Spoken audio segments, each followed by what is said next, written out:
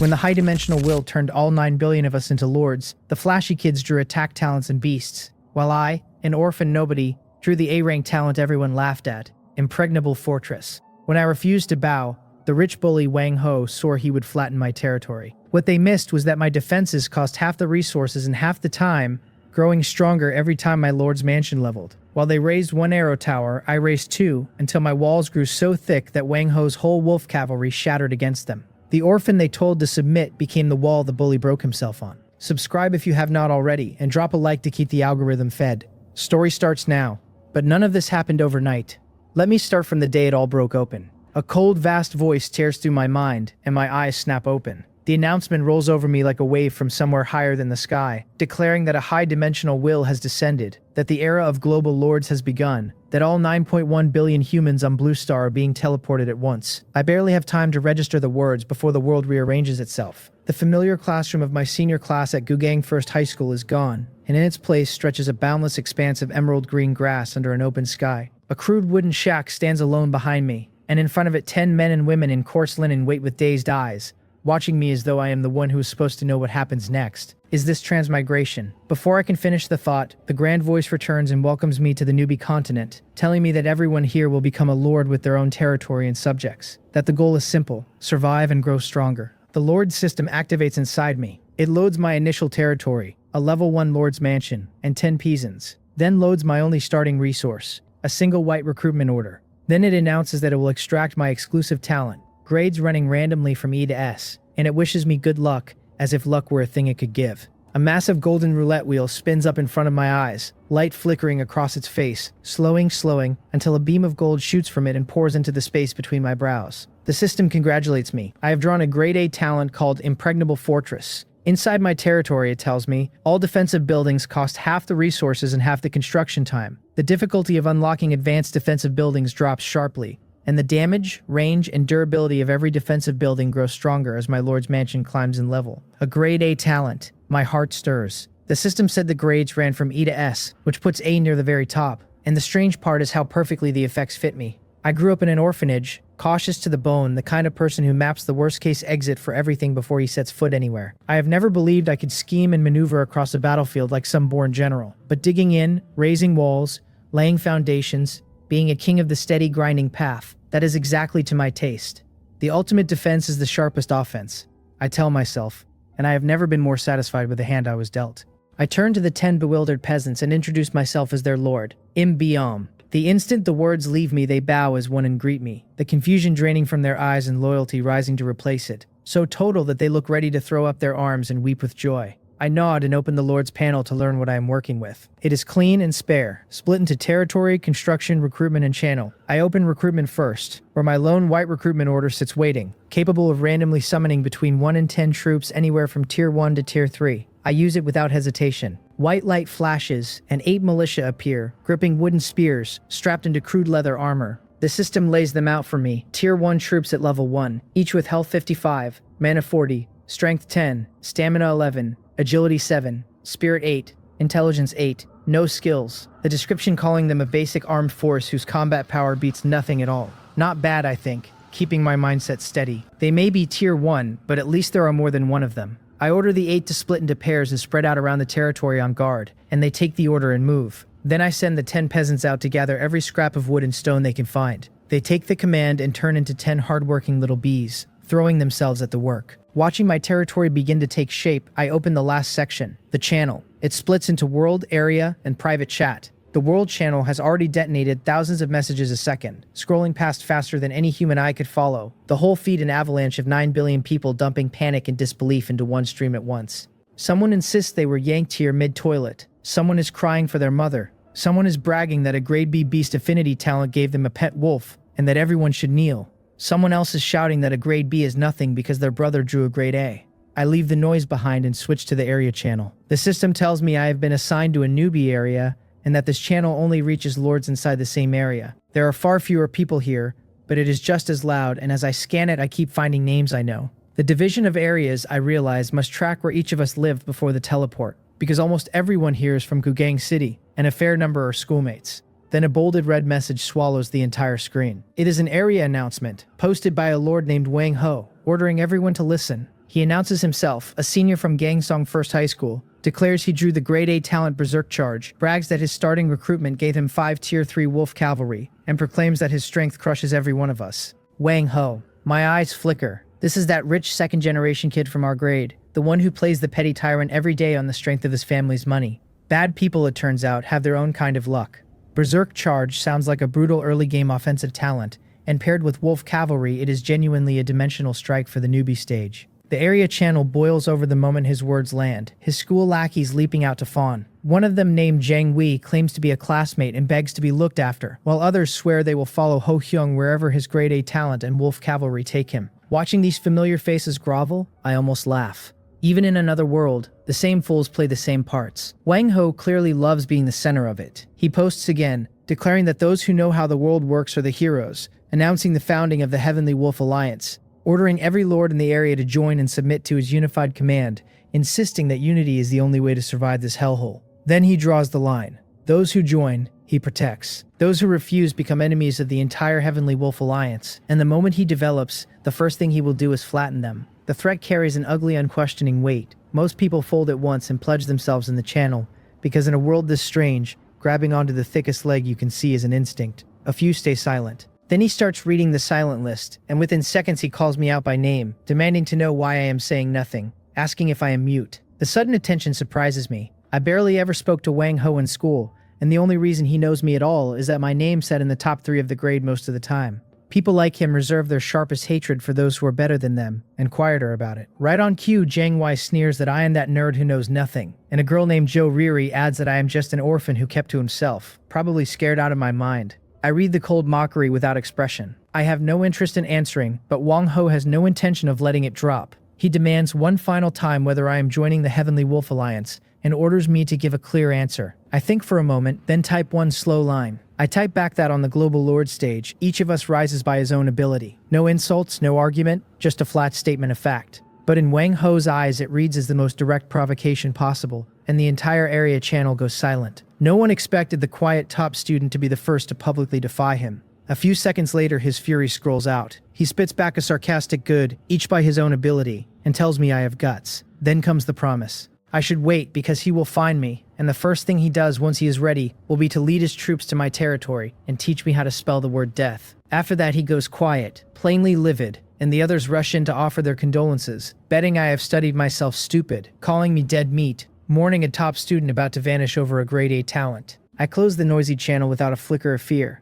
Was I afraid? A little, but not much. Wang Ho was right that his talent and that absurdly lucky pack of tier 3 troops are powerful in the early game. But he overlooked the one thing that matters most. The endless continent is enormous, and even inside a single newbie area, the distance between territories is beyond imagining. Finding me on that vast map would be like searching for a needle in a haystack, and the thing I need most right now is time.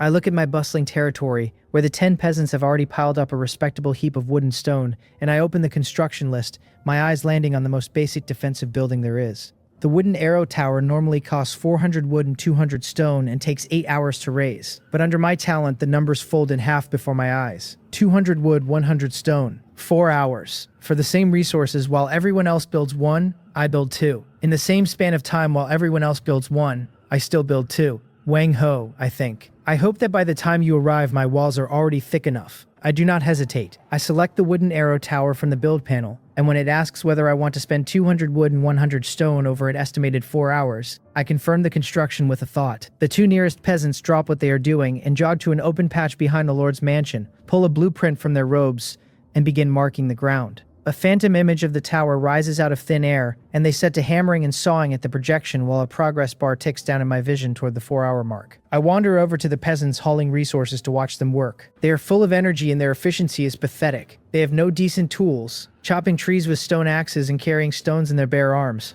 Technology is the first productive force, I think, and I clearly need a way to lift their gathering speed. Defense towers alone will not carry me either, because even the most skilled cook cannot make a meal without rice. And no matter how strong the towers are, they cannot be raised out of nothing. I am still turning the tool problem over when a militiaman on sentry duty comes pounding up, gasping for breath, reporting that something has been spotted to the east.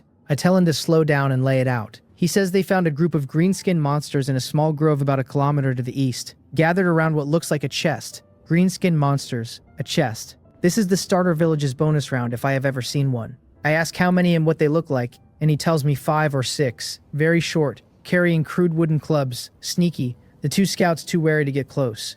5 or 6 does not sound like much. I glance at my 8 militia, then at the tower rising noisily in the distance, and I order all the militia to assemble and follow me. Leaving the territory's temporary security to the peasants, I lead the 8 east, moving carefully. After a stretch of thin grassland, the grove comes into view, and I duck behind a wide tree and ease half my head past it. In a clearing, 6 monsters no taller than my chest crowd around a battered wooden chest, jabbering and squabbling as if arguing over how to split the loot. Their skin emerald, their ears pointed. The system reads them out as goblins, Tier 1, Level 1, Health 35. Weak across the board, the description naming them low creatures with poor brains who love shiny things and bully the weak while fearing the strong. Starter mobs, exactly as I guessed. My militia are also Tier 1, but their attributes run higher. There are 8 of them against 6, and I am standing behind them to command. 8 against 6. The advantage is mine. The only real question is how to micromanage this to keep my losses near 0. I study the terrain and whisper the plan. 4 of them flanking left, 4 staying with me on the right.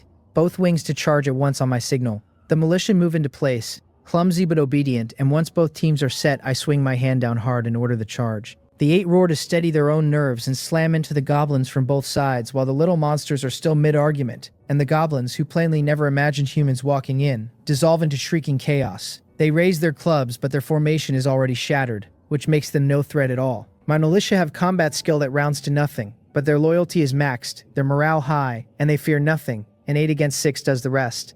A spear punches through a goblin's chest and dark green blood sprays, and the fight hits a fever pitch. I do not throw myself into the melee. My job is the command, not the killing, so I stay back and keep the line organized, calling 1 militiaman to stab a goblin's flank, ordering another 2 paces right. Under direction, their attacks tighten and their efficiency jumps, and in under 3 minutes all the goblins lie in pools of blood. On my side, only 1 militiaman took a club to the arm, a minor wound. Nothing serious. The system congratulates me on my troops' first victory and a small trickle of experience, then tells me 1 militiaman fought bravely enough to reach level 2. Killing mobs grants levels. I check the one who leveled and find his strength and agility each up by a point. A pleasant little surprise. I walk quickly to the battered chest, but instead of tearing it open, I first have the militia sweep the surroundings to confirm there is nothing else waiting.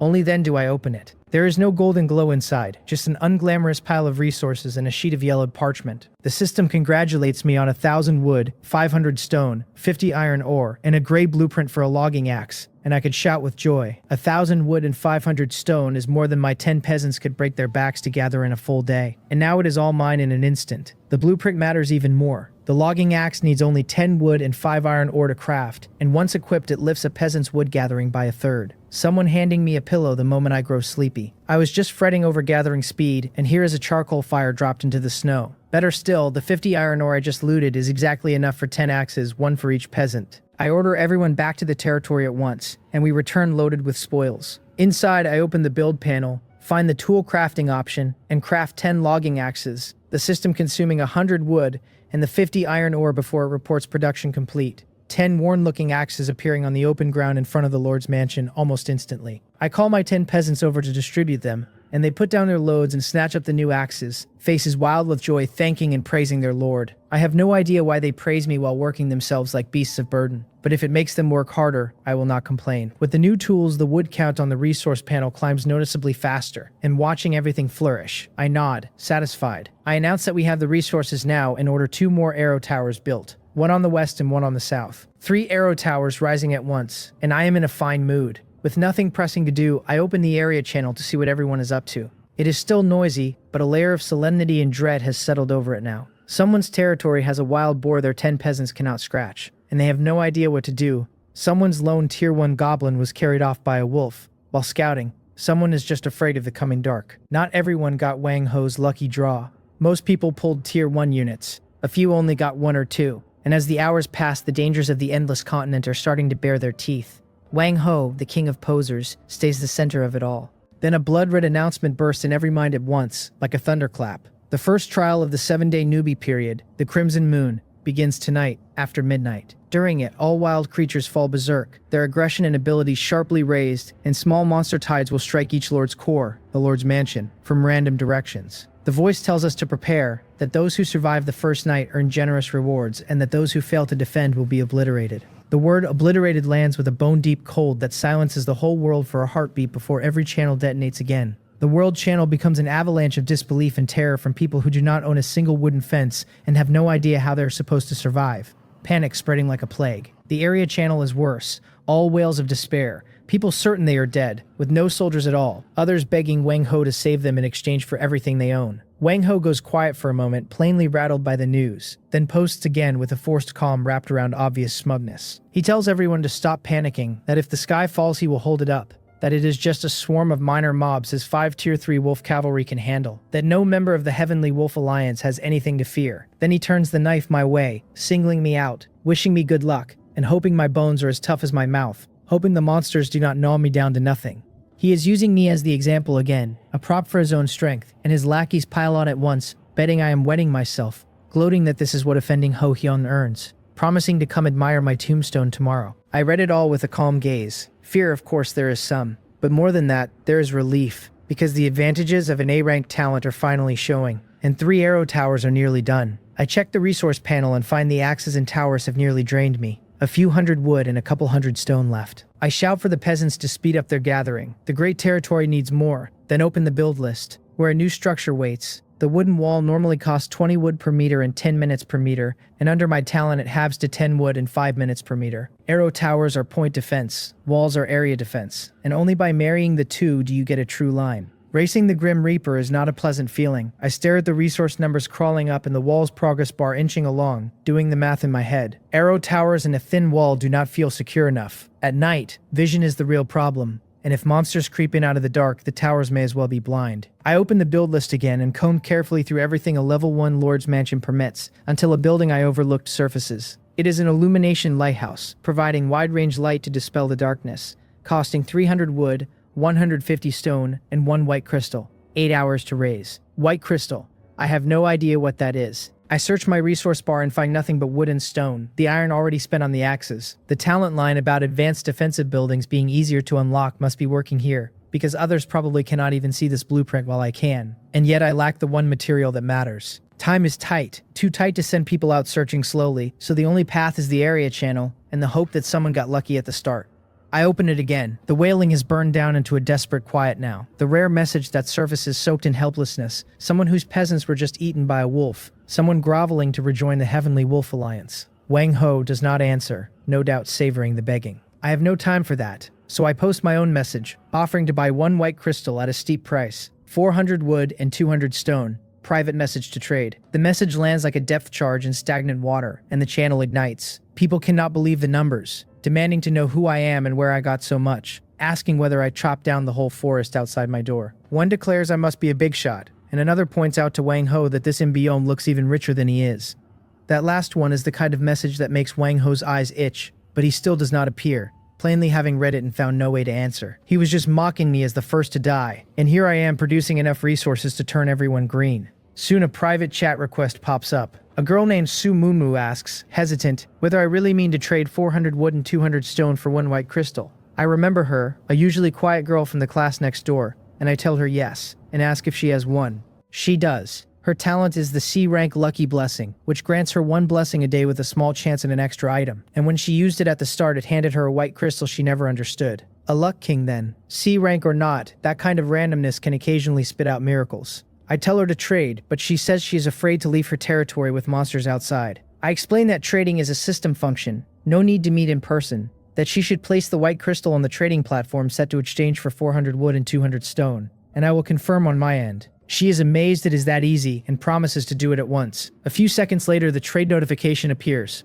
Lord Sumumu offering 1 white crystal for 400 wood and 200 stone, and I click agree without hesitation. The resources vanish from my warehouse, and a fist-sized crystal glowing soft white settles into my inventory. The moment it goes through, she sends an excited message, barely able to believe she received it, thanking me as the big shot Imbiome, saying that with these resources she can build an arrow tower and maybe live through tonight. I tell her we each got what we needed, and close the chat. Then I begin building the illumination lighthouse, and when the system asks for the materials, my talent halves them again, the wood and stone, and the time all cut down.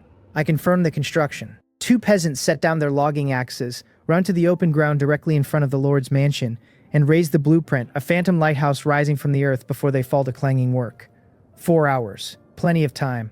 With the lighting solved, my chest loosens a little. Time passes minute by minute. In the area channel, the cries for help thin out and die in a dead silence, because everyone knows by now that distant water cannot put out a nearby fire. And in this cruel elimination game, the only person you can lean on is yourself. 2 notifications announce the west and south arrow towers complete, and now 3 towers stand in a triangle around the Lord's mansion and the half-finished lighthouse at the center. I sit on the ground and pick at some wild fruit the militia gathered, genuinely starving, with nothing but a handful of unknown fruits nearby. I had a peasant eat a few earlier with no obvious ill effects. Food is the fuel of life, and I cannot starve before the tide even arrives, nor fight on an empty stomach, nor expect my militia to. Then the final notification lands, the illumination lighthouse complete. A 10-meter tower of wood and stone standing dead center in the territory. I order it active. The white crystal at its peak flares. A soft clear beam shoots into the sky and unfurls like an opening umbrella, washing nearly 200 meters of ground as bright as day. And standing inside the light, I feel a faint, almost imperceptible warmth. The darkness is gone.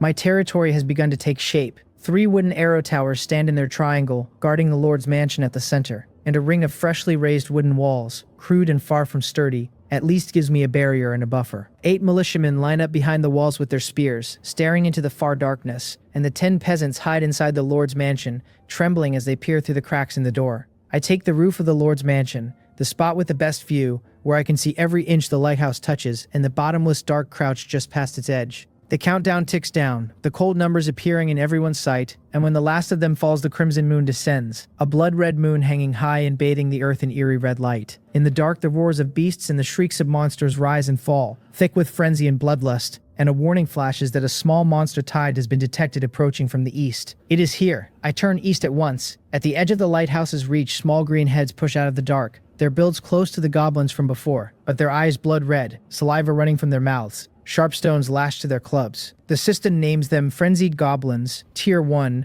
their stats sharpened, their skill called Frenzy, which during the Crimson Moon spikes their will to attack and lets them ignore pain. The description calling them cannon fodder that has wholly lost its mind. There are about 35 times the last batch. For an unlucky lord, this number would be a catastrophe, I think.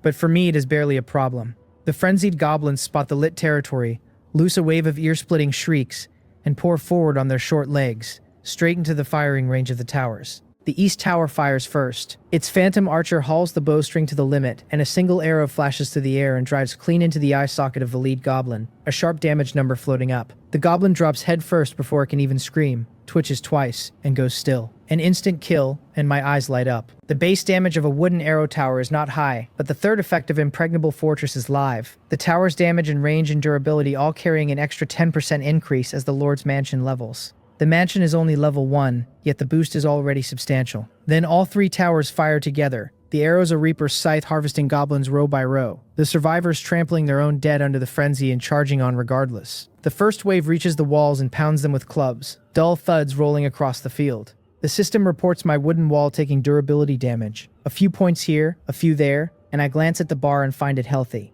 I order the militia to prepare, calm, telling them to fire at will and prioritize any goblin trying to climb the wall. They have been itching for it, and they thrust their spears through the gaps the instant the order lands. One goblin mid-swing skewered, dark green blood splashing the wall. The fight turns into a simple, efficient slaughter, the tower sniping at range while the militia clean up anything that closes. The line solid, not one goblin making it across. I have enough leisure to open the area channel. It has exploded again, but this time it is wails and pleas. Monsters from the east, peasants killed, militia dead, a fence pushed down, the things already inside, people begging anyone to save them, screaming for Wang Ho. Amid the misery, his arrogant face finally reappears, calling everyone useless trash for failing to stop 30 goblins. He brags that his 5-wolf cavalry killed half in a single charge and have dealt with the rest, telling them this is what strength looks like, that only by following him do they survive. In his territory, the 5-wolf cavalry do stand domineering in a field of goblin corpses, but 3 of their health bars are not full. Tier 3 or not, high mobility and attack power or not, they are melee units, and a head-on charge into fearless frenzied goblins inevitably bleeds. Then he remembers me,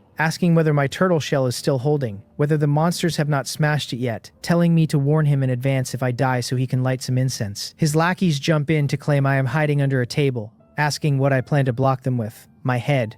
I do not bother replying. The fight on my side is already nearly over. The last goblin drops from a tower's arrow onto the pile of its dead, and the battlefield falls silent. Nothing but wind across the grass. I check the clock. From the first goblin to the last, the whole thing took under 4 minutes. My territory completely unscathed. my 8 militiamen barely sweating, having only poked a few stragglers that wandered too close. The system congratulates me on resisting the first wave, hands my troops experience, and announces level ups, 5 of the 8 militia reaching level 2 with slightly raised attributes. Then the grand voice rolls across the whole endless continent again, announcing the first wave ended and settlement underway based on each lord's performance, the standard being monster tide clearance speed, and a golden leaderboard blooms before every set of eyes. My name sits at the very top, first place with a clearance under 4 minutes. Second is Wang Ho, nearly a minute slower. Below him a lord named Li Bi Wu holds third, a lord named Han Ri fourth. And far down at 35th sits Su Mumu, who barely scraped through. The area channel goes dead silent for a full 10 seconds. Everyone's staring at the name on top.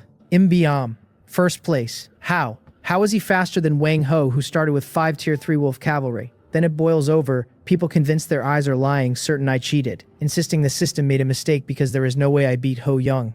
No one is more shocked than Wang Ho himself. Staring at the name pressing down on his eyes go red and he accuses me of cheating, demanding to know what trick I used. He cannot accept it. With a grade A talent and 5 tier 3 units, a god tier start, he was passed by a bookworm he saw as an ant, and it clearly feels worse to him than dying. I ignore his clamor because a far better moment has arrived. The system distributes the ranking rewards and congratulates me on first place. A blue resource chest, a random building blueprint chest, and a green recruitment edict, 3 golden lights flashing as the items settle into storage. I open the blue chest first, 3,000 wood, 1,500 stone, 200 iron ore, 200 gold coins, enough to push my defenses up a whole tier, and a new resource on top, gold coins, plainly high grade. I am rich. Next, the blueprint chest gives me a farmhouse, which on completion grants 5 peasants for 500 wood and 200 stone over 8 hours. Another perfectly timed gift. Then I turn to the last and most mysterious reward, a palm-sized green token marked with 2 words of ancient script,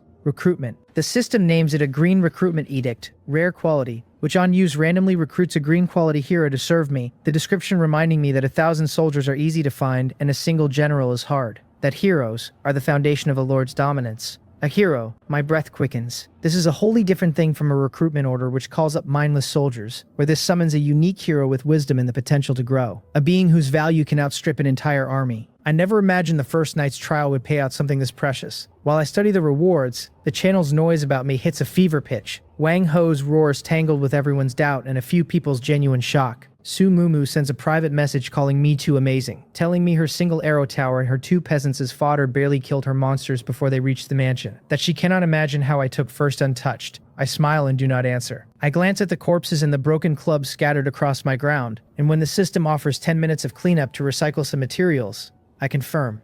Better than nothing. That done, I turn back to the green recruitment edict and decide to see whether my A-rank talent can bend my luck toward a worthy hero. The crimson moonlight still covers the earth, but my territory has gone quiet again. Under my command, the peasants clear the field with care, dragging the goblin corpses off to be buried, gathering the tattered clubs and stone-bound weapons for firewood, the system recovering a handful of wood and stone.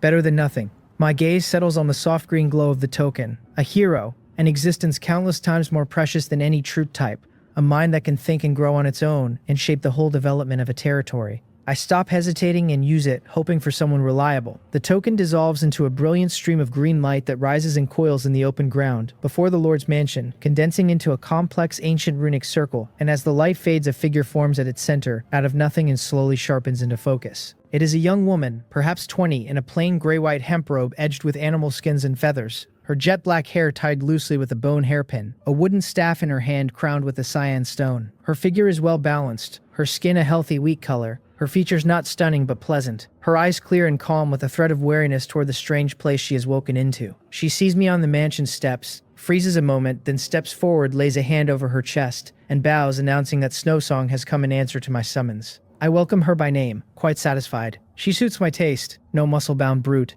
and she carries herself with a calm I like, nothing loud about her. I open her panel at once. The system reads her as the hero Snowsong, green quality, level 1, her strength and constitution under a malicious, but her spirit and intelligence far ahead, a textbook magic-type hero, with health 45 and mana 70. Her talent is Wolf's Whisper, a green talent granting every wolf-type unit under my command a 10% boost to all attributes. Her first skill is Summon Wild Wolf, 20 mana to call a tier 1 wild wolf that fights until it dies, on a 1-day cooldown. Her second is Ice Thorn, 5 mana to condense a small spike that deals damage scaled to her spirit and applies a minor slow. The description names her an apprentice shaman from the northern wastes, who can speak in a basic way with the souls of beasts. Good attributes. The talent makes my eyes light up further.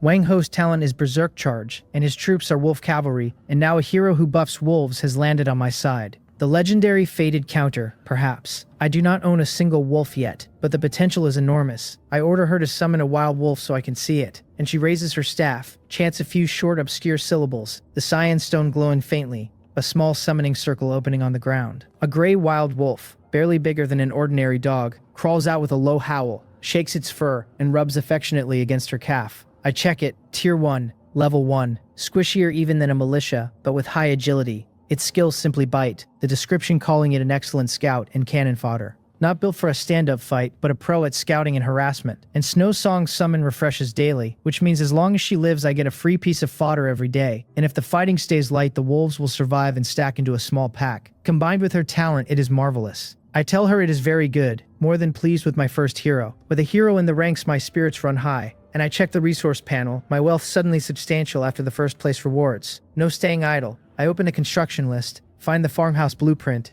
and build it. The clang and hammer of work rolling through the territory again. The night passes without further trouble. The crimson moon fades, the first dawnlight pierces the dark, and a new day opens. For the vast majority of lords, the first night on the endless continent was a nightmare of blood and tears. On the area channel, after a night of dead silence, messages trickle back.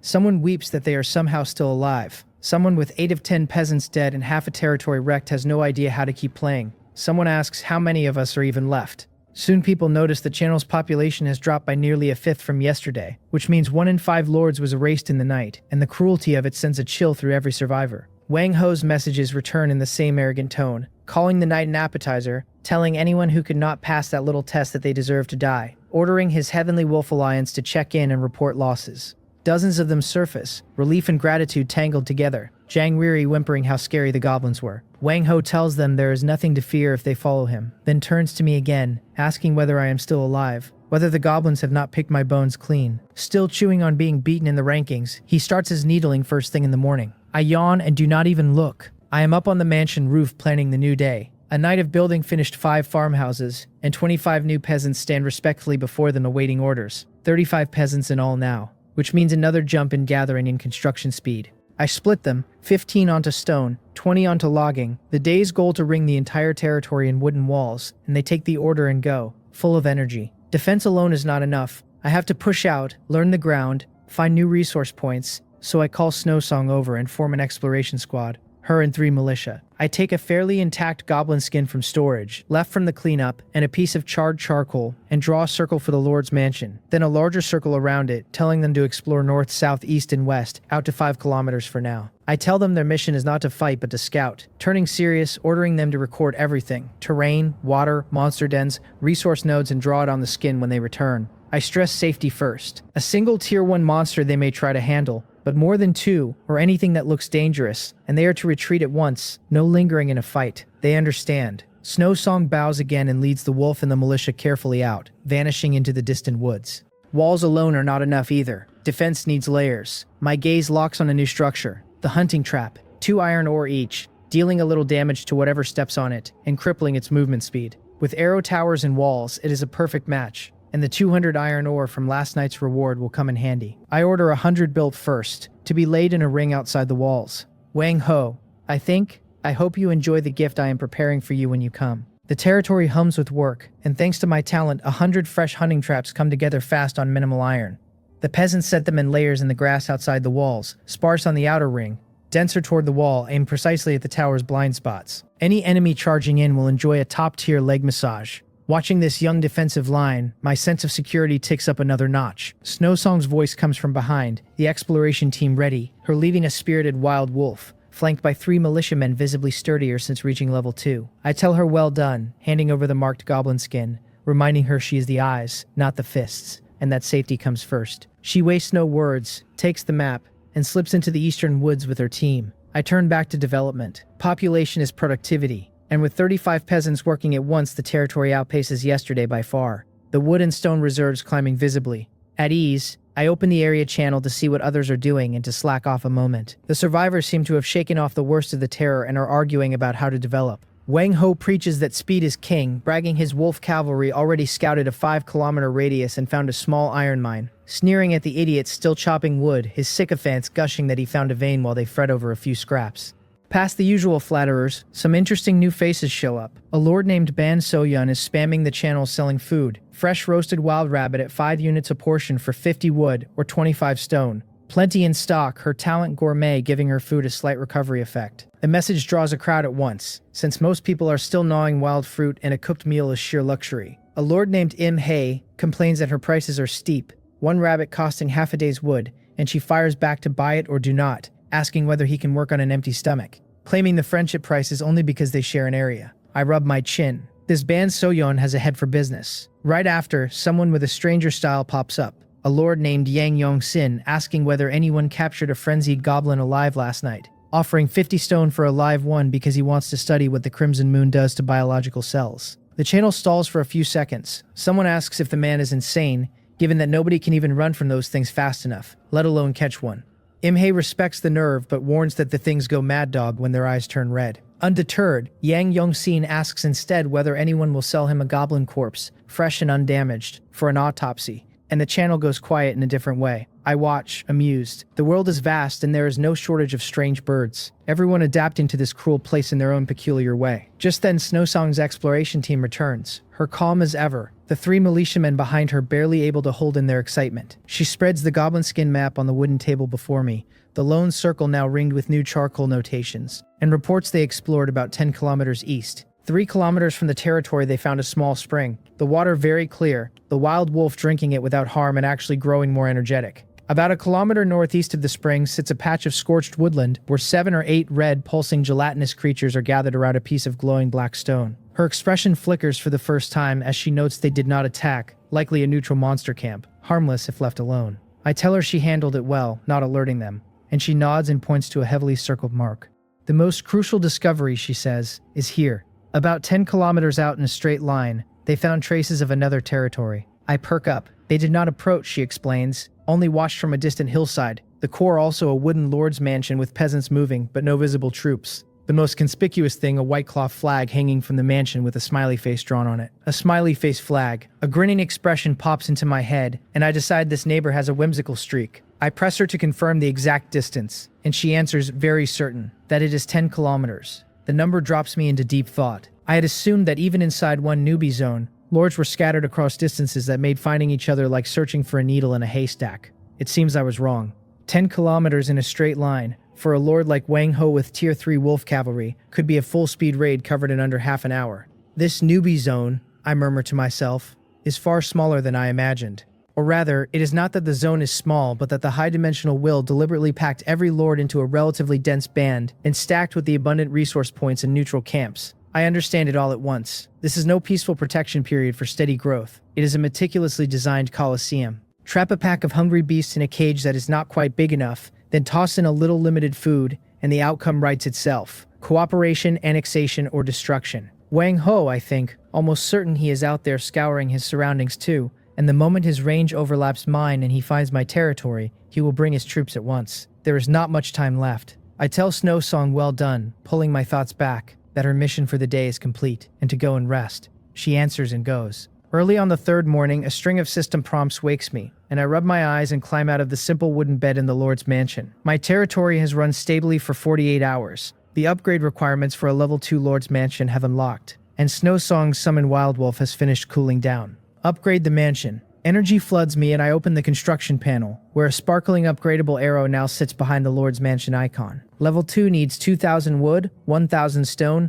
and 100 gold over 12 hours. I check my reserves, which after last night's reward and a full day of peasant labor far exceed what the upgrade asks, and I confirm. A soft light wraps the wooden mansion, a huge countdown opening in my vision toward the 12-hour mark. During the upgrade, every building tied to the mansion's level can neither be built nor improved, so defensive construction stalls and the territory goes idle. I cannot just sit around. I touch my empty stomach and bite a sour wild fruit that sets my teeth aching, then open the area channel, where that gourmet Ban Soyeon is still hawking roasted rabbit at firm and even rising prices. A crowd below calls her a black-hearted merchant while some still pinch their noses in trade. A meal for half a day of my development time, I think. Keep dreaming. Better to rely on yourself than on others. And a man who does his own work eats and dresses well. Hiding in the territory forever is no answer either, so I head down the mansion steps and call Snowsong.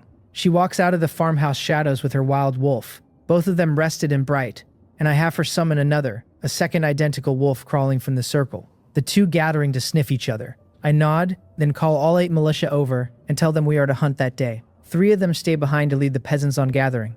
The rest come with me. I am leading this team myself, partly for safety, partly because I want to see this world with my own eyes. With Snowsong, the militia, and the wolves, I form a small hunting party and head west, the one direction we did not scout yesterday. West of the territory, the forest grows dense, sunlight filtering through layered leaves to scatter mottled light across the ground. The 2 wolves move nimbly, noses working the air, perfect scouts, and then Snowsong whispers that she has found something ahead, the lead wolf stopping to bare its fangs at a bush with a low whimper in its throat. I halt the team at once and signal the militia into a defensive stance, gripping their spears, and a militiaman eases the bushes aside. Behind them, a large wild boar with 2 sharp tusks roots in the earth, hunting for food. The system reads it out. A tusked wild boar, Tier 2, Level 3, Health 130, Strength 24. Its skill Savage Charge, the description warning that its tusks pierce crude leather armor with ease. A Tier 2 creature, far worse than last night's frenzied goblins, which were merely mini while individually weak. This boar's build and stats announce a tough opponent, and with my malicious strength and stamina hovering around 10,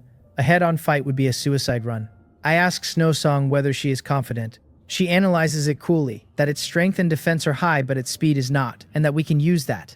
I tell her good, that we do it her way, the plan already forming. She and the wolves handle harassment, Ice Thorn to slow it, while the militia avoid the head-on clash and only strike its belly and hind legs from the flank once it is slowed.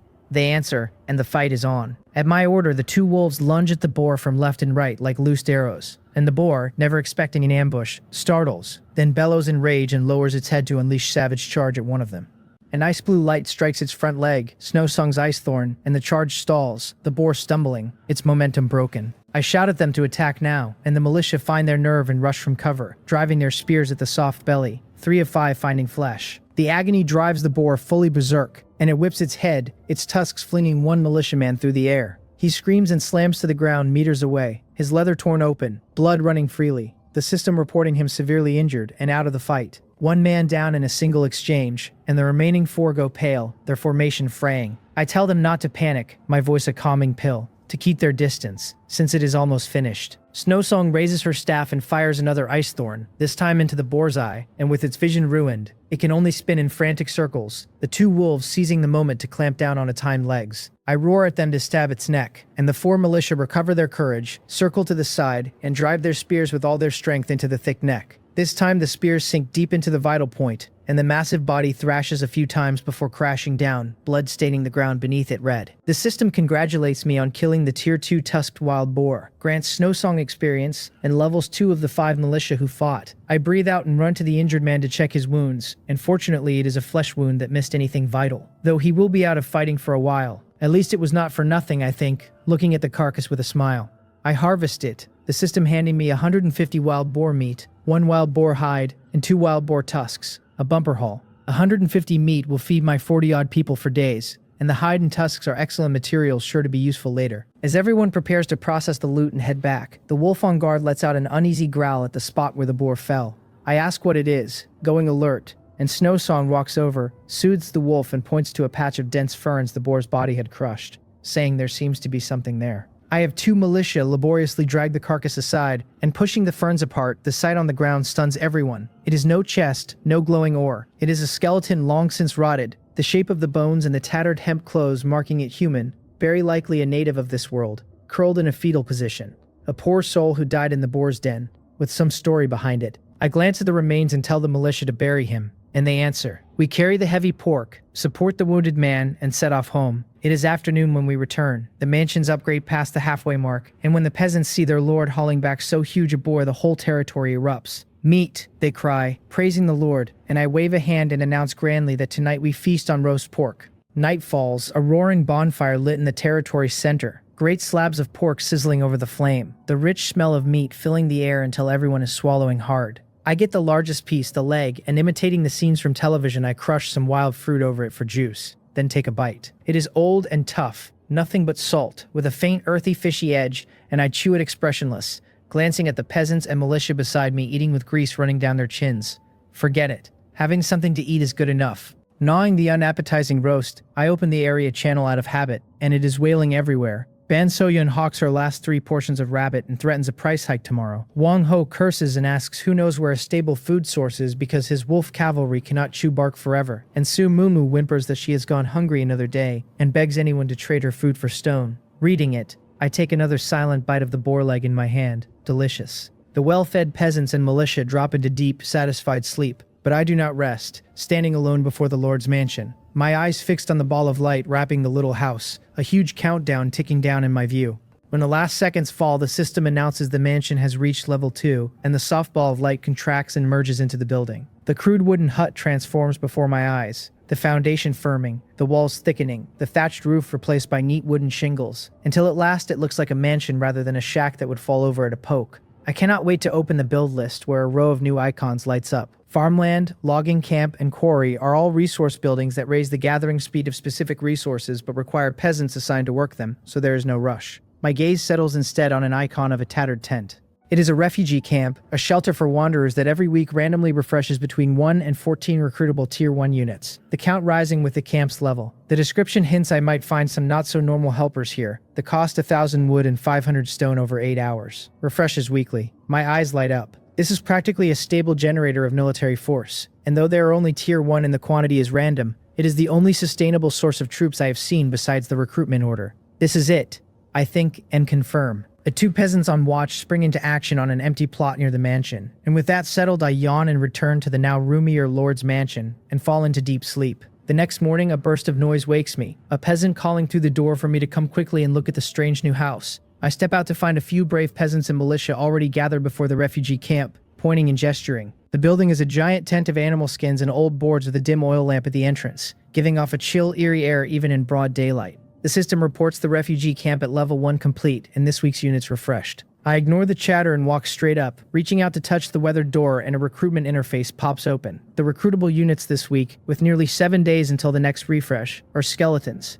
Tier 1, 12 available at 8 gold coins each. Skeletons. I pause, then open the details. Tier 1, level 1. Health only 25, weak across the board, but with 2 skills. Ashen Heart makes them immune to all mental charm and fear effects, and Fearless of Death fixes their morale at neutral so it never breaks and never soars. The description names them tireless cannon fodder awakened by low-quality necromancy that, by the way, do not need to eat. These attributes are just too trashy, I cannot help complaining. 25 health is 10 under a goblin. Their strength and agility worse too, the glass cannons of glass cannons, probably unable to survive a single bore charge. The only upsides are those 2 skills, immunity to mind control and constant morale, which makes them absolutely loyal soldiers who will never run. And combined with not needing to eat, they are consumables tailor-made for war. But the cost is brutal, 8 gold coins each, 96 for all 12. My first place reward was only 200 gold total. 100 went into the mansion upgrade, and 100 is all I have left, so this one wave would nearly bankrupt me. Gold is plainly hard currency with scarce sources, and a steady supply likely means finding and holding a special node, like a gold mine. Is it worth dumping nearly everything on a pile of skeletons with these pathetic stats? I fall into a dilemma. If I do not recruit them, the territory has no mobile force it can spend at will, and I cannot keep risking my precious militia and Snowsong on every outing, since losing even one militiaman would gnaw at me for a long time.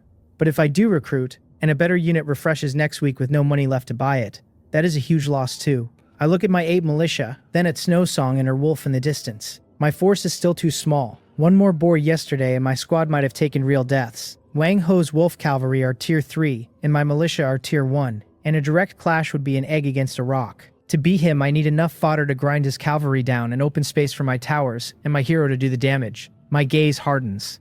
I will bet on it, I decide.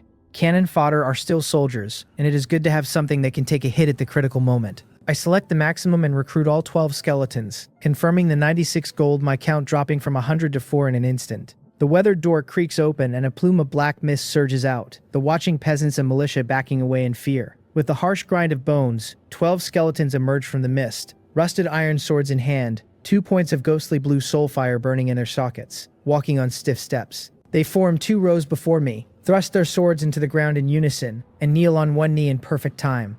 The peasants whisper in terror, asking what kind of monsters these are, saying the Lord has summoned the undead, asking whether they will be killed, even the militia gripping their spears tense and wary. I call for quiet, my voice cutting through it all, and I walk between the skeletons and the peasants and turn to face my original subjects. I ask whether they are afraid, and they nod without thinking. I tell them, calm, that I understand their fear, but that from this day on these are also members of our territory. I point at the motionless skeletons and tell them these are my soldiers, warriors summoned to protect them and defend this place. They need no food and no sleep. I say, they are tireless and unafraid of death, and they will be our sturdiest shield against whatever lurks in the dark. From now on, I tell them, the nightly patrols and guard duty fall to the skeletons, and everyone can sleep soundly. The peasants glance at one another, the fear giving way to confusion and a creeping reassurance. Because it is true, frightening as the skeletons look, they will not fight over food and can keep everyone safe, which makes them, thought about that way, not so hard to accept. I finish by telling them the skeletons are my subjects, the same as they are, and that I will allow no discrimination and no infighting in this territory, and I ask whether they all understand. They answer as one, voices still a little thin, but the initial panic gone. I nod, satisfied. My brainwashing, my ideological work, is going quite well. I turn to the 12 and give my first command, to patrol the perimeter wall in pairs, and they rise without a sound and head off in different directions on uniform steps, moving in silence but for the faint clash of bone. I stand at the mansion entrance, watching the 12 skeletons patrol the perimeter in stiff but orderly steps, silence save for the clack of colliding bone, blending into the morning's calm. This is more worry-free than keeping 12 guard dogs which need feeding and bark all night, where skeletons are so much better, clean and efficient. I walk to a farmhouse where Sun Ji, the militiaman the boar flung yesterday, leans against a wall and works his shoulder with a grimace. I ask how he is, and he snaps upright and thumps his chest, insisting he is fine. It only hurts a little, no big deal. I look at the gash on his chest, where the tusk wound has already scabbed and healed far faster than I expected. The humans of this world seem to carry much tougher bodies than those on Blue Star. Even so, I shake my head and tell him to stay behind today and guard the territory until the wound fully closes. He says anxiously that he can still fight, and I tell him this is an order, that I need soldiers who can give a full effort, not warriors walking into battle wounded, and that we are not so rushed for this one fight. He lowers his head and stops arguing. With the wounded man settled, I call Snowsong and the other 7 militia together. I tell them the last 2 days of scouting were valuable, but that today we need sharper intelligence. I take out the goblin skin map and point to a blank stretch north. I tell her that she leads today, the target due north, the same 10-kilometer straight line, to see whether a territory sits there too. She says she understands, that I want to confirm the distribution pattern between lords, and I tell her exactly, nodding in approval, because talking to smart people saves so much effort.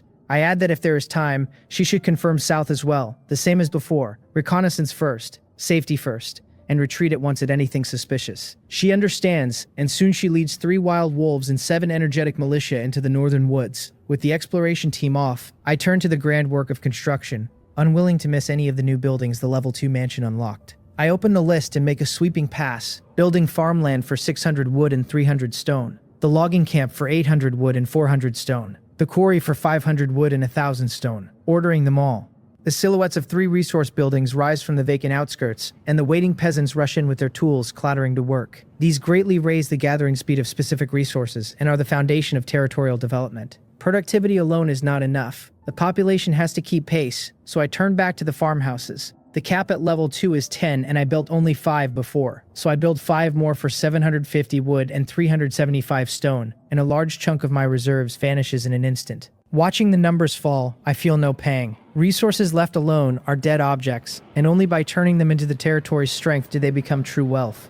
With all that done, progress bars stand everywhere. The territory a picture of prosperity. I pull up a small wooden stool, sit at the mansion entrance, spread the increasingly detailed goblin skin map over my lap, and sketch with the charcoal. There is a neighbor 10 kilometers east, I think, and most likely north and south as well. West is the boar forest. No people found there yet. The territory has expanded, and the original 3 arrow towers in their triangle no longer cover enough fire, while the new logging camp and quarry sit on the outskirts, so I have to enclose them with fresh walls and post defensive towers nearby. Before I know it, it is noon. Then a rapid grind of bone interrupts my thoughts, and I look up to see a skeleton from the eastern patrol running toward me far faster than usual. It cannot speak, but the soul fire thrashing in its socket sends a clear alarm, so I drop the map, stand, and stride to the mansion roof for the wide view east. In the direction the skeleton points, at the edge of the woods about a kilometer east, several strange figures peek around shiftily, upper bodies robust and human with bronze skin and knotted muscle, lower bodies the agile frames of horses, centaurs. I remember Snowsong's report at once, the smiley flag neighbor 10 kilometers east. These centaurs move with discipline,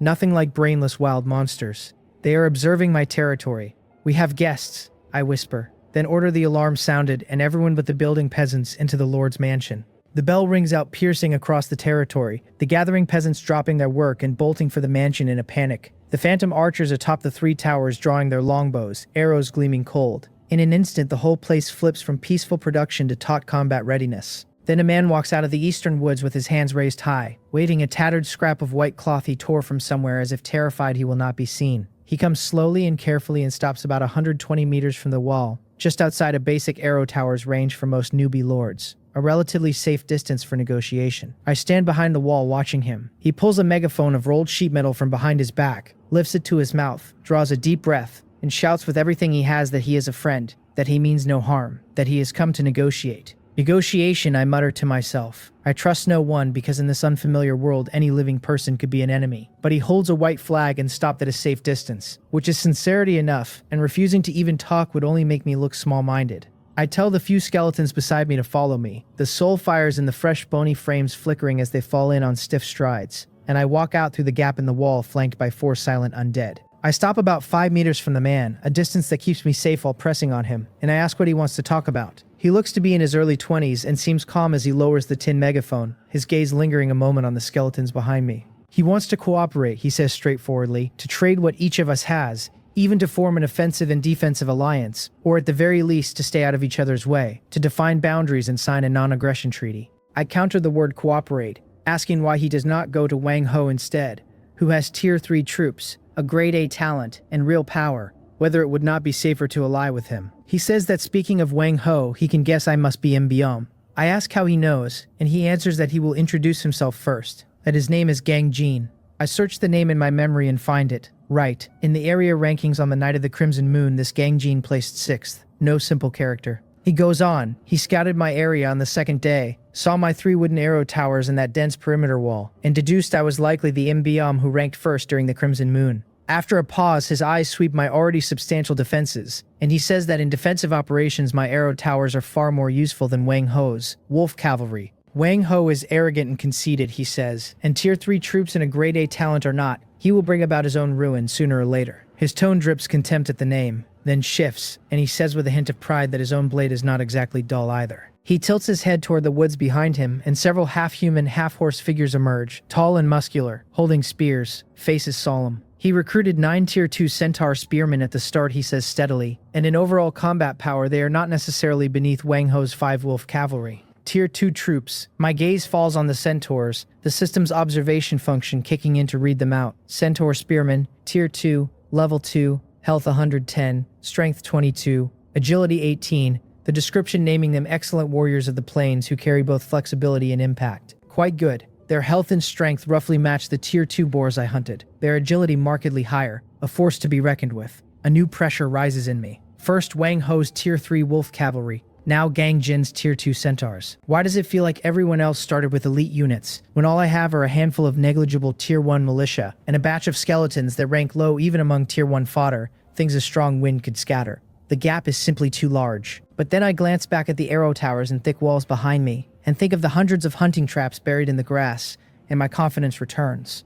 Gang Jin's centaurs are strong, but they are still flesh and blood. To attack my territory, they would first have to charge through the trap zone, endure the volleys of 3 wooden arrow towers, and finally meet my sturdy walls. And by the time they reach the skeletons and militia, how much would be left of them? This Gang Jin is smart, having calculated that a forced assault costs too much, which is exactly why he chose to negotiate. I finally tell him I agree to his proposal in principle. A peaceful neighbor beats a predatory enemy, especially with a larger threat like Wang Ho looming. I say we can define a boundary and stay off each other's ground, pointing toward a winding creek about halfway between our territories, proposing it as the line, the east bank his range of activity, the west bank mine. As for deeper cooperation, we see how things go, and can reach each other by private message anytime. I am not foolish enough to fully trust a stranger, and a verbal agreement built on mutual wariness is the most sincerity I can offer for now. Gang Jin thinks a moment and nods, saying fine, it is a deal, the result well within his expectations, since trust takes time and a defined boundary is a good start. He says he will take his leave then, waving his hand, and the centaurs turn at once,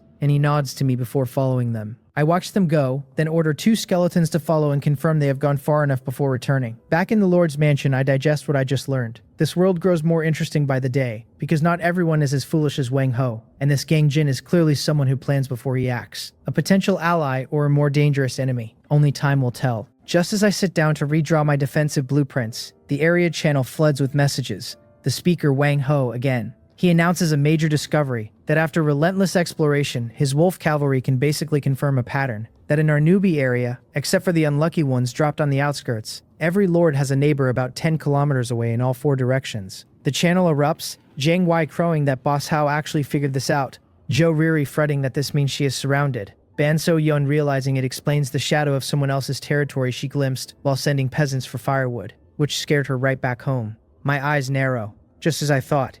Gang Jin came from 10 kilometers east, and Wang Ho's announcement confirms the suspicion perfectly. This so-called newbie continent is a carefully designed coliseum. It also means Snow Song's southward push is no longer necessary, since there is almost certainly another lord that way. Wang Ho savors the spotlight and sends a long message, telling everyone not to panic, claiming the pattern only proves the importance of his Heavenly Wolf alliance. Since we all come from the same city, we should unite, he says, because fighting alone only gets you picked off one by monsters and people with ill intent. He earnestly advises everyone again to join and submit to his unified command, insisting that only by pooling resources and concentrating strength can we survive this hellhole, that he will lead everyone to glory. They should stop hesitating, he warns, because the world outside will only grow more dangerous, and by then it will be too late to cling to someone powerful. His speech runs impassioned, casting himself as the area's savior. I close the channel. How ridiculous. Follow his unified command. It sounds noble, but all he wants is everyone's resources handed over and everyone's bodies spent as his fodder. Just then, the 2 skeletons I sent out return. Mission accomplished. Gang Jin gone back to his own territory. Surrounded on all sides, I think. What a headache. I wake in the morning, pick up a strip of wood out of habit, and carve the 7th notch into it with a small knife. 7 days. In 1 week, my territory has changed beyond recognition. Snow Song's exploration team has combed the whole stretch within 10 kilometers of home. Every resource node, every wild monster den, every water source marked in crooked charcoal across that ever blacker goblin skin map. The defenses have climbed a full tier 2, 4 fresh wooden arrow towers raised on the perimeter to lock with the original 3 into a crossfire net that blankets every inch of the place. The level 2 Lord's Mansion also unlocked a new structure, the wooden fence, 8 wood and 4 minutes per meter. Its durability is pathetic, barely worth calling an obstacle, but it is cheap, only 2/5 the cost and time of a wooden wall, following the principle of digging the tunnels deep and storing the grain wide. I have the peasants ring a sparse line of fence outside the sturdy walls, with 2 layers of barrier, 7 arrow towers, and hundreds of hunting traps salted through the grass. Even if my territory is not quite an iron fortress, I will settle for impregnable. Snow Song has been handing me 1 wild wolf a day, steady as clockwork, and I have 6 of them now. Counting them, the 8 militia, and the 12 skeletons, that is 26 tier 1 units, with the hero Snow Song over the top. Watching the skeletons patrol the line and the wolves nap in the shade of a farmhouse, I feel for the first time that my forces have grown into something with teeth. I have lain low for 6 days. Time to stretch my legs and turn all those red marks on the map into resources in my warehouse. I give the order to assemble, and the soldiers scattered across their posts gather in front of the Lord's mansion at once. 8 militia, 12 skeletons, 6 wild wolves, and Snow Song. I tell Li Sa and Wang O to stay behind and keep the peasants reinforcing the outer wall, and order everyone else to follow me. A man never leaves home with no cards in his hand, because if my base gets raided while I am gone, I will have nowhere to cry. They answer as one, and the column marches grandly south out of the territory. The first target is a wild monster camp Snow Song scouted a few days back, a cluster of red gelatinous things squatting in a scorched stretch of woodland. She points across the blackened earth and tells me it is just ahead. I halt the team and slip behind a wide tree to look. In the clearing, 5 red slimes the size of water vats wriggle slowly around a black stone that still gives off heat, their bodies sparking with stray flame. The system reads them out as fire slimes. Tier 1. Health 65, but strength and agility both painfully low, low-grade fire element creatures that move like sludge. Plenty of health, no speed, no punch. Perfect sparring partners to drill my ragtag army and sharpen my micromanagement. A plan snaps together in my head the moment I count them. I send the skeletons charging in from the front, order the militia to fan out left and right and strike with their spears without closing the distance, and tell Snow Song to roam with the wolves and cover the line with Ice Thorn. The 12 skeletons step off in silence and march straight into the slimes. The fire slimes spot the intruders and spit a scatter of little fireballs that burst against the bony frames, sparks flying, scorch marks blooming, and the damage numbers crawl up at 2 and 3 a hit. Is this a massage? The skeletons may be brittle, but the slimes deal even less, and worse for them, they never think to concentrate fire on a single skeleton. The skeletons shrug off the burns and bring their rusty swords down hard on the jelly bodies, blades sinking in, lava-colored fluid splashing out. I send the militia in, and 6 of them flank from both wings, spears punching clean through, the puncture wounds far harder for a slime to heal than a slash. Snowsong loses the wolves, and the 6 of them flicker across the field like ghosts, never closing on the slimes, just nipping and harassing to pull their attention. Then a streak of icy blue light cuts the air and lands square on the largest fire slime, Snowsong's ice thorn. Ice meeting fire with a shriek and a cloud of white steam. Frost crusts over the slime, its sluggish movements crawling slower still, and a bright red 25 floats up off it. Super effective. I tell her well done, to keep going and freeze a lot of them into popsicles. With the tactics this clean, the fight turns into bookkeeping. Skeletons soaking the front, militia and wolves bleeding the flanks. Snowsong parked like a turret, dropping an ice thorn whenever it counts. In under 5 minutes, all 8 fire slimes are reduced to puddles of dull cooling gel. My side comes through untouched, but for a few skeletons whose bones are a little soot-stained. The system hands me a gray resource chest and I step over, kick the gel pile and crack it open. 150 wood and 100 stone. My face falls. I mobilized the whole army and marched all this way for spoils that do not even cover the fuel. Still, better than nothing. And I came to train the troops and practice my command anyway, so the scraps are a bonus. I tell them we are moving on, and lead the team deeper south. The slimes were the appetizer.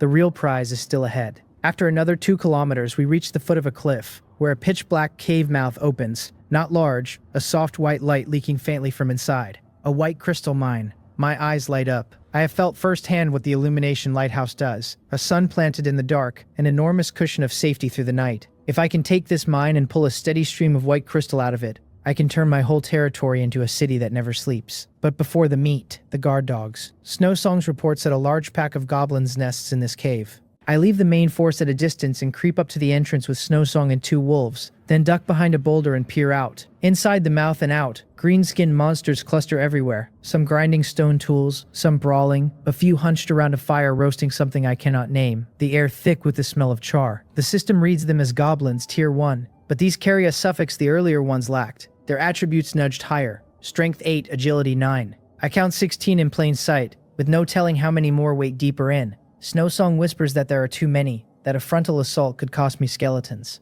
I nod, because I am already thinking the same. 26 units against these goblins, I can win that. But at what price? The militia are thick-hided, and a wound heals after a day or 2 of rest. A dead wolf, Snowsong summons a fresh one tomorrow. The 12 skeletons are another matter. 8 gold coins apiece, 96 gold sunk into them, and my heart would bleed to lose even one. Those low health frames so flimsy that one crude club opens a hole, and a few more shatter them outright. Trade half my assets for a single mine, and that is a ruinous deal. Only a reckless idiot like Wang Ho picks a head-on brawl. I am the king of the cautious path, and I scheme until I crush the enemy without taking a scratch. My eyes track back and forth between the goblins at the mouth and the lay of the land, and then it comes to me. A simple, shameless little plan takes shape. I pull Snowsong close, drop my voice and point at the green skins loitering near the entrance. I tell her to send her 2 wolves in to nip them once and bolt, to lure them toward us. No lingering in the fight, just bait and run. She answers that she understands. I lead the main force in a quiet 200-meter retreat into a denser patch of trees. I set the skeletons in ambush at the front, ordering them to wait until the goblins close inside 100 meters, then burst out and tie them up. I split the militia into 2 wings to flank and stab the flanks and backs, and I tell Snowsong to take a high spot and shoot freely, picking off anything fast or oversized first. A simple pocket trap set in a handful of words. The 12 skeletons lie flat and silent in the grass, a few pale bones showing through, and the 6 militia grip their spears behind thick trunks, palms slick. Everything is ready, and I signal Snowsong. She whimpers low to the 2 wolves, and the gray shapes shoot out of the woods, skimming the ground straight for the mine mouth where several goblins doze against the stone.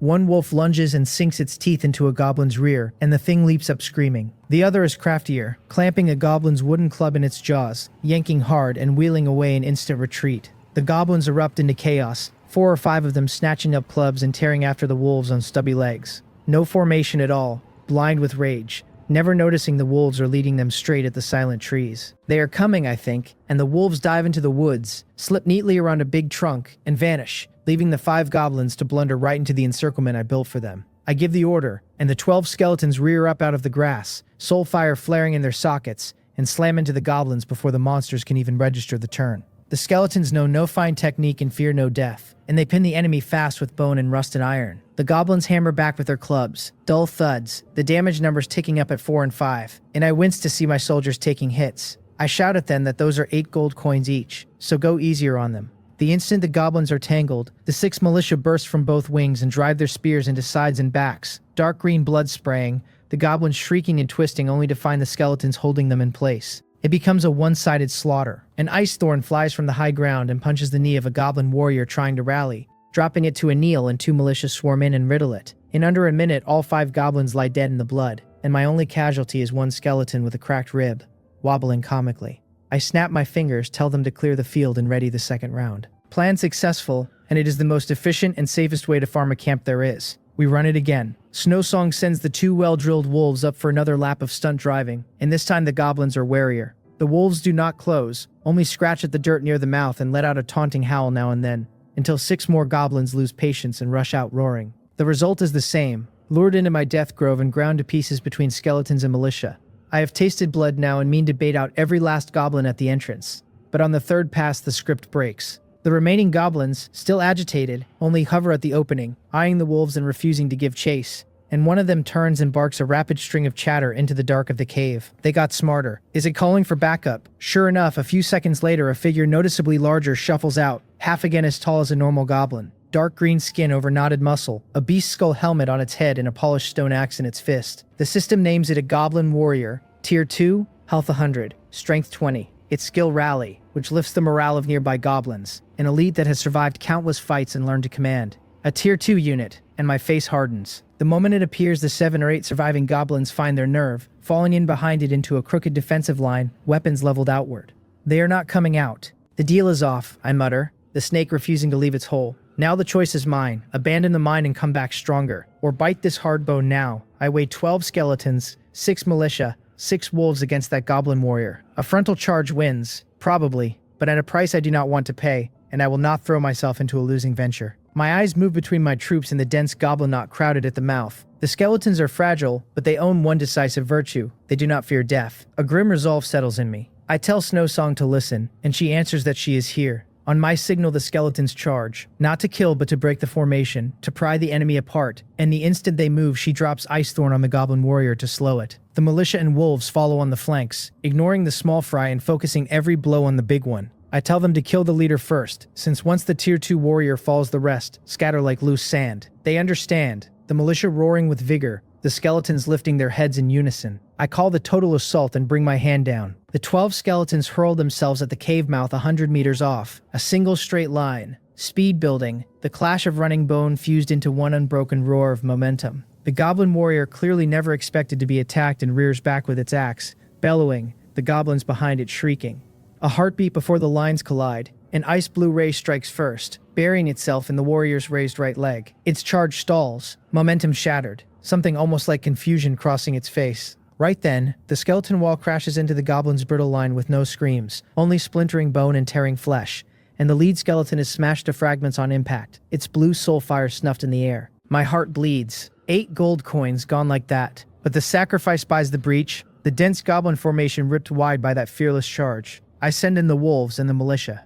The 6 wolves pour through the gap the skeletons tore, straight at the slowed goblin warrior, the militia close behind, spears swinging at the scattered regulars, and the field boils over. The warrior is no joke, sweeping its stone axe in a flat arc that hurls one wolf flying, but the other 5 clamp onto its limbs and back, and Snowsong's second ice thorn lands on its neck. A militiaman seizes the opening and throws his spear with everything he has, the shaft arcing through the air to drive deep into the warrior's back, and the great body crashes down with a final unwilling roar. With the leader dead, the rest dissolve into screaming panic, scattering, only to find their escape sealed off by the silent skeletons. The battle ends fast. I walk onto the field, the air heavy with blood and scorched bone, and tally the cost. 2 skeletons killed, 2 badly hurt, 16 gold coins down, 1 wolf dead, replaceable tomorrow, 2 militia lightly wounded, nothing serious. It aches, I think, pressing a hand to my chest, but it was worth it. I lift my eyes to the dark mouth still breathing soft white light. White crystal mine, here I come. I stride into the cave, the air damp and earthy, thick veins of white crystal snaking through the walls and casting a glow bright enough to make torches pointless. The moment I reach the center, the system sounds in my mind, congratulating me on occupying a special resource point, the miniature white crystal mine. And because it is my first mine, it hands me an extra reward, the blueprint for a miner's hut. Then it tells me the construction rules have changed, that I can now raise resource gathering and defensive buildings within a range around any occupied resource point. The string of notices lights a fire under me, and I open the mine's details. Reserves of 200, mined by dispatching miner units, every 5 miners pulling 1 unit of white crystal a day, capped at 3 units daily. The vein flagged as a key material for advanced magical buildings and items. Miners, another new unit. Peasants cannot dig here, only specialized miners, and at 5 miners per unit with a daily cap of 3, I will need a full 15 miners to max it out. I open the fresh blueprint, the miner's hut 400 wood and 400 stone over 6 hours, each finished hut giving 5 miners. 1 hut for 5, so 3 huts to top out production. The third notice matters most though, the right to build around the resource point, which means I can plant a whole outpost here, a fortress that mines and defends in one. The strategic weight of that dwarfs the mine itself. A place pulled 4 ways is not necessarily a curse, I think, looking at my central spot on the map, and a bold design forms. I will forge my territory into a war fortress, webbed with satellite holds and outposts, and this white crystal mine will be the first stronghold. I turn and tell Snowsong to race straight home, to have the peasants ready wood and stone, pick 20 of them, load supplies and rush back here as fast as their legs allow. She asks nothing, takes her wolf, and sprints off the way we came. I set the rest of the troops to clearing the field, and I crouch to gather the intact bones from the 2 shattered skeletons by hand. The system tells me recovered bones can repair other skeletons or serve as undead building material. Recyclable too. Worthy of being an eco-friendly unit, I think, my mood lifting. I post the 10 remaining skeletons and 6 militia to guard the cave mouth, then sit on a rock and start sketching the outpost in my head. 3 miners' huts deep inside for safety, at least 2 arrow towers at the entrance for crossfire. The whole perimeter wrapped in wall and fence with extra hunting traps sewn around it. There is still a lord to the south, so a garrison has to stay. The militia are loyal and dependable but gone for good when they die. While the skeletons are fodder, no heartache to lose, only too weak to stand alone. I settle on 2 militia, paired with 2 towers in the fortifications, enough to shrug off harassment from a handful of Tier 1 troops, and buy time for me to bring reinforcements. The wait drags, but I do not sit idle patrolling the kilometer around the mine, clearing a few stray beasts, learning the ground.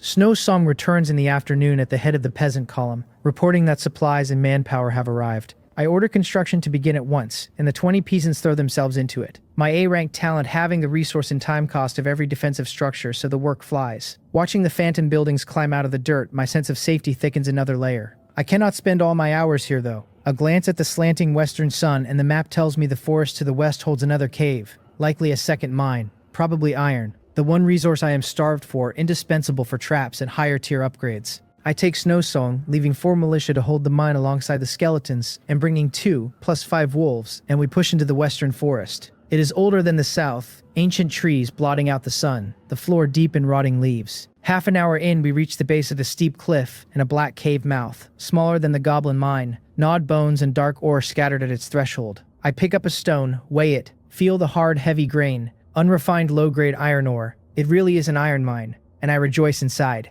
I signal the team quiet and ease up to a thicket near the mouth. A knot of strange creatures crowds the entrance. Heads enormous, nearly a third of their bodies, features pinched together until the eyes blur. Those great skulls planted on short bodies with no neck at all. Crude short spears in their hands. The system names them Cave Dwellers, Tier 1, Health 45, stats close to a goblin's, their skill immunity to blindness. Primitives bred so long in the dark that their sight is withered, and they navigate by hearing and smell. Immune to blindness, so they are already blind. No wonder darkness holds no fear for them. I count about 30 near the mouth, their vigilance high, one or another pressing its huge head to the ground now and then as if listening. Snowsong murmurs that there are more of them than the goblins, and they look harder to handle. I nod. Their attributes match the goblins, but the numbers worry me, and if they are hiding a Tier 2 elite or 2 the way the goblins were, this turns ugly. Worse, my bait-and-run trick is useless against things that hunt by hearing and smell. The wolves' harassment likely meaningless to them. Taking this mine would mean a real fight. Over 20 of them, and a head-on charge probably cost me several more skeletons. And at 8 gold each, dead broke with 4 gold to my name, I cannot afford to bleed money. This will not work today, I decide, and let the idea of an immediate attack go. The core of the cautious path is never to fight a battle I am unsure of. Never to fight a losing one. Wait a while longer. Snowsong can summon another wolf each day, and the refugee camp's weekly refresh is near. I hope next week brings me a surprise, I mutter, and wave her off, withdrawing in silence. We go for now. This one needs a long game. Dawn is just breaking when I stretch on the new wooden bed in the mansion, my joints cracking, and before I am fully awake a run of icy notices detonates in my mind. The The second round of the newbie period, the Crimson Moon, begins after midnight tonight. The scale and intensity of this monster tide far beyond the first. All lords urge to give everything, and any who fail their defense will be executed. Execution again. The last of my drowsiness vanishes. Are they not going to let anyone sleep? I curse under my breath, dressing fast and shoving the door open. Far beyond the first time, I survey my ground. 7 arrow towers, 2 rings of barrier, 100-odd hunting traps, more than enough for the first goblin wave. But against the tide the system itself calls far worse, I have no confidence at all. Not safe enough. The cautious path will not abide an obvious weak point anywhere in my territory. Losing even a sliver of troops makes me ache for half a day, so it is more practical to simply build more towers since towers are static and soldiers are not. And grinding the enemy down on cold structure is the cheapest answer there is. I open the construction list and lock onto the wooden arrow tower. The lumber and stone reserves have grown fat over the past days, so I tell myself resources are only resources, spend them and earn them back, and place orders for 8 more towers at the 4 corners and the soft spots. The system asks me to confirm 1,600 wood and 800 stone for 8 arrow towers, and I confirm without a flinch. A huge bite vanishes from my stores, but as the 8 phantom towers rise and the peasants swarm them with tools, my heart finally eases. 15 wooden arrow towers, centered on the mansion, woven into a layered, staggered web of fire across near and far. High and low, no ground attacker spared a baptism of arrows from every angle. No blind spot left. Towers alone are not enough, though, so I have the peasants pour every scrap of new lumber and stone into reinforcing the outer wall and palisade. In the evening, Snowsong comes back from the southern mine, leading a squad of peasants pushing a crude wheelbarrow loaded with the day's white crystals, soft light spilling off them, and she tells me the first batch has arrived. Perfect timing, and my spirits climb.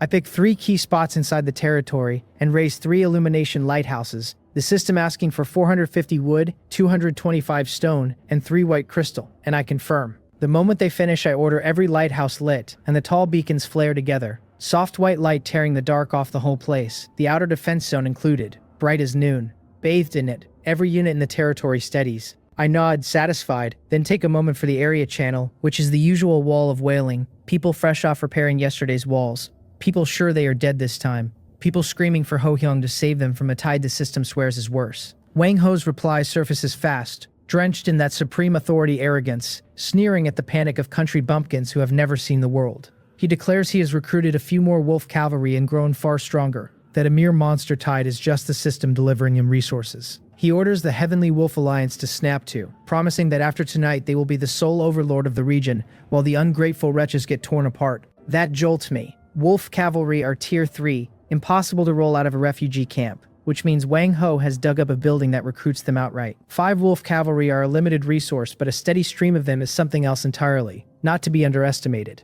The clock crawls toward midnight, and exactly at midnight the crimson moon descends, the blood-red light richer than last time, a faint reek of blood threading the air. The monsters no longer come from a single direction. A warning flashes that a large-scale tide is closing on every side of my territory at once. I stand on the mansion roof, expression grave, as dense black shapes surge out of the dark at the edge of the beacon light. Among the frenzied goblins from last time there is a new kind, far taller than a goblin, stout dark red skin, hauling huge morning stars that shake the ground as they run. The system names them Goblin Thugs, Tier 2, Health 115, Strength 22, Skill Heavy Strike, Elite strong enough to crack a wooden shield with ease. Tier 2 is common cannon fodder now, I think, sucking in a breath. At least a dozen thugs ride a wave of nearly 100 frenzied goblins, an unstoppable green flood, and with this lineup any ordinary lord gets erased on the spot. I draw the stone axe I took off the goblin warrior and grip it tight, braced for the worst, ready to lead a street fight in person if the line breaks. The monsters hit the hunting trap zone, and the front goblins snap into the jaws, shrieking, legs bloodied, speed gutted, but the thugs behind simply trample their own and bull through. Then all 15 arrow towers open up at once, arrows pouring down like a hard rain, bloody bursts erupting across the horde, the numbers climbing in the 40s. The ordinary frenzied goblins die almost instantly, dropping in heaps, but the thugs are stubborn, an arrow only scratching off 20 or so, some of them batting shafts aside with their morning stars for next to no damage. The first thugs through the rain smash into the outer palisade, and the flimsy fence shreds like paper. I roar from the roof for Snowsong to slow those thugs, and she answers and starts working her staff beneath a tower, ice spikes streaking into the lead thugs, frost crusting them, their speed dragging down. I order the skeletons to hold the line, and 10 silent ones march in even steps at the thugs that breach the palisade, not to kill but to spend their fragile bones buying time for the towers behind. A thug's morning star comes down before one skeleton can even raise its sword, and the bone frame bursts apart. 8 gold coins, gone. My heart bleeds, but my gaze only goes colder. I command the militia and the wolf pack to hit the flanks and go for the legs, and 6 militia and 6 wolves pour out the gap in the main wall and stab into the thugs' sides like a pair of knives. The field becomes a meat grinder, towers raining death from above, skeletons building a wall out of their own bodies, militia and wolves harassing and finishing, but the sheer impact of the thugs makes the whole line shudder. Another thug breaks past the skeletons and slams its star into the sturdy wooden wall, and the system reports the wall's durability down 25 from a single blow. What a dozen goblins could not do in a long stretch. My eyelid twitches.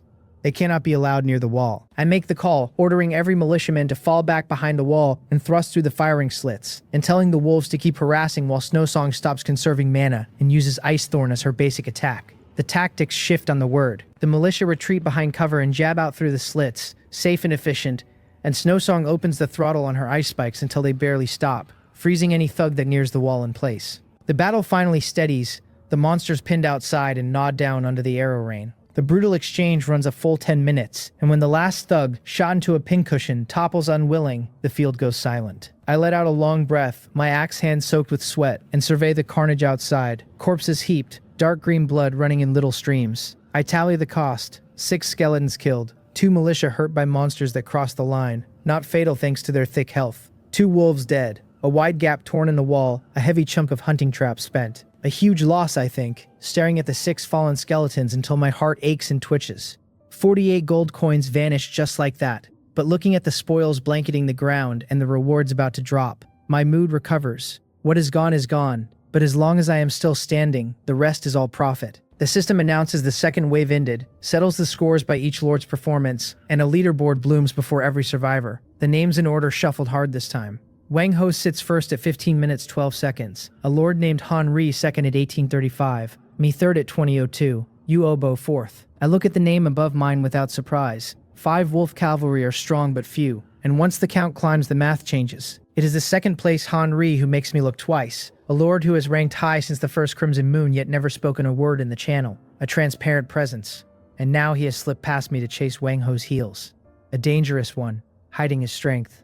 The channel detonates after a beat of silence, the sycophants crowing that Ho Young is first and invincible. Sniping that my drop to third proves last time was luck, others asking who this Han Ri even is. Wang Ho has plainly been lurking, drinking in the praise, and he fires off a fresh announcement swollen with pride, telling everyone they have just seen absolute strength. He boasts that he lucked into a blueprint for an evil wolf camp and can now mint wolf cavalry without end, that his squad has swelled to 15 riders, that he has also seized an outdoor gold mine and will never want for gold again. Evil wolf camp, gold mine, 15 wolf cavalry. The string of bombshells stops the channel's breath. If the old Wang Ho was a thick leg with promise, this one is taking the rough shape of a regional hegemon. He turns the knife my way, demanding to know why I am silent this time, telling me that if I am smart I will kneel and be his dog now, and he might toss me a scrap. I close the channel without expression. There is pressure, real pressure. 15 tier 3 wolf cavalry are enough to crush any lord at this stage, and a tower volley would barely scratch one for a dozen or 20 points. I have to grow my combat power fast, or find a way to counter cavalry. I shake it off and turn to the rewards landing for third place. 2 white resource chests,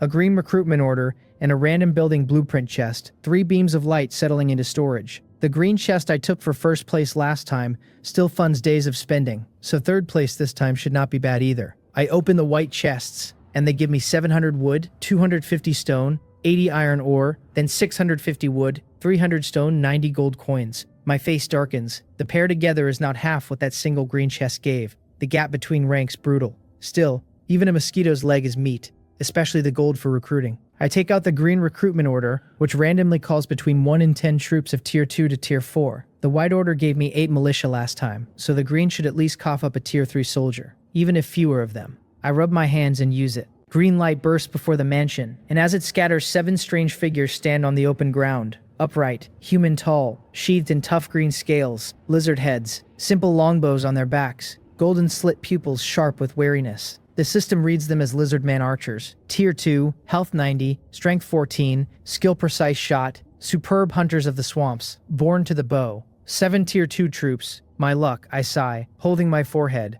The lower limit again. Wang Ho opens with wolf cavalry and my draws come up black as the bottom of a pot. Still, better than nothing. The 7 archers patch exactly the hole I have, a mobile ranged force, since Snowsong's Ice Thorn carries too long a cooldown and too heavy a mana cost to lean on as regular output. With these 7, my tactics gain real flexibility. They plant their bows and kneel on one knee, answering my summons with hoarse hisses. And I nod, satisfied, then check Snowsong's panel. The great battle pushed her to level 3, her attributes jumping in a way the militia never manage, since they crawl up a single point per level, as if they had not leveled at all. Heroes carry far higher growth, I see, the real stock's worth holding. Last is the random building blueprint chest, which gave me a useless farmhouse last time, locked until the mansion upgrade. This time I want something that matters, a recruiting building above all, anything. I clasp my hands, pay my respects to the gods of every direction, and open it, a mushroom house blueprint, and my heart tightens as I read it. A dark, damp cave full of strange mushrooms, the favored home of cave dwellers, recruiting a number of them weekly that grows with its level. 800 wood, 1200 stone, 50 rotten clay, 10 hours. Cave dwellers. The iron mine in the western forest flashes through my mind, guarded by exactly that, a pack of cave dwellers.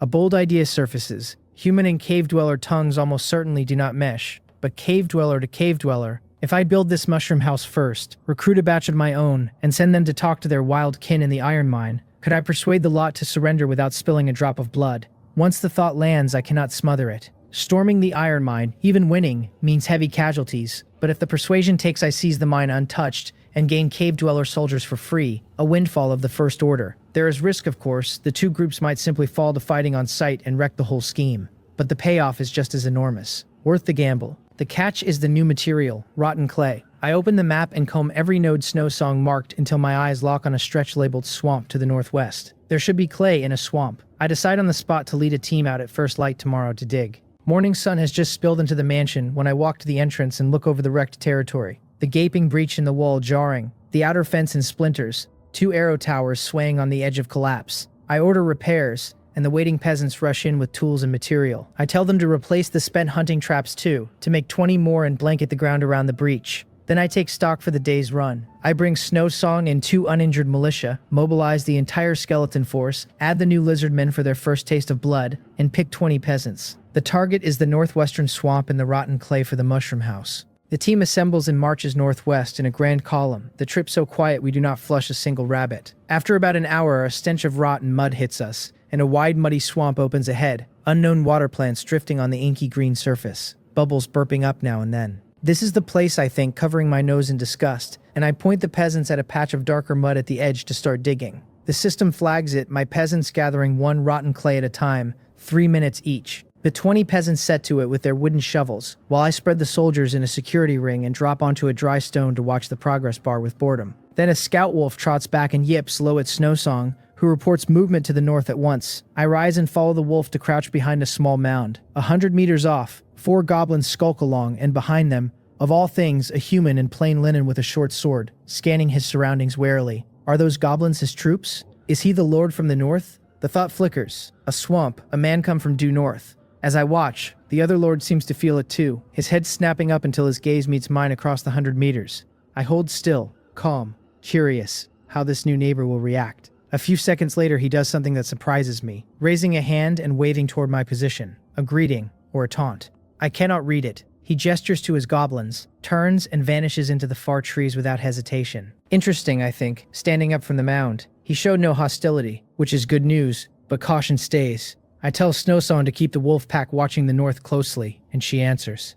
The digging goes on. As for the Northern Lord, so long as he stays out of my hair, there is no need to deal with him yet. Another half hour and the 50 units of rotten clay are gathered. I wave the team to wrap it up and head home, and lead them back loaded down. On the way, a forward wolf finds something else, growling at a small clearing, and I halt the team and go to look. 7 or 8 earthy yellow creatures like lumps of mud writhe slowly in the open. I read them. Mud slimes, Tier 1, Health 105, Strength 4, Agility 3, low-grade earth element things that move slower than dirt but endure forever. Agility 3, I nearly laugh aloud, slower than a crawling turtle, but the 105 health and 21 stamina put them near the Tier 2 goblins for bulk. A perfect target dummy. My eyes shift to the 7 lizardman archers. I point at the slimes and tell the 7 of them to handle it, to keep their distance and just shoot. The lizard heads nod, seeming to catch my meaning, and they form a loose line and walk to about 50 meters out. More than enough range for archers. Bowstrings sing in succession, 7 arrows tearing the air to bury themselves in the mud bodies with dull thuds. Damage numbers floating up in the 30s, not much worse than a tower, and far faster. The mud slimes finally react and start grinding toward the lizard men at a pace that has me yawning.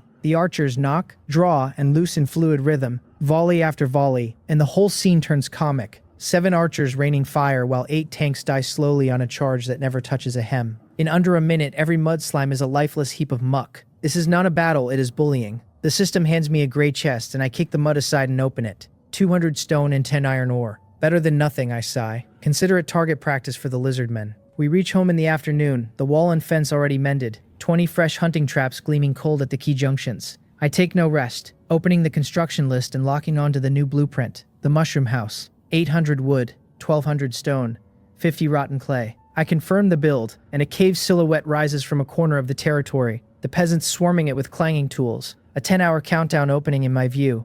I stare at the progress bar full of anticipation, my mind on the iron mine to the west and the cave dwellers nested inside it. One night passes. In a corner of the territory, a new structure stands finished. A giant mound of earth half sunk in the ground, mossy and slick, its entrance a black cave mouth ringed by colorful, faintly glowing mushrooms. The mushroom house. I walk up and lay my palm to the wet stone beside the opening. Level 1 it reads, refreshing 7 to 14 Tier 1 cave dwellers a week. Upgradable once the mansion hits level 3. This week's recruits already refreshed. Upgradable 2, not bad. I nod and open the recruitment screen. 10 cave dwellers available at 12 gold coins each. 12 for 1, a full 50% over a skeleton. But the stats run higher. Health 45, Strength 8, Constitution 9, that same immunity to blindness. With the iron mine in mind, this money has to be spent. This time I am here to negotiate, not fight, but negotiation rests on strength, and I cannot send a lone cave dweller envoy to 30 of his wild brethren and politely ask them to surrender, because they would beat him into paste. I need enough force standing behind the words to make the meaning plain. Refuse and die. I check my balance. 104 gold, not even enough for all 10. Forget it. I gamble, gritting my teeth, and select 8. The system confirms 96 gold for 8 cave dwellers. I confirm, and my gold drops to a pitiful 8. The mushroom house mouth stays dark and silent, and just as I think the system is frozen, 8 bulky green figures shuffle out, crude short spears in hand, gazing around blankly before turning as one toward me and planting their spears in the ground in salute. A little ugly, but my troops all the same. I wave grandly and start assigning. Snow Song with her wolves, every militia, every skeleton, every lizardman archer to assemble, the 8 new cave dwellers to follow, and 20 peasants with their tools to move out alongside. The column comes together, 50-odd units in all, Snow Song and 6 wolves, 6 militia, 6 skeletons, 7 lizardman archers, 8 cave dwellers, 20 peasants, a force so grand a stranger might think I am marching on another lord. We head west, straight for the iron mine forest. This time I do not sneak. I order 2 peasants to start knocking, and they pull out their tools and hammer up a deliberate racket, the sudden din snapping the cave dwellers at the mine mouth to alarm. Weapons up, great heads swinging toward the sound. Low threatening growls rising in their throats. I halt the main force 200 meters out and array it, militia and cave dwellers at the front, lizardman archers behind, skeletons and wolves on the flanks, 20 tool-bearing peasants at the rear, the whole black mass exuding pressure. Then I send 2 of my recruited cave dwellers forward, telling them to relay the terms, lay down their weapons, vacate the mine, and join my territory.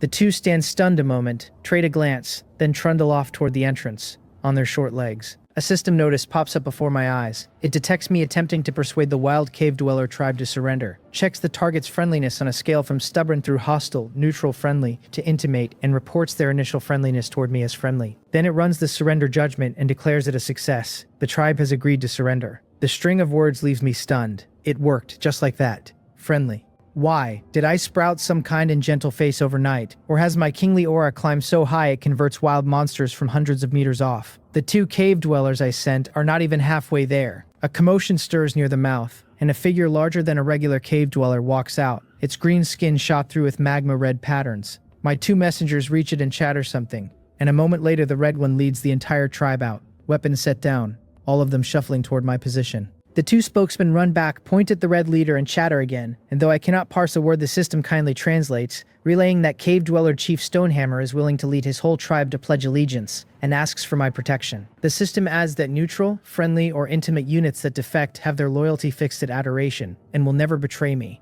That dispels the last of my doubt. I look the red cave dweller over and read it. A Hell Caveman, Tier 2, Health 105, Strength 21, Immunity to blindness, an elite mutated by absorbing a little subterranean fire, stronger in body and arm. A Tier 2 elite, and more than one of them, their numbers slightly below the Tier 2 goblins, but Tier 2 all the same. A wave of lingering fear passes through me. Had we actually fought, with my thin resources, victory was a question, never mind a flawless one. This persuasion is a massive profit. I clear my throat, put on an air of depth, and tell the chief I accept his allegiance. Then, to be safe, take Snowsong and the militia as guard and step cautiously into the iron mine. The system congratulates me on occupying the small iron mine, and because I am first to take an iron type point, it hands me a bonus blueprint. The mine holds a reserve of 3,000, 1 iron ore per miner per day, capped at 20 units daily. The furnace smelts unrefined ore into iron ore, costing 1,000 stone and 10 iron ore, and 5 assigned miners smelting up to 20 units a day. So full output means 20 miners digging and 5 smelting, 25 in all, 5 miners' huts, and 1 furnace for a steady 20 iron ore a day. A crucial strategic resource.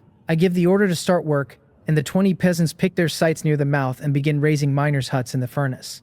Then I patrol the perimeter and sketch the fortifications. 4 arrow towers at the cave mouth, walls around the outside, animal traps scattered through. That done, I walk out to inspect the troops I just absorbed. 33 regular cave dwellers, 3 tier 2 hell cavemen, 36 units total, more than double the goblin pack at the White Crystal Mine. Time to assign garrisons, I think. Stroking my chin. Both mine strongholds need manpower. I leave 8 tier 1 cave dwellers here, send 8 more to the White Crystal Mine and swap the 2 militia back, and plan to raise another tower or 2 at each next visit, so any lord eyeing them has to count the cost first. Cave dwellers live in caves by nature, so setting them to guard the mines is the neatest fit there is. I count the army at my command, and ambition surges. 36 cave dwellers, 3 of them tier 2 elites, my ground force more than doubled at a stroke, and looking over the rest of my troops, a confidence I have never felt rises in me. I have lain low long enough, time to clear out the surrounding trash. I open the goblin skin map, its red charcoal circles all tier 1 wild camp Snowsong scouted, the ones I could only nibble at before for lack of strength. Now I want every one of them. I wave the imposing column out. The first is a small wild boar camp east of the territory, 3 tier 1 boars rooting in the woods. Before, I would have had to kite them carefully with Snowsong's ice thorn, but not now. I order the cave dwellers and militia to form up front, and push the wolves to harass the hind legs from the flanks, the lizard men to fire freely. The shield wall of cave dwellers and militia advances like a moving rampart, and the 3 boars redden their eyes and charge head down. Tusks slam into the cave dwellers, the impact knocking some over, but in that stalled moment the 6 wolves dart in at the vulnerable hind legs, and the 7 lizard men put arrows into eyes and necks. Snowsong does not even bother, just stands aside with her staff watching. In under 30 seconds, the 3 boars are 3 bleeding corpses. My only cost a couple of cave dwellers bowled over and lightly scratched. Negligible. I move them to the next, and a goblin camp of 7 units goes down without suspense, the greenskins sieved by lizardman arrows and militia spears before they can even form a line, the system handing me a gray chest. I keep going. I sweep the camps around my territory like an autumn wind stripping leaves, every red marker crumbling almost the instant my mixed army arrives. Before long, I cannot be bothered to command it all and hand authority to Snowsong drifting along at the back of the column to slack off. Before I notice it, the markers are nearly all gone, only the last remaining. I camp deeper in the swamp that I saved for last because Snowsong's report named it the largest, with 1 tier 2 elite among them. The army reaches it, an open shallow pond dotted with green duckweed, more than 10 water blue jelly creatures hopping and playing on the surface, one of them noticeably larger and darker, sprawled lazily in the center. The system reads the small ones as water droplet slimes, tier 1, and the big one as a water accumulation slime. Tier 2, health 170, it skills water healing and split, an evolved slime with minor healing and a strange proliferation ability. Slimes again, I mutter. One of the 3 great plagues of the starter village, as common as goblins and boars, though thick and slow and weak hitting, easy enough to handle. I call for battle stations, shedding the contempt, since even a lion strikes a rabbit at full force. I put the cave dwellers and militia up front, set the lizardmen to ready a volley on the big one, and have Snowsong ready an ice thorn to see if it freezes. The army deploys slow and grim toward the pond, and the slimes notice, breaking off their play to cluster around the tier 2-1, bodies rippling, plopping out warning sounds. I am about to call the general attack, when something bizarre happens. The largest water accumulation slime hops out from the group, shows no hostility at all, simply stops in front of my army and sways its body up and down, as if it is bowing. I am completely stunned. What move is this? Surrendering because it cannot win. Then a notice drops my jaw. The system detecting the wild water accumulation slime attempting to surrender, checking its affinity, finding it friendly, running the judgment, declaring success. The slime clan has agreed to surrender. My mouth holds an O shape for a long while. What is going on? With the cave dwellers, I at least sent a negotiator over to intimidate and entice them, but this time I had barely arrayed my forces before the enemy leader slid to its knees, and an initial affinity of friendly on top. Could I really have a kingly aura, I wonder, touching my face, baffled? Could it be because I am handsome? Unable to crack it, I drop it. Killing these slimes nets a little loot and some experience for my men, but accepting them means a dozen plus free troops. Those slimes crawl and hit softly, they carry enormous health. Perfect meat shields just lying there, and that tier 2 one lists water healing and split, a healer and a factory. This deal cannot lose. I nod at the water accumulation slime and tell it I accept its surrender. As if it understands, it bounces twice on the spot in delight, its body briefly squishing itself into a heart shape, then turns and plops a few times at its companions in the pond. The system reports 1 water accumulation slime and 14 water droplet slimes joined to my territory, their loyalty fixed forever at adoration. 15 new units on my panel, and I am grinning so wide my mouth will not close. I click the tier 2-1 split detail, a passive that periodically buds off a fresh water droplet slime when it sits in a water-rich environment, the interval wildly unstable, swayed by surroundings and its own condition. My eyes light up. A mobile recruitment building that walks around and costs nothing. The split timing may be erratic, but having it beats not, which means as long as I keep this thing near water, I get a stream of free tier 1 meat shields. A huge profit, a massive profit, I think, gazing at the bouncy blue jellies with the fondest eyes. No monsters at all, just a pack of adorable mobile resource packs. I pat the water accumulation slime's cool, slick body and tell them they follow me now, promising they will live well, and the slime sways contentedly under my hand. I wave the army to disperse and head home with spirit, and lead my new slime legion back. The sweep cleared the surrounding threats and folded in 2 whole forces besides. My total strength surged to an astonishing height. The sky brightens, and I stretch and walk out of the mansion refreshed, still floating after yesterday's clean sweep and the surprise recruits. The dozen-odd water droplet slimes are bumping aimlessly into one another in a corner while the big one lies sluggish on the ground. This will not do. My armory cannot sit idle. I summon a few peasants and tell them to dig a big pit over there and fill it with water, a proper home for the blue jellies, and the command being absolute, they shoulder their tools and set to it. As I finish arranging the slime's lodging, a system notice times itself perfectly, the refugee camp refreshed, new units available, a new week and my spirits lift as I rub my hands and head for the tattered tent. Last time was skeletons, fragile but serviceable. This time I want something stronger. I open the recruitment screen full of hope, and my smile freezes on the spot. Butterfly Sprite Tier 1. 10 available at 8 gold each. I click the details. Health 20, Strength 4, Agility 13. A small creature that loves nectar and sunshine. Able to fly by nature but extremely frail. I fall into a long silence. 20 health, 5 under a skeleton, ranked below even a skeleton. The touch it and it shatters tier. Its strength so low the damage must be dismal. And unlike a slime it cannot even tank. The one bright spot is that it flies. With that agility of 13, the first flying unit I have met. The strategic value of an air force speaks for itself. Scouting, harassment, covering ground troops, slipping past defenses for a decapitation. All of it full of possibility. But I glance at the cost, then at the lonely 8 gold on my panel. After everything, I can only afford 1. Buy it or not, buying 1 leaves it nearly useless on the main field and burns 8 gold, while not buying means missing a flying unit that may never refresh again. Forget it. I buy it, I decide. Teeth gritted. Treat it as a mascot, since at least it flies and makes a fine bit of mobile surveillance. I confirm 8 gold for 1 butterfly sprite, my balance dropping to 0, and a faint golden light drifts out of the tent. A little creature about a meter tall flutters out on transparent butterfly wings, pale yellow all over, cute brown spots dotting its skin. Short golden hair, a peculiar weapon in its hand longer than a dagger, and shorter than a short sword. It circles my head curiously, then settles in front of me and tilts its head to study its new lord.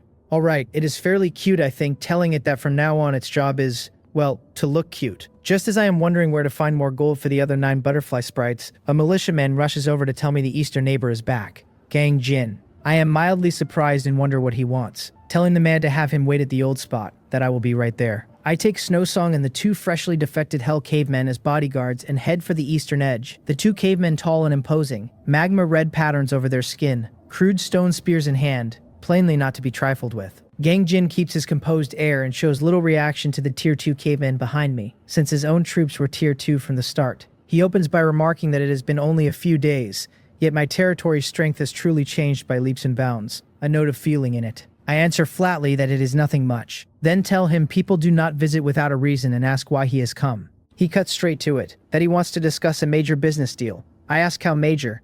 His face turns serious as he says that to the west of his territory, slightly to the east of the midpoint between us, he has found a gold mine. A gold mine. My breath catches, since I was just fretting over the shortage of gold and now someone delivers a pillow to a drowsy man. He reads me and dumps cold water, telling me not to celebrate yet, that the mine is already taken, a pack of dwarves rooted there. their strength formidable. The ones guarding the mouth are all tier 2 dwarves, tough-skinned and incredibly strong. And worse, their leader is a tier 3 dwarf king. Tier 3, I frown. My strongest unit is only a tier 2 hell caveman, and I have never faced a tier 3 head-on. He sighs that he tried a few probing attacks, and I can guess the result. They could not even touch the entrance. I understand. He cannot chew this bone alone and wants me as a partner. I ask whether he wants my help taking the gold mine and what I get out of it. After we secure it, all output split 50-50, he offers. An extremely tempting line. He adds another sweetener, that he will supply every construction resource the mining needs. The miners' huts, the furnace, all of it. I need manage nothing, only bring troops and fight alongside him to take the mine, and every afternoon he will send my share of the gold to me by this little stream. The terms drip sincerity. He covers nearly all the upfront cost, and I need only join one battle to reap a daily income, which means the Dwarf King has truly scared him. I run the math fast. There is real risk, a tier 3 Dwarf King no easy mark, casualties guaranteed, and Gangjin might play tricks mid-fight, spending my men as fodder or turning on me after the win. But the reward is just as large, the mine securing me an endless supply of gold, funding those 10 butterfly sprites and stronger troops to come. As for betrayal, I glance at the 2 silent mountainous hell cavemen at my back, think of the slimes and skeletons and lizardmen at home, and decide I am strong and well stocked enough now that his trickery does not frighten me.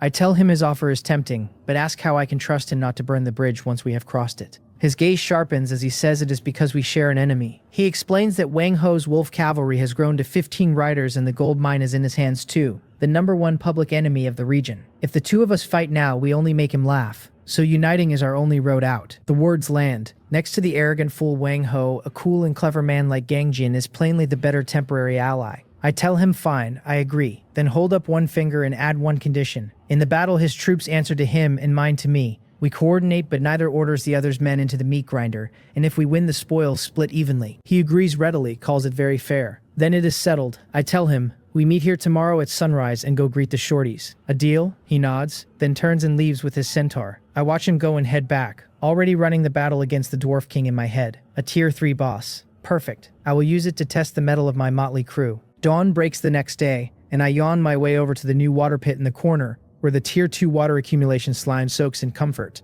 body rippling. I name it 3 Waters on a whim, and 3 Waters shakes itself and spits out a small water ball with a soft pop, as if in answer. I look at it, then at the dozen smaller water droplet slimes beside it. At its speed, I tell it, it will arrive long after the main force is done. So I order 3 Waters to take its children and set out now, heading east along the path we came back on, and we will catch up. 3 Waters shakes and starts its long expedition with the little ones in a hopping, skipping line. With the painfully slow slime legion sent ahead, I turn to assemble the main force. Neither mine's defense can slack, so the original 16 Tier 1 cave dwellers stay to garrison them, well suited to the cave life. I order everyone else to assemble. A massive, motley army gathers before the mansion. 25 Tier 1 cave dwellers, 3 Crimson Hell cavemen, 8 seasoned militia, 7 silent lizardmen archers, Snowsong at the very front with 7 spirited wolves. My gaze sweeps them and lands on the 6 skeletons standing still in the corner. They have worked hard enough, I think, with a tired breath. Between the Crimson Moon and the past few days fighting, half the 12 fragile skeletons are gone. I decide at last to leave them home to guard the gate, telling them I will not bring them out again unless I must, and I set the last 6 as the city defense reserve.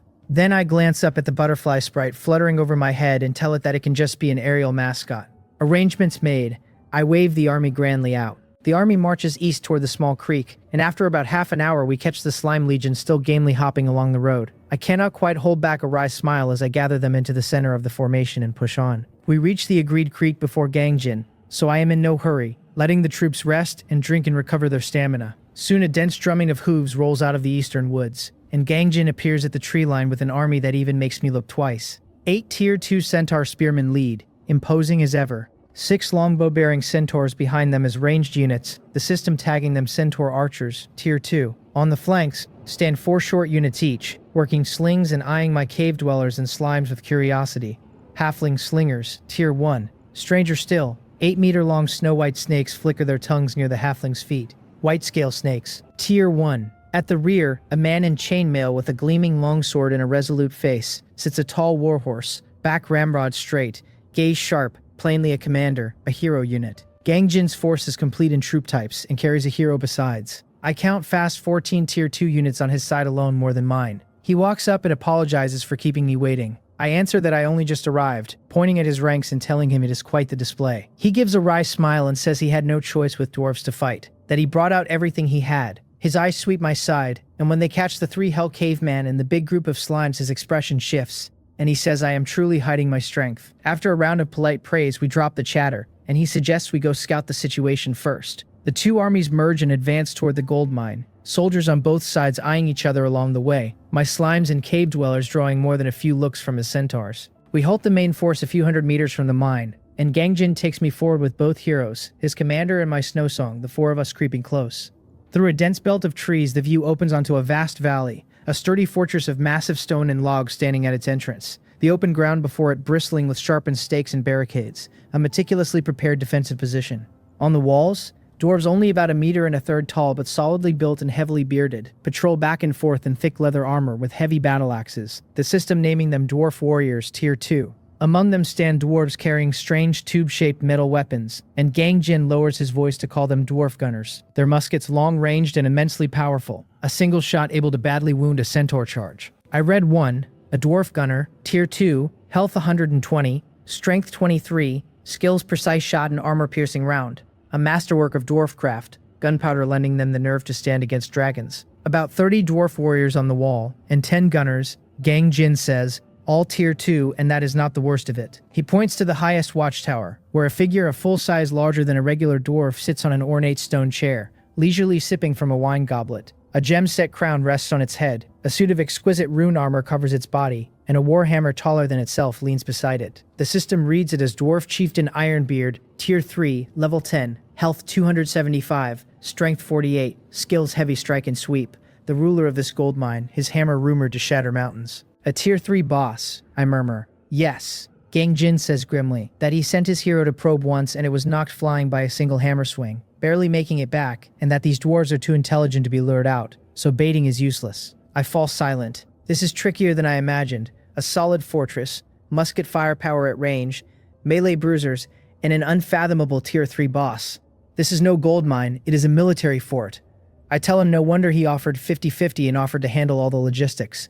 That this bone is genuinely tough to chew. That is why we have to join forces, he says, asking whether I have any ideas. I do not answer at once, my gaze sweeping the fortress layout. 1 main entrance only, the side's sheer mountain cliff that rules out any rear sneak attack. The single path of frontal assault, and a frontal assault means walking into the concentrated fire of 10 dwarf gunners. I glance at my own troops, both the cave dwellers and the slime's slow-moving targets, countless units sure to die on the charge in. I tell him at last that a hard rush is the worst option, that we have to find a way to silence their ranged firepower first. Gangjin asks how we silence it. Is centaur archers outranged? A ranged duel is suicide. My eyes fall on the butterfly sprite hovering over my head, at the moment bored in chasing a real butterfly through the air.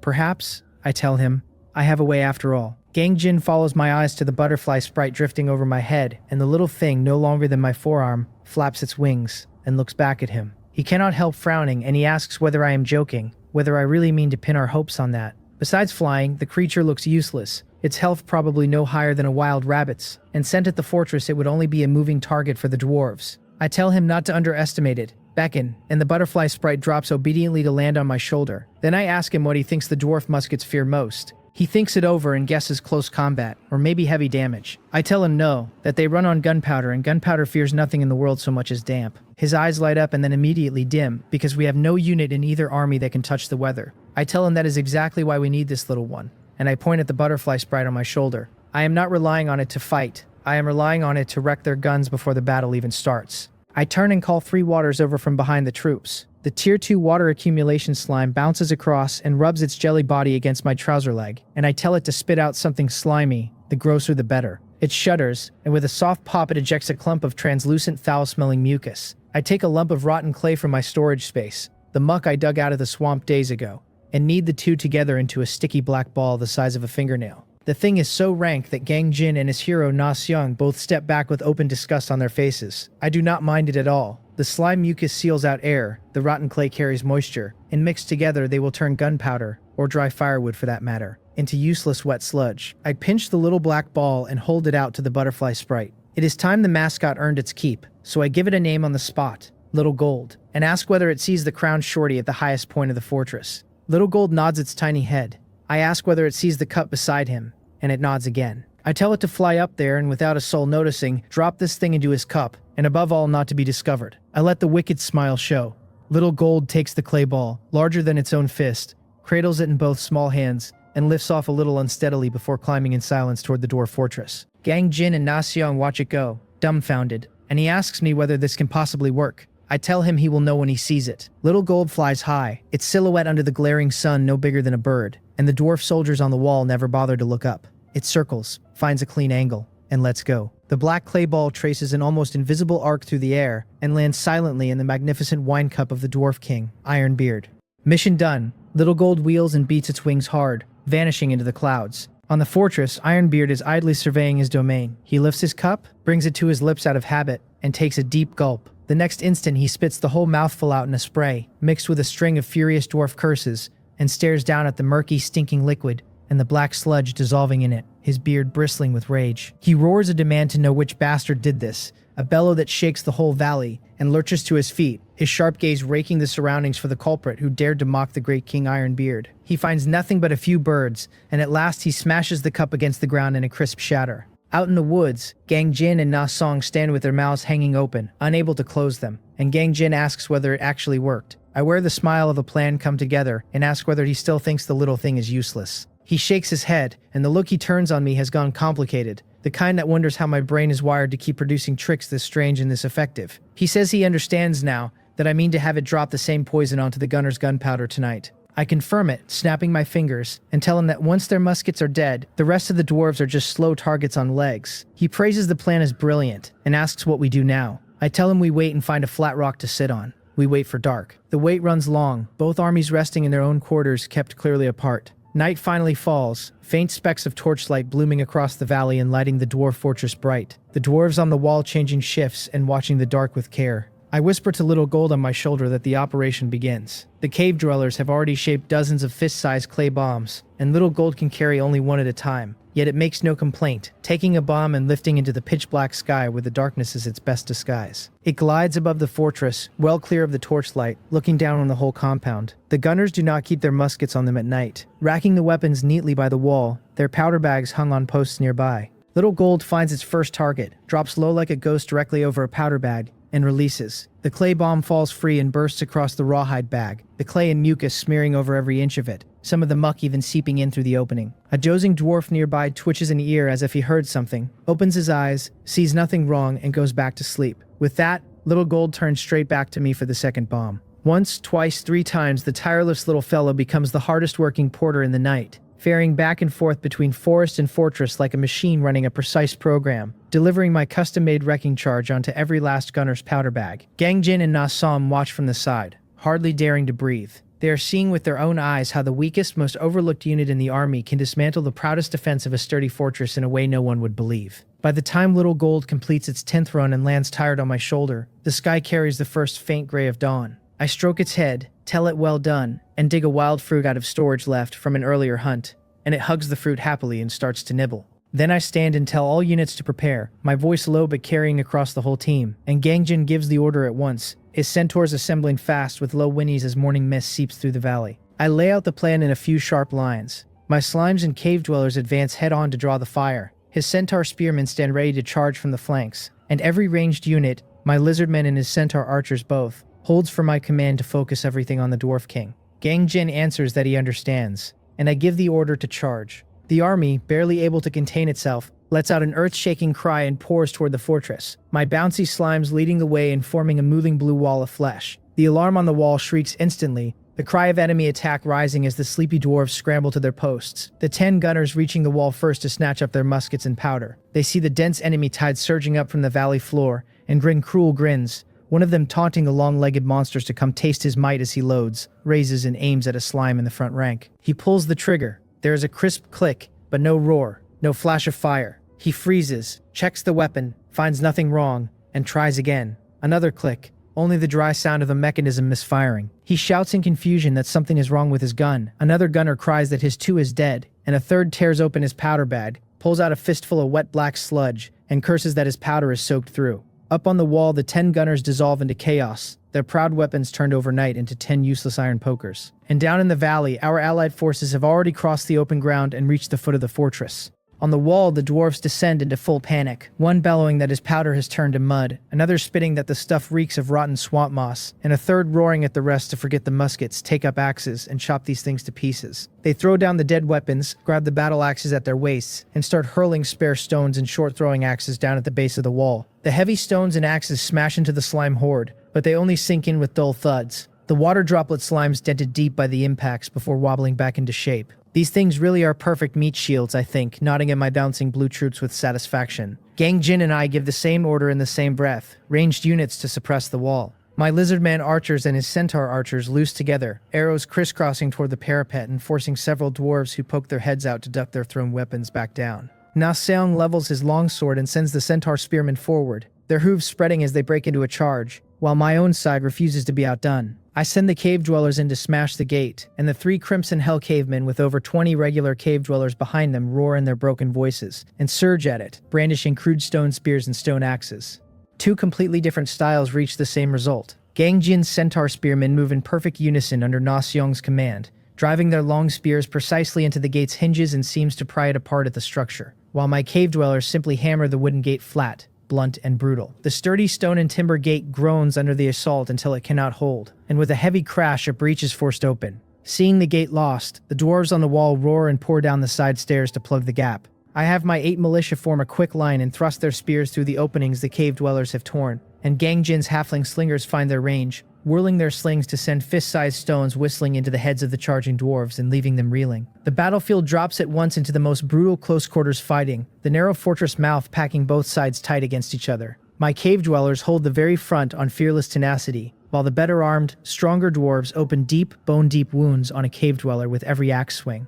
I call for Snow Song to lock the line with ice thorns, and she sweeps her staff, streaks of ice shooting into the densest knots of dwarves, frost crawling up their feet and stalling them just long enough for the spears around them to find their marks. Her 7 wolves and Gang Jin's 8 slippery white-scale snakes slide in from the edges, biting at dwarf ankles and backs, sowing chaos wherever they go. For a moment, the battle deadlocks. Then a deafening roar rolls down from the highest watchtower. Ironbeard hurls his empty goblet aside and rises from his throne, glaring at the mess of a battlefield below, so furious his beard trembles, and bellows at his own troops to get out of his way. He seizes the giant battle hammer beside him, leaps, and drops his massive body straight off a watchtower over 10 meters high. He lands, and the whole ground shakes, an invisible wave of energy blasting outward and knocking the nearest cave dwellers in one water droplet slime sprawling, rolling them several times before they stop. His eyes go crimson, his hammer flares with an earth-yellow glow, and he sweeps it toward my troops. I roar at them to scatter, but it is too late. The hammer whistles past, trailing a string of terrible damage numbers, and those few units turn to white light before they can even scream.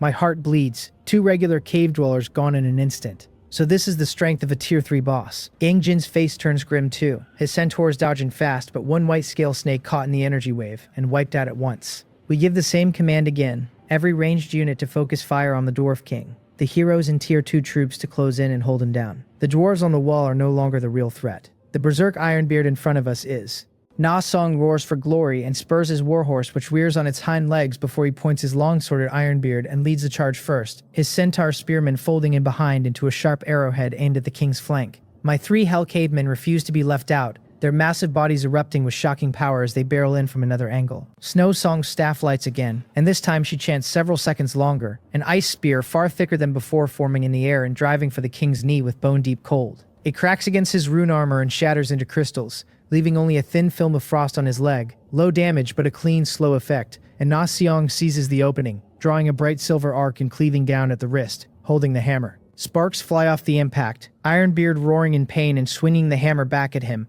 but the seasoned hero hauls his reins and his horse leaps nimbly clear, the hammer cratering the earth where he had been.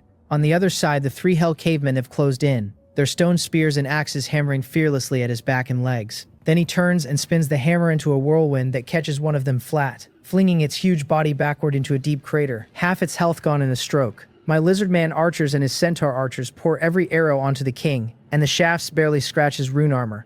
I cannot help cursing that this turtle shell is too hard. A tier 3 boss carries not only explosive attack but absurd defense, and at this rate he will simply grind my troops to death. Gang Jin shouts for Na Song to use armor break strike, and at the order a light flashes in the hero's eyes, his longsword sheathing in a faint golden glow. He spurs his horse again and shoots forward like a loosed arrow, man and mount fused into a streak of gold aimed dead at the opening on Ironbeard's chest, the gap that shows when he swings the hammer. The king senses the threat and tries to bring the hammer back to block, but the half-beat of Snow Song's slow betrays him, and Na Seong's sword punches clean into the seam of the chest armor. Ironbeard lets out his most agonized roar of the battle yet. My eyes light up and I shout for Snow Song to go now. Full power, and she does not hesitate, raising her staff and burning through her mana, ice thorn after ice thorn flying into the wound on his chest as if they were free. I roar at every ranged unit to hit the wound, and I snatch up a fallen dwarf battle axe and hurl it from a distance myself. The axe spins through the air, my aim far too poor, and it strikes his shoulder and bounces harmlessly off. It seems I truly lack the gift of the brute, better to stick to micromanagement.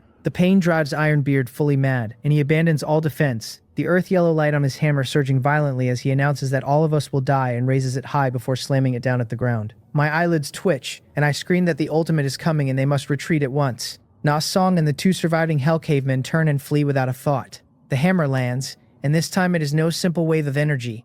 Centered on the impact, sharp earth-yellow spikes burst violently from the ground and spread in every direction. Na Seong, running at the front, reacts fastest, yanking his rein so his warhorse rears, halting its forward rush and leaping sideways, a few spikes grazing the horse's hooves and kicking up dust. The two Hell Cavemen are not so lucky, their clumsy bodies a step too slow even at a desperate retreat. A spike drives through the sole of one caveman's foot and out the top of its thigh, pinning it to the ground, an astonishing damage number floating up as the Tier 2 elite's health empties to white light. The other caveman is clipped at the edge, a deep bone-deep gash opening on its calf as it roars in pain, its movement gutted. Two slower regular cave dwellers are skewered on the spot, and one unlucky militiaman is tripped flat by the spreading spikes, alive but useless for the moment. Gang Jin's side fares no better, one centaur spearman and two halfling slingers caught and skewered together like candied fruit. The funniest of all are my slow slimes. Several water droplet slimes happen to be wriggling right over the spot when the spikes erupt, and the sharp points pierce their jelly bodies only to pass through as if stabbing cotton. No fatal damage at all. The slimes wobble, their health bars dropping a little past half, and keep hopping forward as if nothing happened.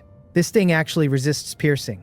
Gang Jin shouts that the king has finished casting his ultimate, that he must have a weakness window now, that this is the time. The commands come in a torrent, Snow Song to keep slowing him with Ice Thorn and never let him recover. The lizardmen and centaur archers to hammer his wound, Na Seong to charge once more, everyone else to tie him down. The formation scattered by the ultimate reforms in an instant. Ironbeard leans on his hammer, chest heaving, the move having plainly cost him dearly. He looks at the bone-deep wound on his chest, then at the enemies ringing him, his eyes full of madness, and roars before dragging the hammer straight at Na Se, the greatest threat to him. The hero advances instead of retreating, calling it good timing and flourishing his sword to meet the charge. At the same moment, the surviving Hell Caveman bites down its leg pain, roars, and lunges at the king's side, abandoning all defense to clamp its jaws on his arm. Ironbeard swings the hammer backhand and smashes the caveman away, the body tracing an arc before crashing to earth. I grimace at the loss, but there is no time to dwell. The caveman's sacrifice has opened a perfect window for Na Sung. His longsword flickers into starlight chain stab, three sword shadows thrusting out at once, all driving precisely into the chest wound. A run of damage numbers floats up, the king crying out, his movement pausing again.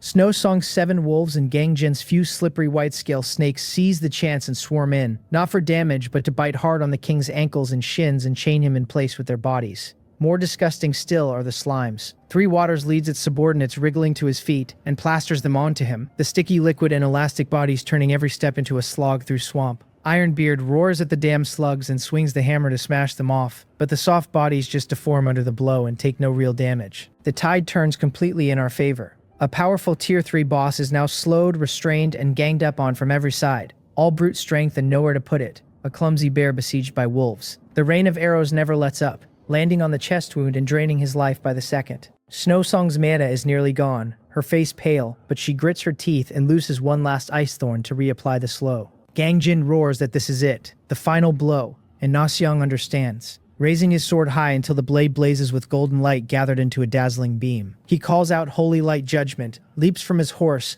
grips the sword two-handed, and descends from the sky, his whole body a golden blade that plunges into the top of Ironbeard's head and sinks to the hilt. Ironbeard freezes utterly, the madness and rage on his face harden into a last trace of unwillingness, and he lowers his head slowly to look at the blood pouring from his chest, then at the blue jelly still wriggling at his feet, and he says he is not reconciled. His massive body crashes to the ground, throwing up clouds of dust. The system rings in both our minds at once, telling us we took part in killing a Tier 3 leader and gained a large pile of experience, that my hero Snow Song has leveled to level 4, that some of my units have leveled too. The whole battlefield falls into eerie silence the moment he drops. The dozen or so surviving dwarf warriors stare at their invincible king lying in a pool of blood, frozen, one whispering that the king is dead, another insisting it is impossible. After the brief shock comes utter collapse. A dwarf warrior charges out red-eyed with his axe raised, screaming to avenge the king, and I give the cold order to kill any who keep resisting. The allied soldiers, already in a killing frenzy, need no more urging and roar forward, and what follows can no longer be called a battle,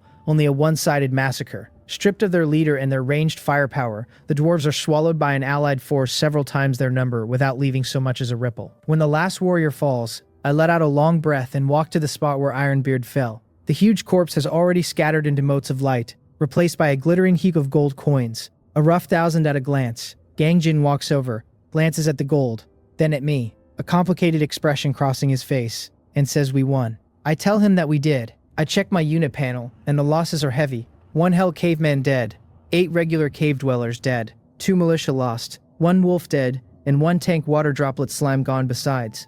Gangjin has not fared well either. 2 of his 8 centaur spearmen dead and the rest wounded. 3 halfling slingers killed outright. 3 white scale snakes perished. The worst off is Na Seong, who landed the finishing blow only to be caught by the king's last desperate counter, his health bar under a fifth now, held upright by his men, his face deathly pale. Gangjin sighs that fighting a higher tier boss without defensive towers is this hard, that the fight was far too close. I tell him the reward is rich enough, pointing at the gold on the ground, and we look at each other and smile, the old tension and wariness dissolving under the joy of victory, and the easy understanding of splitting the spoils. I remind him plainly that we agreed on 50-50, and he agrees without hesitation. We counted out together 1,320 coins, 660 apiece, and the system confirms the gold dropping into my stores. Watching the number climb, the losses sting less. He says the mining will run as we discussed, his people handling construction, and the guard my share of gold delivered every afternoon to the old spot, by the little stream. I tell him it is a deal. He extends a hand and offers a pleasant cooperation, and I shake it, the handshake sealing the fragile alliance between us, friends at least until our common enemy Wang Ho is dealt with. His people need rest, so he gathers his troops to withdraw, and I start taking stock of my own to head home. Early morning, and I wake on the wooden bed, walk to the door, pick up the strip of wood I used to track the days, and carve the final stroke of the 3rd tally mark with my small knife. 15 days. At that very moment, a cold notice sounds in my mind, telling me my territory has run stably for 14 days, and the build condition for the level 3 Lord's Mansion is now unlocked. Finally, my spirits lift. The pressure that Ironbeard put on us during the gold mine fight was immense. The thing was level 10, screened by a pack of tier 2 subordinates, holding the terrain, and even so, Gangjin and I paid a painful price to scrape out the win. And Wang Ho, he already commands at least 15 tier 3 wolf cavalry, and the count keeps climbing. I have to raise my strength fast and unlock stronger troops. I open the construction list without hesitation. The level 3 Lord's Mansion wants 10,000 wood, 8,000 stone, 200 iron ore, and 500 gold, over a 24-hour build. So greedy, my mouth twitching at the numbers. Wood and stone are manageable, since my peasants and the newly folded-in cave dwellers have been gathering at a frenzy, and the warehouse is fat, and the captured iron mine gives a steady ore output. Without the dwarf gold mine I took with Gangjin 2 days back, I would not have this much gold now. I order the upgrade and confirm. The system tells me that at level 3 the Lord's Mansion unlocks the territory building branch, and that based on my development it will now present me a choice. The first choice is to draw 3 generic race building trees and pick one as my territory's direction. Each tree holding most of a race's basic and advanced structures, stable in strength, clear in potential. The second is to generate a unique custom building tree based on my lord talent and current status, a thing full of unknowns, possibly extremely powerful, possibly stuck as a single specialized function. To be chosen with care. I fall into thought.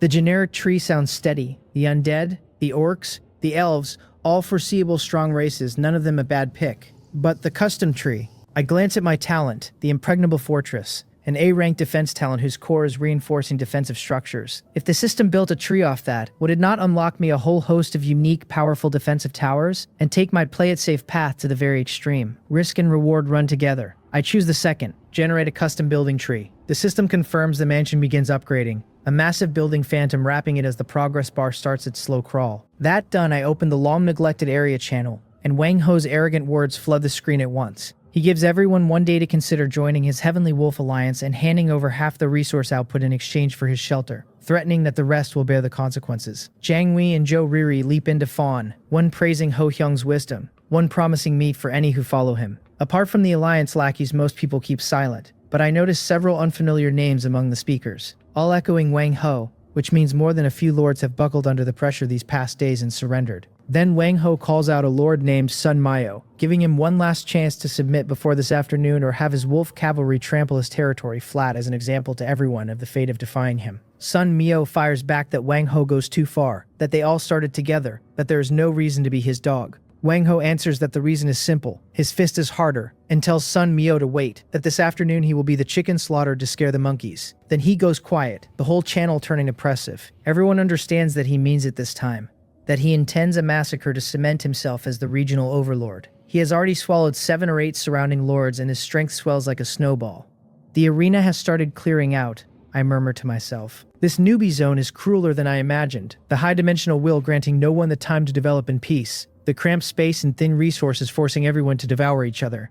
I have no impression of this Sun Mio, but I can feel a real backbone in his words, and backbone is worthless against absolute strength. 15 Tier 3 wolf cavalry are enough to crush any current lord's defenses inside half an hour. Should I go save him? I shake my head. Impossible. Exposing my strength now and meeting Wang Ho head-on is the most foolish move there is, and we are separated by most of the map besides, so by the time my army arrived Sun Mio's lord's mansion would already be rubble. Good luck, brother. The only thing I can do is mourn a man I have never met for 3 seconds. His threat is a wake-up call for me too. I glance at the upgrading mansion, then at my motley crew of slimes and cave dwellers and skeletons and lizardmen. It is time they all got an upgrade. In the territory, the peasants shuttle between fields and lumberyard. The slimes soak lazily in a puddle blowing bubbles. Everything orderly. But this is only the calm before the storm. I have to turn this place into a true war fortress before Wang Ho fully unifies the Northwest. And all my hope rests on the mansion now under upgrade. In the afternoon, Wang Ho makes good on his clamor. I sit inside the mansion watching the slow progress bar, the peasants' busy chants in my ears, and open the channel to a heavy silence.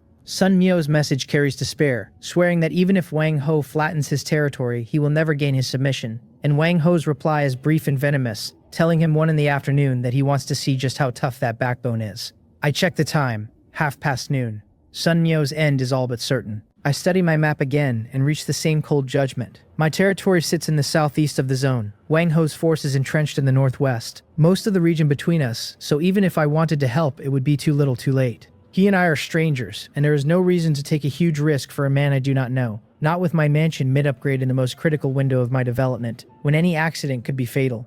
I mourn him in silence. I can understand his helplessness, since against an absolute power gap, courage is sometimes simply useless. At 1 in the afternoon, the channel falls dead quiet. Everyone knows the battle has begun. Across the map, Wang Ho rides at the head of 15 light-armored wolf cavalry, their sabers flashing cold in the sun, the gray wolves beneath them growling low. On his left and right ride 2 lords already bent to him, Jiang Wei and Zhou Riri, their territory's armies trailing behind, low-tier troops that to Wang Ho are only cannon fodder to wear down the enemy's defenses. Jiang Wei points ahead at a territory ringed by a wooden wall and says, Sun Mio's holding is just there. Disdain flickers in Wang Ho's eyes as he scoffs that such weak defenses dare challenge him. Sun Mio's territory is indeed bare, a thin wooden wall, a few low wooden arrow towers behind it, a dozen odd level 1 militia scattered inside. His main force was wiped out during the second Crimson Moon. Even his peasants gutted, leaving him no chance to develop. Wang Ho raises his saber and orders all wolf cavalry to charge, to trample it flat, and the riders howl as one, the gray wolves accelerating like loosed arrows. He then orders Jiang Wei to send his kobolds in to draw fire while Zhou Riri's archers shoot from range to suppress the arrow towers. Sun Mio roars from the roof of his mansion for his men to fire, a tremor in his voice, and the wooden towers loose arrows that are simply too weak, sparse shafts pricking the charging wolf cavalry for negligible numbers. The riders smash through the wooden wall in a spray of chips, the kobolds and archers flooding in behind. Sun Mio's militia raise their spears bravely to meet the charge. One spear strikes the flank of a gray wolf for a burst of damage, but the rider's saber comes down at once and hacks the militiaman to the ground. The wolf cavalry advance as through empty country, fast and brutal, the militia falling one by one, unable to resist at all, while Jiang Wei and Zhou Riri cheer Ho Young's might from behind, their kobolds and archers merely finishing off the wounded. The battle is wholly one-sided. Sun Mio's eyes go bloodshot, and he leaps from the roof gripping a rusty short sword and charges Wang Ho, who sneers at him for overestimating himself, sidesteps the strike easily, and sends Sun Mio flying with a swing of the saber, crashing him hard to the ground. Wang Ho tells the riders not to kill him, to keep him alive, wanting Sun Mio to watch his own territory die. 15 minutes later it is ruins, the mansion smashed by the wolf cavalry, every resource plundered, and Wang Ho stands in the wreckage and laughs wild, declaring this the fate of opposing him. The area channel is deathly still, every lord seeing his declaration and the notice of Sun Mio's territory destroyed, fear spreading through every survivor's heart. The system announces that Lord Sun Mio has been erased due to the destruction of his territory, the words striking like a heavy hammer. Wang Ho's message refreshes fast, demanding to know who else objects, offering one chance to hand over all resources and join the alliance for a guarantee of safety, with Sun Mio held up as the example. Then he turns on me by name, asking why the one who seemed so capable has gone quiet, telling me to hurry up and surrender if I know what is good for me. Killing the chicken to scare the monkeys, I think. Too bad I am not that chicken. Custom building tree, please do not disappoint me. The next morning, a grand system notice sounds in my mind precisely on time and wakes me from sleep, announcing that my lord's mansion has upgraded to level 3 and that, per my choice, the exclusive custom building tree has been generated. I jolt awake, all sleepiness gone, leap off the bed without bothering to dress, and open the territory panel. The interface has changed beyond recognition. The old plain building list, now a massive, intricately branching tree. Its trunk the mansion, every branch a whole new line of construction. My eyes fall first on the basic livelihood buildings. The farmhouse housing 5 peasants each. Current limit jumps straight from 10 to 30. Good heavens. Excitement surges through me. Population is productivity, and 30 farmhouses mean 150 peasants. The resource gathering rate multiplied several times over. What am I waiting for? I wave a hand, select farmhouse, max out the count, and confirm, and the moment 20 ghostly farmhouse outlines bloom across the territory with busy peasants swarming over. My sense of security detonates. Beyond the farmhouse, the limits on lumberyard, quarry, and farmland have each climbed by 2 as well. Then my gaze moves up the tree to the defense branch that matters most to me, and my breathing quickens. A stone wall sturdier than the wooden one, 30 stone per meter, 10 minutes per meter. A catapult tower hurling giant boulders for devastating area strikes. A heavy crossbow tower firing continuous bolts, deadly against light armor. A heavier crossbow tower launching massive armor-piercing bolts slow to reload but astonishing in power. I have struck it rich, truly struck it rich this time, nearly drooling at the new defensive buildings. The wooden arrow tower was already growing inadequate against Tier 2 goblin thugs, and these new towers, the area catapult and the single-target crossbows, fill its gaps perfectly. Ring the place with these big boys, wrap it in a thick stone wall, and Wang Ho's wolf cavalry would be smashed to pulp before they ever touched the foot of the wall. I force down the urge to replace everything with defense towers on the spot and keep checking the troop branch. A barracks producing 10 to 20 Tier 1 militia a week, a steady source of cannon fodder. Not bad. A slime pool recruiting Tier 1 slimes of every attribute, branching below into water droplet, mud, fire, the whole slime family bucket, and I laugh. Slimes crawl, but they are tough and high health. That mud slime alone running 105 health, higher than some Tier 2 troops, perfect mobile meat shields to plug a gate and soak damage. My eyes climb to the 2 branches glowing gold at the very top of the tree. A boar rider's nest? A Tier 3 building recruiting the boar rider weekly. 3,000 wood, 1,500 stone, 300 gold. An earth rock grotto, a Tier 3 building recruiting the rock pangolin shield guard weekly. 1,000 wood, 5,000 stone, 100 iron ore, 300 gold, Tier 3 troops, and 2 of them at once. My heart pounds. Wang Ho's wolf cavalry are Tier 3, and now I finally have my own. The boar rider is a strength-based charging unit of immense impact, the heavy tank of cavalry. The rock pangolin shield guard is a defense-based heavy infantry and thick rock scales behind giant shields, the most indestructible bastion on the field. One pure offense, one pure defense. The boar rider is the obvious answer to Wang Ho's wolf cavalry. 2 Tier 3 cavalry types, his leaning to speed and agility, mine to raw strength and impact. In a head-on clash on open plain would be genuinely hard to call. But the rock pangolin shield guard fits my turtle strategy like a glove. A wall of heavy infantry with giant shields planted in front of my carefully built tower array. And the mere thought makes my sense of security explode. Which to choose? I fall into a happy agony. Only children choose. I want them both. But Emil goes one bite at a time and buildings rise. One at a time. With Wang Ho's threat drawing near, I should build the bull rider's nest first for a mobile force to match him. Then I think again.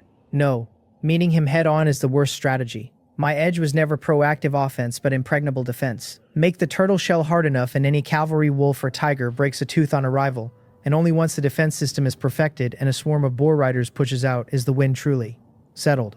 Walls first, then troops. Build the earth rock grotto first, and get my mobile great wall ready. I select the build, the system confirming 1,000 wood, 5,000 stone, 100 iron ore, and 500 gold. And I confirm. In a rush, the resources and gold that just surged from the gold mine drained by more than half, and I do not even blink. Money and resources only mean anything spent into tangible combat power. In a corner of the territory, the phantom of a massive grotto shoots up, peasants dropping their work to swarm it. A 24-hour countdown opening in my view. In the days that follow, Wang Ho uses Sun Mio's blood to crush the last hopes of every lord who still clung to a shred of luck, calling out names one after another like reading a death list. He gives a lord named Yubang 10 minutes to come out and surrender, then names Ju Ge as next. His army circles like a flock of vultures, locking precisely onto the next prey. And against that absolute might, most lords hand over their resources in humiliation and become members of the alliance, singing his praises in the channel. There are still a few tough nuts. The system announces Lord Obin annihilated, his territory destroyed, then Lord John Dada annihilated the same way, and the string of death notices drops the channel into dead silence. Wang Ho's power swelling like a snowball, more troops folded in, his strength climbing by leaps every day. I pay the bloody storm in the channel no mind, pouring all my energy into building. As 20 fresh farmhouses spring up, my peasant count breaks 100, and many hands truly do make light work. The lumber and stone rates soaring, the warehouse numbers climbing fast, and feeding my confidence. A peasant runs over sweating to report that the earth rock grotto is done, and I rush over. In a corner of the territory, a massive rock grotto has taken shape, its mouth deep in breathing a dense earth elemental aura, the rock wall solid with power under my palm. It refreshes 6 to 12 level 3 rock pangolin shield guards a week, upgradable once the mansion hits level 4. This week's recruit's already refreshed. I rub my hands and open the recruitment screen. 10 available at 100 gold apiece. 100 gold each, truly exorbitant, I grumble. But my hands are quick, since next to the dwarf gold mine dividends this is nothing. I recruit 3 to start. 3 tall, sturdy figures emerge from the grotto's shadows, over 2 meters each, sheathed head to foot in heavy dark gray armor like rock scales. Faces hidden behind helmets but for a pair of steady eyes. Their left hands hold square shields nearly half a man's height, their right hands gripping heavy stone warhammers. Just standing there, they exude an unshakable solidity. I check their stats: health 275, strength 35, constitution 55, the rest modest, their skills shield wall, and the passive solid as a rock. 275 health, 55 constitution. I gasp. These are practically walking walls. With these 3 behemoths, my sense of security soars. While the grotto rose, the boar rider's nest, the garrison, and the slime pool finished one after another, and I spend another 180 gold to recruit 2 boar riders. They run health 225, strength 42, constitution 45, their skills charge and formation break. A touch lower in health and constitution than the shield guards, but higher in strength and agility. Pure offensive units. I recruit militia and slimes besides. And after the upgrade, I find an unexpected blueprint in the list. A bone pool, a special building that lets me throw biological corpses in for a chance to turn them into level 1 skeleton soldiers. The success rate tied to the corpse's tier and wholeness. It costs 500 wood, 800 stone, 20 rotten clay over 12 hours. Waste utilization. I like this one. It is tailor-made for me, fallen soldiers, or wild monster corpses both turned from trash into treasure. Only level 1 skeletons, but free of cost and a fresh source of cannon fodder. I build it without hesitation, and the pool bubbling green gas in the corner draws a satisfied nod. My force is strong and well-equipped. I decide to go out and drill the troops, clear the monster strongholds I could not touch before, and convert some skeletons. I have Snowsong assemble the army, and a brand new team forms fast. The rock pangolin shield guards stand at the very front, cave dwellers and militia behind, Snowsong's wolves and the boar riders on the flanks, the lizardman archers at the rear, and me strolling leisurely behind the formation. The target this time is a valley 30 kilometers west, where a pack of level 2 hyena men nest. The thing Snowsong scouted before that I took one look at and detoured around, tough-hided and high attack, a head-on rush guaranteed to bleed. But it is different now. We reach the valley, and 7 or 8 hyena men near 3 meters tall and swinging giant wooden clubs spot us and charge roaring, every step trembling the ground. I order the rock pangolin shield guards to hold the line, and the 3 of them step forward and slam their massive stone shields into the dirt to form an impenetrable wall. The front hyena man brings its club down on a shield with full force, and a loud crash rings out with flying sparks, the shield guard's body swaying only slightly, a single number floating up. 10 damage, blocked. The hyena man freezes, unable to believe its hardest swing did so little. I call out that the moment has come, ordering the lizardmen to fire and the boar riders to charge. The ranged troops open up at once, arrows and ice spikes finding the hyena men's eyes and joints, and the 2 boar riders roar as their giant boars kick up like heavy tanks and slam into the formation from the side. One hyena man is knocked off its feet and thrown several meters to land lifeless. Another run clean through the belly by a boar's tusks and dropped with a scream. The whole fight is clean and swift, hardly even a hard fight. The 3 shield guards never moving from start to finish, stubbornly soaking every frontal blow. Tier 3 troops, terrifying to this extent. I nod, satisfied. With this mobile city wall, future monster clearing will be a stroll. After the hyena men, I lead the team through several more level 2 monster camps, seizing a fair pile of resource chests. The corpses gathered by peasants and hauled back to the territory and dropped into the bone pool, converting into a decent batch of skeletons. Before I notice it, the 20th morning has arrived. I step out of the mansion, and before I can even draw a breath of fresh air, a run of cold notices detonates in my mind. The third round of the newbie period, the Crimson Moon, begins after midnight tonight, the scale of this tide swelling again, brand new elite monsters appearing, all lords warned to prepare fully, all who fail their defense to be annihilated. My face darkens at once. Again, do they let anyone sleep? I curse under my breath, wondering why this Crimson Moon comes several times a month. Complaints aside, I dare not slack in the slightest, opening the construction list and locking onto the new defensive towers. I order stone walls ringing the territory 2 layers deep, a catapult tower at each of the 4 corners, 10 heavy crossbow tower to either side of the main gate. I issue the whole string of orders in a single breath, the resources in gold saved from days of clearing, and gold mine dividends pouring out like running water as the system asks me to confirm each consumption. Confirm all of them, confirm, confirm, confirm, and this one too, confirm. Watching dozens of construction holograms spring up across the territory and hundreds of peasants rushing in with tools, my heart finally settles a little. As evening nears, the building frenzy concludes at last, and I stand on the mansion roof looking out at a wholly renewed territory, an unprecedented sense of security welling up. On the outermost ring, a thick stone wall 5 meters high has sprung up, wrapping the whole place tight, a 3-meter wooden wall behind it as the second line, dense fields of animal traps and sharp palisades between them. At the 4 corners stand 4 new catapult towers, their great throwing arms aimed at the sky. Atop the walls, 15 wooden arrow towers, 10 heavy crossbow towers, and 4 heavier crossbow towers spread into a 3-dimensional firepower net with no blind spots, covering near and far, high and low. The illumination lighthouses stand like loyal guards, waiting for night. This should be safe now, right? I murmur. These past days nearly emptied my reserves, but the unprecedented extravagance has brought unprecedented sturdiness. Just then, a private message pops up, Gang Jin asking how my preparations are coming, saying the tide is no small matter and the pressure on his side is immense. I tell him it is passable, that I can barely hold. He says good, then warns that Wang Ho has folded in nearly 20 lords and grown greatly, that this Crimson Moon is just a military parade for him, and that once he wipes out his opposition, we are his next target. I know, I answer. He tells me to take care, and we end the brief exchange. I glance at the falling sky and call Snowsong to take inventory of the troops and prepare for battle. In front of the mansion, my ragtag army has already gathered, the rock pangolin shield guards standing like mountain peaks at the front, the boar riders mounted behind them. Then come the cave dwellers, the militia, and a clutch of colorful slimes, the lizardman archers, and butterfly sprites waiting among the ranged ranks. My gaze sweeps the troops and lands on the bone pool, breathing its eerie aura. In the last few days, the monster corpses have let me convert over 30 skeleton soldiers. I send them all up onto the walls as my reserve, and order every peasant into the mansion with no one allowed out. The whole territory snaps into combat readiness, and time ticks down second by second to midnight sharp. The Crimson Moon descends. The blood-red light drowns the land a third time, the reek of blood thicker than ever before, and earth-shaking roars echo from every direction at once. A warning flashes of an ultra-large tide closing on all sides, and another that flying units are inbound. Flying units, I think. Under the lighthouse glare, the scene outside the walls turns clearly visible.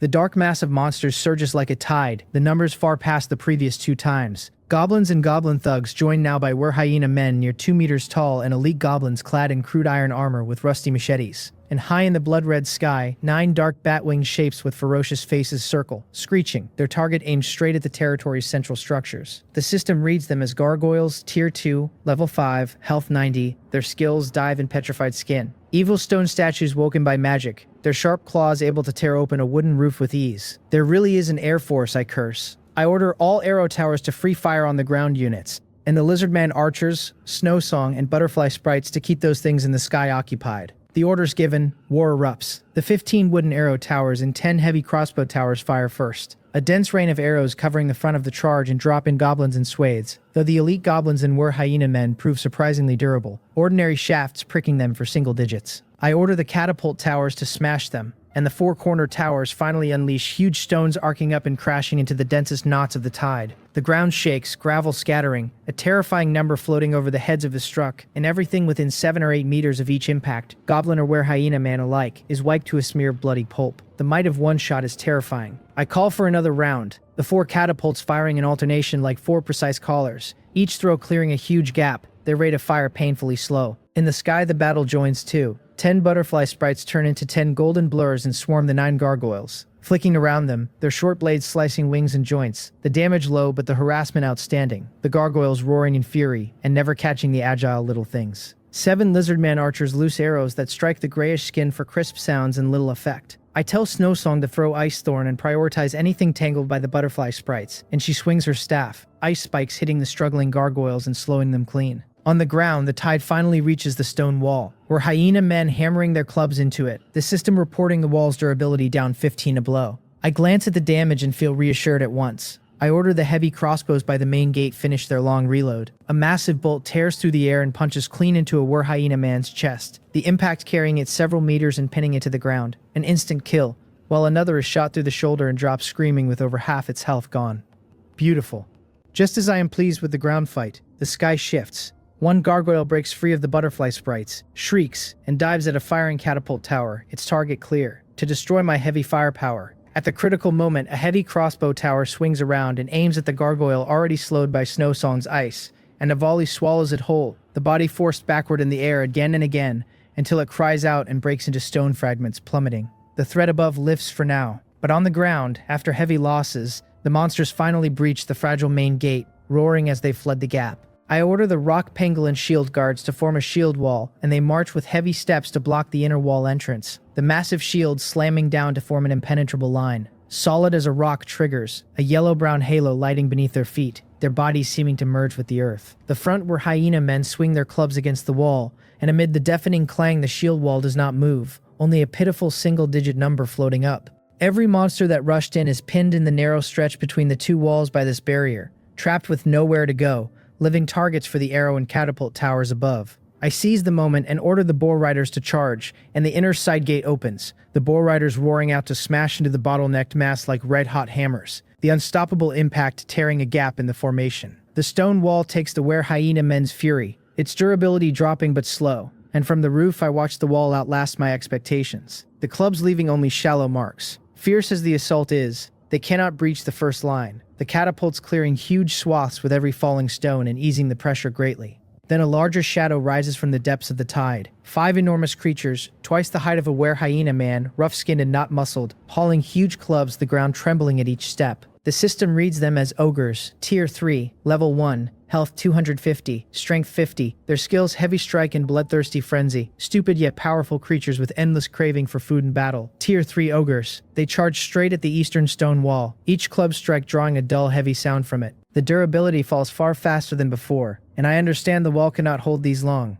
I order the rock pangolin shield guards to prepare to engage, and the boar riders to stand by, then call through the amplification device for the catapult towers to concentrate fire and smash those ogres. The 4 catapults adjust, and send huge stones whistling at the ogres, the first striking one in the shoulder, but it only staggers and does not fall.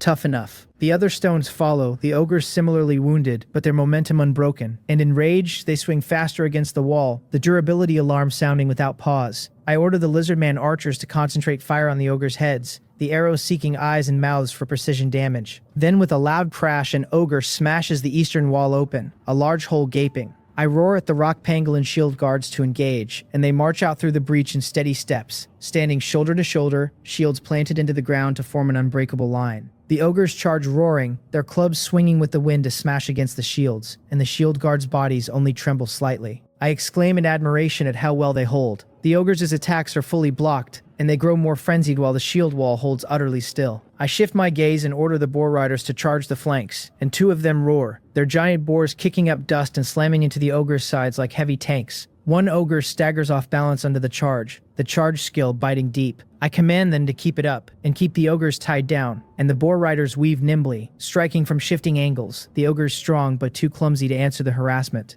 In the sky, with the butterfly sprites and ranged fire, 5 gargoyles are already down, the remaining 4 too wounded to threaten the structures. On the ground, the Tier 2 tide thins fast under the catapults and arrow towers, my militia and cave dwellers behind the wall finishing any monster slowed or hurt with their spears. This battle is easier than I imagined, I think. The Tier 3 ogres made things tense, but my Tier 3 troops performed beautifully, fully able to handle them. I remind Snowsong to manage her mana and save the ice thorns for the ogres. The ogres, blocked by the shield wall and battered by the boar riders, bleed health steadily, roaring in vain. I seize the chance and call for another round of catapult fire, and 4 more stones streak across the night and crash onto the besieged ogres, the successive impacts pulling their final wails. 1 ogre's health empties, and the massive body crashes down. Excellent. The rest soon follow under the combined assault of catapults, boar riders, and ranged fire. And when the last ogre falls, there are very few monsters left in the tide. The scattered goblins and were hyena men under my defense system like moths flying into flame. Quickly cleared. I let out a long breath and look at the breach in the eastern wall where the 3 rock pangolin shield guards still stand unmoving. This defensive power is truly reassuring. The whole perimeter is littered with corpses, dark green and dark red blood mixing into a foul stench. I order my men to take inventory of losses and clean the battlefield. The losses are even smaller than the last Crimson Moon. The shield guards barely scratched, the boar riders only lightly hurt, the only deaths 2 water droplet slimes crushed by ogres, and 1 butterfly sprite that fell during the tangle with the gargoyles. The bone pool is already full of fresh corpses, the skeleton count due for a hefty refill. I walked to the breach to inspect it and set the peasants to repairs. Larger and stronger as this Crimson Moon was, I defended with almost 0 losses. The battle over, I set the peasants to repairing the walls and dragging the scattered corpses toward the bone pool, and lean against the mansion doorframe to wait for the final tally, certain that a defense this easy locks first place. The Grand System voice echoes through the whole newbie zone, announcing the 3rd wave concluded, calculating rewards by each lord's performance, then announcing the rankings. A familiar leaderboard blooms before every survivor. First place, Lord Mbiome, clearance time 28 minutes and 45 seconds. Second, Lord Wang Ho, 29 minutes and 11 seconds. Third, Lord Gang Jin. Fourth, Lord Han Ri. Fifth, Lord Li Biwu. Sixth, Lord Wang Jangrak. Seventh, Lord Li Hyung. Eighth, Lord Jin Hado. And on down. At the very bottom, 48th, Lord Ban Soyun. Only behind by under half a minute this time. I look at Wang Ho's name clinging tight behind my own. Proof his strength is climbing just as fast, clearing this tide with similar ease. Reading further down, the whole board holds only 48 names. More than half died, I calculate. Tier 3 ogres appeared in this tide, and lords who failed to upgrade to a level 3 mansion, who never unlocked Tier 3 troops and the new towers, surely met a grim end. This newbie zone is in the middle of a brutal natural selection. The channel is dead silent, and after a long while only a few scattered messages pop up, all relief at surviving, the old clamor gone. Wang Ho does not come out to boast as usual. Perhaps he is staring at the name Mbiome behind his screen. The system begins distributing rank rewards, congratulating me on first place for the area. A blue resource chest, a random building blueprint chest, and a special item called a wolf heart. There is a special item too. My spirit lifts. I open the resource chest first. 6,000 wood, 3,000 stone, 500 iron ore, 1,000 gold. Then I turn to the wolf heart, a fist-sized heart that looks carved from ice crystal, faint blue light flowing over its surface, wisps of cold air rising off it. The system reads it as a hero-exclusive item usable by a hero with affinity for wolves, granting on use a bloodline leap and a brand new power. Hero-exclusive, affinity for wolves. I think of Snowsong at once, her talent Wolf's Whisper. I call for Snowsong and she comes from directing the wolves to move corpses. I hand her the wolf heart and tell her it is for her. She accepts the ice crystal heart and it sinks into her palm as if it had found its home. The next second she is wrapped in dense blue light, the 7 wolves beside her growling low and shrouded in the same blue glow. When the light disperses, her aura has shifted, a touch of icy cold added to her face. The wolves grown a size larger, fur turned snow white, fangs and claws frosted, their breath carrying white mist. I check her panel at once and she now stands at level 5. Her talent has become Frost Wolf Affinity, raising all attributes of her wolf-type units by 20% and adding frost damage, her summon now calling Frost Wolves instead of Wild Wolves. Her Ice Thorn become Frost Nova. This upgrade is amazing. I open the Frost Wolf stats, Health 120, Strength 22, Constitution 24, Agility 20, its skill Frostbite leaps straight from Tier 1 to Tier 2, with stats that crush the old wild wolves, and a new slowing skill besides. And Snowsong's new Frost Nova is an area spell that damages surrounding enemies, and applies a group slow, turning her from a single target control support into a powerful area mage with summons. Not bad, not bad. Very satisfied. Last I take out the random building blueprint chest, clasping my hands and muttering a quick prayer for something useful before opening it. The blueprint, Longbow Camp. I check it fast. A Tier 3 building recruiting the Tier 3 ranged unit Longbowman. 4,000 wood, 2,000 stone, 400 gold, 20-hour build.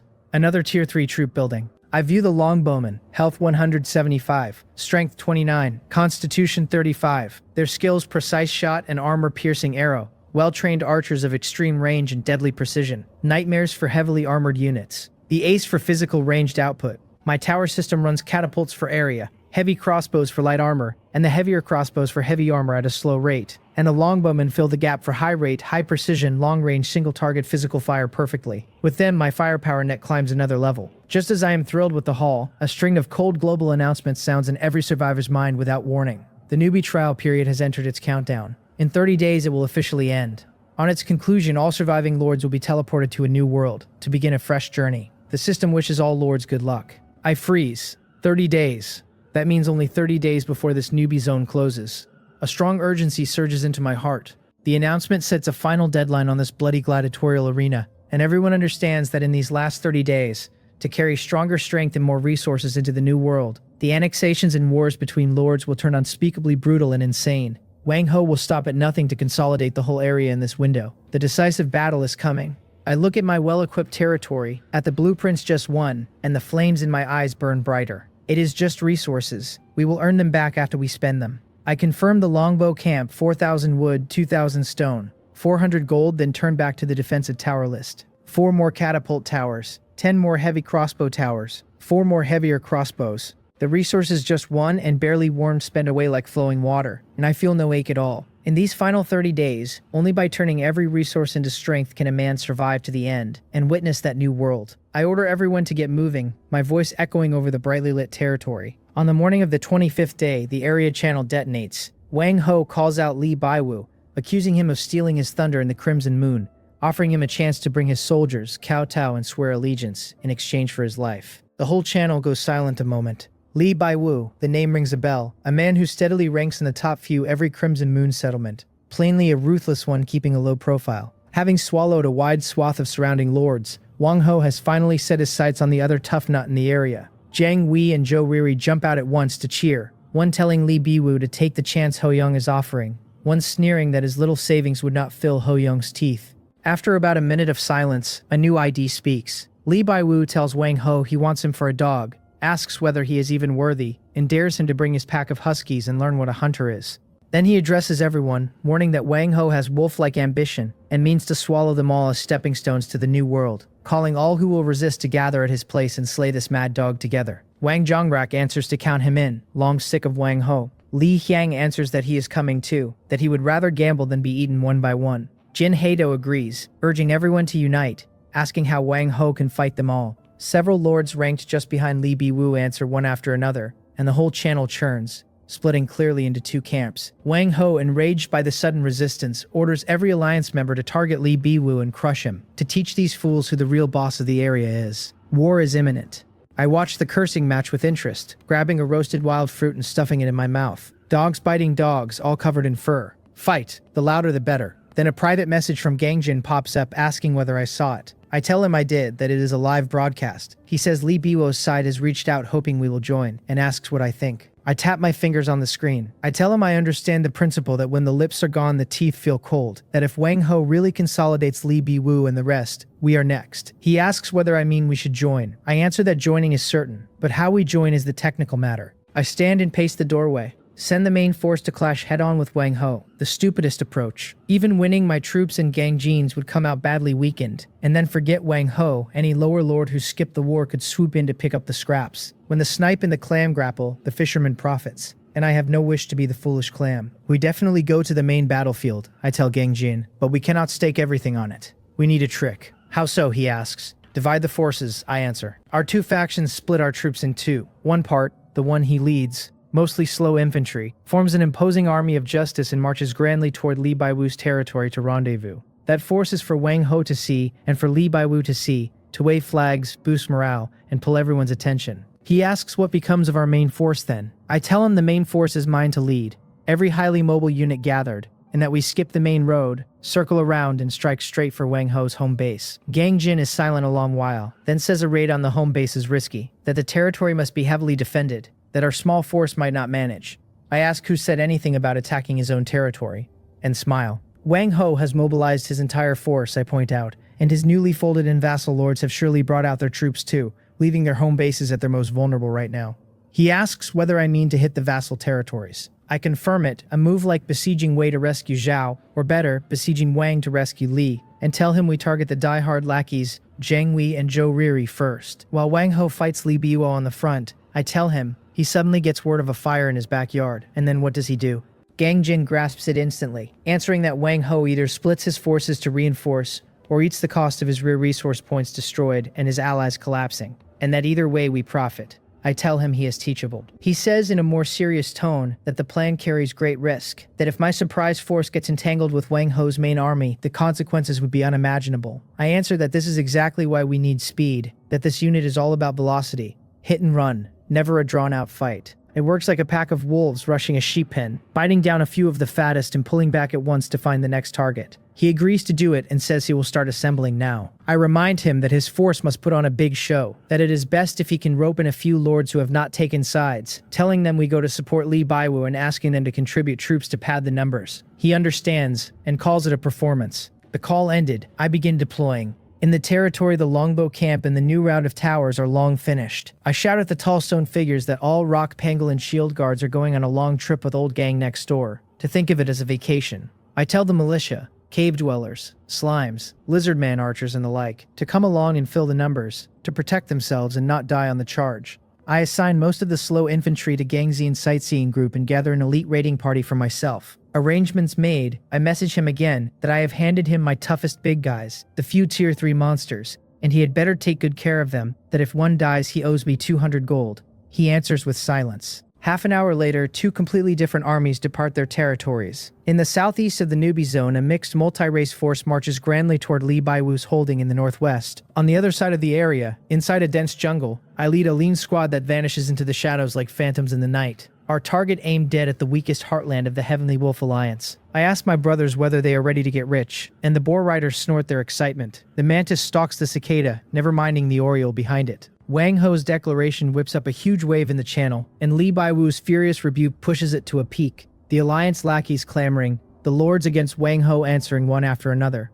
The whole area torn into two opposing torrents. Wang Ho leaves Li Baiwu a parting message that he is dead for sure, then shuts off communication. He stands before his territory. Behind him, dense ranks of troops, over 30 light-armored wolf cavalry lined neat, their gray wolves growling low. On the wolf cavalry's flanks stands an entirely new unit, 11 agile cavalrymen in leather caps and armor, with scimitars and short bows. Their horses not as fierce as the gray wolves, but high in stamina and decent in speed. These are the Nomads, a tier 3 unit Wang Ho unlocked through his upgraded mansion and custom tree, masters of mounted archery and harassment, perfect flank raiders. Zhang Wei comes over with a fawning smile to tell Ho Hyun that the brat Li Biwu is truly ungrateful. Behind him, near 100 kobold warriors and lizardman archers along with the tier 2 hyena men he has lately recruited.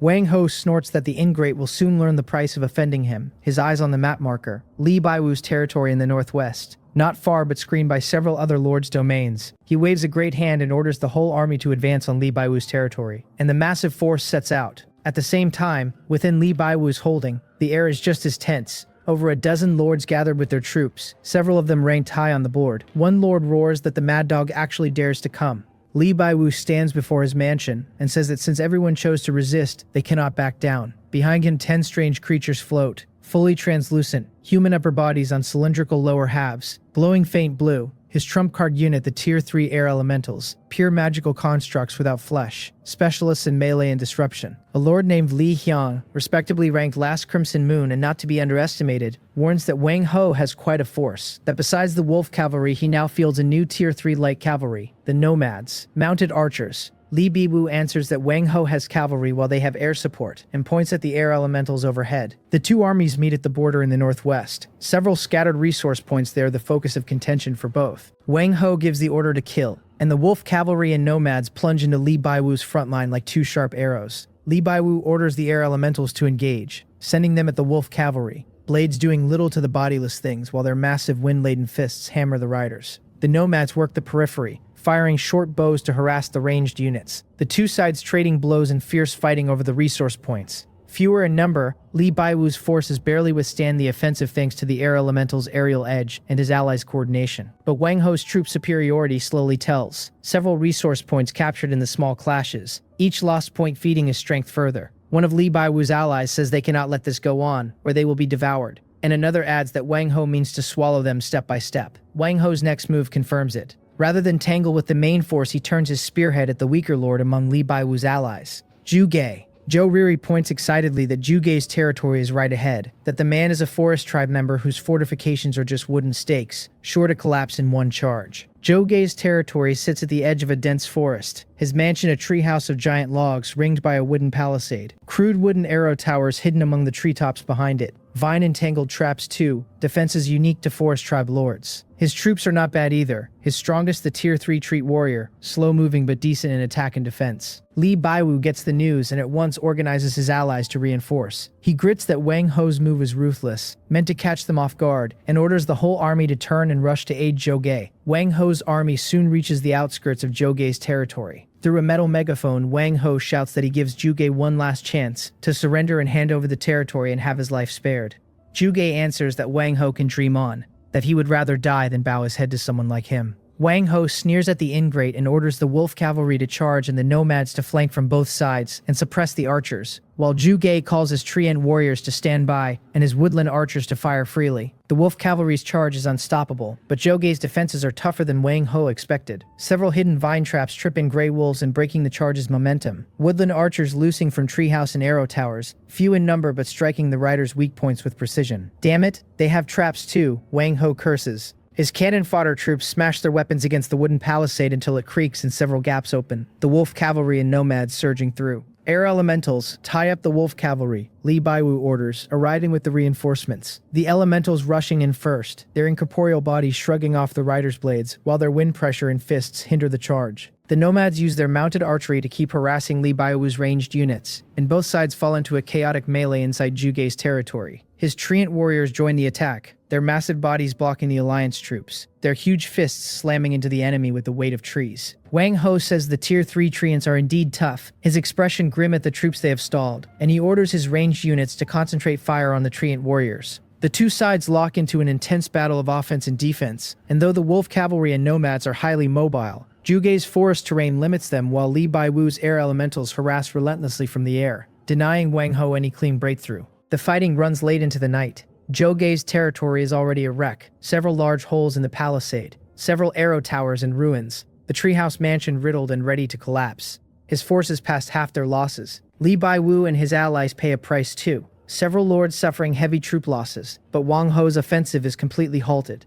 Jiang Wei wipes the sweat from his forehead and tells Ho Hyung that it is getting late and the brothers are tired. His own troops badly mauled. Wang Ho looks at the dilapidated territory, a trace of unwillingness flashing in his eyes, never having expected Jogei's defense to be this tenacious. At last he gives the order to make camp on the spot, to leave the necessary guards while everyone else rests here, and to attack again at first light. His army sets up camp outside Jugei's territory, torchlight lighting the night sky, while Li Biwu and his allies count their casualties inside the shattered walls. The night runs deep, and the jungle has swallowed every scrap of light. My raid squad makes a temporary camp in the thick of the forest, and after pushing through a belt of thorns the whole team looks worn down. I tell them in a low voice to rest, to hold position for 2 hours. Snow Song settles against a wide tree with several frost wolves lying close, their heads up and their eyes still working the dark. The boar riders simply drop where they stand and start snoring loud enough to shake the leaves. Little Gold circles my head once and lands on my shoulder, fanning its small wings. I dig a strip of roasted meat from my storage space, tear off a piece and hand it up to Little Gold, who clutches it and starts nibbling. I tell it that it has worked hard and that the next job is even more important. I point northwest, toward Wang Ho's territory, and tell it to fly over and scout the home base, to count the defenses and the troops stationed there, and above all to stay unseen. Little Gold nods hard, swallows the meat in a gulp, and melts into the night. I close my eyes and run the possibilities through my head while I wait. Half an hour later, that familiar flutter returns, and Little Gold lands chattering and gesturing. I frown as I follow the description. So Wang Ho's main territory is not lightly held. The little one nods and drops to the ground, scratching crude pictures in the dirt with its claws, telling me he kept a fair stack of Tier 1 and Tier 2 troops at home, and sketching out how many arrow towers and walls ring the place. Arrogant as he is, Wang Ho was not fool enough to leave his own house empty. A direct assault on his main territory would cost too much even in victory, which runs flat against my whole way of playing. The most benefit for the least cost, always. So I ask Little Gold about the vassal lords instead. It lifts off, circles, and points in 2 directions, and I learn it scouted those holdings too. I am genuinely surprised, and it puffs out its little chest proud of itself. The 2 territories belong to Bang He and Joe Riri, and both stand nearly bare of troops. Defense is far flimsier than Wang Ho's base. I remember both names from the area channel, 2 loyal lapdogs of the Heavenly Wolf Alliance, who never missed a chance to cheer their master. Bully the weak, fear the strong, squeeze the soft persimmons first. My lips curl. I will start with those two. I have Gangjin's centaur troops, my snow song and her frost wolves, my boar riders, and little gold besides, a force built for speed and sudden violence. Against an empty city with walls but no garrison, breaking through is no trouble at all. I decide to let the squad rest until dawn, then strike before the sky lightens. First I message Gangjin straight to the point, telling him my scouting here is done. He asks fast what the situation is. I tell him Wang Ho's home base is a hard nut, but his two lackeys Bang He and Zhou Riri are sitting on empty cities. And I relay what little gold turned up. He goes quiet a beat, then asks whether I mean to raid their home bases. I confirm it, telling him that at dawn I will lead the raid force straight at Bang He's and Zhou Riri's territories. He says the timing is deliberate, and I tell him of course it is. Wang Ho is locked in a brutal fight with Li Biwu right now. So the moment I move here and the word reaches his ranks, his vassal lords will panic to run home, their backyards on fire and their morale crumbling. Wang Ho himself will start fearing for his own territory until his whole formation falls into chaos. Then Li Biwu and the others can wheel around and chase him down, and his losses will run deep. Gang Jin is silent again, then says the plan is ruthless, and asks whether I can truly take down those two territories on my end. I answer with full confidence that cleaning up an empty city or two is no great problem. He agrees that he trusts me and that he will do his best to pin Wang Ho's main force, and keep the pressure on. We settle it and end the call. Then I send the same brief to Li Biwu, telling him I am leading troops to raid Bang He's and Zhou Riri's holdings, that once Wang Ho's rear takes a hit his line will waver, and that he should seize the chance to counterattack. After a moment Li Biwu replies that he understands, that he will coordinate, and that he hopes we pull it off. I look at my sleeping troops. This fight decides the fate of the whole region, though I am not playing the hero, only buying myself a steadier place to grow. Wang Ho loves to put on a show. I want to see whether he can keep grinning once his backyard goes up in flames. The east is already turning pale. Dawn is coming. I call the team to assemble. Snow Song is on her feet at once, the frost wolves rising alert. The boar riders yawning and rubbing their eyes before they climb onto their giant boars. The centaurs forming up quick. I give the order to move out, and the squad shoots into the forest like an arrow off the string, silent and fast, headed dead for Bang He's territory. That is it? I look at the scene in front of me and almost laugh out loud. On the south side of the territory, several wide gaps gape in the wooden wall, never repaired, and the defensive towers that should be standing are nothing but scorched wreckage. Best of all, two goblins lean against the gatepost drooling in their sleep, taking turns at the loud snoring. This man truly treats Wang Ho like his own father, certain that hugging a strong leg means safety enough to abandon his home. Down the road I will never use goblins to mind a gate, since these greenskins are far too unreliable. I do not even bother with a strategy. I order the boar riders to charge straight in and smash the Lord's mansion. They roar with delight, their boars kicking up dust as they thunder at the two dreaming goblins, who turn to corpses before they can scream. The noise finally wakes the territory, sharp cries of enemy attack ringing out as a dozen odd goblins stumble from their corners waving weapons. But they are facing my elite squad. Snow Song taps her staff, and the frost wolves leap into the enemy ranks like white lightning, every bite trailing a sheet of frost that drags their movements to a crawl, while Gang Jin's centaurs swing in on the flank. It cannot even be called a fight, only a one-sided clearing, all resistance wiped out in under 5 minutes. The boar riders reach the front of the Lord's mansion, their tusks slamming into the wooden frame, and the already rotten structure groans and crashes down in a heap. The system announces that Lord Bang He has been eliminated, his territory destroyed. One down, and I tell the squad to pack up for Zhou Riri next. The troops pause only to clean the ground before turning for the next target. As we close on Zhou Riri's holding, though, the sounds of fierce fighting and bursting magic drift over from ahead. Someone is stealing my business. I raise an eyebrow and push the pace. We round a small grove, Zhou Riri's territory comes into view, and I freeze. Her outer defenses lie in ruins, plainly under assault. But the attackers belong to neither Wang Ho nor Li Biwu. They are a force I have never seen. More than a dozen creatures with the graceful upper bodies of women and lower halves of blue serpentails are lashing the defenders with whips of flowing water, the system reading them as Tier 3 water elementals. On their flanks, some 20 hellhounds, jet black with red light burning in their eyes, dart back and forth, and overhead more than a dozen butterfly sprites circle, colored and a little larger than little gold. Behind the main force, a clutch of short, stout woodland slingshooters heave stones deep into the territory. Zhou Riri has not folded easily. Her outer line is breached, but around the Lord's mansion she has thrown up a fresh ring of stone wall, and at its four corners squat half-height bunkers, their dark muzzles spitting fire and smoke. In front of them, several swamp mud monsters, foul-smelling things that look like walking sludge, hold off the water elementals and hellhounds. The mud monsters move slowly but are absurdly tough, the water whips only denting them, the hellhounds unable to bite anything that matters. 2 hellhound corpses already lie in the open ground before the bunkers, though the mud monsters' numbers keep falling too. The commander of that force notices me arrive, an ordinary-looking young man who throws up a hand to halt the attack, every unit turning as one to face me warily. He shouts to know who I am, asking whether I am reinforcement from the Heavenly Wolf Alliance. I call back that I am here to tear their house down and give my name and area. At the name, the young man pauses, then surprise spreads over his face. He says so it is me, that he has heard plenty about me, and drops his guard, introducing himself as Han Ri, his goal the same as mine, to bring trouble to that fellow Wang Ho. Han Ri, the man who steadily holds a top spot on the Crimson Moon board and has never said a single word in the channel. I realize at once that I am not the only one who thought of sneaking into the enemy's backline. I chuckle that I am clearly not the only smart one here, and he smiles back, agreeing that with Wang Ho and Li Biwu trading blows on the front, someone has to tidy up the rear. He proposes we join forces and finish this lackey Zhou Riri first, and I nod without hesitation, telling him that is exactly what I came for. Han Ri points at the 4 firearm bunkers and warns that Zhou Riri is trickier than that trash Bang He, that the bunkers carry real power and cost him some hellhounds already. I have seen as much. The bunker guns can wound Tier 2 hellhounds, which means they would chew through my Tier 3 boar riders just as well.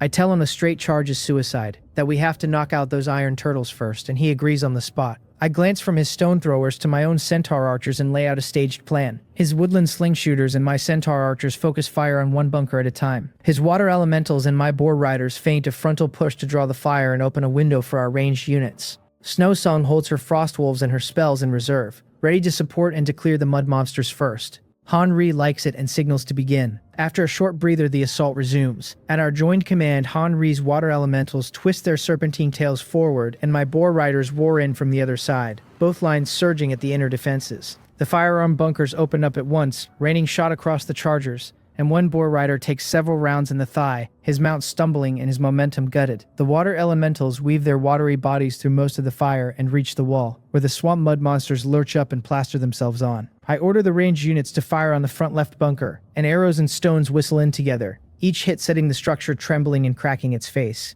Seeing the water elementals tangled in the mud monsters, I call for Snowsong's Frost Nova. She raises her staff and a visible cold mist spreads from her, the ice blue halo sweeping the field, and cresting the already sluggish mud monsters in frost. Now is the time. I send the frost wolves in, and they pounce from the side, claws and teeth tearing at the mud monsters whose tough hides finally start to bleed health. Under the steady focus fire, the front left bunker can take no more and collapses into rubble. I roar that the gap is open and send everyone charging through. Han Ri's hellhounds, long impatient, pour in first, my boar riders and centaurs hard behind, the main gate shattering as the fight ends. The system announces Lord Zhou Riri eliminated, her territory destroyed. In the early morning, Wang Ho's massive army has already gathered outside the ravaged ruins of Zhu Gei's territory, a chilling pressure hanging in the air. He draws his long saber and points it forward, telling his brothers that yesterday the brat Zhou Gei used the terrain to cost them a small loss, and that today everyone will see how futile struggle is against absolute strength. Flatten the place, kill Zhu Gei, take Li Biwu alive. Jiang Wei leads the cheer, praising Ho Young's might, and the Heavenly Wolf Alliance behind him roars in answer. Over 30 wolf cavalry and 11 nomads packing into a sharp arrowhead, waiting only on the word. Just as Wang Ho is about to order the charge, a pale lord comes scrambling up from the rear of the formation. It is Bang He, trembling head to foot, crying out to Ho Hyung that something terrible has happened. Wang Ho frowns and asks what the panic is, whether the sky has fallen. Bang He nearly drops to his knees, gasping that his territory is under attack, that his lord's mansion is taking a fierce assault and the durability is plunging. The noisy crowd falls dead silent, every gaze locking onto him, and the lords who were lately forced into the alliance, who hauled all their wealth out to this war, go bloodless in the face. One asks anxiously who is attacking, and Bang He, close to tears, says he does not know, that he left only a few goblins to guard the place and they cannot hold it all. Wang Ho's expression turns ugly. Jiang Wei curses that it has to be Li Biwu's crowd, too gutless to fight head-on, sending raiders to burn homes instead, despicable to the core. Unrest ripples through the ranks. Lords begin asking whether they should send people back to check, one fretting that his territory sits close to Bang He's. Wang Ho roars at them all to shut up. He is about to speak when a cold system notice sounds in every mind at once, announcing that Lord Bang He has been erased, his territory destroyed. As the words fade, Bang He, still weeping before Wang Ho, turns transparent and dissolves in a flash of light. Not a single hair left. Everyone watches a living man vanish into thin air. After a beat of dead silence, the ranks explode. One lord wails that he was actually erased. Another collapses and bolts for home. A third shouts that they all have to go back since with their homes gone there is nothing left to fight for. A fourth threatens to quit the alliance on the spot if Wang Ho will not release them. The lords who cowered before him minutes ago now turn bloodshot eyes on him. Territory is the root, and once the root was being dug up, no one cares about being an overlord. Wang Ho's face goes ashen, having never expected the enemy to tear a lord's mansion straight down. Just then a stir arises from Zhuge's ruins too, where Li Biwu, Gang Jin, and the rest have heard the same announcement. Gang Jin cannot help a quiet word of praise. Li Biwu's spirits leap, and he orders his army gathered, declaring that with a fire in his backyard, Wang Ho's morale is shaken, that this is the moment to charge out and run him down. The resistance roars to life, troops assembling fast to pour out of the ruins and crush their enemy. On Wang Ho's side, it has already dissolved into chaos, the man's lungs near to bursting at the lords clamoring to go home. Jiang Wei leans close and urges him in a low voice not to panic, that breaking now plays straight into the enemy's hands. Jiang Wei's own territory is well kept, ringed with towers and a strong garrison, so he is not worried for himself. He argues that the raid only proves the enemy cannot win head-on, that yesterday the resistance was nearly crushed behind their walls, and would fare far worse in the open. Retreating now, he says, would hand them the initiative and bleed the army dry on a fighting withdrawal. A cruel glint enters his eyes. He says they should ignore the rear, that 1 or 2 dead lords mean nothing, that once Li Biwu's main force is gone, they can track down the raiders and own the whole district. The fierce light kindles in Wang Ho's eyes. He glances at his clamoring lords, then at Li Biwu's forces assembling in the distance, and suddenly raises his saber, his voice drowning the noise. He demands whether they will really retreat in shame, just because their homes were touched, says the enemy is mocking them as cowards behind their backs, and orders the charge, promising to take back what was lost 10-fold and 100-fold once they win. Anyone who flinches and shakes the morale will be executed without mercy. His wolf cavalry and nomads answer without a flicker of doubt, and a few lords who trust their own defenses chime in too, while the rest, pinned under his presence and the bare blade of his threat, fall in line with grim faces. Wang Ho takes the lead, the torrent of wolf cavalry smashing into Li Biwu's forces just as they spill from the ruins. Li Biwu is stunned. He came out to beat a drowned dog and ran headlong into a maddened tiger, hardly able to believe Wang Ho would abandon his home entirely. The vanguards collide with no buffer at all, the wolf cavalry erupting with savage power, all their pent-up rage in their sabers, and Li Biwu's army, caught flat-footed, breaks into disorder at once. It was a hasty alliance to begin with, weaker in strength and far weaker in coordination, and yesterday only Zhuge's fortifications kept it standing. On open flat ground, its flaws lie bare. Li Biwu shouts for his air elementals to tangle the wolf cavalry and hold the line, but the alliance simply has too many bodies. One lord, watching his troops cut down like vegetables, cracks first and tries to pull his survivors off the field, and his flight sets off a chain reaction. 2 more lords wheeling their forces around to run. The whole front line of the alliance disintegrates in an instant. Li Biwu curses them for trash, but it is far too late to save anything. Wang Ho drives his troops in pursuit like a madman, the routed allies casting off armor and weapons as they scatter, several lords slipping away in the chaos for good. Li Biwu, Gang Jin, and the others can only fight a desperate rearguard, covering the remnants back into Zhuge's already broken territory. This time the ruins cannot shelter them. Wang Ho's army smashes the last line and swallows the whole place, and the system announces that Lord Zhuge has been erased, his territory destroyed. Wang Ho stands on the wreckage of the Lord's mansion and laughs wild, calling out that Li Biwu is next. He is on the verge of ordering the chase when another cold notice rolls across the field, announcing that Lord Zhou Riri has been erased, her territory destroyed. The laughter stops dead. Wang Ho's head snaps toward his own ranks, where Zhou Riri, standing beside Jiang Wei, suddenly stiffens, lets out a short scream, and bursts into motes of light. Silence falls instantly. If Bang Hei's death only scared the vassals, Zhou Riri's lands like a hammer on the heart of every alliance member, because she was Wang Ho's right hand, a core of the Heavenly Wolf Alliance, and even her territory has been taken. Then what about the rest of us? Fear spreads unchecked. One lord wails that his holding sits right beside Zhou Riri's, and now no one fears Wang Ho's threats anymore. Every coerced lord turning to him with something close to pleading. If they do not leave now, the alliance truly comes apart. Wang Ho looks at his collapsing army, then in the direction Li Biwu and the others vanished, his face the color of pig liver. He won the frontal battle and lost the entire rear. He lets out a roar of helpless fury, then orders a full retreat to defend, and the once imposing host falls back like a pack of beaten dogs. Zhou Riri's lord's mansion crashes down into countless points of light, the system once more announcing her annihilation. Another core member of the Heavenly Wolf Alliance gone. I dust off my hands and call it done. Han Ri walks over and tells me my reputation is well earned, that working with me is effortless. I return the courtesy, praising how cleanly his water elemental and hellhound combination ran. We set our subordinates to clearing the field, and then a private message pings. It is from Gang Jin, short, and the content sinks my heart. He writes that he cannot hold on, that Wang Ho is a lunatic ignoring the rear entirely, and fighting them to the death with his main force. Li Biwu's alliance has been crushed, and Zhuge is dead, they are retreating in pieces, and Wang Ho's army is turning back to defend. I need to pull out immediately. The smile drops off my face, I look up at Han Ri and tell him something is wrong. He stops and asks what. I say plainly that Wang Ho won, that he ignored us, broke through Li Biwu's forces, and is leading his army back. Han Ri's face goes serious too, and he strokes his chin and paces a couple of steps before saying that means we scram. Fast. Exactly. Wang Ho must be boiling now, and running into him would not end well, so we retreat at once, find a hole to hide in, and wait the storm out. Makes sense. Han Ri nods and asks where we should fall back to, whether we might meet somewhere and look out for each other. As he speaks, he drifts 2 steps back toward his own troops, the movement smooth as if rehearsed 100 times.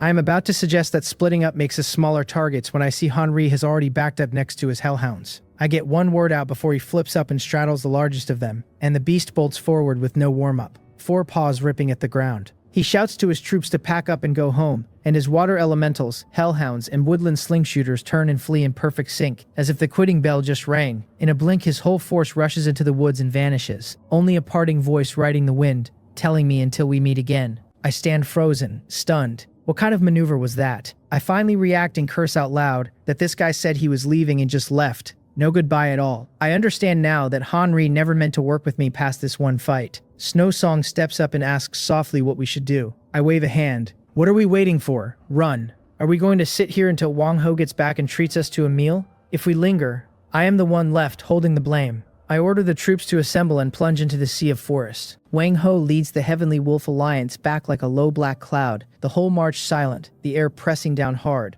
Bang Hei's and Zhou Riri's deaths sit on every chest like 2 mountains, and the coerced lords most of all regret hauling their wealth out, having gained nothing on the front and standing now to lose their homes too. One finally cannot hold it and asks Jiang Wei in a small frightened voice whether their territories will be all right.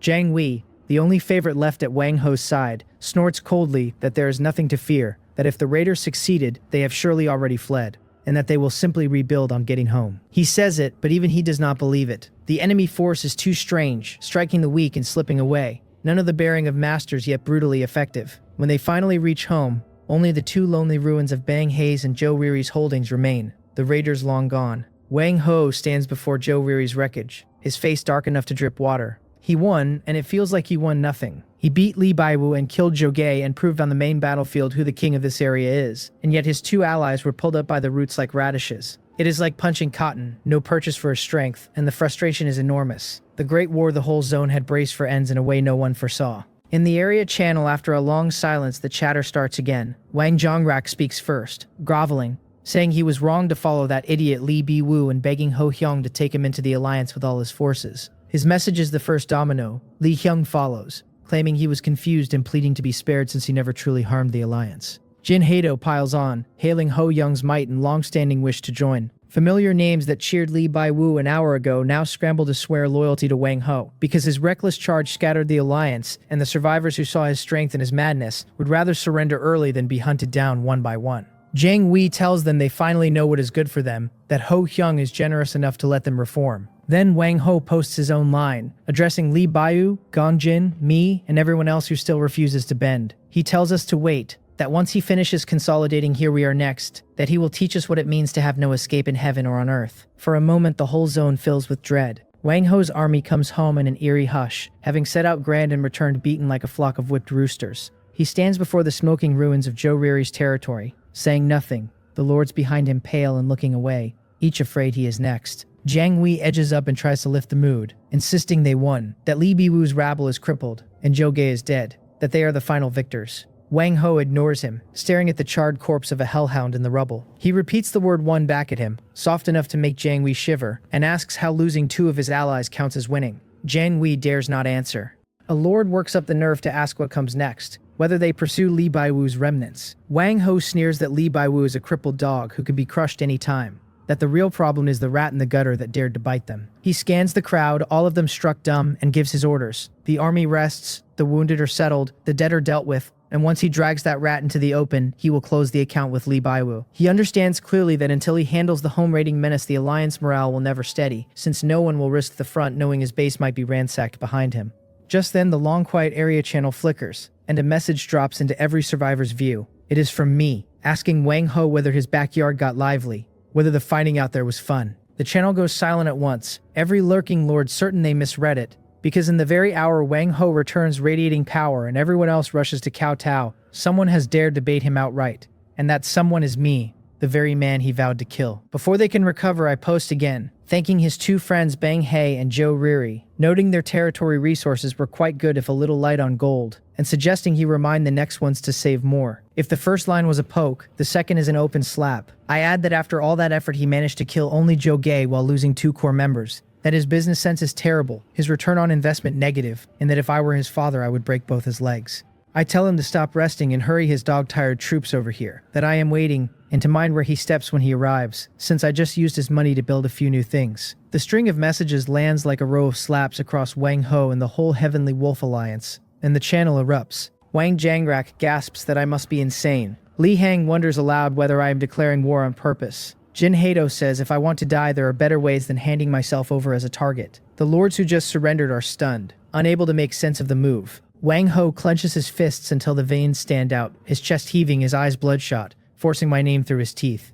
Jiang Wei reacts first, hurrying to warn Ho Young not to fall for the trap, that I am only trying to enrage him. The troops just finished a major battle and need rest most of all, he says, and I want to drag them here exhausted to break themselves on a territory built like an iron barrel. He talks until his mouth runs dry. Wang Ho throws the word rest back at him, wheeling around with a gaze that chills Jiang Wei's spine, and asks whether Jiang Wei really expects him to rest while a man curses him to his face. If he swallows this today, he says, the whole zone will decide that Wang Ho fears me. He shoves Jiang Wei aside, grabs the great metal megaphone, and calls every alliance member to order. His roar drowns the camp. He commands them to abandon the rest, to assemble the whole army and march southeast on my territory. He does not care how tired or sleepy they are, that today they will crawl to the foot of my walls if they have to, that he will twist off my head himself and grind my territory to dust. The lords who just set down their weapons to breathe stand dumbfounded. A few beg him to think twice, saying the brothers truly cannot go on, that marching now is suicide. He draws his saber and lays the blade against one speaker's neck, telling them whoever says another word goes to join Bang Hae right now,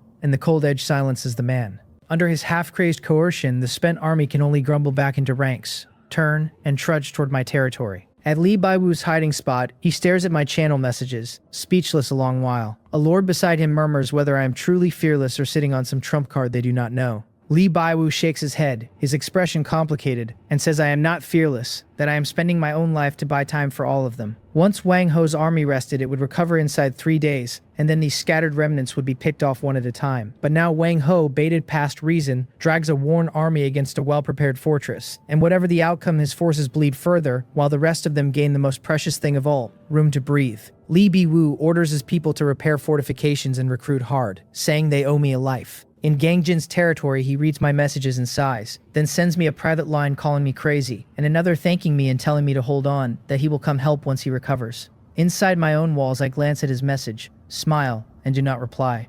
I am too busy running flat out. A peasant jogs up sweating to report that the resources seized from Bang Hae and Joe Riri are all counted. 12,000 wood, 8,000 stone, 1,000 iron ore, and 3,200 gold. Good. I open the construction list, since I did not fight that hard to let plunder rot in the warehouse. I order 8 more catapult towers, telling the system the 4 corners are not enough and to fill every empty spot. I order 6 more heavy crossbow towers at the main gate, so the wolf cavalry never even get close. I order repeater crossbow towers, raising 12 of them to fill every open slot, until the sky over the place is a no-fly zone. The system asks me to confirm each one, and I confirm and confirm again. And in a few minutes, the 3,000-odd gold and most of the warehouse drain away. I feel no regret at all.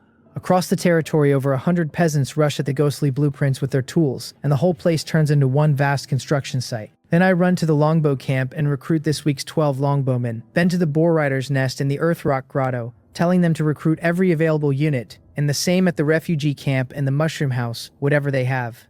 Take it all.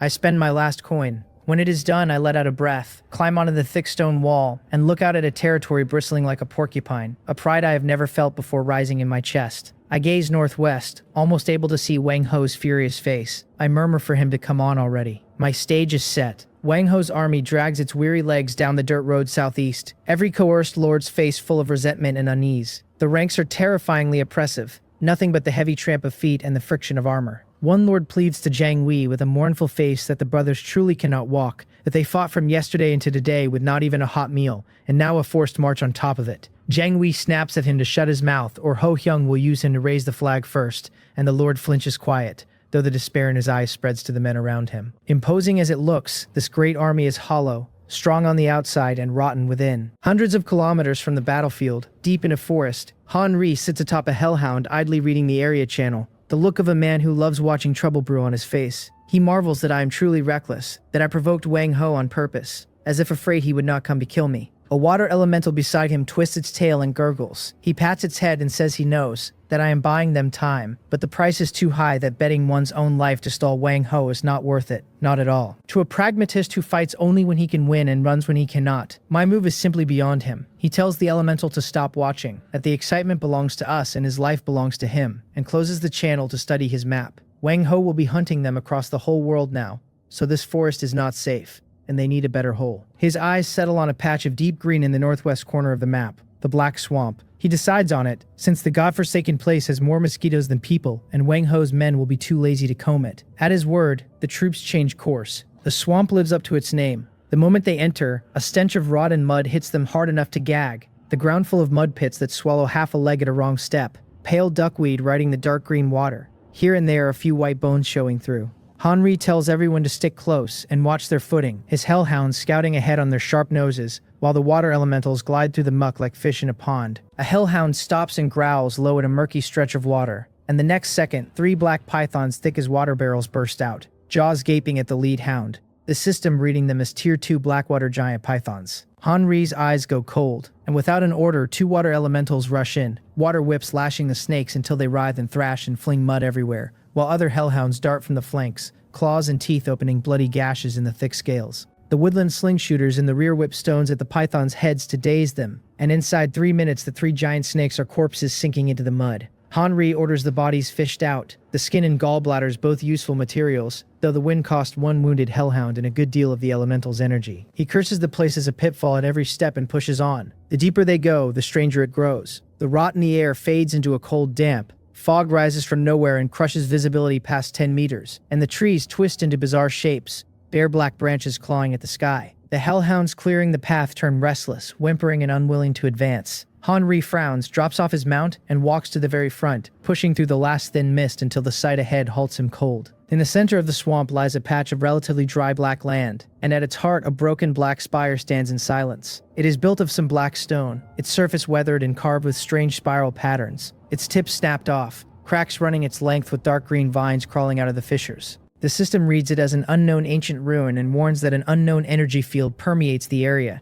danger level extremely high. Henri's heart skips, since high risk usually means high reward. He steps closer, studying the spire, its entrance tightly sealed. The door carved with a massive eyeball made of countless twisting tentacles, a pattern that makes the head swim just to look at. He licks his lips, his eyes blazing, certain there has to be something good in here, thinking that a special troop-building blueprint or a hero-exclusive item, even one of them, would let him leave Wang Ho and me in the dust over the next 30 days. He wonders whether to go in. The instant the thought rises, he crushes it. He looks at his troops in poor shape and at the extremely high danger reading and decides it is too risky. He had survived this long by keeping others in front of him whenever things turn bad. His water elementals lose most of their edge in a sealed ruin. His hellhounds are too few besides, and worst of all, he has no idea what waits inside. So if it is a trap, his whole stake would not cover the loss. Forcing in now would be a reckless gamble. Win and take the spoils, lose and end up in the dirt. And Henri does not gamble. A gentleman's revenge is never too late, he tells himself. And good things will not run off just for being left a while. Safety first. He takes a blank animal hide map and a charcoal stick from his storage and sketches the terrain in careful detail, marking the spire with a large red cross, then leaves marks only he can read on several nearby trees. He calls it done, putting the map away and giving the ominous spire one last look, promising to come back for it once he has gathered more troops. He turns, mounts his hellhound, and waves the army back toward a small hill east of the swamp to sun themselves and watch the show. On the way, he opens the area channel again, still dead quiet, which means Wang Ho's army has not reached my territory yet. He wonders just how thick I built my turtle shell and hopes I hold out a while, since the longer I last, the more Wang Ho bleeds and the more scraps he gets to pick up. Wang Ho's army finally arrives. Dragging their leaden legs around the last hill, they stop dead. Ahead, a ferocious war fortress crouches quiet on the horizon. Its outermost ring a thick stone wall 5 meters high, riddled with black firing holes. The outline of a second wooden wall behind it. At the 4 corners and out on the open ground stand tall catapult towers, throwing arms pointed at the sky, and along the ramparts a dense forest of heavy crossbows, repeater crossbows, and wooden arrow towers layers up into a thicket of death. One lord asks in a shaking voice whether this is really my territory. Another marvels that I hollowed out an entire mine in a few days. A third just calls it a fortress. The coerced lords lose the last color in their faces, looking from their pitiful cannon fodder to the fortress armed to the teeth,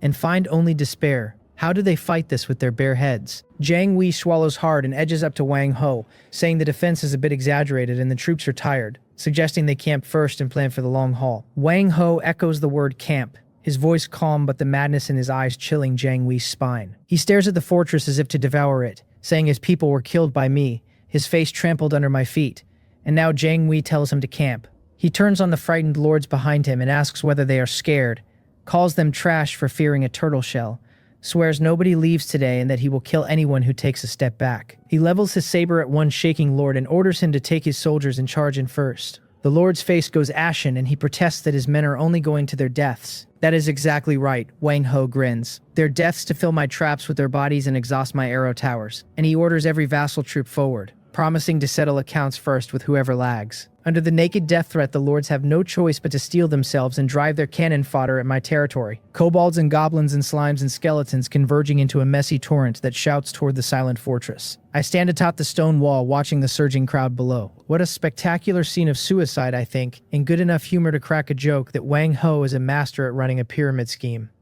I raise a hand, my voice carrying the length of the wall. I order all wooden arrow towers and repeater crossbow towers to aim at the charging formation and fire freely without conserving a single shaft. The catapult towers are to fire alternately on my command and smash them, and the heavy crossbow towers to ignore the fodder and focus the Tier 3 troops. The orders go out one after another, and this war machine finally begins to run on my will. The arrow towers and repeater crossbows fire first, a dense rain falling from the sky and swallowing the front ranks. Whole knots of goblins and kobolds shot into hedgehogs and screaming down before they cover 100 meters, the torrent stalling as if it struck an invisible wall. Then the catapult towers open up, great stones whistling over the cannon fodder and crashing accurately into Wang Ho's elite in the rear. Wang Ho is steering the wolf cavalry for an opening on the flank when he hears the tearing in the air above, and changes color, shouting to scatter. Too late, a stone slams the edge of the formation and flings several riders back with a chunk of health gone. The nomads take the same blow on their side, the light cavalry forced to dodge endlessly on mobility alone. A heavy crossbow tower releases its bolt, and a maneuvering wolf cavalryman shudders as an armor-piercing shaft punches through his chest and carries him off his wolf. Wang Ho watches his elite take losses from ranged fire before they can even engage, his eyes going red, and roars for everyone to charge the wall where the ranged attacks will be useless. Driven by the combat supervisors, the cannon fodder step over their comrades' corpses and press on, finally reaching the base of the stone wall. What greets them is not victory but a deeper pit of despair.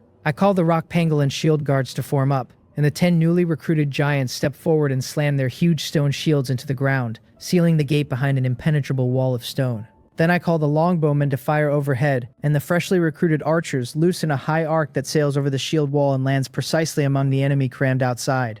An elite Tier 2 goblin raises its weapon at the wall, and a long arrow drops through the top of its skull, the longbowmen shooting armor-piercing shafts. Trapped between advance and retreat, the cannon fodder become live targets for the wall-top towers and the longbowmen behind, corpses stacking layer on layer. The battle turns to one-sided slaughter, Wang Ho's fodder taking over 1,000 casualties without even scratching the first wall. He trembles with rage, cursing them all for trash, and then he sees the thing that will haunt him. A crack opens in my gate, and dozens of peasants, escorted by a few skeleton soldiers, rush out with ropes and grappling hooks. They are not here to fight. They hook the freshly fallen bodies and drag them back inside. Fast, Jiang Wei looks puzzled and asks whether they are cleaning the battlefield, and Wang Ho frowns with a sudden foreboding. He soon learns what it is. Inside my walls, beside a pool bubbling green, the dragged-in bodies go into it. One by one, the water churns, and new skeleton soldiers crawl out with soul fire in their sockets, pick up weapons, climb the wall, and join the line. A kobold shot dead a moment ago is hauled away, thrown in the pool, and within minutes stands on my rampart as a skeleton stabbing a bone spear, made from its comrade's bones,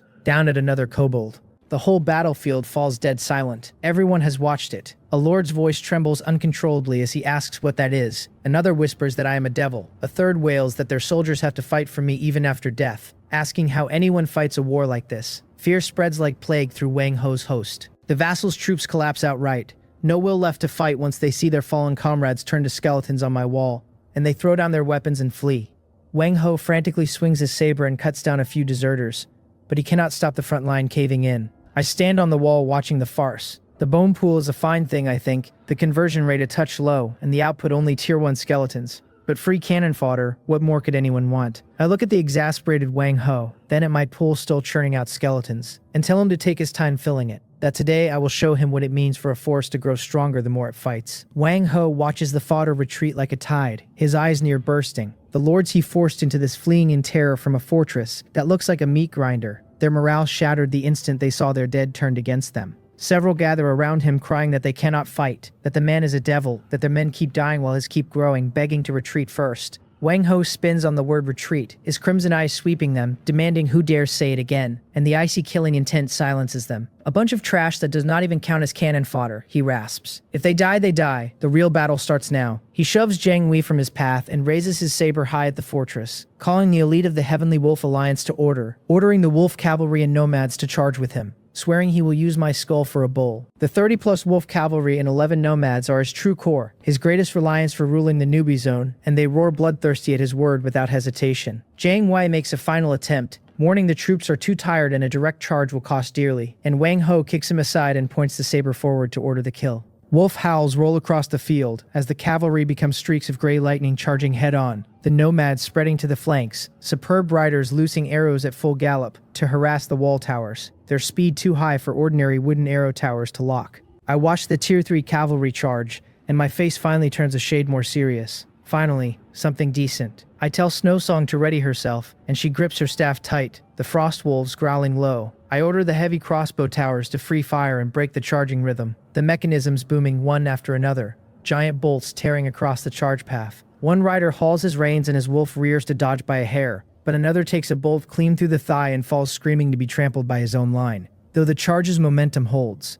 they disperse no longer bunched, meaning to hit the stone wall from several sides at once, since if they reach it, the wolves leaping and the rider's strength would carry them onto the ramparts to butcher my ranged units. The lead rider's close to under 50 meters. Now is the time. A smile curves my lips and I snap my fingers, telling them to taste our specialty. The ground beneath the dozen frontmost wolf cavalry collapses without warning, the riders crying out as their wolves pitch forward into shallow disguised traps floored with a thick layer of pungent black sludge. The asphalt trap, a special defensive structure my custom building tree unlocked at level 3 mansion. The wolves' paws sink as if into swamp, the sticky tar binding their limbs and killing the speed they prided themselves on. One rider whips his mount in a frenzy, but the wolf only roars and struggles and sinks deeper, and the riders behind try to wheel away far too late, trap after trap triggering in a chain. Wang Ho watches his trump card stall helpless dozens of meters from the wall. I call for Snowsong, and she raises her staff as ice blue energy bursts from her center. Frost nova sweeping the field and crusting every trapped rider in frost. The black asphalt freezing over thick, the wolves and riders coated in crystals, and slowed further. Slow stacked on slow, tormented twice over. I give the final verdict, ordering all repeater crossbow towers to a saturation barrage to pin them, and the 10 towers swing onto the frozen targets and pour bolts like a downpour, blanketing the whole area. Dense damage numbers erupt over the riders' heads. 25, 28, 25, screams rising and falling. One wolf cavalryman taking over a dozen bolts in seconds, until both man and wolf are emptied. The field has become a one-sided slaughterhouse, and Wang Ho roars in despair as his elite are massacred before his eyes. A side gate opens, and dozens of giant boars rush out carrying their riders. My boar riders. Our turn. They aim straight at the riders trapped near the edge, who have not lost all mobility, activating their skills, their boars accelerating like rampaging trucks to smash into the formation. A wolf cavalryman fighting free of a trap is struck flat from the side and lifted off the ground, spitting blood in the air and dead on landing. The charge is a devastating blow to the slowed units. Wang Ho's heart bleeds. These the Tier 3 wolf cavalry he assembled with mountains of resource and gold, now slaughtered like chickens by traps and towers. He finally breaks, roaring hoarse for a retreat, knowing that staying means losing the little foundation he has left. The surviving wolf cavalry and nomads flee as if pardoned, not even daring to look at their comrades' corpses. I do not order a pursuit, since one does not chase a cornered enemy, and my boar riders are too few to risk it. I stand quiet on the wall watching the army fall back like stray dogs and camp under a hillside several kilometers off. Only ruin remains on the field. Over 10 wolf cavalry and nomad corpses sprawled in the black asphalt. A gruesome sight.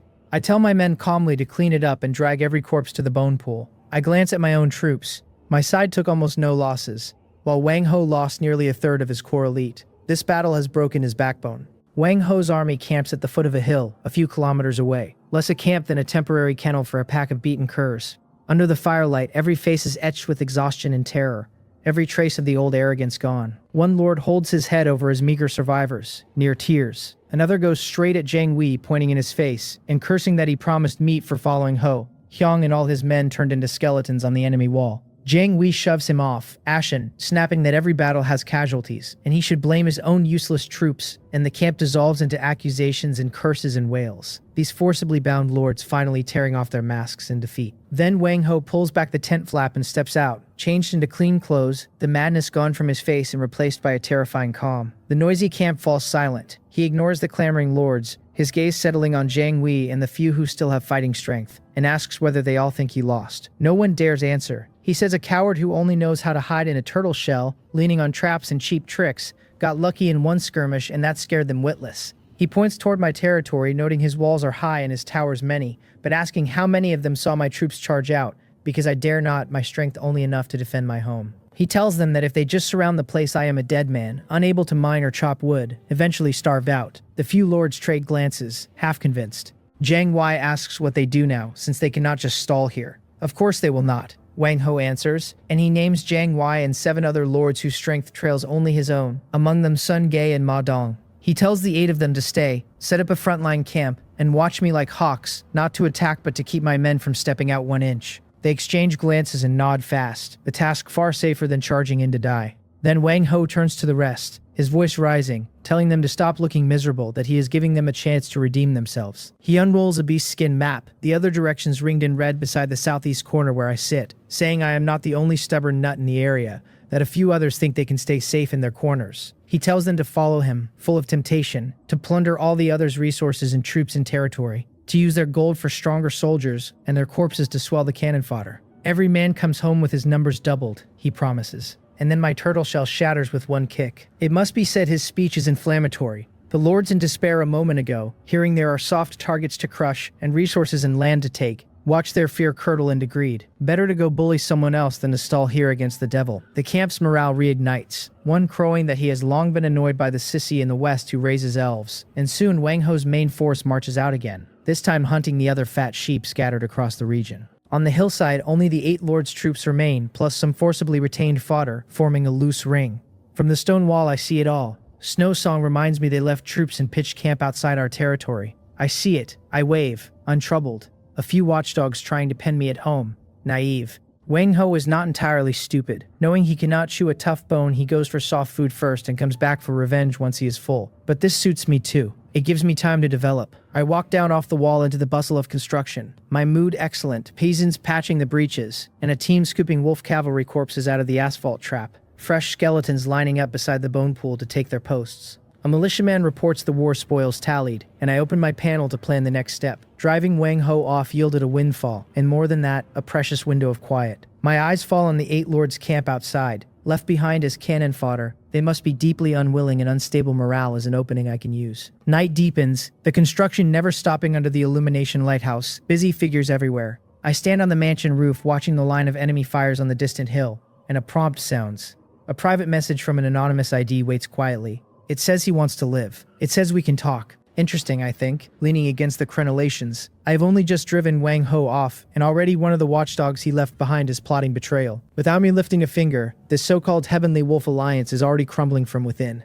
I am in no hurry to reply, knowing well that whoever speaks first in a thing like this loses the upper hand, and I watch idly as the peasants drag the last wolf cavalry corpse into the bone pool, the green bubbles churning all the merrier. After a full 10 minutes, I open the message and answer with 3 words, telling him to prove his sincerity. Then I pay it no more attention and walk down off the wall. The bait is cast. Now it is only a question of whether the fish is smart enough and bold enough to take the hook. On the other side, Wang Ho leads his remaining army northwest at speed, every lord in the column keeping his head down for fear of his temper. In his mind, the scene of his crushing defeat under my walls plays over and over, alongside something he noticed earlier in the ruins of Jouriri's territory. Among the corpses of her troops lay the remains of monsters that were never under her command. 2 charred bodies whose features were ruined, but whose bone structure and pitch-black claws he would never mistake. Hellhounds. And in the whole newbie zone, only one man fields an organized unit of them. Han Ri, the one quietly piling up wealth on the board who never spoke a word in the public channel. So it was him, Wang Ho realizes, his fists cracking. He is certain now that I delivered the open provocation while Han Ri was the knife in the back that took Jouriri's base. He orders the whole army to pivot, target Han Ri, swearing that bastard dared to touch his people and will vomit back everything he swallowed with interest. Hearing they are hitting Hanri instead of the hopeless fight against me, the terrified lords find their spirits lift at once, certain that however strong Hanri is, he cannot have fortified his territory into an iron tortoise like mine, since robbing is always easier than siege. Greed drives the army's morale strangely up in its marching speed with it. Hanri's territory sits on high ground, easy to defend and hard to take. When Wang Ho's host arrives outside the walls, Hanri is directing some woodland slingshooters to shore up the base of a tower, and he stands on the rampart and shouts down, unafraid, asking why a man who got nowhere against me has come to his desolate place. Wang Ho points his blade at him, telling him to stop pretending, that today they settle the score for the ambush on his ally. Hanri throws the word ambush back, all innocence, saying a man can eat as he pleases but should not speak as he pleases, that he has always kept to himself and will not be smeared. Snarling that he is still arguing, Wang Ho orders the charge. To flatten the place, whoever grabs the spoils keeps them. Under great reward there are always brave men, and the alliance fodder roars and charges Hanri's territory. Hanri calls it truly unreasonable and waves a light hand. Inside the walls, water elementals twist their tails and gurgle, and hellhounds bare their teeth in low growls, and the battle erupts. Wang Ho soon learns he was wrong again. Hanri's territory lacks my exaggerated defenses, but is trickier for it, and after a full day of furious attacks, his troops not only fail to breach it, but leave another 100 corpses behind. As night falls, Wang Ho, his face ashen, sounds the retreat. A lord says with lingering fear that the Hanri boy is too strange and they are bleeding too much. He is only leaning on the terrain, Wang Ho grits. Certain Hanri took heavy losses too and is barely holding, and passes the order for the whole army to rest and attack together at dawn, to pile up human lives until he is crushed. His bloodshot eyes give the death order, and the host camps outside the walls and lights its fires for tomorrow's decisive battle. Late in the quiet night, inside his territory, Hanri looks at his own exhausted troops in the nearly empty warehouse and purses his lips. Fight them to the death. What a joke. He walks to the front of the lord's mansion and lays his palm on the cold main door. Activating his SS rank talent, Golden Cicada sheds its shell. The moment the words leave him, the impossible happens. The great lord's mansion glows soft, its whole outline turning illusory, then folds and shrinks as if a complex paper model were being flattened into a two-dimensional card by an invisible hand. Hanri beckons, and the shimmering golden card flies into his grip, reading as a building card for his level 3 lord's mansion. He does the same to the barracks, the warehouse, the defensive towers, every core building, turning each into a card and storing it away. And the once bustling territory stands empty in a few minutes. Only the trampled ground left. He tells his troops to clean up and prepare to move, and leaves them into a secret tunnel dug long ago beneath the mansion. He even takes the leisure to fashion a few crooked scarecrows from dry grass and rags in the center of the open space. The next morning, the horns of the decisive battle sound, and Wang Ho takes the lead, guiding an army seething with pent-up rage at Hanri's territory like an avalanche. This time, the offensive runs unnervingly smooth, the outer fences toppling at a push, every imagined trap and resistance simply absent. Wang Ho laughs in delight that Hanri truly could not hold, and the army advances unimpeded straight to the core of the territory. Then everyone freezes. Before them lies a stretch of flat ground so empty it breeds panic. No lord's mansion, no towers, not a single stone or piece of wood, only a few scarecrows standing lonely in the morning breeze as if mocking them in silence. A sharp-eyed wolf cavalryman spots a wooden sign hung on one scarecrow's chest, spurs his horse forward, and reads it out loud. The sign mocks them, telling them they are fools, that he can fly. Wang Ho feels a sudden sweetness rise in his throat. His vision goes black, and a mouthful of blood sprays out across the back of the wolf he rides. Humiliation, fury, suffocation. Countless feelings detonate in his chest like magma. From the high spirits of uniting the Heavenly Wolf Alliance, to being stubbornly resisted by Li Baiwu's forces, to being beaten bloody on my turtle shell, and finally to being toyed with like this by Hanri, Wang Ho's nerves snap clean through. The world drains of color and leaves only a blank void. The lords crowd around in terror, crying out to Ho Young, only to see their alliance leader sway and then collapse straight down, unconscious. I am directing the peasants to keep raising defensive towers when a private message from Gangjin comes through. He asks how things are going on my end, says he heard I beat Wang Ho back. I tell him pretty much that Wang Ho hit a dead end, chipped a few teeth, and is slinking away now. He asks whether the man actually ran. I tell him Wang Ho left 8 lords behind with some odd troops to ring me in, that I do not know where his main force went, and I ask whether it did not turn up at his place. Gangjin goes quiet a moment, seeming to check, then answers that no large force from the Heavenly Wolf Alliance has shown on his border patrols. I tell him to send the centaurs scouting far out and see if Wang Ho is hiding nearby, and he says he will arrange it at once. I close the call and open the other unread message. It is from that anonymous ID. He writes that his sincerity is to help me wipe out the 8 lords ringing me in. I ask whether he means by himself. He answers fast this time, that there are 3 of them, that they have all had their fill of Wang Ho, and that if I am willing to cooperate they can strike from inside and out and erase the unit. No problem at all. 3 of them, and I run the math. 8 lords outside, and if 3 defect, the enemy strength drops by nearly half. With my troops and gangjins added, the battle turns winnable. But it could be a trap. Wang Ho is not the sharpest tool in the shed, yet what if some clever advisor stands at his shoulder? He could be sending these 3 to lure me out of the city, while the main army waits in some corner to fall on both sides once we have bled each other thin. Old tactic, very practical. I do not agree and I do not refuse. I need Gang Jin's word on where Wang Ho's main force actually is before I move. While I wait, I am not idle, putting the peasants to digging asphalt traps in every open patch the territory has left. About another hour passes before Gang Jin's message lands. His people are back, the centaurs fast enough to sweep the whole area around our territories, and they did not turn up so much as a single wolf hair. Wang Ho's main force is not in his region, and the message settles me.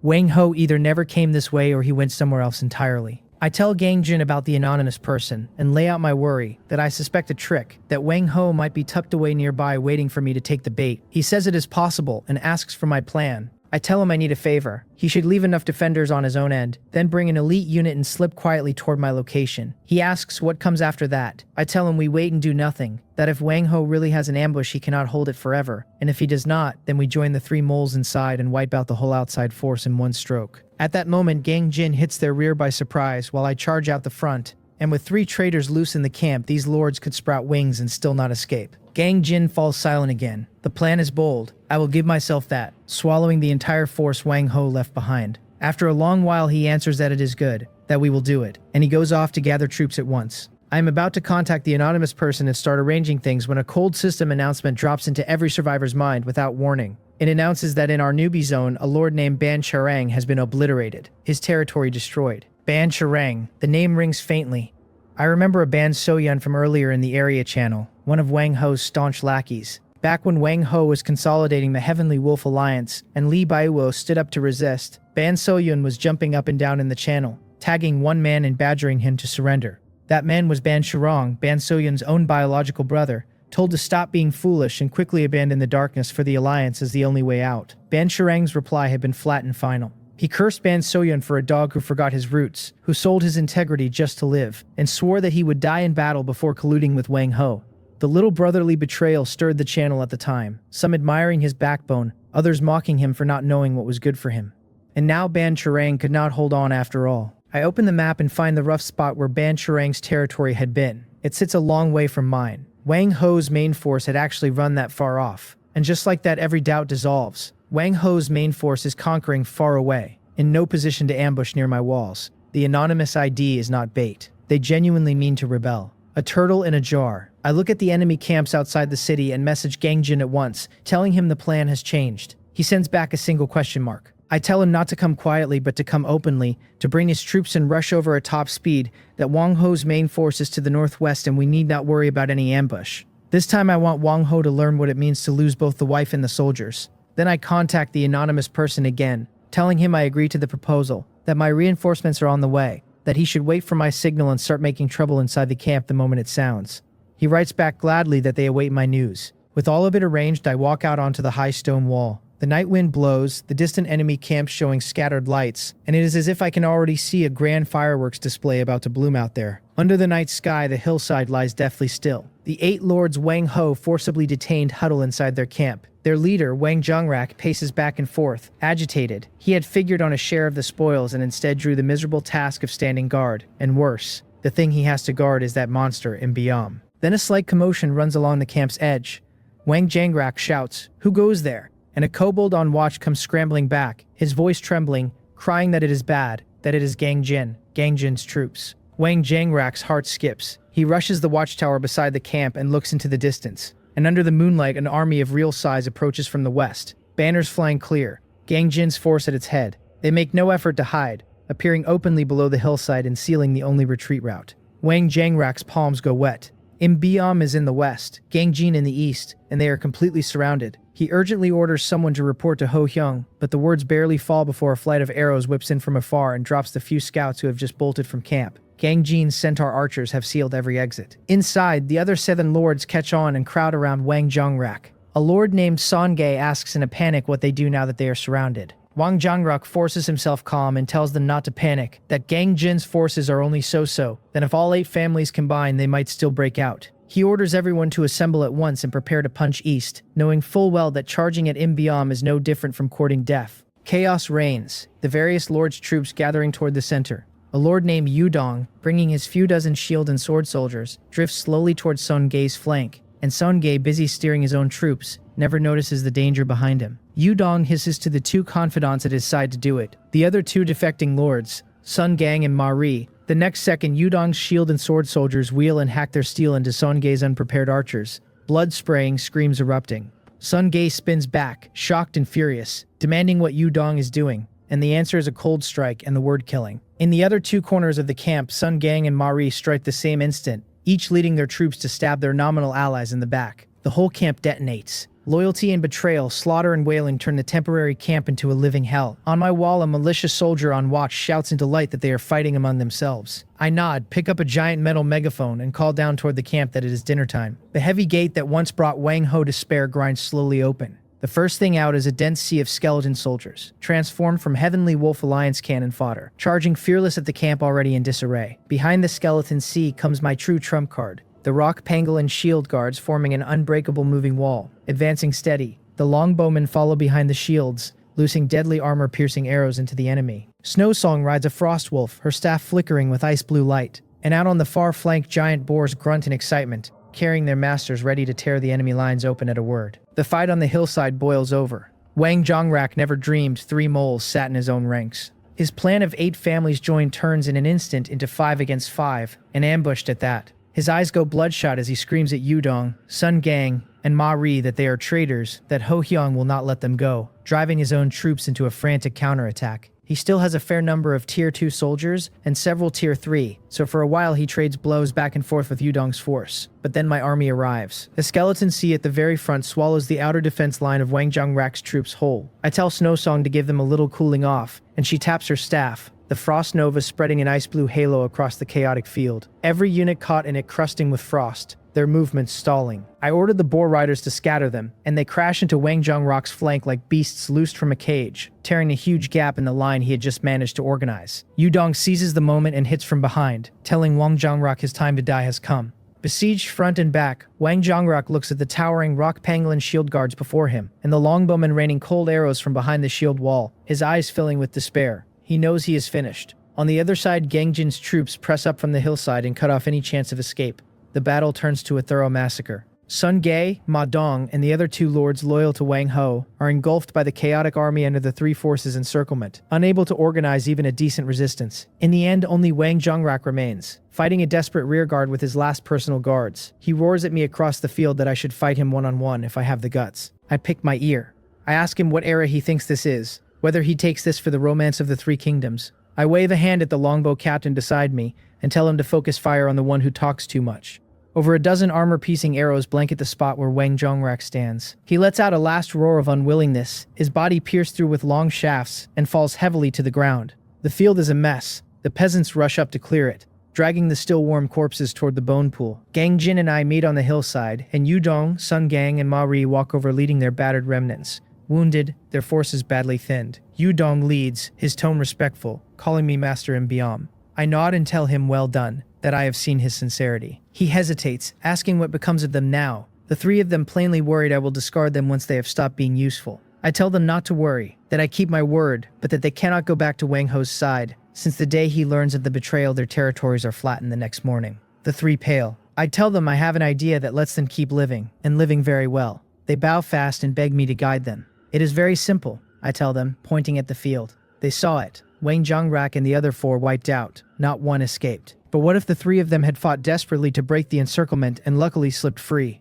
Their eyes light up, and they understand at once. I tell them to take the remaining troops and leave now to find Wang Ho. They are to tell him they were ambushed by Imbam and Gangjin together, that Wang Zhongrak and the others all died in battle, and that they barely escaped after paying a heavy price. I tell them to exaggerate our strength as much as they can, to say my skeletons are endless and Gangjin's centaurs everywhere, whatever sounds most terrifying, to make him feel we are invincible. Yudong hesitates, asking whether Wang Ho will believe it. He will, I tell him, because he needs a way out. He is off fighting for territory, and it is not going smoothly, and he needs a reason to explain why he dares not come back and deal with me. Their intelligence is his best excuse. When they go back, they will not only escape punishment, they will gain his trust for bringing important news, and from then on they can sit safe at his side. I lower my voice and tell them to be my eyes and ears. Yu Dong and the other two trade glances, finding determination in one another's eyes. This is their only path to survival, and the three answer as one that they understand. I tell them to go, to act convincingly, not to let the mask drop. The three act as if granted amnesty and lead their defeated forces in a flight toward the northwest. Gang Jin watches their backs and walks to my side, asking whether I am afraid they will sell me out once they return. Sell me out, I laugh. Do they dare? I have the coordinates of all their territories noted down, and if Wang Ho can kill them, so can I. Besides, a man like Wang Ho is suspicious to the bone. Gang Jin nods and asks nothing more. I clap him on the shoulder and tell him to stop thinking so much and divide the spoils, that he made a real contribution this time and gets first pick. The night wind blows, and only the victor's cheers remain on the hillside. I look up at the northwest sky, half able to see Wang Ho's furious face when the bad news reaches him. Let Wang Ho take his time. Bigger surprises are still coming. I am laying out the next round of defensive towers when a system announcement that shakes the heavens cuts off every lord at once. It reports that high concentrations of ancient energy have been detected, and that a special trial dungeon, the Ancient God Ruins, has been activated. The rules unfold in my head as I read. Every surviving lord may enter through a ruins teleportation gate that appears before the lord's mansion. It is single-player challenge mode, each lord bringing only his own troops, no teaming allowed. The ruins run 100 floors, with a basic reward per floor cleared, and a guardian boss every 10 floors whose defeat grants rich reward chests. The first lord to hit certain milestones earns an extra first clear reward. Death inside means permanent loss of troops, though the lord himself is teleported home unharmed. The whole thing lasts 48 hours, after which lords are ranked by the floor they reached, and ranking rewards go out. My eyes light up. Single-player challenge. Permanent troop loss, but the lord stays safe. Is this not just handing me benefits? Tower climbing tests endurance and battle loss control above all, and those two things are exactly what I am best at. Snowsong asks whether we are going in. Of course we are, I tell her with a grand wave, ordering her to bring every unit that can fight. Soon the troops assemble before the lord's mansion, where a teleportation gate shimmering faint blue is slowly taking shape. Without hesitation, I leave my troops inside. After a slight weightlessness, I find myself in a sealed stone chamber about 100 square meters across, with a faintly glowing stone door at its end, marked with a large character reading 1. A hint tells me I have entered the first floor of the Ancient God Ruins and should prepare for the challenge. That is it, I think, surveying the bare walls. The dungeon design is too insincere. They could not even be bothered to write a background story. The words barely land before the stone door blazes and 7 or 8 frenzied goblins with blood-red eyes shriek out of it.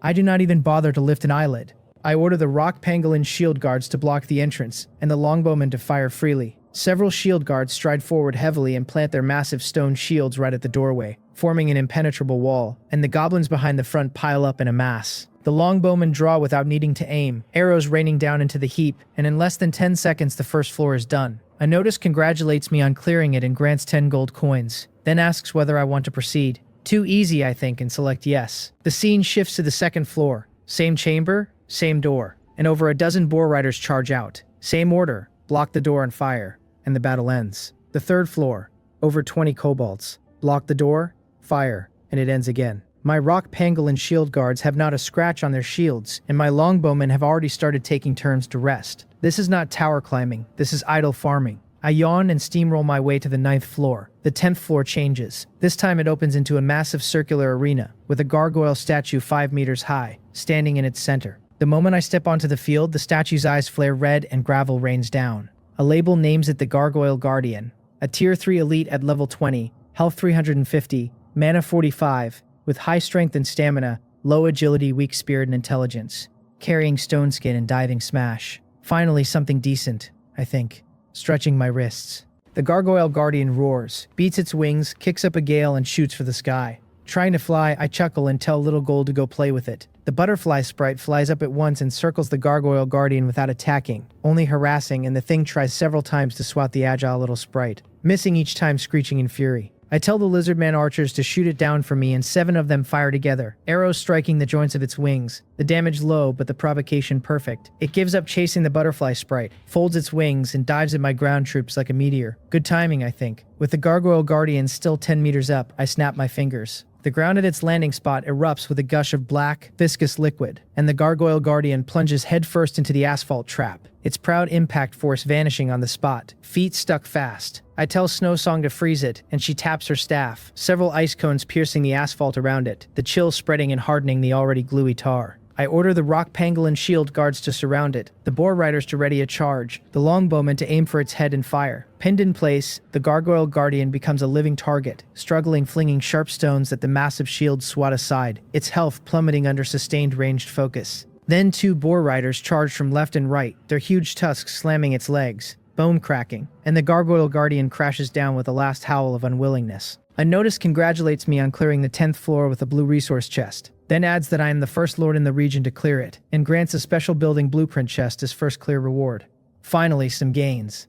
The resource chest yields 2,000 wood, 1,000 stone, 500 gold coins. The blueprint chest gives me a special building blueprint for an elemental charging tower in blue. It is a structure that applies elemental enchantment to every defensive tower within 100 meters, lending their attacks an extra effect, with options for flame to burn, frost to slow, or lightning for small area paralysis. Its construction wants wood, stone, iron ore, gold coins, and 10 white crystals. Good stuff, I think, my eyes lighting. This building is tailor-made for my tortoiseshell tactic. Picture hundreds, thousands of arrows carrying a slowing effect, blanketing the field. Too beautiful. Meanwhile, on the 15th floor of the ancient god ruins, Wang Ho is steering his troops in a furious fight against a pack of demonic hounds burning with flame, his face grim. The monsters here are not only level 20 but viciously aggressive, and a moment ago one lapse let 3 of the hounds pounce a tier 3 wolf cavalryman and tear him to shreds.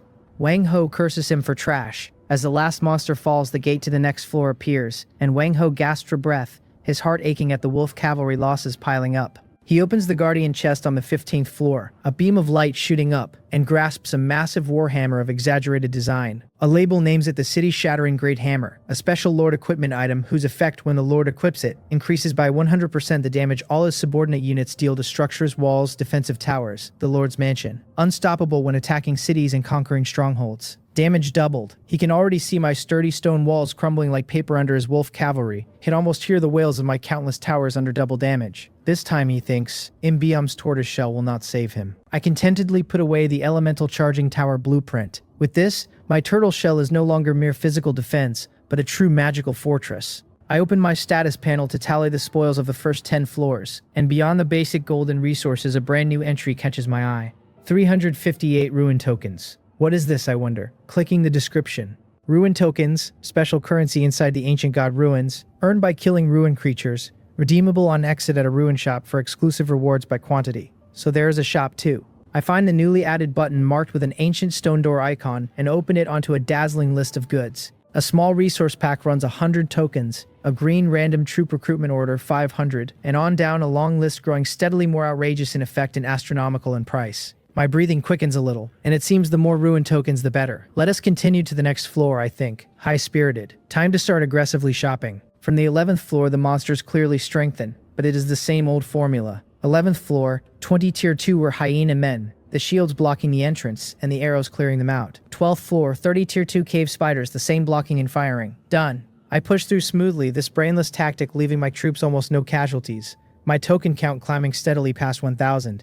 It is not until the 18th floor that things finally change. A notice says the 18th floor is a defense challenge to defend an energy crystal against 3 waves without letting it be destroyed. I stand in a much wider chamber, a man-tall blue crystal at its center, red glowing portals at the 4 directions. A tower defense mode, I think, interested. The portals flare and dense hordes of corrupted wolves swarm out, ignoring my troops rushing straight for the crystal. Dream on, I think. I order the rock pangolin shield guards into a square shield formation, centered on the crystal. The longbowmen and lizardman archers inside the formation firing freely. Snowsong and her frostwolf at the center to reinforce wherever the pressure runs heaviest. The orders go out methodically, the shield guards forming an impenetrable square fortress around the crystal, and the corrupted wolves slam into the stone shields, leaving only claw marks met by a cold, merciless rain of arrows from behind the wall. The first wave falls easily, the second of faster hellhounds, the third of thick-skinned stone beetles. All of them turn to corpses and tokens before they ever touch the crystal. I advance to the 22nd floor, which a notice marks as a maze, the objective to find the exit within the limit. I look at the intricate, seemingly endless stone maze and fall into thought.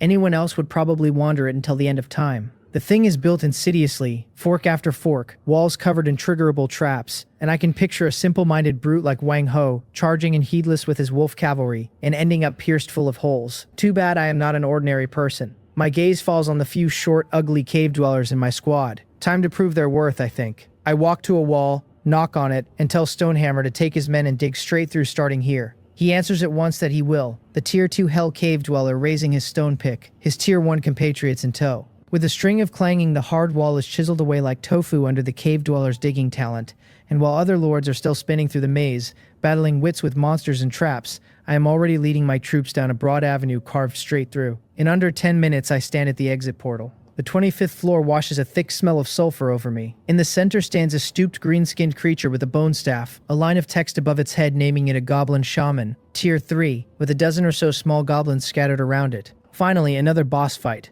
I am about to order the rock pangolin shield guards forward when the shaman raises its bone staff, chants, and in a flash of green light, more than a dozen goblins clutching broken wooden clubs appear out of thin air. A summoning-type monster. I pay it no mind and tell the longbowmen to clear the small ones first, the arrow rain dropping them before they can scream. A string of notices flicks past, each killed goblin handing me 2 or 3 ruin tokens. I stare at the prompts and suddenly freeze. Killing small mobs gives tokens, and that shaman is still slowly summoning new ones. A bold idea surfaces. I shout for everyone to stop attacking. If I do not kill this shaman, can it keep summoning, and can the summoned offspring keep paying out tokens? This is a damn perpetual motion machine. I feel like I have found a bug. I open the area ruin leaderboard for a look. First place Wang Ho cleared the 27th floor. Second Han Ri, the 26th. Third Gang Jin, the 25th. Good heavens, these people are really killing themselves for the first clear rewards. Tempting as those rewards are, they are random in the end. What you get riding entirely on luck, and pull something useless and there is nowhere left to cry. Mine is different. I look at my steadily ticking token count and laugh. Ruin tokens are solid hard currency, the shop items clearly priced. Exchange for whatever you want. Risk against reward, the difference is obvious. Let them fight over uncertain jackpots. My way is to quietly amass wealth. I no longer hesitate. I order the rock pangolin shield guards to form a ring and pen the goblin shaman in the middle, telling them only to keep it from escaping, never to hurt it,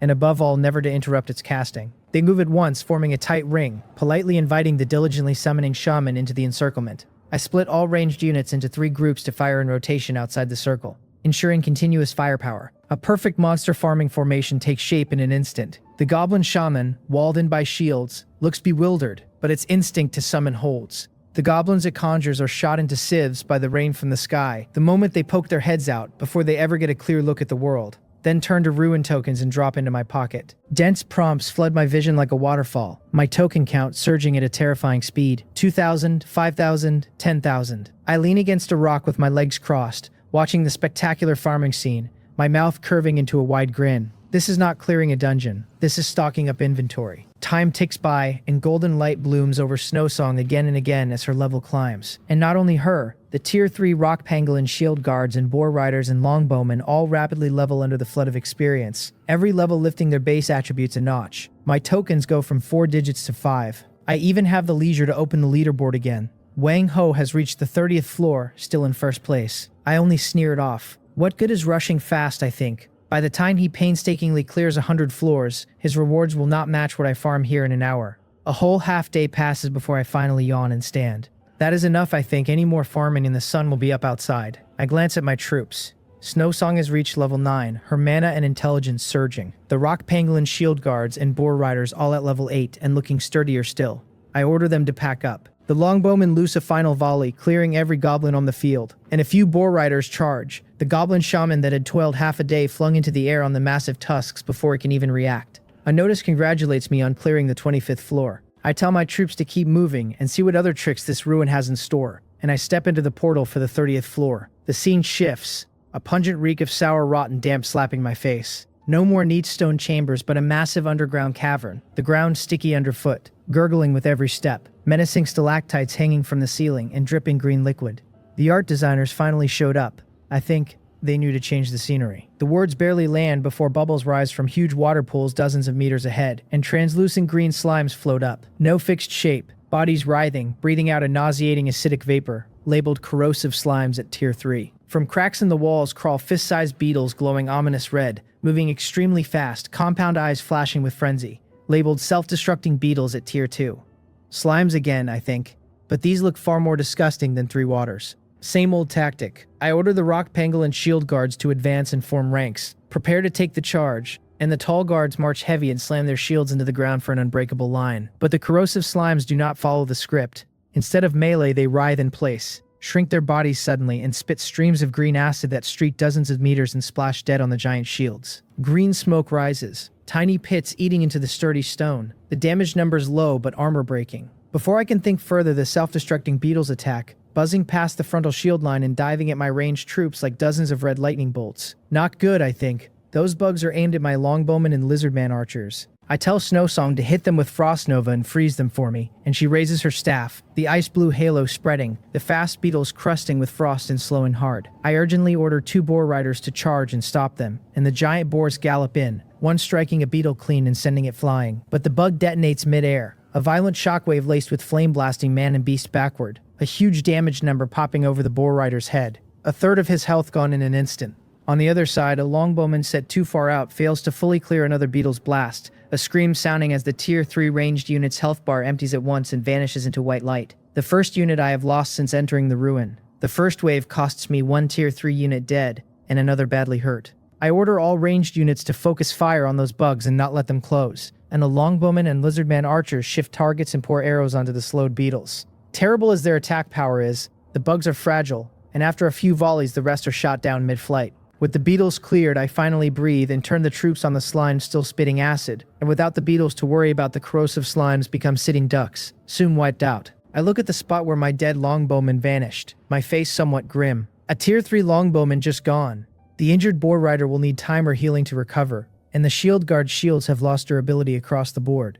And this was only the small fry of the first round. I look toward the end of the cavern, where a stone door carved with a giant slime pattern glows faint purple, the guardian boss waiting behind it without a doubt. It is certainly an enhanced version of these monsters, maybe some slime queen able to summon corrosive slimes and self-destructing beetles at once. I weigh it. I might pass by fighting head-on, but the cost could be several more longbowmen and perhaps even permanent losses among my precious boar riders and rock pangolin shield guards. The foundation I'd built with such care cannot be squandered here. I opened the regional ruin rankings. First place Wang Ho cleared the 31st floor. Second Han Ri, third Gang Jin, fourth Li Baiwu. All stopped at 29, and there at 8th, my own name, also at 29. The board tells me everything in an instant. That brute Wang Ho, leaning on sheer numbers, forced his way through the 30th floor by manpower alone, reaching only the 31st, likely so depleted he could push no further. The smart ones like Han Ri and Gang Jin took one look at the 30th floor and chose to stop. The 30th is a massive threshold, a meat grinder built to devour the Lord's vital strength. The first clear for the 30th floor is already Wang Ho's. The standard clear depends entirely on luck. Should I grind myself to death here for an uncertain reward? I shake my head. The deal is a total loss. Whoever wants to fight can fight. I am not playing along.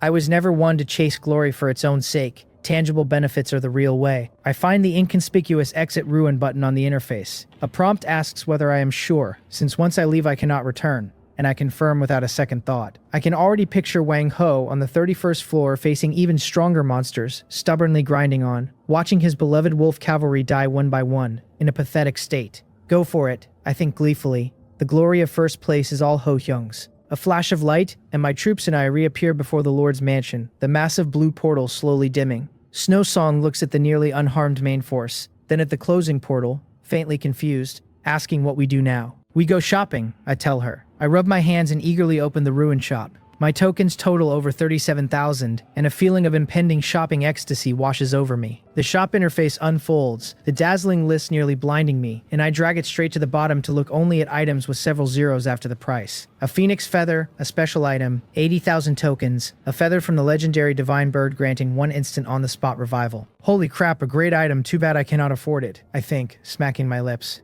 80,000 tokens, I could sell myself and not raise that. A dragon blood potion, a consumable, 50,000, permanently boosting all of the hero's attributes after use with a very low chance to awaken dragon bloodline. Cannot afford that either. Next. My gaze sweeps lower, and at last a few affordable items come into view. The Heart of Earth Shaker, a special recruitment order, 12,500 tokens. An ancient core of earthen power that on use awakens 3 4th tier troops, the Earth Elementals, from the ground. A unique item that vanishes after exchange. 4th tier troops. I quickly click the Earth Elementals detail. It enters at level 1, health 450, mana 75, modest strength towering stamina at 90, pitiful agility at 7, low spirit, fair intelligence.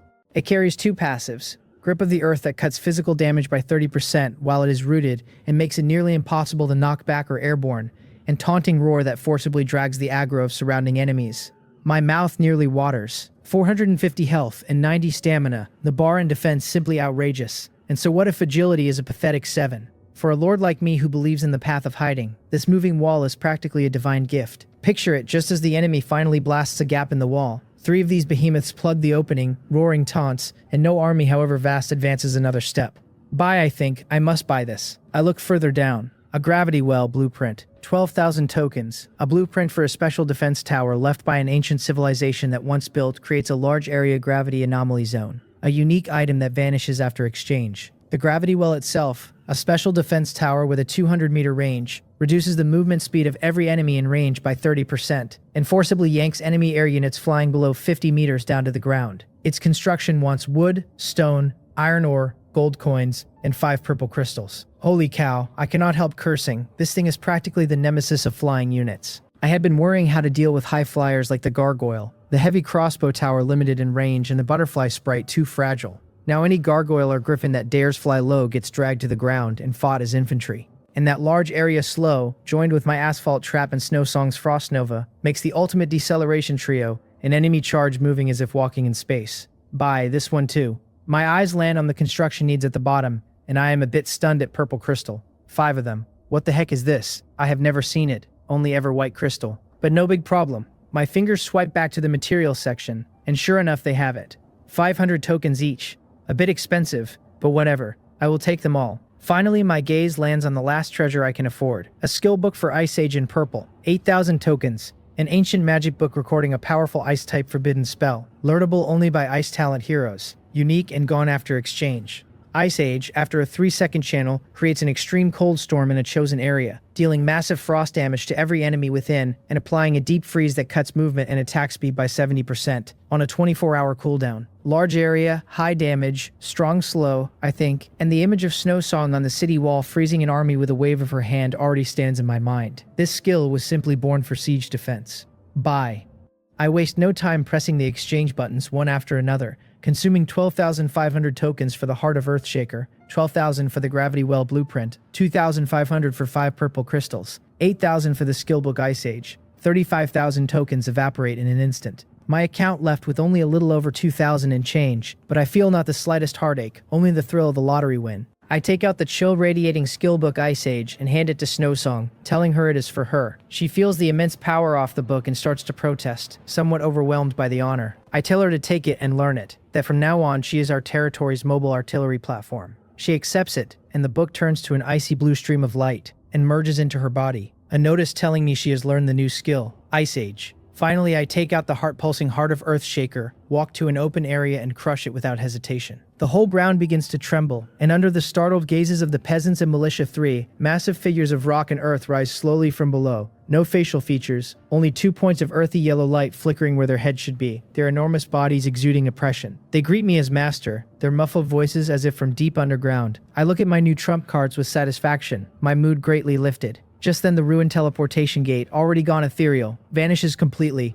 and a cold system announcement resonates in every survivor's mind, declaring the special trial instance, the ancient god ruins, closed. Then calculating the clear rankings by area. For our newbie zone, it announces first place Wang Ho at the 31st floor, second Han Ri at 29, third Gang Jin, fourth Li Biwu, and on down, my own name at 8th, cleared the 29th floor. The moment the rankings drop, the long silent area channel detonates. The chatter crowns Wang Ho, one lord marveling at 31 floors and asking whether Ho Hyun completely conquered the ruins, while Jang Wei sneers that a bunch of ignorant people could never grasp Ho Hyun's strength. Wang Ho's name hangs high at the top, glaringly conspicuous, while mine sits lost among the lords who cleared floor 29, utterly unremarkable. Wang Ho finally chimes in, his tone tired but more than anything smug, calling it just average, the later monsters a bit tough, claiming that if he had not been scouting the path for everyone, he could have pushed a few more floors. The Heavenly Wolf Alliance members rush to praise him. A private message from Gangjin arrives, calling me a little rascal, saying not bad, that I actually managed to stop at 29. I tell him I could not help it, my strength not enough to push further, not like some big shots who could reach the 31st. He tells me to stop playing coy, that he peeked at the 30th floor entrance, and the setup there meant going in was suicide,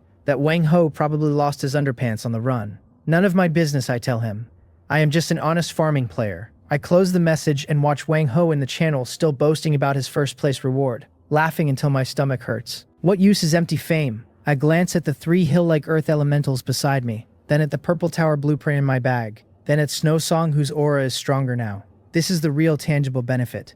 Wang Ho can take all the time he likes playing. I tuck the 3 treasures away and return to the ruin shop interface. 35,000 spent, a little over 2,000 left, and I cannot waste it. Holding to the principle that even a small mosquito is still meat, and the wool must be fully shorn, I flip the shop list end to end again. Most items priced in the hundreds or thousands are consumables of mediocre effect. A fire scroll. One-time damage not even as high as a single volley from my heavy crossbow tower. Trash. A swiftness potion. 10% movement speed for a minute. I am not entering a race. A centaur recruitment order. Gangjin's family is nearly fielding a centaur legion. Should I recruit some to go visit him? Just as I am about to grab some resource packs to clear the tokens, an item I had skipped catches my eye. A dwarf engineer's contract in blue, 2,500 tokens. An ancient contract from the mountain depths that on use recruits a dwarf engineer of exquisite craftsmanship, unique and gone after exchange. An engineer? Not a combat unit? Interested. I click the detail. The dwarf engineer is a special unit, non-combat personnel, with the talent ingenuity. When it participates in or supervises construction, it raises construction speed by 20% and final building durability by 20%,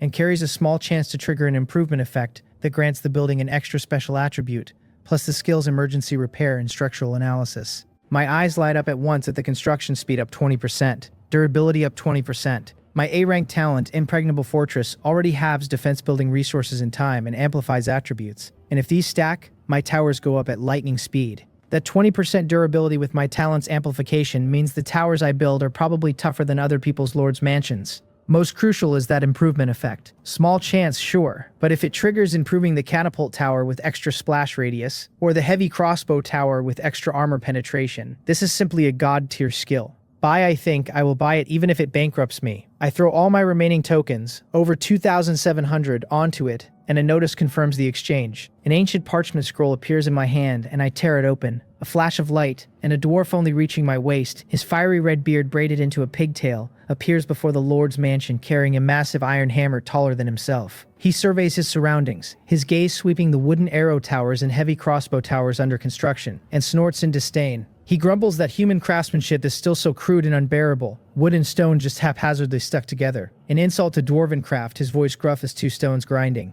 I extend my hand and tell him my name is Imbiome, that I am the lord here. He glances at me and symbolically taps my palm with the end of his hammer, naming himself Iron Hammer, and telling me I can call him Master Iron Hammer. Master Iron Hammer, I repeat, not minding his attitude since technical staff are bound to be a bit temperamental. I point to a newly finished heavy crossbow tower and ask what he thinks of it. He carries his hammer around the tower, tapping the wall with thick fingers, crouching to check the foundation, then stands and tells me the foundation is fairly solid and the materials passable. He points the hammer's handle at the crossbow mechanism and calls the mechanical structure a child's toy, the gear meshing insufficient, the rebound arm too short, wasting at least 30% of the kinetic energy, the bowstring junk that will probably break after 200 shots. He grows angrier as he speaks, nearly spitting on my face, demanding to see the blueprint. I bring up the heavy crossbow tower's blueprint, and he leans in, his beard bristling, raging that it is nonsense, that whoever designed it should be hanged from his own rafters, jabbing at fatal flaw after fatal flaw. Then he picks up his great iron hammer and hammers fiercely at several parts of the tower, loud clangs ringing out, sparks flying, the structure changing before my eyes. A notice tells me my heavy crossbow tower has been improved by the dwarf engineer Iron Hammer. Its attack rising, its range stretching from 300 to 350 meters, its durability climbing. A new trait is added too, piercing shot. The bolt with a 10% chance to penetrate the first target and deal half damage to a second in a straight line behind it. A few casual knocks for comprehensive boost to attack, range, and durability, plus a trait. This 2,500 tokens was spent incredibly worth it, practically a massive gain. I grip his hand excitedly and tell him that from now on, all construction in my territory falls under his command. He flicks his beard proudly and says I have some discernment, but makes it clear first that materials must be sufficient, that if I make him use inferior wood and stone, he would rather smash the lot. No problem, I slap my chest, telling him he will have sufficient materials. I point to the largest open area in the territory and tell him I have a task, that I want to build a gravity well here, and I show him the purple blueprint. His eyes light up instantly. He breathes the name of the gravity well, marveling that it is actually this kind of ancient marvel of engineering, calling it good 3 times in a row. He shoulders his hammer and rushes over in excitement, telling everyone to listen to his command, that today he will let us mortals witness what true architecture is. In the center of the territory, the foundation for a uniquely shaped giant tower has already been dug. Iron Hammer waves his great hammer, yelling at the peasants hauling stone whether they have eaten. To put more strength into it, that one of them set a stone crooked and would give the magnificent miracle a crooked neck right from the foundation. The scolded peasant shrinks his neck and joins the others, repositioning a stone weighing several tons. Fiery as the dwarf's temper is, his workmanship is truly exceptional, and under his command the construction bar moves at lightning speed. With my own talent bonus on top, a project that should take 3 days is now expected in 2. Professionals are just different, I think. A string of message tones rings out from Gang Jin. He says Wang Ho took first in the ruins, that his losses must have been heavy but he gained a few good items too, and that the man will likely launch a full-scale offensive once he is out. Another message follows from Li Baiwu, saying the situation is urgent, that we must unite, that he has started a discussion group. The next second I get a group chat invite, a notice telling me I have joined a temporary discussion group called The Last Stubborn Ones. The owner is Li Baiwu, and there are not many members, exactly 8, counting me. Li Baiwu, Gang Jin, myself, Han Ri, Yu Obo, Gang Songrok, Jin Bin, and Li Ha. Who came up with such a self-aware name? Li Baiwu says everyone must have seen the state of the area channel after the ancient god ruins. He took a tally, only 39 lords still alive in our whole newbie zone, and Wang Ho's Heavenly Wolf Alliance just publicly announced their numbers have reached 31. 31 against 8. Wang Ho has nearly unified the entire area. The rest of us just these 8 tenants refusing to leave.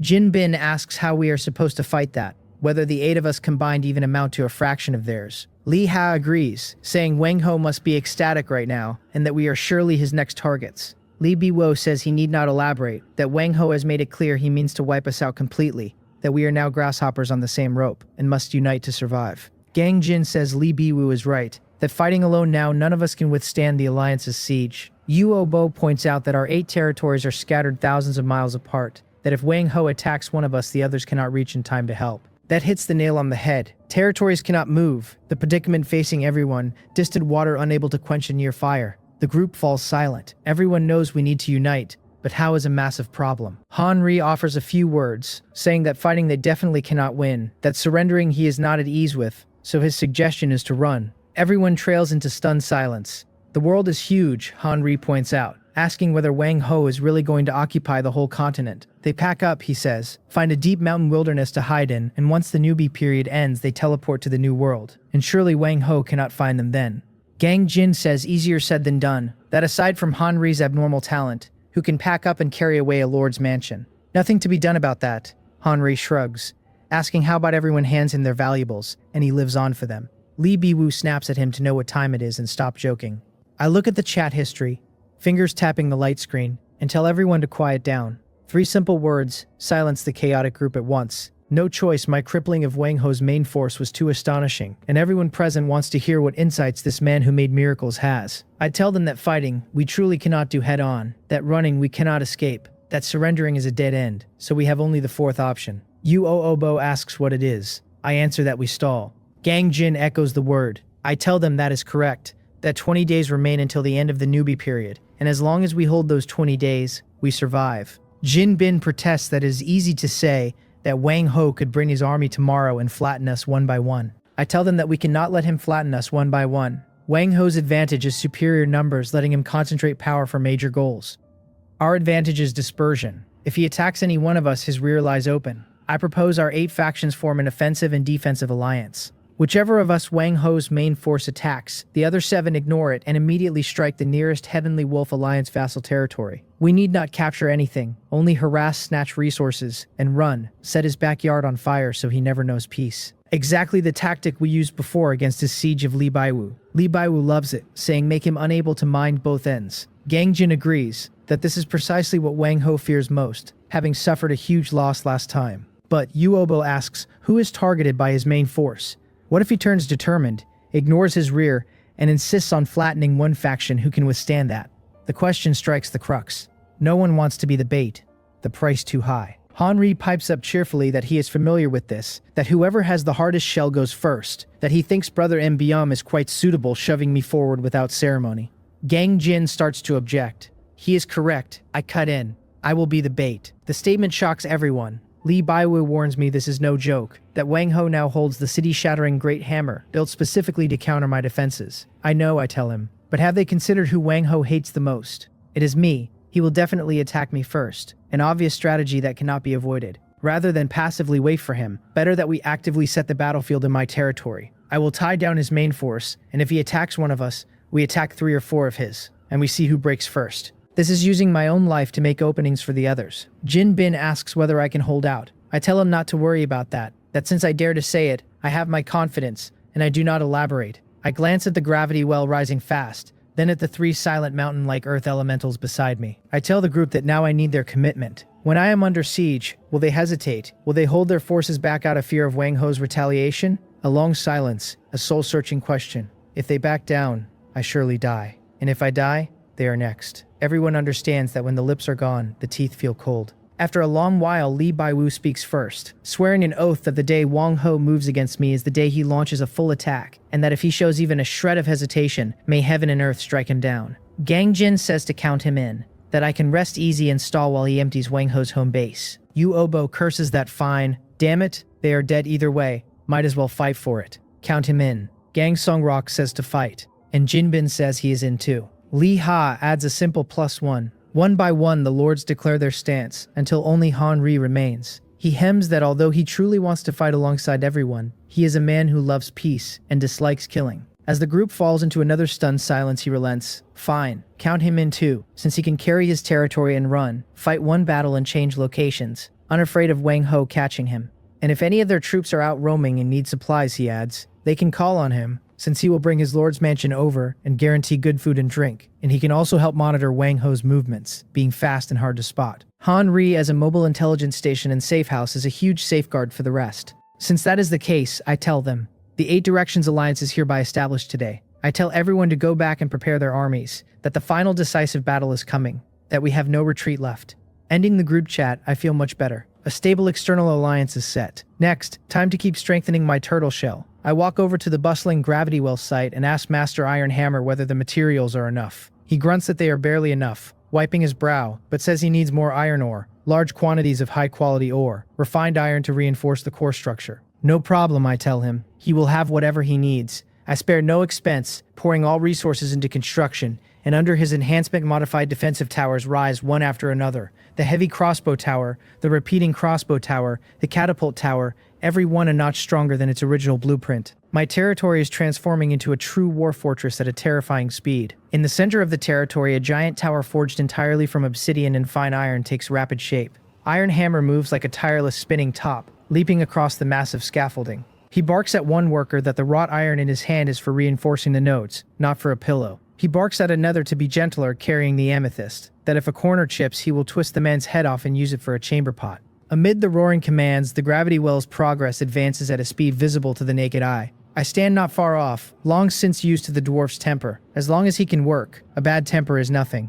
A private message pops up, from Yudong, saying something big has happened. I move to a secluded corner and open it. The 3 of them have successfully rejoined Wang Ho's group. The process almost exactly as I predicted. They lied, claiming a desperate breakout, claiming Wang Zhongrak and his men completely wiped out, and though Wang Ho was suspicious, he found no evidence. And badly needing manpower, he believed them for now. But Wang Ho, Yudong reports, is acting almost insane. He took his army to attack Han Ri and got tricked, Han Ri using some unknown method to empty his entire territory and leave only a few scarecrows in place. When Wang Ho read the words on the scarecrows, he was so angry he vomited blood and passed out. I almost burst out laughing reading it. Han Ri is truly a talent. After Wang Ho woke, Yudong goes on, the man completely changed, cold and far crueler than before. He sent people to mark the coordinates of every lord in the region who had not yet surrendered, then went to them one by one, flattening any who refused, which is how Ban Sharing died, piled up and crushed under human wave tactics. Now everyone in the region except the 8 of us has defected. The most crucial thing is the city-shattering Great Hammer from the ruins. Its effect 100% increased damage against buildings for all his troops, and he carries it everywhere now, vowing to personally smash my turtle shell. He is gathering everyone's forces, target clearly me, planning to use an absolute numerical advantage to wipe me out in one go before turning on the others. He has given the lords 1 day to prepare, the army departing by the morning after next at the latest, and I must prepare early. Double damage against buildings. My brow twitches. This item is indeed a bit tricky. I close the message, my expression calm.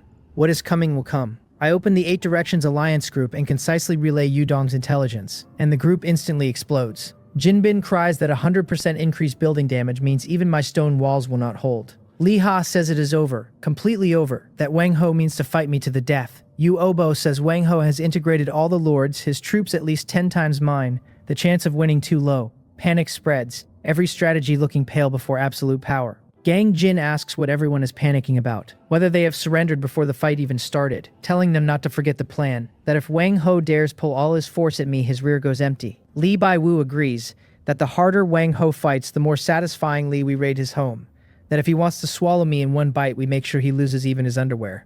Their words steady morale. Han Ri sighs that it all sounds terrifying and asks why I do not just surrender now, that maybe Wang Ho will spare me a whole corpse seeing as I am handsome. I call him an idiot and tell him not to worry, that I will not die, that he has the city-shattering great hammer, but I have my own trump cards. I tell them to prepare per the original plan, and the moment Wang Ho's army moves to act immediately, our goal being destruction and plunder rather than occupation. Make them hurt, make them afraid, I say. Let them know following Wang Ho brings no good ends. I close the group and walk to an open space behind the territory, where 3 massive figures of rock and soil stand silent, the 3 Tier 4 Earth Elementals. I tell one to use its ability on an empty patch of ground. A yellow light flashes, its huge palm slamming down, and the ground shakes as a giant hand of mud shoots up and firmly grips the area. Good. Strong enough. I tell another to try roaring, and its chest rises and falls in a dull roar, an invisible wave spreading, several patrolling skeleton soldiers abandoning their routes to stagger toward it and stab their bone spears at its thick leg, the damage numbers scratching at 1 apiece. I nod, satisfied. The taunt is superb. With these 3 behemoths present, even a breached wall becomes a plug, the gap turned into a merciless meat grinder. Afterward, I go to the bone pool. After the stockpiling of the last few major battles, the open ground is densely packed with newly converted skeleton soldiers. Consumables, the best cannon fodder to fill the line and exhaust the enemy. I reorganize all my troops. The skeleton soldiers go on the outermost ring as the first line. The main forces, the rock pangolin shield guards, longbowmen and boar riders deploy atop the stone walls and behind the main gate. Snowsong and her frost wolves, the lizard man archers, the butterfly sprites, the cave dwellers militia, slimes, and the tier 1 troops recruited from the refugee camp over the past 2 weeks become mobile forces, ready to support at any time. The 3 Earth Elementals I hide behind the western perimeter wall. By Gang Jin's intelligence, Wang Ho's main force is most likely to launch from the western plain, the decisive battleground I have prepared for him. The evening of the next day, the final rune iron plate is installed, and the whole gravity well shakes violently, an invisible wave spreading throughout the territory from the giant tower, every unit feeling a slight sinking, the air seeming to weigh more. It is done. Master Iron Hammer leaps down from the top carrying his hammer, face full of pride, grumbling that if time were not so tight and the materials not so ordinary, he could have doubled its range. I pat his shoulder and tell him he has worked hard, promising him a long vacation after this battle. Dream on, he glares, stroking his beard, saying he still has to completely refit all my broken arrow towers. I smile and walk onto the highest stone wall. The afterglow of the setting sun dyes the whole land gold. Inside, cooking smoke curls up as peasants do the final reinforcement. Outside, traps lie dense, killing intent everywhere, and everything is ready. A frost wolf gallops to the base of the wall, and Snowsong flips off its back and hurries to my side, reporting that the western butterfly sprites are back from scouting. A massive army unprecedented in scale approaching, less than 10 kilometers out. I nod. At the boundary between sky and earth, a yellow dragon of dust and smoke churns, surging toward me. 10 kilometers is a few charges for 3rd-tier cavalry. The rolling yellow dragon on the horizon grows closer and resolves into a vast, oppressive torrent of black steel. Countless flags snap in the wind. One for each lord, kobolds, goblins, hyena men, militia, skeletons, every kind of low-tier unit mixed into a massive chaotic army. At the very front ride nearly 40 knights on giant wolves, heavily armored and imposing. Wang Ho stands at the head of the formation, holding a warhammer wildly disproportionate to his size, dark gold all over and covered in ferocious patterns, an invisible aura radiating from it to envelop the whole army. He yells through a tin megaphone whether I saw that this is his army, that today he will personally smash my turtle shell with the city-shattering great hammer. I stand on the 5-meter wall and pick my ear. This guy's voice is still so loud, I think, in good enough humor to turn and joke to Snowsong whether she thinks he spent all his gold coins on megaphones. She ignores the bad joke and only grips her staff tight. My gaze sweeps the so-called great army below. The direct lineage troops of the Heavenly Wolf Alliance are indeed full of spirit and high in morale, but the vassal lords' troops behind them paint a different picture. The lords swept along look pale, eyeing the ferociously fortified fortress, and then their own pitiful cannon fodder, their legs starting to tremble. One whispers how they are supposed to fight this. Another recalls how last time several thousand of them charged and could not even scratch the wall's paint. A third offers thin comfort that maybe the city-shattering great hammer gives them a chance this time, lacking much confidence himself. Wang Ho clearly hears the muttering and spins around, eyes savage, swearing he will kill without mercy whoever shakes the army's morale again. Jiang Wei beside him understands at once, spurring forward to shout at the vassals to snap out of it. That Ho Hyung's city-shattering great hammer doubles the building damage of all troops. that this turtle shell looks scary but will shatter on contact. He points his long saber and orders the first wave, a full army charge, to trample out all the traps. The same routine again. The lords dare not voice their anger, and under the supervising team's watch they reluctantly drive their troops into the charge. Hundreds of cannon fodder converge into a torrent and rush shouting at the silent fortress. I watch the surging crowd below with indifference. I call up to ask Master Ironhammer whether he is ready. He snorts down at the charging mob as a bunch of dirt chickens and rotten dogs, sharply pulling the huge lever beside the gravity well. An invisible wave spreads instantly from the center of the black giant tower. The first dozens of kobolds and goblins, the moment they step within 200 meters of the perimeter, suddenly sink,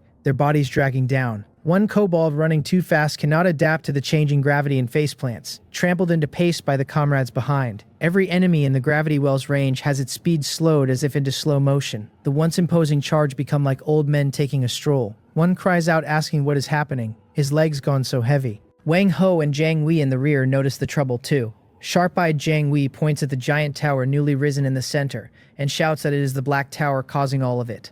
Wang Ho roars that he does not care what tower it is, ordering the charge, that the damage is doubled. So what if they are slower? Pile them up with lives. But this is only the beginning. I issue the second command, activating the elemental charging tower and selecting Frost enchantment. On the other side, a tower built entirely of white crystal lights up, and the next second the tip of every defensive tower wears a faint layer of frost. I order all arrow towers to open fire. A dense rain descends from the sky, every shaft this time carrying a chilling cold. An arrow grazes a goblin's arm, and the wound crystallizes with ice at once, stiffening its whole body. The 30% slow from the gravity well, the frost arrow slow, the asphalt traps cleverly camouflaged on the ground, triple deceleration stacked, the effect outstanding. The charging troops can barely move their feet, perfect targets for the arrow towers. The battlefield turned one-sided slaughter. Swaths of cannon fodder are shot into hedgehogs by the frost arrow rain before they cover half the distance, collapsing, their cries weak. One screams in refusal, another wails that he does not want to die. The coerced lords watch their troops massacred, hearts bleeding,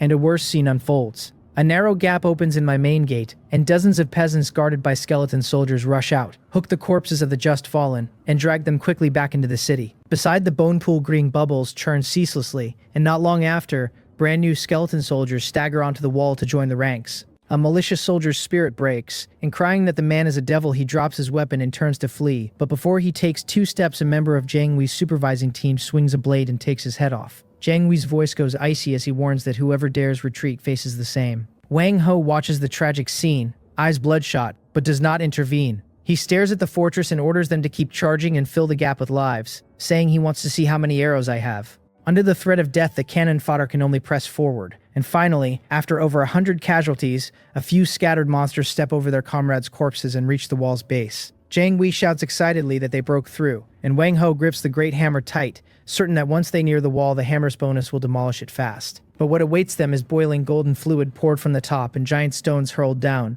and behind the wall, the longbowmen draw and loose deadly armor-piercing arrows in a parabola, precisely reaping the enemies squeezed into the corner. The first charge after nearly 200 casualties is a complete failure, the field covered in a thick layer of corpses, the air dense with blood. Wang Ho's morale plummets to freezing point. He trembles with rage, cursing every one of them for trash. Jiang Wei comes and says they cannot keep feeding cannon fodder, that their morale has collapsed, that it is time for their own people to go in. Wang Ho takes a deep breath, raises the city-shattering great hammer, and calls on the Heavenly Wolf Alliance to charge with him. He leads, the giant wolf beneath him roaring and turning into a streak of gray lightning straight at my territory. More than 30 wolf cavalry close behind. 11 cavalry nomads spreading on the flanks for a rear attack. They are finally here. My eyes narrow. I order the heavy crossbow towers to focus fire on Wang Ho. Over a dozen heavy crossbow towers roar at once. Huge armor-piercing bolts aim dead at him. Unafraid, he holds the great hammer horizontal before him, and several bolts strike it and deflect, leaving only white marks. He laughs wildly that my attacks are useless against him. The wolf cavalry endure the arrow rain and, after a few injuries, reach the wall's base. Wang Ho commands them to smash it, and they raise their weapons and hammer the stone wall furiously. With the 100% bonus, the effect is immediate, a string of large damage numbers rising from the wall's durability. 55, 62, 58. In just over 10 seconds, the focus section of the west wall drops sharply and dense cracks spread through the structure. Jiang Wei shouts that it is working and to put more effort in. I tell Snowsong to use Frost Nova, and she raises her staff, the ice blue aura sweeping the wolf cavalry below and pausing their wall smashing. I order the catapult towers to aim and fire. Giant boulders descend and crash into the formation. One unlucky wolf cavalryman struck dead on and turned to pulp with his wolf. But the offensive does not stop. Wang Ho orders them to ignore casualties and smash the wall with all their might. That as long as they break a gap, they win. With a loud crash, the section focused fired for several minutes finally collapses, a gap 7 or 8 meters wide opening in the fortress's defensive line. Wang Ho roars in triumph for them to charge in, and the wolf cavalry cheer and surge for the gap to slaughter the ranged units inside. But the moment they step into it, everyone freezes. Behind the gap, 3 incomparably huge figures stand, no one knowing when they arrived, giants of rock and earth 4 meters tall, their massive bodies completely blocking the breach. My 4th tier units, the Earth Elementals. They greet me as master, their dull voices seeming to come from the depths of the earth. The leading Earth Elemental's chest heaves and it lets out a dull roar at the wolf cavalry outside, an invisible wave spreading, a red taunt mark appearing over every rider's head. As if they have lost their minds, they abandon the charge and frantically attack the 3 stone giants, their blows landing for only double-digit damage. The Earth Elementals rooted in carrying 30% physical reduction. Ridiculously tough. Wang Ho watches, eyeballs nearly popping out, demanding to know what the hell these things are. Before he can react, my voice drifts over from behind the breach, ordering the boar riders to charge them back. The boar riders, poised and ready, charge out from both sides of the Earth Elementals. A wolf cavalryman who has just brought his battle axe down on an Earth Elemental has no time to react before a giant boar slams him from the side, the massive impact flinging him off and emptying his health bar mid-air. The breach turns into a merciless meat grinder, the wolf cavalry firmly held by the Earth Elementals aggro, unable to move, forced to endure the boar charge and the dense arrows from behind. One after another, the 3rd-tier wolf cavalry fall, amid unwilling wails. Wang Ho's heart bleeds. He finally reacts and roars in desperation for a retreat. But just as he means to order it, a heaven-shattering sound of killing and explosions erupts behind him. A scout scrambles over crying that it is bad, that their rear has been attacked, that Li Biwu and Gang Jin's main forces have appeared from nowhere and are hitting their vassal encampment. A lord named Qian Ri stands stunned, listening to the system chime in his mind, his gaze vacant, asking himself why they came for him. A global announcement declares that in our newbie zone a lord named Qian Ri has been eliminated, his territory destroyed. The cold notice sounds clear over the battlefield outside my territory, audible to everyone present. Before anyone recovers from the shock, another follows at once, declaring a lord named Oh Bin eliminated, his territory destroyed. Oh Bin's territory on the other side of the zone had been jointly raided by Yu Obo and Jin Bin, unable to organize a proper defense before it was submerged by the tide of troops. If the first announcement only unsettled the Heavenly Wolf Alliance vassals, the second is a bucket of ice water over every heart. One cries that his territory is right next to Oh Bin's and asks whether he is next. Another shouts to Wang Ho that they have to go back, that if they do not return now their homes will be completely looted. A third yells to stop fighting, that the battle is unwinnable, that forward is suicide and staying means their homes raided, that they came to conquer, not to be cannon fodder. Panic spreads through the vassal army like a plague. The lords who moments ago were prepping a second charge under the supervising teams no longer care about Wang Ho's threats, wheeling their forces around to flee the accursed battlefield with their shattered remnants. The morale completely collapses. Jiang Wei swings his saber to intercept, demanding to know who dares run. But the effect is minimal, a few dozen supervisors useless against thousands of routed soldiers, thinking only of escape. Wang Ho lets out a beast-like roar for them to get back here, eyes bloodshot, staring at the 3 mountain-like earth elementals behind the gap, and the wolf cavalry corpses being dragged endlessly into the bone pool. He knows he has lost, utterly and completely. On the main front, his proud wolf cavalry charge is fully suppressed by 3 stone monsters that came from nowhere. The battle a one-sided slaughter. On the rear front, his so-called allies are harvested like leeks, one patch after another. He forces the word retreat out through gritted teeth, and yet he cannot bring himself to finish it, because finishing it means total failure. Jiang Wei spurs to his side and shouts anxiously that as long as the green hills remain there will be wood to burn, that they must retreat, that if they do not leave now they will never regain the men's loyalty. Wang Ho's chest heaves violently, and finally he waves a weak hand, telling them to sound the gongs and call back the troops. The retreat gong rings, and the wolf cavalry feel as if granted a great amnesty, desperately pulling away from the terrifying breach, not even bothering to retrieve their comrades' corpses. The Heavenly Wolf Alliance army, arrived with menacing momentum, leaves in utter disarray. On the stone wall, I quietly watch the chaotic field below, my face without expression. Snowsong asks whether we are not given chase. Chase what? I shake my head. Never pursue a cornered enemy, and besides, our mission is already complete. I turn to a peasant beside me and tell him to pass word down, to clean up the battlefield and repair the wall, and to tell Master Ironhammer to make this section of the western wall double its current thickness. The peasant acknowledges the order. Under the setting sun, my territory returns once more to a scene of bustling construction. Meanwhile, in a valley several kilometers off, the temporary camp of the Heavenly Wolf Alliance lies utterly silent. Inside the central command tent, Wang Ho sits in the main seat, the city-shattering great hammer lying quiet on the table before him, at this moment seeming to silently mock its owner. Below him, Jiang Wei and several other core lords keep their heads down, not daring to breathe loud. At last, after a long while, Wang Ho tells them to speak, to tell him why this battle turned out the way it did today. The group exchange glances, no one daring to speak first. Wang Ho slams the table, the great hammer giving a low hum, and demands whether everyone has lost their tongue, since usually they all have so much to say. Jiang Wei nervously steps forward and says that this time they were too complacent, that I somehow acquired a pile of strange gadgets, the deceleration tower, and those 3 stone figures they could not damage, which completely disrupted their deployment. Another lord chimes in that yes, especially those 3 stone figures, too effective at countering the wolf cavalry, blocking the breach and using taunts so the wolf cavalry could not break through, and only took hits passively. The city-shattering great hammer could break the wall, he says, but after breaking through was still useless against the 3 monsters. Wang Ho's eyes turn cold as he asks whether the Lord is saying his city-shattering great hammer is useless. No, that is not what he meant. The Lord waves his hands in panic, saying what he means is that I am too insidious, refusing open combat, relying entirely on turtle shells and monsters to grind them down. Wang Ho cuts him off irritably, saying he does not want to hear this nonsense, that he only wants to know what they do next. The tent falls silent again. What to do? No one can answer. Continue attacking me? Today proved that a dead end, over 200 cannon fodder vassals lost alone, Wang Ho's own wolf cavalry down another 3 units, and that even with the city-shattering great hammer present, without which they would not have touched the wall at all. But if they do not attack me, what else can they do? Just let it go. Wang Ho cannot afford to lose face. Just then Jiang Wei, who had gone quiet, slowly speaks up, saying he thinks they may have been thinking about this the wrong way from the very start. Every gaze focuses on him.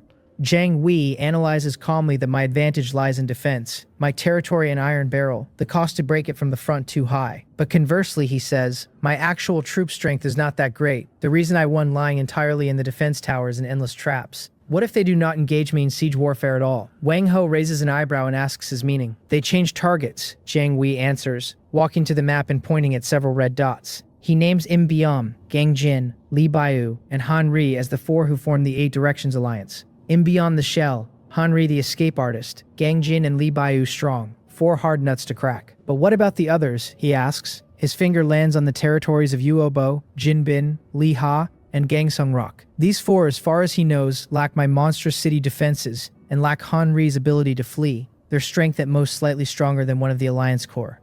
They are the breakthrough point. The people in the tent brighten. That is right. If they cannot beat me, can they not beat my poor relatives? Jiang Wei emphasizes that they have to pick on the weak ones. They can no longer concentrate all their forces to gnaw on my hardest bone like today. He says since doing so only lets me wear them down while my allies stab their backs. He suggests changing the strategy. First, all vassal lords must leave sufficient defensive forces in their own territories. No more homes breached so easily as today. Second, draw the most elite and mobile units from all their troops into a rapid reaction force, personally led by Wang Ho himself. Third, that force's mission shifts away from siege to centralized support, lying in wait in the open field to annihilate Li Baiwu and the others should they dare pull troops out to raid the rear. They abandon attacking me and switch to hunting my weaker allies, catching them completely off guard. As long as they swiftly destroy 1 or 2 of Yuobo's group with thunderous speed, he says, the enemy's morale will naturally waver. By then I become a commander with no troops left, and even guarding my turtle shell will do me no good. Once they consolidate all resources and expand their forces to 2 or 3 times the size, when they deal with me at last, I will have only one path left, death.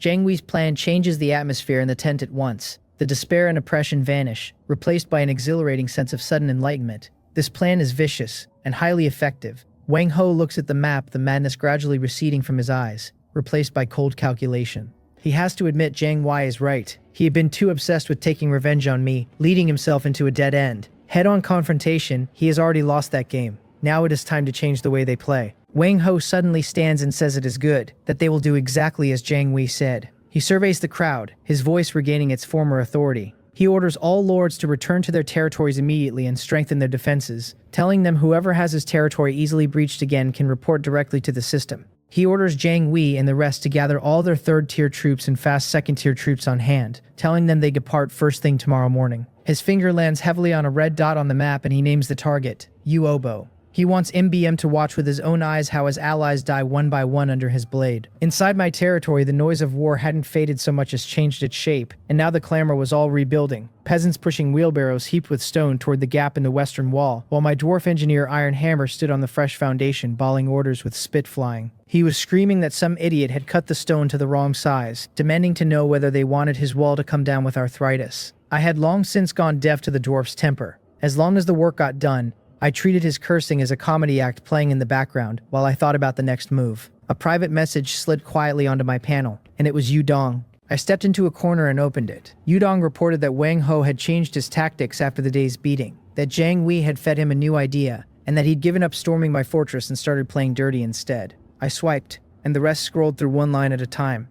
First, Yudong told me Wang Ho had ordered every vassal lord to keep enough troops home to guard against another one of our raids. Second, he'd stripped the most elite mobile units out of everyone's armies. All his surviving wolf cavalry and nomads folded into a so-called rapid response force, and he meant to lead it himself. No more frontline sieges, just a fast strike group ready to reinforce anywhere or run our people down in the open. Third, he'd had the vassals scrape together their leftover cannon fodder to fall on the weakest lords in the Eight Directions Alliance, and their first target was Yuobo. So the man had finally decided to stop chewing on the iron nut and clip my wings instead. Yudong told me the plan was already set, that the troops marching on Yuobo would move at dawn, and that I needed to warn him to prepare early. This guy had gotten a little smarter. I closed the message, opened the group chat we'd named the Last Rebels, and without any preamble I copied Yudong's whole report straight in, word for word. The dead quiet channel caught fire the instant it landed. Jin Bin sputtered that Wang Ho was going after Yuobo, forming a rapid response force. Li Ha decided immediately that it was over. All of it, that picking us off one at a time meant none of us could possibly hold.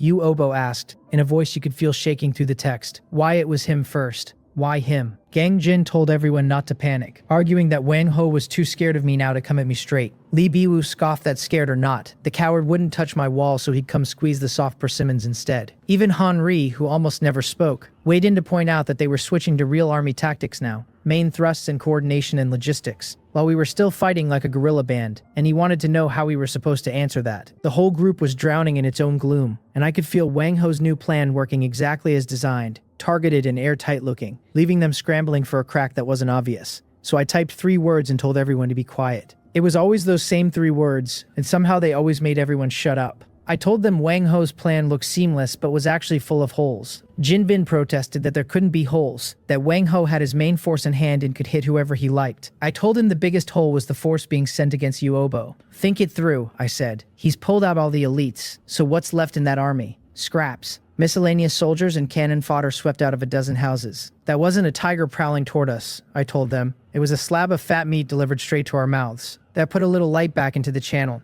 Gang Jin asked whether I meant we wipe out that force of his. Exactly, I said. And not just wipe it out, we do it in a way that breaks his bones. Li Biwu pushed back that Wang Ho's rapid response force was no joke, that the moment we moved to save Yuobo, they'd spring out on the way. So we don't let him spring out, I told them. We lure him somewhere else. My fingers were already moving across the light screen as the shape of the whole thing came together.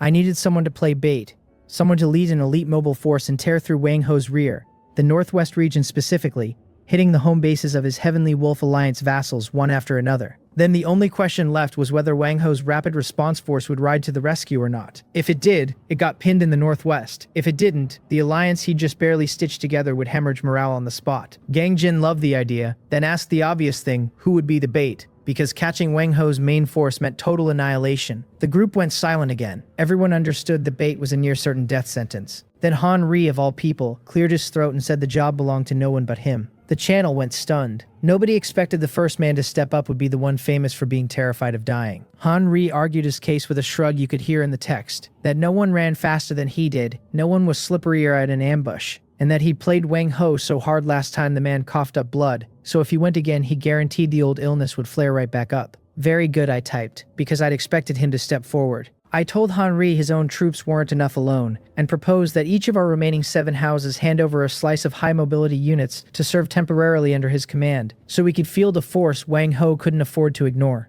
Han Ri lit up at the idea of being handed to everyone's soldiers, swearing he'd treat them like his own. Yuobo and Jin Bin threw in their support without hesitation, the ones in the most immediate danger the quickest to agree. But, Han Ri, I said, and let my tone go cold, your mission is only to harass and pin them down, not to fight a decisive battle. Hit and run, and never let yourself get bogged in the fight. And I said, if you're truly cornered by Wang Ho's main force and the situation goes critical. I paused before I finished it. Then I told him he had my permission to prioritize saving his own troops and use the units we'd loaned him as a rearguard. The channel dropped into a dead silence at that, because the words were too cold and too honest. A plain order to sacrifice everyone else's soldiers to preserve one man's core. Henri said nothing for a long while, then finally answered that I was really something, actually saying it out loud, and that he liked it. Deal, he said. He'd go flip Wang Ho's backyard upside down, but he warned that if it truly came down to it, he wouldn't be polite about which troops he spent. Li Biwu declared that as long as we won, a few dead soldiers meant nothing, and the rest fell in behind him. A vast net, custom cut for Wang Ho, was quietly spreading open. Now the second step, I told them. Once Henri drew Wang Ho's main force into the northwest, the remaining 6 of us would gather every scrap of our main strength and rush Yuobo's territory at top speed, striking from outside while his garrison struck from within, and grind that motley crew into nothing in a single motion. Remember, I said, the goal isn't to beat them, it's to erase them, and if we could kill a Heavenly Wolf Alliance lord or 2 in the chaos, so much the better. The plan was interlocked, bold, and honestly a little insane. If it worked, the Alliance would be gutted and its internal rot would spread on its own. If it failed, all 8 of our main forces could get chewed apart in the open with no comeback left. Yuobo committed everything he had, and Jin Bin echoed him, the threat of death somehow lighting a fire in every one of them. Time was tight, I told them. Under cover of night, hand the troops to Henri at once. Tomorrow would decide all our fates.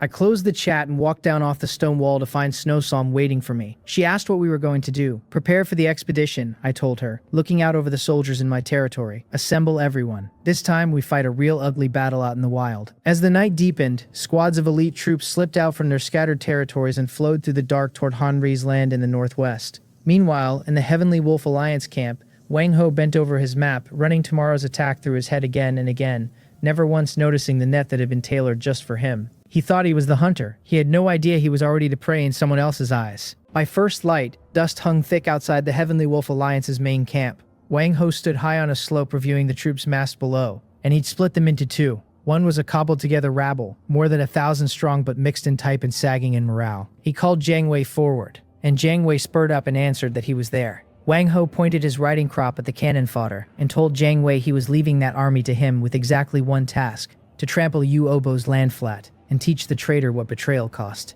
Jiang Wei glanced at the mess of troops, then at the elite force beside Wang Ho, and understood the arithmetic instantly, but he promised the mission would be done. Then Wang Ho turned to the vassal lords wearing every expression under the sun, and warned them that anyone caught slacking would meet the hammer in his hand, dangling 30% of Yuobo's resources as the reward for taking him down. Carrot offered, stick waved.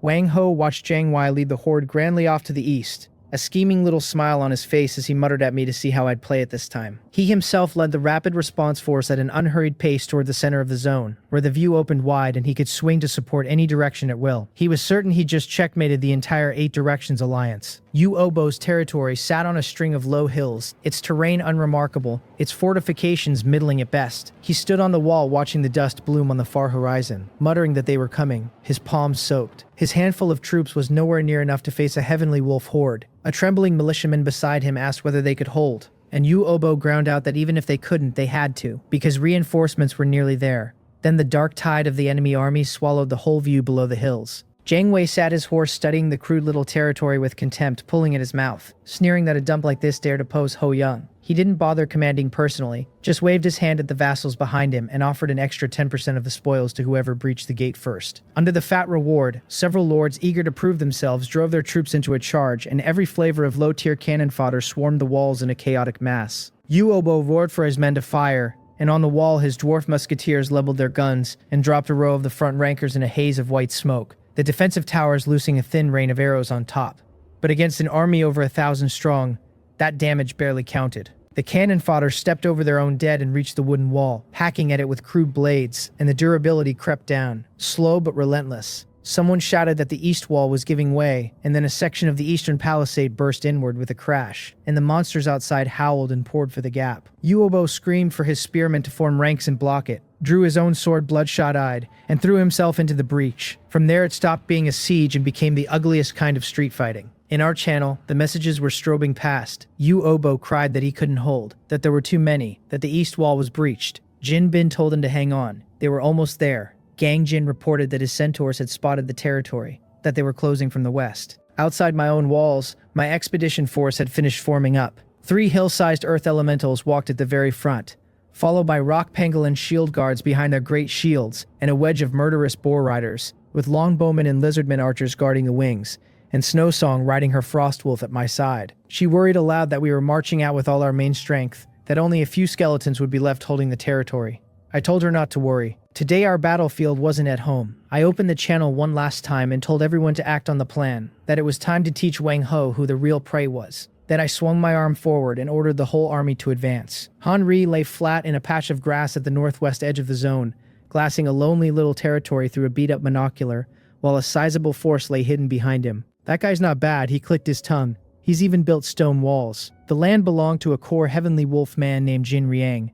A centaur archer asked when they'd start. Don't rush, Han Ri told him with a sly little smile. Wait for the wind. The instant he said it, 3 air elementals flared and dissolved into 3 whirlwinds, drifting silent toward the territory, and a moment later plumes of black smoke shot up inside Jin Riang's walls, as men bawled that the granary was burning. The place fell into chaos. Jin Riang was still marshalling a fire brigade when a fast rain of arrows tore out of the woods to the south and raked his watchtowers, and he wheeled his troops that way to defend, only for a wall of battle cries to erupt outside the western stone wall. He had no idea what was happening or where all these people had come from. What he didn't know was that Han Ri had thrown a few dozen Tier 1 units at the western side purely to bluff, running them back and forth to fake a massive host bearing down, while his real main force crept to the lightly held north gate. Now Han Ri barked and leapt up out of the grass, telling his boys to follow him, grab the goods and run. Centaur archers fired on the charge and swept the wall clear while Han Ri rode a hellhound at the head of a dozen elite Tier 3 water elementals, a blade driving straight for the north gate, and the few goblins guarding it went down before they could turn. His arrogant laughter rang across the whole territory as he announced that Grandpa Han Ri had come to visit. He never lingered in a fight. He drove straight for the resource warehouse, swept up a hall of wood and stone, and vanished out the east gate, the whole thing smooth as running water and done in 10 minutes. By the time Jin Riang finally arrived with his main body, all he found was a stripped warehouse and a few big words scrawled on the ground by Han Ri, a taunt that he'd fooled them and would be back.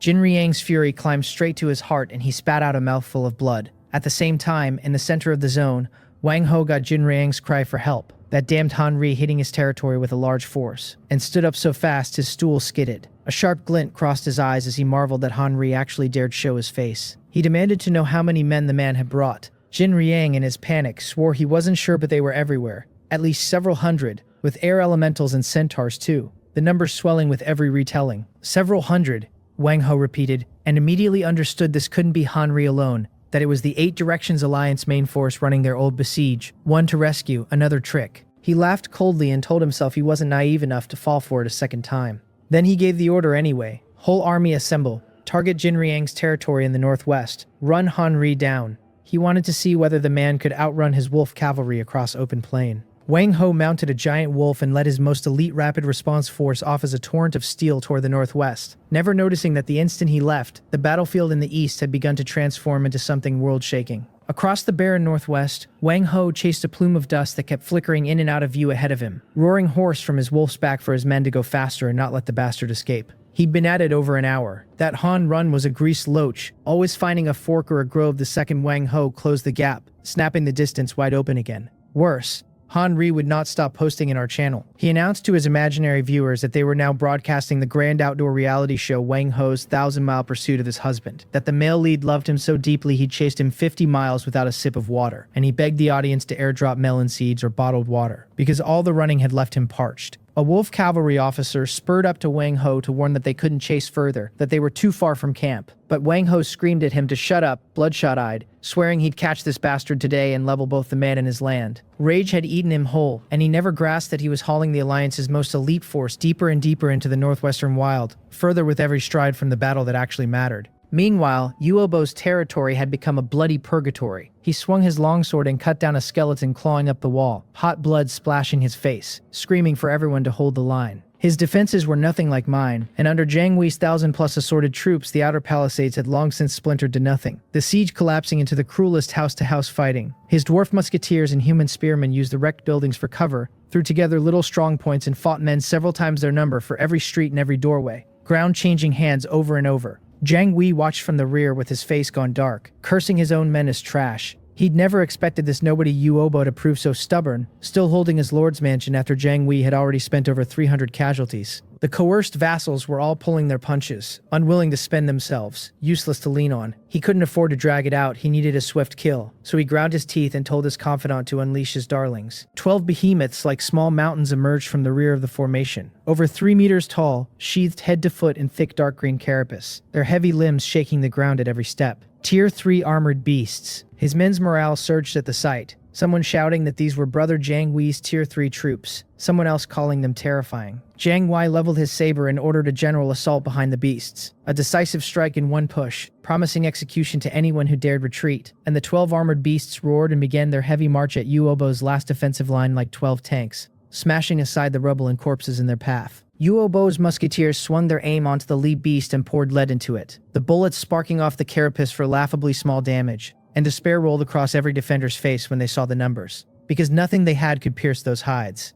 An armored beast slammed a crumbling wall to powder and hurled the spearmen behind it flying before they could even scream, and the defensive line tore open in a gaping breach as the monster tide howled in behind the beasts. Yuobo watched it with his sword hand shaking, and he regretted everything. Back when his lord's mansion hit level 3 and the architecture branches opened, he'd inexplicably passed on the common tech tree and chosen a custom branch. Sure, he'd unlocked some black technology, only to find every building was an auxiliary structure like automatic mining machines and goblin workshops. Utterly useless, not even a recruitment hall for Tier 3 troops. It had crippled his growth after the 3rd Crimson Moon and dropped him into the 2nd tier of lords. And now, facing real Tier 3 power, he finally understood how badly he'd chosen. A blood-drenched spearman grabbed him and shouted to retreat before it was too late, and Yuobo laughed bitterly and asked where there was left to retreat, because once the lord's mansion fell, they all died. He raised his sword with grim finality and told his brothers they'd fight to the death today. And then everything changed. On the west edge of the battlefield, at the far end of the open plain, a line of black dots swelled fast into a body of centaurs armed with long spears and bows,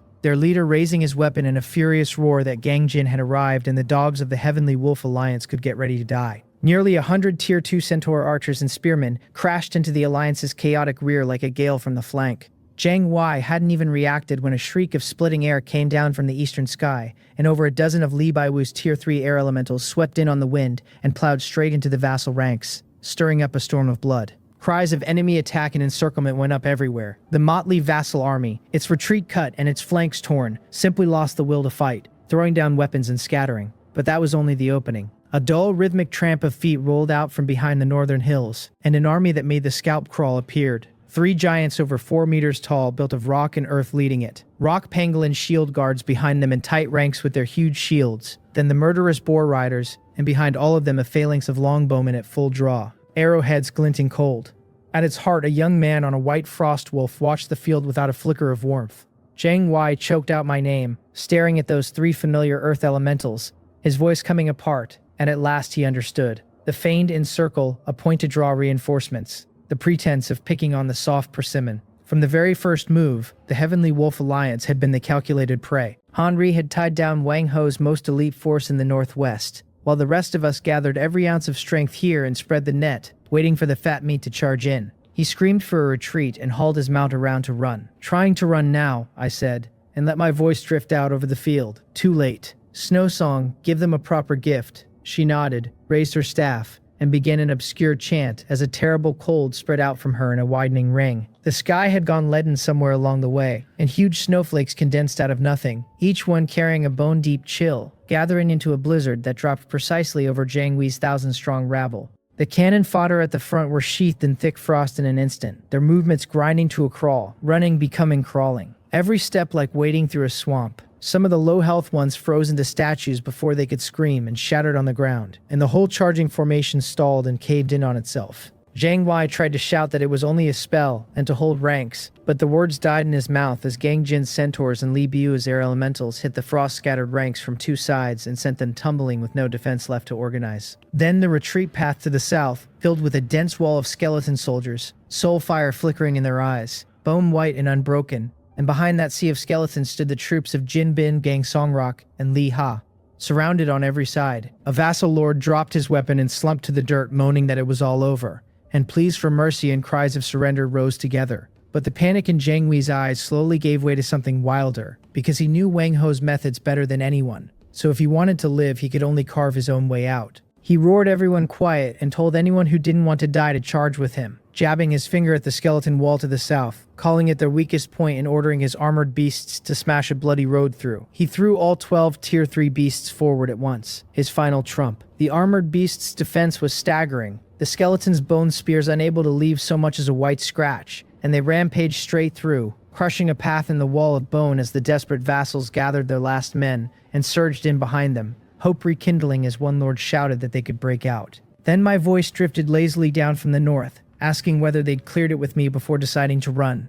"Boar riders," I ordered, "crush their formation from the flanks." The boar riders I'd held in reserve burst out from behind the earth elementals, and instead of meeting the armored beasts head-on, they drove in like two daggers, stabbing into the fragile ranks of vassal troops trailing behind. Gangjin laughed and sent his centaur spearmen in from another angle. "Longbowmen," I called, "fire at will. Pit those followers off one by one, and Li Bai Wu, quit letting your air elementals watch the show. Send them down to entertain the crowd." A storm of arrows and wind blades came down on everything behind the armored beasts. The vassals who'd finally worked up the nerve to charge caught a devastating blow instead, their formation ripped apart by boars and centaurs, while the long-range fire harvested them in swaths, the whole field turning into a meat grinder. Jiang Wei's beasts cleared ground in front, while his army melted away behind. A lord named Wang Wan screamed as a boar smashed his last dozen kobolds to pieces, and before he'd finished grieving, one of Li Baiwu's air elementals drifted over his head and a wind blade took it clean off. In another quarter, a lord trying to rally a counterattack drew Gang Jin's centaur spearmen, and after a few charges both he and his summoned guards were left riddled with holes. The last three vassals watched their troops dwindle and looked at me across the field like I was a demon god, and their nerve broke completely, all of them surrendering and ordering their men to lay down arms. Jiang Wei glanced back to find only a scatter of stragglers left behind him, and his heart bled. He roared that he wasn't finished with me, then ground his teeth and gave the last order to his remaining 12 beasts, 4 of them to hold his rearguard at any cost. 4 armored beasts wheeled fearlessly into the charging boar riders and centaurs, spending their massive bodies to buy him a few precious seconds, and Jiang Wei took the other 8 and a few lucky core lords and broke through the last of the skeleton sea without a backward look, vanishing wretched into the southern jungle. The battle was over. The last light of the setting sun spread across a purgatory of corpses and dyed it a beautiful, terrible gold, the air thick with blood and burning. Yu Obo stood on the ruins of his own territory, looked at the bodies everywhere, and simply sat down, gasping. Gangjin rode a centaur to my side and punched me in the arm, telling me I wasn't bad, that it was a beautiful move, that I'd played Wang Ho and Jiang Wei like fiddles. Li Baiwu came over too, his look at me gone complicated, and admitted he'd underestimated me before. I just smiled and watched my skeletons cheerfully start clearing the field, dragging fresh corpses back toward my territory. The hall was unlike anything before. We'd wiped out the Heavenly Wolf rabble, killed 2 lords and captured 3, and more importantly, gutted a third of Jiang Wei's ace armored beasts. This battle had cracked the Alliance's foundation clean through. Then I remembered something, and called the 3 surrendered lords over, and they came trembling. "Do you want to live?" I asked. "Yes," they nodded like chickens pecking grain. "They'd do anything." "Good," I said, and let a kind smile settle onto my face, because I happened to have a new job for them. They wanted to join me, didn't they? Now the chance had come. "Go back and tell Wang Ho you barely escaped after fighting your way clear," I said. "Then stay right there at his side." Their faces drained white, because this was asking them to go back as my planted agents, and if Wang Ho ever found out, their end would be worse than death. "Unwilling?" I asked, and let the smile drop. "Willing," they blurted. "Absolutely willing," pledging themselves before they could think better of it. I nodded, satisfied, and looked off toward the northwest where Wang Ho was still chasing Han Ri. It had to be quite a show.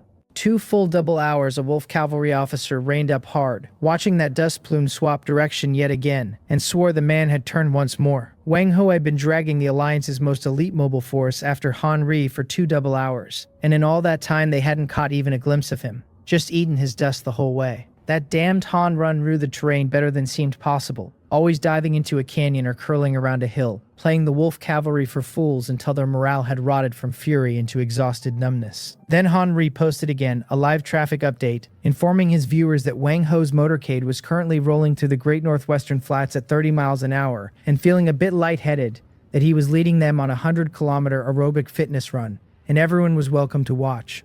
Gang Jin warned him to watch himself, not to clown around until he blew it. Han Ri assured him he could see clearly whether the man's mount was male or female, so what could possibly go wrong, then asked how things were on our end. "It's over," I told him. 3 words. "Beautiful," he answered.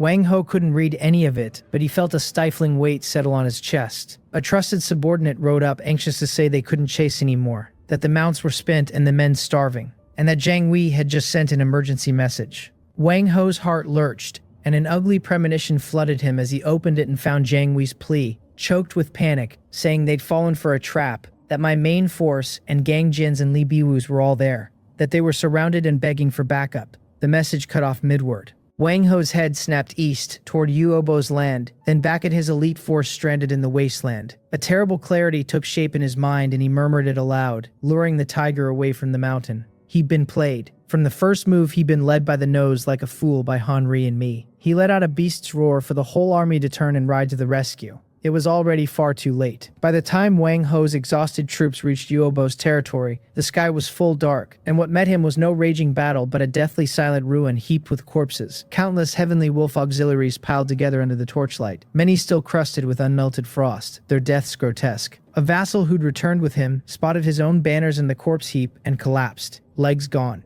Wang Ho sat his wolf and shook. He had lost, and lost far worse than the last time beneath my walls, because last time he'd only spent elites, but this time the vast vassal legion that was the whole foundation of his rule in the region had been all but destroyed. Then a commotion stirred in the southern jungle, and Jiang Wei emerged in a sorry state, leading his last 8 armored beasts and a scatter of beaten soldiers, his face and armor caked with dried blood, his eyes full of terror and lingering fear. Wang Ho demanded to know what had happened, his voice a rasp, and Jiang Wei's voice shook as he described the trap, how they'd rammed straight into the encirclement, how Wang Wan and Li Mook were both dead.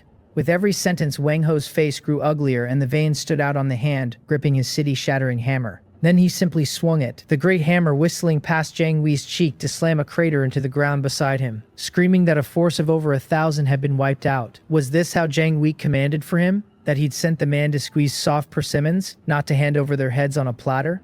Jiang Wei flinched. Then a surge of humiliation turned his own eyes red, and he shot back to ask whether Wang Ho could really blame him. Because if Wang Ho hadn't insisted on chasing Henri and let himself get lured off the mountain, how could they possibly have lost this badly? Wang Ho raised the hammer to strike, incensed that the man dared talk back, and then a voice cut across it and told him that was enough. It was Sang Pyong, another corps member whose own troops had been mauled in the fighting. He stepped between them and looked Wang Ho dead in the eye, telling him this wasn't the time to assign blame, that everyone had lost and everyone had bled, and asking what use there was in beating and cursing his own people. Jin Riang stepped out too, grief all over his face, saying they'd lost everything in this battle, that his men were dead as well, that there was no point fighting on because if they kept it up, they'd all end up buried alongside me. The Lord's complaints rose one after another, and the resentment Wang Ho had been suppressing by force erupted all at once now that the crushing defeat had come. The army's morale was no longer stable, and the cold spreading through Wang Ho's chest told him he was in serious trouble. He barked at everyone to shut up, insisting it was only one defeat, mocking them for being so scared over a single loss,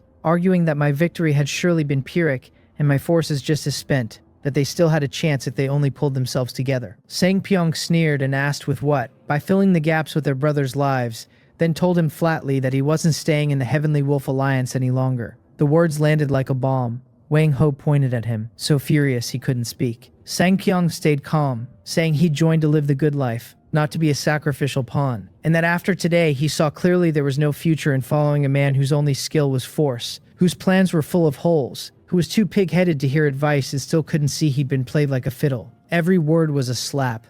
Wang Ho screamed that Sang Pyong was looking for death, and swung the great hammer at him, and Jiang Wei and several corps members lunged to hold him back, begging him to calm down. Sang Pyong didn't dodge, only looked at him coldly and asked if this was all he had, killing whoever he couldn't out-argue, then turned to leave, telling anyone who wanted to keep following Wang Ho to their deaths that they were welcome to stay behind. Sang Pyong's departure was the first domino. Jin Riang and several battered vassals announced they were done too, and in the space of a breath nearly a third of the once huge Heavenly Wolf Alliance walked out. Wang Ho tore free of Jiang Wei and watched those resolute backs recede, his whole body gone cold. He wanted to kill, but he knew killing them now would only push the rest further away. Fine, he laughed in a fury, telling them to remember this, that anyone who walked out today was forever barred from coming back, that from this day they were enemies of the Heavenly Wolf Alliance. To lords already thoroughly disillusioned, the threat rang hollow. The night wind kicked up dust and the smell of blood, and Wang Ho stood on the ruins with only Jiang Wei and a few corps men and a handful of vassals who hadn't yet fled. His alliance had fallen apart overnight.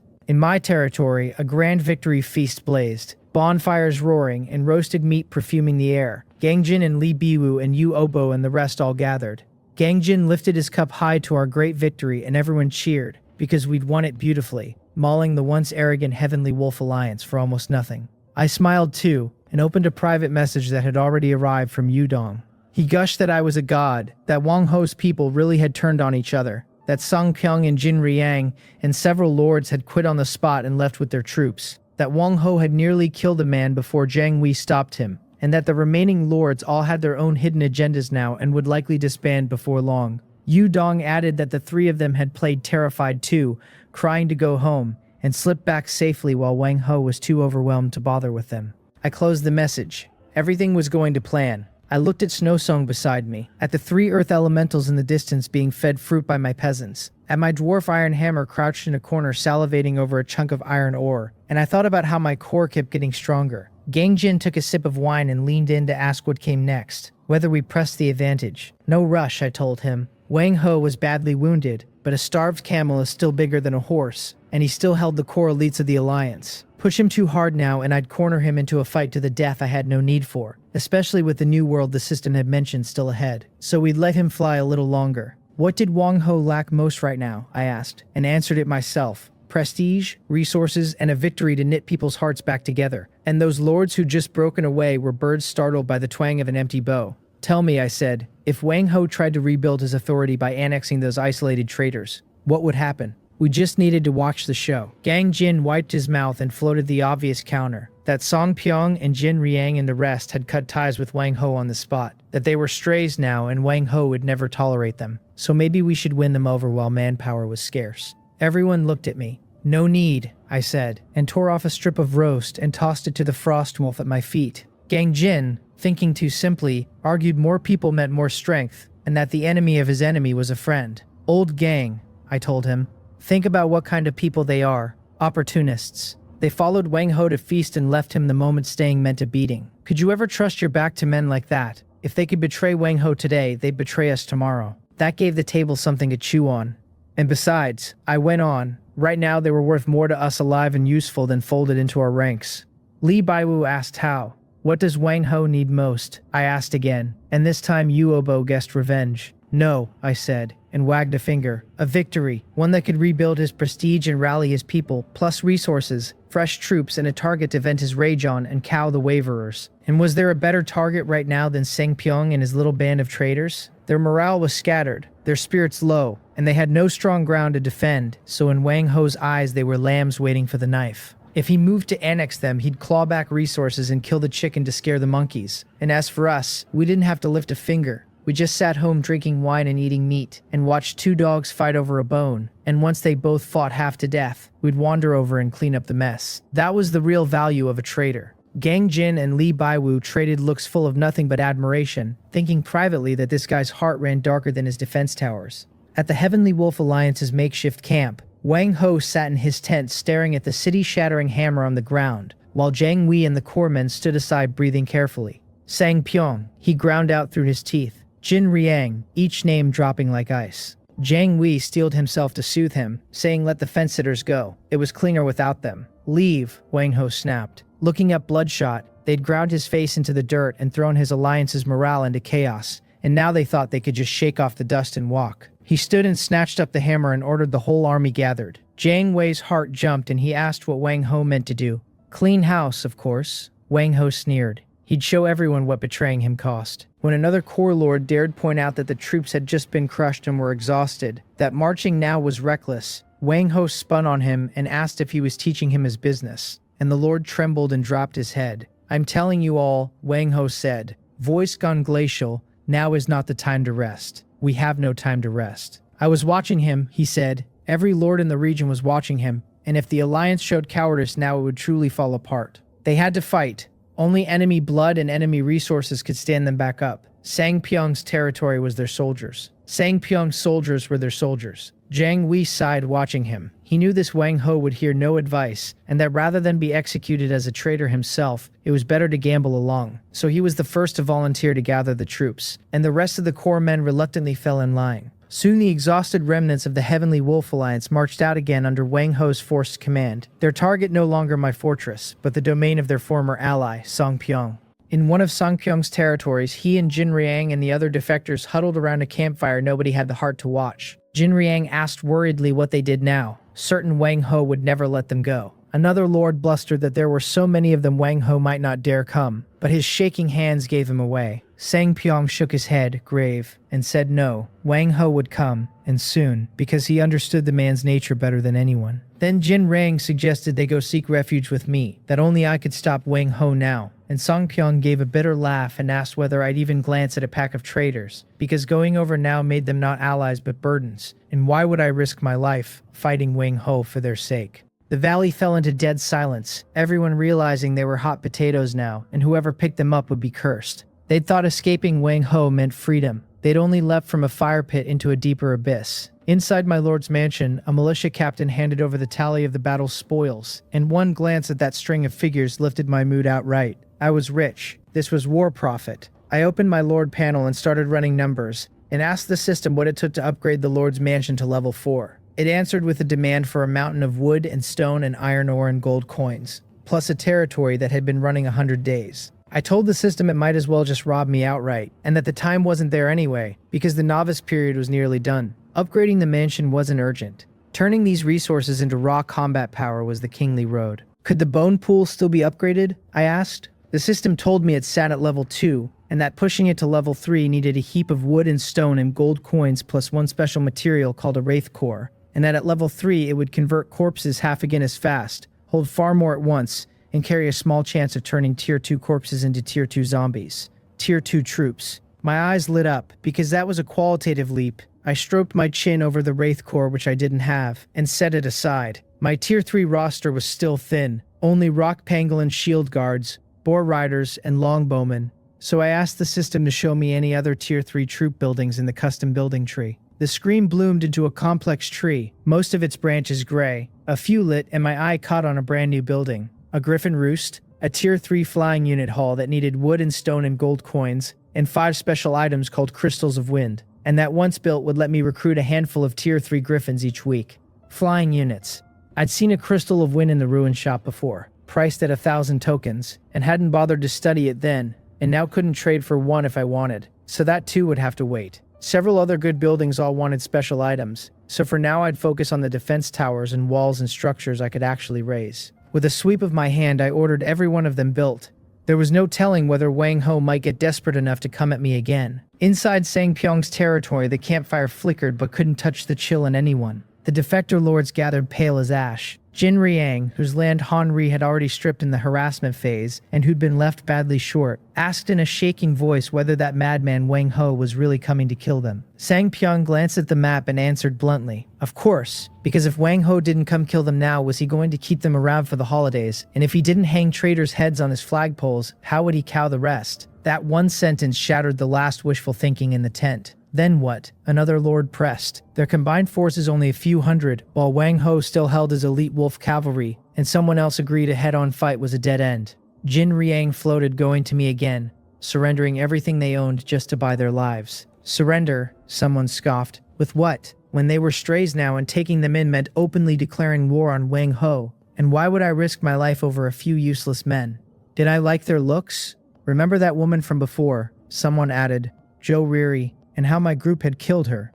So what dream was a grown man having? Silence fell again. They had nothing left, and nothing meant no way to survive. A truth harder than gold coins on the endless continent. I'm not sitting here waiting to die, Sangpyeong said, and stood abruptly, kicking over the brazier so sparks scattered. If they wanted to live, there was only one road, and it was to fight Wang Ho. Fight how? Someone asked. Wang Ho had to pass through Yixiantian Canyon to reach them, Sangpyeong said, stabbing his finger at a narrow choke on the hide map. And the ground there was so tight his wolf cavalry couldn't build a charge, so they'd ambush him with everything they had, and catch him blind.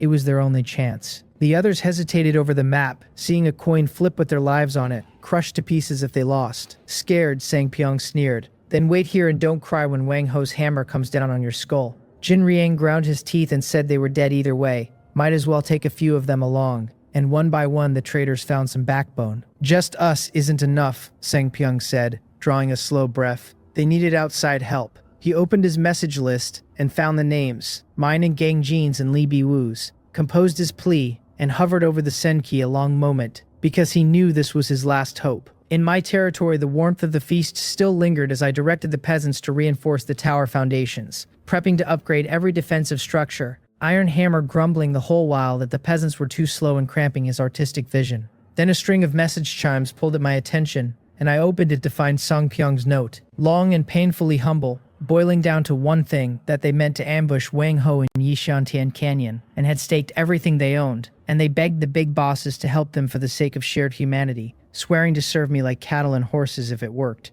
At almost the same moment, the same plea reached Gang Jin and Lee Bi-woo. I forwarded it straight into the last rebels and told them someone had invited us to a show, VIP seats. Gang Jin marveled at the grandson's nerve, asking who he thought he was, wanting us for bodyguards. Lee Bi-woo was sure it was Wang Ho's conspiracy, the traitors baiting us into the canyon for an ambush, and refused to fall for it. UOO breed, it was too suspicious, that we just won and now they came knocking, and there was no such thing as a free lunch. Most of the group read it as a trap. Only one man had a peculiar style, Han Ri, wanting to know what show, whether there was a fight to watch where, saying he'd carry his lord's mansion over right now to grab a good seat, and asking if anyone had sunflower seeds or popcorn to lend. Gang Jin asked him to be serious for 1 second. Everyone, quiet, I typed, and the channel went still. This isn't a trap. If Wang Ho had that kind of brain, he wouldn't have let Han Ri chase him into coughing up blood last time. Sang Pyong and his people were genuinely at a dead end, and the plan he described was very good for us. Beneficial how? Lee Bi-woo asked. Why should we help a pack of fence-sitters? Who said we were helping them? I answered. My meaning was that we could go and help them. Think it through, I said. Sang Pyong's group would fight Wang Ho to the death in that canyon. One side a cornered beast, the other side blind with rage. So what came out of a fight like that? Han Ri got it instantly, crowing that both sides would be beaten half dead, and then we'd rush out and take them all at once, marveling that my heart ran blacker than his tunnels. Right, but not quite, I told him. Our goal wasn't to sweep both sides up, it was to maximize Wang Ho's losses. So I proposed each of our 8 houses send a slice of troops, not to the canyon but to its outskirts, where we'd lie low and quietly watch them tear each other apart. And the instant both sides were gutted and Wang Ho tried to pull out, we'd appear and seal his escape. Then, I asked, trapped in the canyon with bloodshot traitors ahead and our army behind, what kind of face would Wang Ho be making? The group sat silent for a full half-minute. Then Gang Jin declared me ruthless. Truly ruthless. Lee Bi-woo loved it and wanted to see Wang Ho's constipated face with his own eyes. Yu Obo called it brilliant. Let the dogs fight and take the kills at the end. Han Ri offered that if I ever couldn't make it in life, I could come dig tunnels with him. That the two of us could bore straight through the continent. The plan passed unanimously. I switched out and replied to Song Pyong, only that we'd received his plan and would go to Yishantian Canyon. No promises, no guarantees. Just an ambiguous line. For Sang Pyong right then it was enough. He shouted to his people that I'd agreed, that I was coming to support them,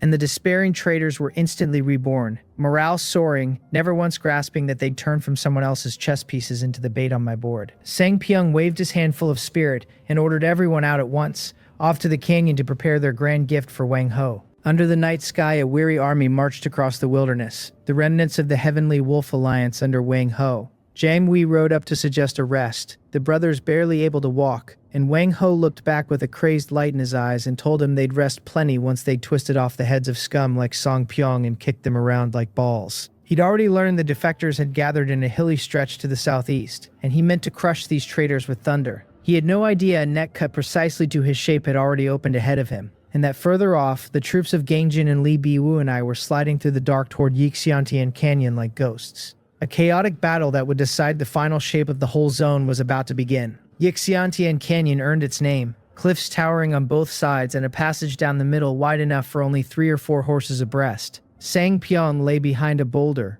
voice low, telling everyone to stay hidden and not move until the enemy was all the way in, his heart slamming. Beside him, Jin Riang and the other traitor lords were bloodless, hands slick on their weapons. Every last soldier they owned laid in ambush along the walls of the canyon, their one chance at living. In the distance, hooves approached, and a weary but murderous army appeared at the mouth, Wang Ho at its head with that massive hammer, his face all madness. Jang Wei reined in warily and said something felt wrong, that it was too quiet.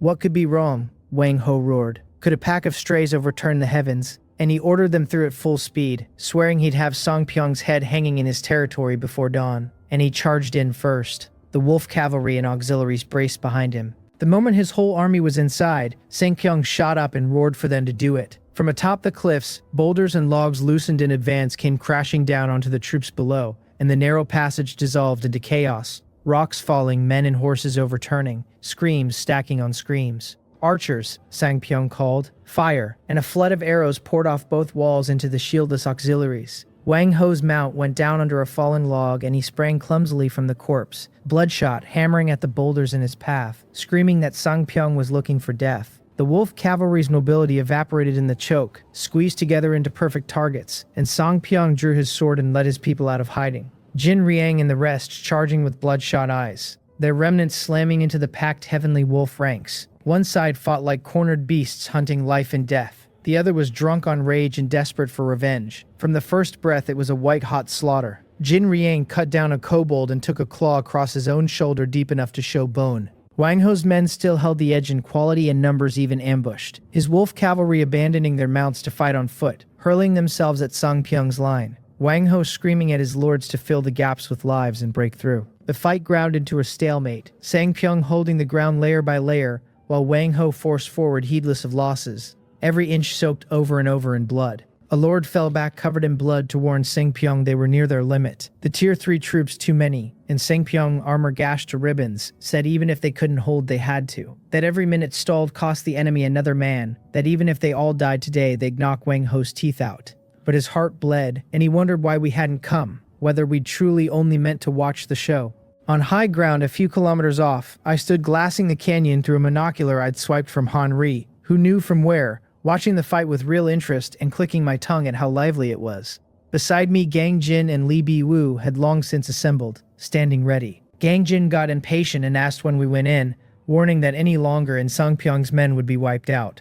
"What's the rush?" I said, and lowered the glass. The fish wasn't tired yet, and casting the net too soon just let them break it. "Look," I told him, "Wang Ho's about to get desperate." Inside the canyon, his troops unable to break through, Wang Ho's patience finally snapped. "All wolf cavalry, all Tier 3 units. Follow me," he bellowed. "Form a wedge. Pierce them." The last of the wolf cavalry and nomads, and the other lord's elites gathered behind him. And Wang Ho made himself the arrowhead, swinging that whistling hammer, smashing a bloody road through Sang-kyung's line. "Stop him!" Sang-kyung cried, committing his last reserves, but against an absolute strength gap all resistance looked pale, and Wang Ho's charge simply couldn't be stopped. Sang-kyung's line tore wide open, a wolf cavalry blade slashed across his chest and threw him back in a spray of blood, and Jin Riang rushed to catch him. "Go, run," Sang-kyung choked out through a mouthful of blood, because with the line broken staying meant death. Wang Ho burst through the ambush circle, saw the open valley mouth ahead, and loosed a triumphant mad laugh crowing that Sang-kyung had lost, leading his surviving elites out to wheel around and finish the defectors off. The instant he cleared the canyon mouth, the smile froze on his face. Outside the valley, a dark mass of troops already stood ready, 3 hill-sized earth elementals blocking the road like guardian gods. Dense rows of longbowmen behind them with arrows notched and glinting, and on the flanks Gang Jin's centaurs and Li Bi-woo's air elementals sealing every path of retreat. At the front of that army I sat my frost wolf with a warm smile and greeted Wang Ho, asking how his day trip to the canyon had gone. He forced my name through his teeth, realizing at last he'd been played again, that the traitor's ambush was mine from start to finish, that Sang-kyung's people were the bait and he was the stupid fish that had charged the net head first. "Whole army retreat," he snapped back into the canyon. Because charging out now was death, and the canyon still held a sliver of hope. "Too late to retreat now," I called. "Longbowmen, volley." On the order, a rain of arrows fell precise onto the narrow valley mouth, and the rear of his army, already turning to pull back, vanished under it. Wang Ho watched his allies butchered like penned ducks at the entrance, his eyes nearly bursting, and he understood he couldn't retreat, that to fall back was to be erased entirely. "Then I'll take you with me," he howled, gone fully mad, leveling the hammer at a thinner stretch of our formation, ordering his wolf cavalry to carve a bloody path, choosing the most violent option, a forced breakout. Over 20 wolf cavalry roared and poured after him like a gray flood into Gang Jin's centaurs. "Good timing," Gang Jin laughed, and set his centaur spearmen into a spear wall to meet the charge. I didn't let my earth elementals or shield guards take Wang Ho head on, because my target had never been Wang Ho. "All ranged units, focus the lords," I ordered coolly. "Ignore Wang Ho.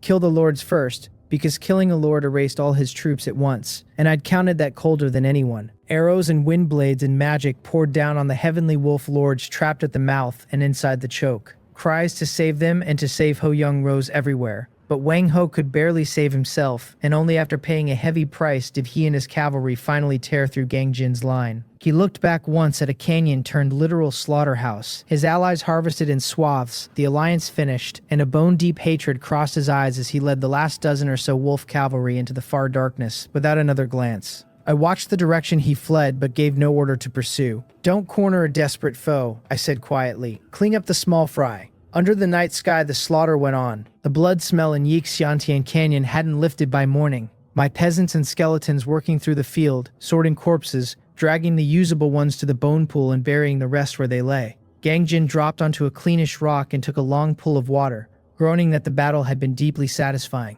Li Baiwu stood eyeing the captured heavenly wolf lords with a grim face, agreeing it was satisfying but sour that the bastard Wang Ho had gotten away. "He won't get far," I said, walking over and slapping the dust off my hands. He was a commander without an army now, and the few troops left in his territory weren't even enough to stick in our teeth. At the far end of the canyon, Song Pyong and Jin Riang and the 10 defector lords huddled anxious, looking at us with tangled gratitude and fear. They'd wanted to come thank us after the fight, and gotten shut down by a single line from Gang Jin, who asked thank us for what? That we came to hit Wang Ho. And did that have anything to do with them, so they shouldn't flatter themselves? It had frozen them awkwardly in place, unsure whether to go or stay. "How do we handle this bunch?" Gang Jin asked with a jerk of his chin. I glanced over and the 10 stiffened. "Do you want to live?" I said. Yes.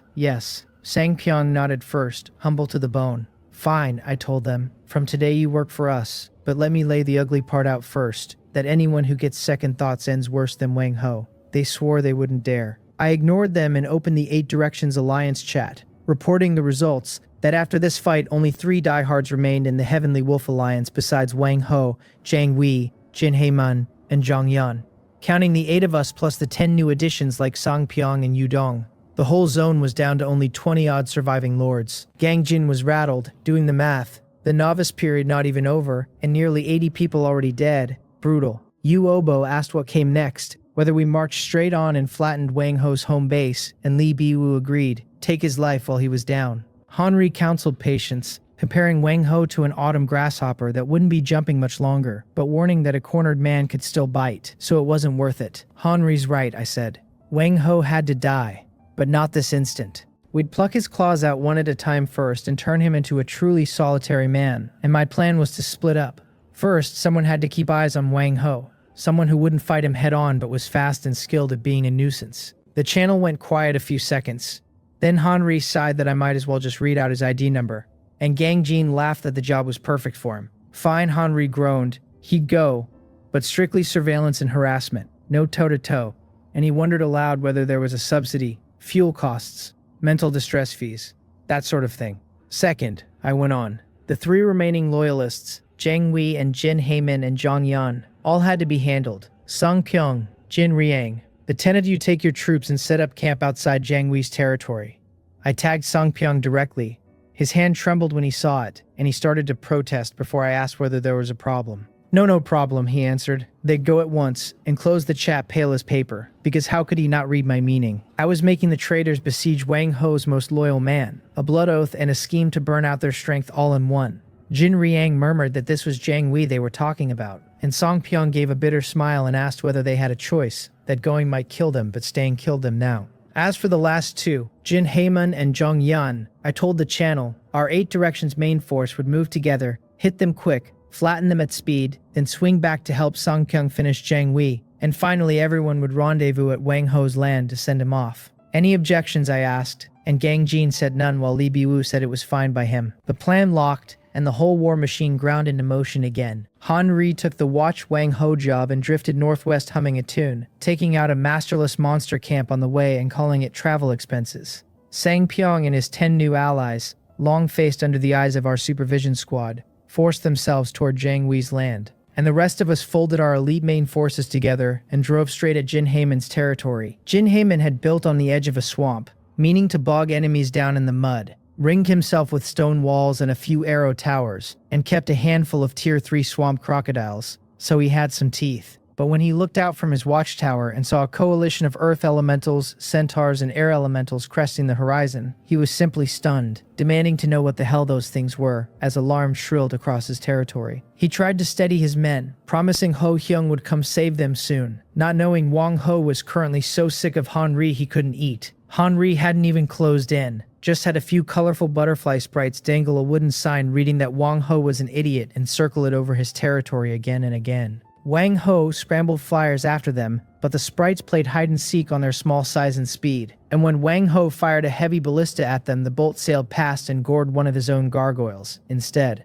Jin Heyman stood on his wall shouting bravado at Gang Jin and me, that even dying he'd bite a piece of meat off us first.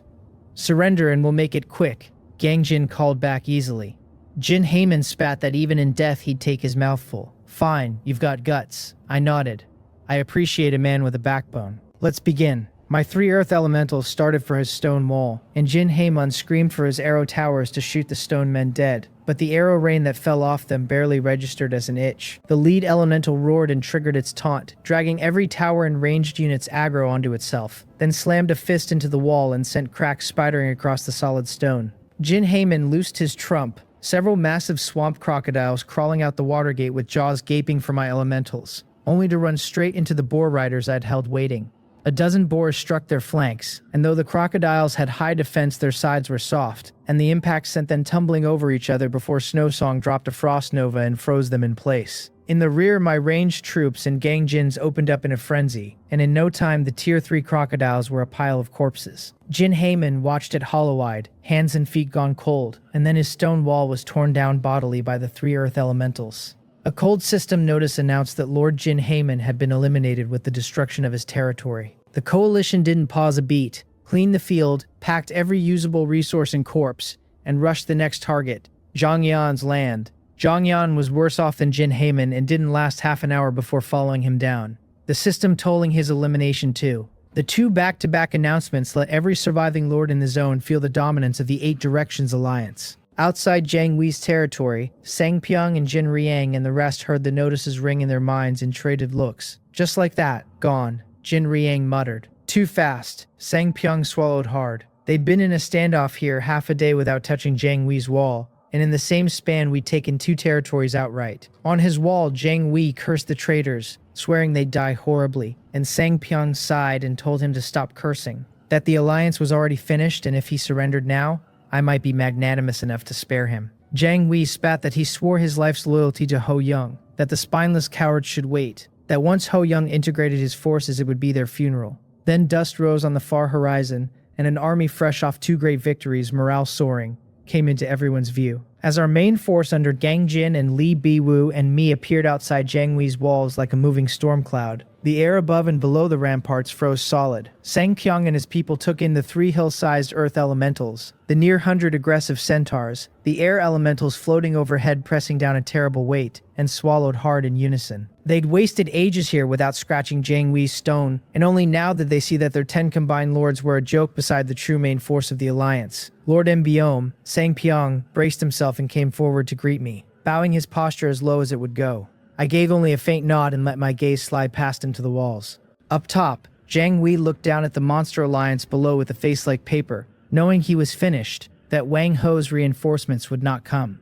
"Surrender, Jiang Wei," Gang Jin roared, "and for the sake of shared region I'll leave your corpse whole." Jiang Wei spat a mouthful of bloody phlegm onto the ground, gripped the battlements, straightened his back, and screamed his life's loyalty to Ho Young, calling us spineless traitors doomed to die horribly, his eyes fixed on Song Pyong and Jin Riang with venom near overflowing, warning them to wait, that once Ho Hyung consolidated it would be the day they died. "Too much talk," I said, out of patience for last words, and raised my hand and waved it lightly down. "Siege." 2 words that landed like a decree from death. My 3 earth elementals strode heavily forward, ignoring the thin arrow rain, straight at the 5-meter stone wall, and Jiang Wei, bloodshot-eyed, loosed his last trump. 4 hill-sized armored beasts roaring out the gates at my elementals. The lead beast collided with an earth elemental and the ground shook, but the beast staggered back 2 steps with fine cracks running through it, while the rank 4 earth elemental only swayed unhurt. Longbowmen focused the beasts. I called centaur archers suppress the wall. Li Baiwu, send your air elementals to tear down the arrow towers. My orders rolled out, and the whole formation moved as one, Li Baiwu's air elementals became gales, skirted the front and fell on the tower line, wind blades shredding those wooden arrow towers like paper. Gang Jin's centaur archers loosed in volleys, dense rain forcing Jiang Wei's shooters to keep their heads down.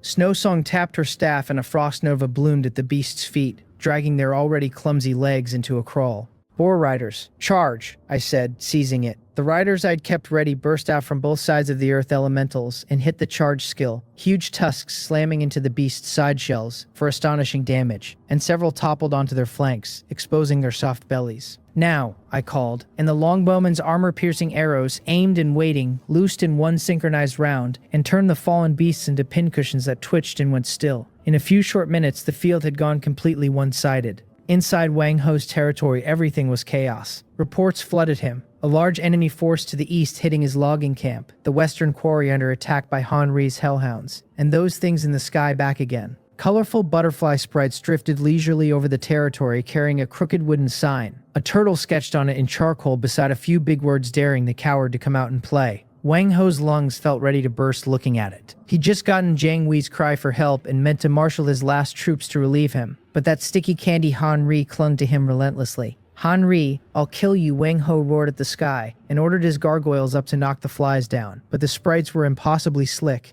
dodging left and right, and the gargoyles chased forever without brushing a wing. Fire the heavy crossbow tower, Wang Ho bellowed, and when a nomad warned they hit their own, he snapped at the man that he'd said fire. A massive bolt whistled out, a sprite flipped nimbly aside, and the bolt sailed on to spear a pursuing gargoyle clean through the wing, and the beast wailed and tumbled from the sky trailing black smoke. Wang Ho tasted blood at the back of his throat, a mouthful nearly spraying out. Then another messenger came stumbling in to report that Han Ri had brought a pack of water elementals through the southern wall and made off with the batch of iron ore they'd just mined. Wang Ho was stunned, unable to fathom how many troops the man had or why his people seemed to be everywhere. He didn't know Han Ri was simply running a guerrilla game, splitting his troops into several groups to harass every side of the territory at once and fake a massive host bearing down. Assemble all wolf cavalry. Charge out with me, Wang Ho raged, swearing he'd twist off Han Ri's head personally, and stormed out the main gate with his last dozen or so cavalry, straight south. The moment he cleared the city, he saw Han Ri astride a hellhound leading a dozen water elementals,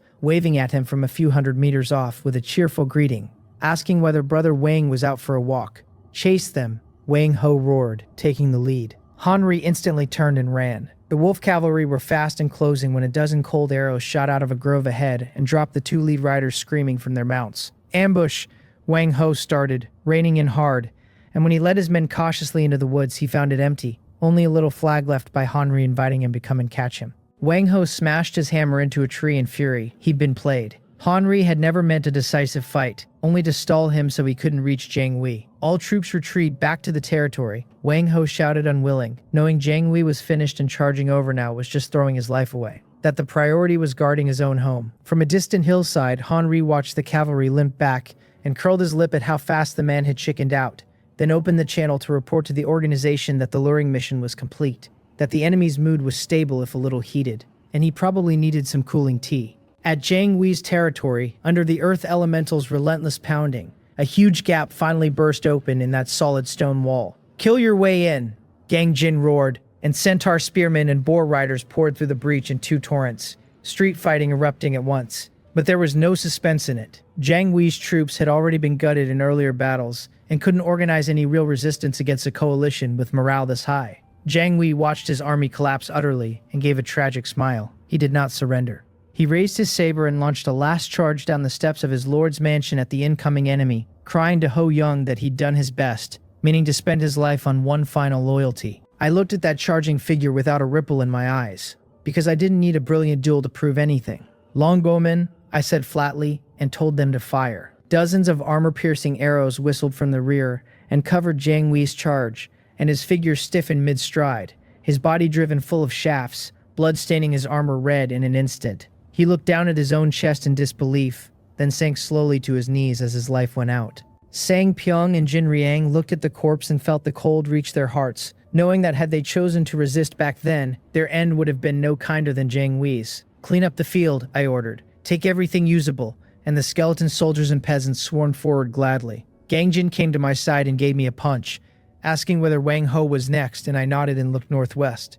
toward Wang Ho's land. "Pass on my command," I said. "The whole army rests 1 hour, and in 1 hour the target is Wang Ho's territory. Send him on his way." My allied soldiers roared with the giddy energy of men who had won 3 fights in a row, and their morale was a live thing on the field. Gangjin walked over and pushed a water skin into my hand, saying that we were finally about to move on Wang Ho, and that the man had surely been chewing on his own liver these past days, thanks to Han Ri.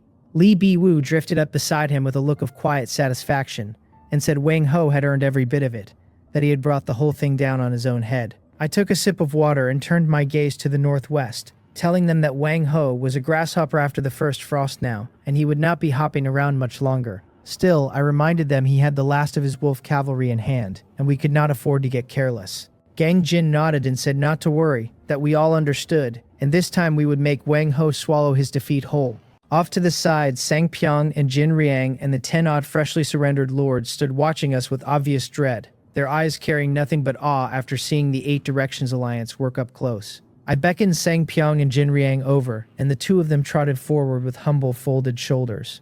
Sang Pyong asked what my orders were. I told them their troops would march with us, but their task was not to charge, it was to clear the field behind the line and recover every scrap of resources. Jin Riang pledged on the spot that they would not fail. The hour of rest passed in a blink, and I assembled the army again. 3 earth elementals took the very front, their bulk pressing the ground with a weight you could feel in your chest, and behind them, the rock pangolin shield guards locked their great shields into a wall. The boar riders honed their blades, the longbowmen stood ready, and Snow Song rode her frost wolf at my side. Gangjin's centaurs, Li Biwu's air elementals, Yuobo's dwarf musketeers, and the troops of Jin Bin, Li Ha, and Gangsong Rock all took their places. 17 lords, more than 2,000 soldiers, 1 blade. I gave the order to march, and the whole host rolled northwest toward Wang Ho's land like a slow, deliberate storm. Inside Wang Ho's territory, everything had already come apart. Han Ri and his hellhounds and water elementals were still gnawing at the edges, punching through a stretch of wall, snatching a load of resources,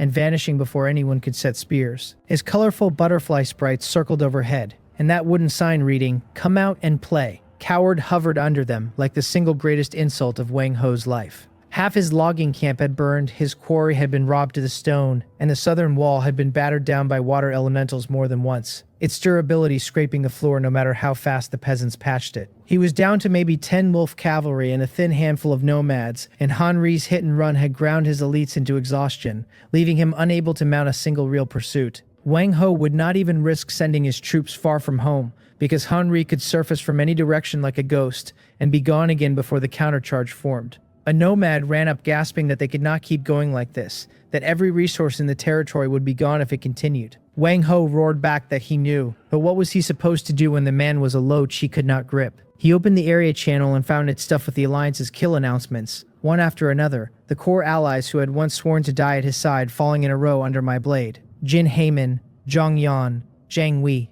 The Heavenly Wolf Alliance was down to 1 lone commander, and he knew it. He looked at his lord's mansion, at the tall stone walls and the heavy crossbow towers, and knew this was his final reliance. He still had the city-shattering great hammer, the one that doubled all damage against buildings. He hoisted it and screamed at the sky that if he died, he was dragging me down with him. Then, on the southern horizon, a dense black mass of troops rose into view. Earth elementals and centaurs and air elementals and rock pangolin shield guards, and boar riders and longbowmen, a moving thundercloud closing in slow. His voice went hoarse as he said we had come. He knew his end had arrived. My host halted outside his walls, and I looked the place over with a calm, flat eye.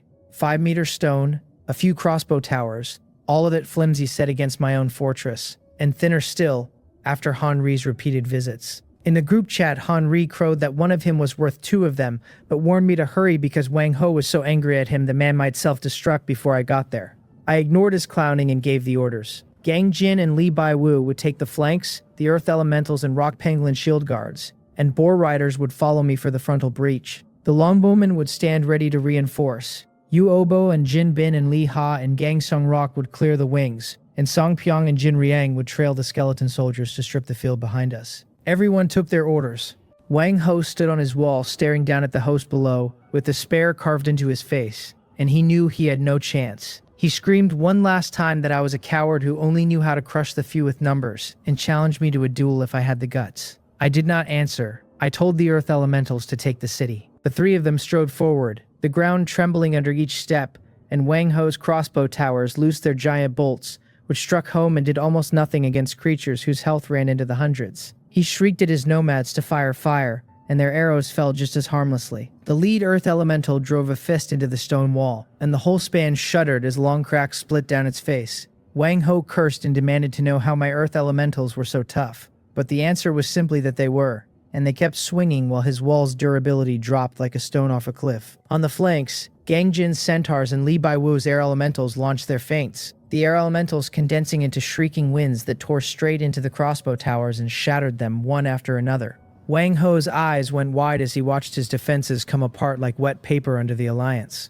With a final roar of stone, the 3 earth elementals smashed a great gap through his wall, and I gave the word to charge. The rock pangolin shield guards and boar riders poured through the breach like 2 rivers meeting, and Wang Ho's 10-odd wolf cavalry and nomads could not knit together the smallest resistance against the flood. He brandished the great hammer and threw himself in himself, a beast gone mad, hurling one shield guard aside and slamming another into a boar rider as he screamed for me to die. His whole hope was pinned on reaching me, because he knew that killing me was the only thing that could still turn the board. I did not give him the chance. I ordered the longbowmen to focus their fire on Wang Ho, and told Snowsong to lock him down. Snowsong tapped her staff, and a frost nova bloomed at his feet, the deep cold dragging his movements to a crawl. He cursed as his body seized, watching helplessly while the arrows found him, and then an armor-piercing shaft punched through his chest and pinned him to the ground. He forced his head up, his gaze crossing the falling rain of arrows to fix on me at the far edge of the field, and there was nothing on my face for him to read. His lips moved, and he said he refused to accept this. Then his head slumped, and every sign of life went out of him,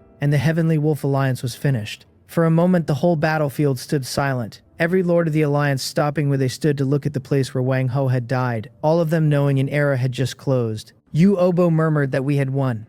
Gang Jin threw back his head and howled it, that we had won, and then every lord was cheering, weapons raised high over a victory bought at a hard price. I watched the crowd with a heart gone perfectly still and ordered the field cleared. The peasants and skeleton soldiers surged forward again, dragging every usable resource out of Wang Ho's land, along with his corpse and the corpses of his wolf cavalry, back to my territory. His lord's mansion was pounded down to a heap of rubble. I stood atop the ruin looking at the mess spread everywhere, and felt almost nothing stir in me. The novice period was nearly over, and a far wider world was already waiting for us. The 8 Directions Alliance group chat lit up the moment we got home. Gang Jin declared a victory feast that night, promising he would supply the drinks if I supplied the meat. And Yu Obo cheered that the battle had felt incredible. Han Ri barged in demanding to know how the spoils would be split, saying Wang Ho's city-shattering great hammer looked like it matched his temperament perfectly. Gang Jin told him to get lost, that he had spent the whole fight kiting out on the fringe, and had the nerve to ask for the main weapon. Hanri fired back that it was not kiting, it was strategic containment, and that without him holding Wang Ho down we could never have won so cleanly. And then he demanded compensation for emotional distress, a tactical contribution fee, and a mount fuel subsidy. The whole chat was laughing at his antics. I told them all to stop arguing, and the chat went quiet at once. I said the spoils would be divided by contribution, and as for the Great Hammer, it would go to whoever's troops had done the most structural damage on the main field. No one objected, since everyone knew my 3 Earth Elementals had been the Demolition Corps, which meant the hammer was basically mine already. Then I said the Alliance name should change. Gang Jin agreed, pointing out that with only 18 of us left, calling ourselves the 8 Directions Alliance made no sense, and floated something about 18 monks. Hanri begged him to drop it because he did not want to shave his head, and suggested the Prosperous Alliance so we could all chase a comfortable life together. Li Baiwu cut through it with the Hope Alliance, saying we were the last hope left in this region, and that one landed with most of them. So Hope Alliance it became, though I made clear it was only a working title, everyone managing their own affairs and sharing information when it mattered. The last thing I wanted was another Heavenly Wolf Alliance, another rigid organization with one man's boot on everyone's neck. A loose mutual aid group was the healthiest thing for all of us, but while we were still hashing out the details, a system announcement rolled across the whole region and froze every smile on every face. The final stage of the novice period, it declared, was about to begin. The announcement laid it out point by point, and each point was a fresh weight. In 3 days, a neutral merchant caravan would reach every surviving lord's territory to trade for gold or special items. On the 45th day, a lost undead main city would rise at the region's center, and every lord had to conquer it and destroy its core, the Lich King's throne, before the 51st day, with only those who smashed the throne earning the right to teleport to the new world. Worst of all, from the start of the 46th day, a desperate lockdown would seal every production building and every recruitment building until we reached the new world, and a scarlet death fog would begin creeping in from the region's edges toward the center, arriving fully on the 51st day and instantly shredding any unit that touched it. The whole thing landed like a bucket of ice water dumped over our heads. Gangjin was first to shout, asking what any of that even meant, whether the resources and barracks were all locked, and if so, what the point of fighting was. Li Biwu grasped it fast, pointing out that the lockdown hit on the 46th day, which gave us from now until the end of the 45th, 9 days, to mass-produce troops and stockpile everything we could. Yuobo's face went grim as he realized that after 9 days we could only attack the city with whatever we had left, and called it a final trial that was really just a death sentence. Han Ri wailed loudest of all, torn to pieces over whether to blow his gold on the caravan or hoard it, since spending meant no troops and hoarding meant no good gear, and he demanded to know what grudge the system held against him. The whole Hope Alliance chat detonated, and the joy of beating Wang Ho washed clean away in an instant. I frowned at the announcement, because a siege was exactly the thing that turned my strengths to dead weight. My proud tower formations, my catapult towers and heavy crossbow towers, were all fixed in place and would be worth nothing at the enemy's gates. This would be a contest of field power, the raw hardness of armies clashing in the open. And with production and recruitment locked, it was a war of standing stock, where after 9 days one soldier lost was one soldier gone forever. No refills. My judgment came at once. Everything we owned had to be turned into combat readiness before the 45th day. I opened my custom building tree and locked onto the structure I'd wanted for so long but had always shelved for lack of materials. A griffin roost, a tier 3 flying unit building, demanding heaps of wood and stone and gold, plus 5 crystals of wind. Flying units carried enormous weight in a siege, and I wanted them badly. The crystals of wind I remembered seeing once in the ancient god ruin shop, but the ruins were gone, so my only hope was the caravan 3 days out, and I told myself I had to get my hands on them. I looked at the other buildings too. My bone pool sat at the 2nd level, and pushing it to the 3rd demanded a mountain of wood and stone and a rare wraith core, after which it would have a chance to convert tier 2 corpses into tier 2 zombies, instead of mere skeleton soldiers. My bone pool still held a great heap of corpses dragged home from the canyon and from Wang Ho's land, and one upgrade would let my undead horde take a real leap in quality. The wraith core, like the crystals, would only come from the caravan. Gangjin's voice pulled me back, asking what we did now. I looked at all of them and said we split up and moved, that from now to the end of 9 days we had exactly one goal. When he asked what goal, I told them to dig like lunatics, to tear every gatherable resource out of this entire region, forests and mines and wild monster camps alike. Not a single one spared until after 9 days there was not one splinter of wood left in any warehouse. In 3 days, when the caravan arrived, everyone was to prioritize rare materials and blueprints that raised troop strength. The 45th day was our last, and before the seals dropped, every resource became a soldier, the strongest soldiers we could buy. Gangjin slapped his thigh and said, "Let us do it," and the Hope Alliance lords began running like wound-up machines. I rode home with my troops, and along the way Snow Song asked softly whether we could really win, whether the undead main city was truly something we could take. I told her we would only know after we fought, but that first we had to make ourselves strong enough. Back in my territory, I fired off a chain of orders on the spot. All peasants split into 2 shifts and gathered without stopping around the clock. The eastern jungle and the western range their targets. Iron Hammer was to modify every production tool to squeeze out more gathering speed, and Snow Song would lead the Boar Riders and Frost Wolves to sweep every wandering monster near the land and bring all the corpses home. The whole territory tipped into a near frenzy of preparation. I stood before the Lord's mansion, turning Wang Ho's great hammer over in my hands, the one whose aura doubled every unit's damage against structures. I equipped it, because even if I never swung it myself, an aura like that blessed the entire army, and in the coming siege it would be the sharpest edge we had. I looked toward the region's heart, toward that undead main city and its Lich King's throne, and thought that I would very much like to see just how tough it really was. 3 days blinked past, and the whole region ran hot with war fever. Inside my land, more than 100 peasants worked in 2 shifts day and night, and fresh timber and cut stone piled up like little mountains. Snow Song's clearing squad wiped out every monster camp for miles, and carcass after carcass rode back to the bone pool to wait for conversion. The Hope Alliance chat filled every day with trade offers in dread. Gangjin begging for spare iron ore in exchange for wood. Yu Obo complaining he had never mined this hard in his life. At noon on the 3rd day, just as I was taking stock of the warehouse, a nervous militia ran up to say a strange carriage was coming from the east. My spirits jumped, because that was it. I scrambled up the wall and looked east, where a huge covered wagon crept along the horizon, battered but crawling with strange runes. drawn not by horses but by a massive six-legged lizard. It stopped 100 meters from my gate. The curtain drew back, and down hopped a creature under a meter-tall, green-skinned, hook-nosed, sharp-eared, and dressed in a well-cut silk suit with a monocle and a gem-studded staff. Its shrewd little eyes swept over my fortress-like territory, and it purred that here was a clever lord who understood that safety came first. A goblin merchant, then. I climbed down, opened the gate, and walked out with Snow Song and 2 rock pangolin shield guards. I welcomed the guest from afar and cut to the point. The little merchant bowed with a hand on his chest and a professional smile, telling me to call him Jigs, and that since time was gold, we should skip the pleasantries and get to business. He snapped his fingers, and a light screen unrolled in the air displaying a dazzling spread of goods, from basic resource packs to rare blueprints, skill books, a wall repair scroll, barrels of dwarven spirits. I swept my eyes across it and asked straight out whether he had crystals of wind or wraith cores. His smile widened at the 2 names, and he tapped the screen with his staff to enlarge their icons, each priced like daylight robbery, the crystals steep and the wraith core steeper still. I looked at the numbers and thought, what a swindle. 5 crystals of wind for the griffin roost, plus 1 wraith core, came to something over 20,000 gold, and between my old savings and everything I had stripped off Wang Ho's people, I sat on just past 40,000. Jigs, reading my hesitation, smiled that these were rare goods, the only ones in the whole region, and that if I let them pass there would be no next time. Right then, a private message pinged from Henri, howling that the merchant on his end was outrageous.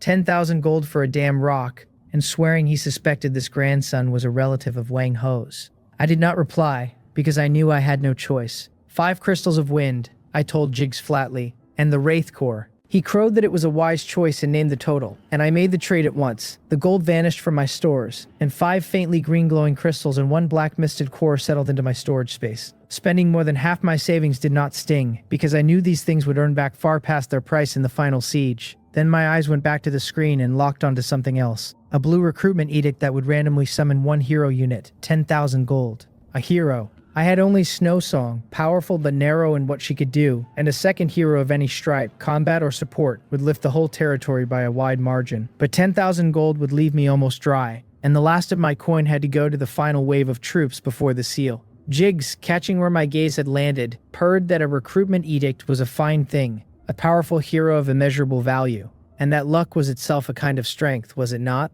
I said nothing. In the group chat, Gang Jin wailed that he was bankrupt, that a Tier 3 Centaur leader blueprint had cost him 15,000, and his pockets were cleaner than his face. Li Baiwu said he had traded for a skill book, pricey but worth it, and Henri said he had bought a few barrels of dwarven spirits for the victory feast, or the send-off if we lost. A gamble, I decided, and told Jigs I would take the edict too. He laughed with his mouth wide and called me a Lord of Vision, and another 10,000 left my account. I had emptied myself for these 3 things. When Jigs pressed on, dangling a Tier 4 swamp hatchery blueprint at 60,000, I glanced and shook my head, because there was no way I could afford it. My eyes ran the list one last time, and stopped on 2 small items, 10 barrels of dwarven spirits and a one-time wall repair scroll. The spirits reminded me of Henri's line about the feast, or the farewell, and the scroll appealed to me more, since a siege was an offense but no one could promise what crises waited later, and keeping a trump card that might save a life at the worst moment suited me exactly. I told him to wrap both, spent another few thousand, and called the trade finished. Jigs bowed again, delighted, said he looked forward to our next meeting, and hopped nimbly onto his wagon as the 6-legged lizard wheeled about and dwindled into the distance. I carried my new goods back to the Lord's mansion without a wasted step and went first to the bone pool, ordering the upgrade. The system swallowed the wooden stone and gold in the wraith core and told me the pool would finish in a day, which meant tomorrow I would have a 3rd-level bone pool that turned Tier 2 corpses into zombies. Next, I found open ground and ordered the griffin roost, and the system took the wood and stone and gold and 5 crystals of wind and set it to finish in 2 days. That left only the blue recruitment edict in my hand. Without hesitation, I used it. The system confirmed I was spending a blue edict to randomly summon a hero, and I told it to proceed. The edict burst into a beam of blue light that shot skyward and gathered above the plaza into a vast blue vortex, a powerful aura pouring off it. Every soldier and peasant in the land felt it and stopped their work to stare up in awe, and Snow Song came out of the mansion, her azure eyes bright with curiosity. The light thickened until a blurred figure began to condense in its heart, holding a massive war scythe wrapped in black leather armor over a lithe, coiled frame. The face stayed unclear, but a sharp killing intent had already sliced through the screen and rushed at me. The system chimed that the summon was a success, and the hero panel was generating. The blue light broke apart, and a tall figure stood quietly in the center of the plaza. Long silver hair fell to her waist, and black form-fitting leather armor traced her frame. Dark purple plates set along the seams, and behind her rose a war scythe taller than she was, a cold light sliding along its pitch-black blade. The panel resolved in my mind, and it named her Yum-Young, Level 1, Quality Blue, her health and mana solid, her strength and stamina and agility all far above a starting hero. Her talent was Soul Harvest, which drew a portion of soul power from every unit she killed to permanently raise her own attributes, with a slim chance of learning one of that unit's skills, and her skills were Shadow Step, Soul Reaping Whirl, and Requiem of Souls. I looked at that talent and thought it was practically born for war, growing stronger the more she fought, and able to steal skills on top of it. Setting aside the troop bonus Snow Song brought by summoning Frost Wolves, in pure individual growth, this blue hero clearly outstripped the green ones. And I found myself wondering what a higher grade hero would look like if I ever met one. Yum-Yum knelt on one knee and laid her scythe flat before her, addressing me as her lord in a cold, empty voice as she completed the hero's loyalty rite. I told her to rise, and named her the second hero under my command. I introduced Snow Song, who studied her new companion with open curiosity, while Yum-Young answered with only a faint nod, then took up a place behind me and stood there silent as a shadow. The next morning, the system chimed on time that my bone pool had reached the 3rd level. I ran to the back of the territory and found the pool had more than doubled, its liquid gone thick and inky black with wisps of dark mist curling over the surface. Eerie to look at. Finally ready. I turned and called to the militia captain handling logistics to throw in every treasure we had been hoarding for days, the ones about to go rancid. He understood at once and said dozens of skeleton soldiers dragging over the straw-covered corpses piled in the corner. The elite dead taken from the canyon and from Wang Ho's land, wolf cavalry and nomads, and even a few armored beast carcasses. Days of heat had ripened them past any straw mat's ability to hide, and an unspeakable rot rolled off the pile, sending nearby peasants pinching their noses and taking the long way around. One newly arrived peasant whispered that it smelled too foul, and I glanced at him with a smile and said that if he thought it stank, then he could skip the meat at dinner. His face went green and he shut up and worked twice as hard. One by one, the corpses vanished into the black liquid without so much as a splash, and soon skeleton soldiers began crawling up out of the ground beside the pool, though this time the tally read differently. The system logged batch after batch of skeleton soldiers, and mixed among them a handful of Tier 2 zombies. My spirit lifted, and I checked the zombie at once. It came in at Tier 2, slow but with far more health and defense than a skeleton soldier, its corpse poison hanging a steady damage over time on anything it struck. That made it far better than a plain skeleton for defending a wall, or eating a charge as a meat shield. I ran the peasants and skeletons through the whole pile over half a day, and when I counted the yield, it worked out to roughly 9 skeletons for every zombie. The zombie rate was still on the low side, I mused, stroking my chin. But then again, these were free troops that cost me nothing in recruitment, so I told myself it was not too shabby. Another day, and with Iron Hammer and 100-odd peasants working together, a tall stone tower rose on the west side of the land, and the system announced the Griffin Roost. Complete. The tower climbed over 20 meters, its body studded with great nests, where several majestic creatures perched preening their feathers. Lion bodies and hind legs joined to the heads and wings and foreclaws of giant eagles, their golden eyes sharp and proud. I walked straight over and ordered the recruitment, and the system took the gold and gave me 10 Tier 3 griffins. They lifted from the nests, circled once over the territory, and set down on the plaza, the gale off their wings nearly knocking men from their feet. The griffin panel showed solid health and strength with the skills dive and aerial combat. My butterfly sprites made fine scouts but were too soft for real melee, whereas these griffins were proper air combat units. And with them my army finally closed its last gap. I gave the final order of the pre-seal rush, convert every resource into troops, and poured in all my leftover gold in the mountain of materials we had frantically hoarded. The system reeled off wave after wave, fresh rock pangolin shield guards, boar riders, longbowmen, all of it, and the whole territory turned into one giant munitions plant. Newly minted soldiers streaming out of every barracks to join the host massing on the plaza. On the morning of the 45th day, I stood on the roof of the Lord's mansion reviewing everything I owned. 2 heroes, Snow Song and Yum-Young. 3 earth elementals at the top tier. Then a wall of Tier 3 units.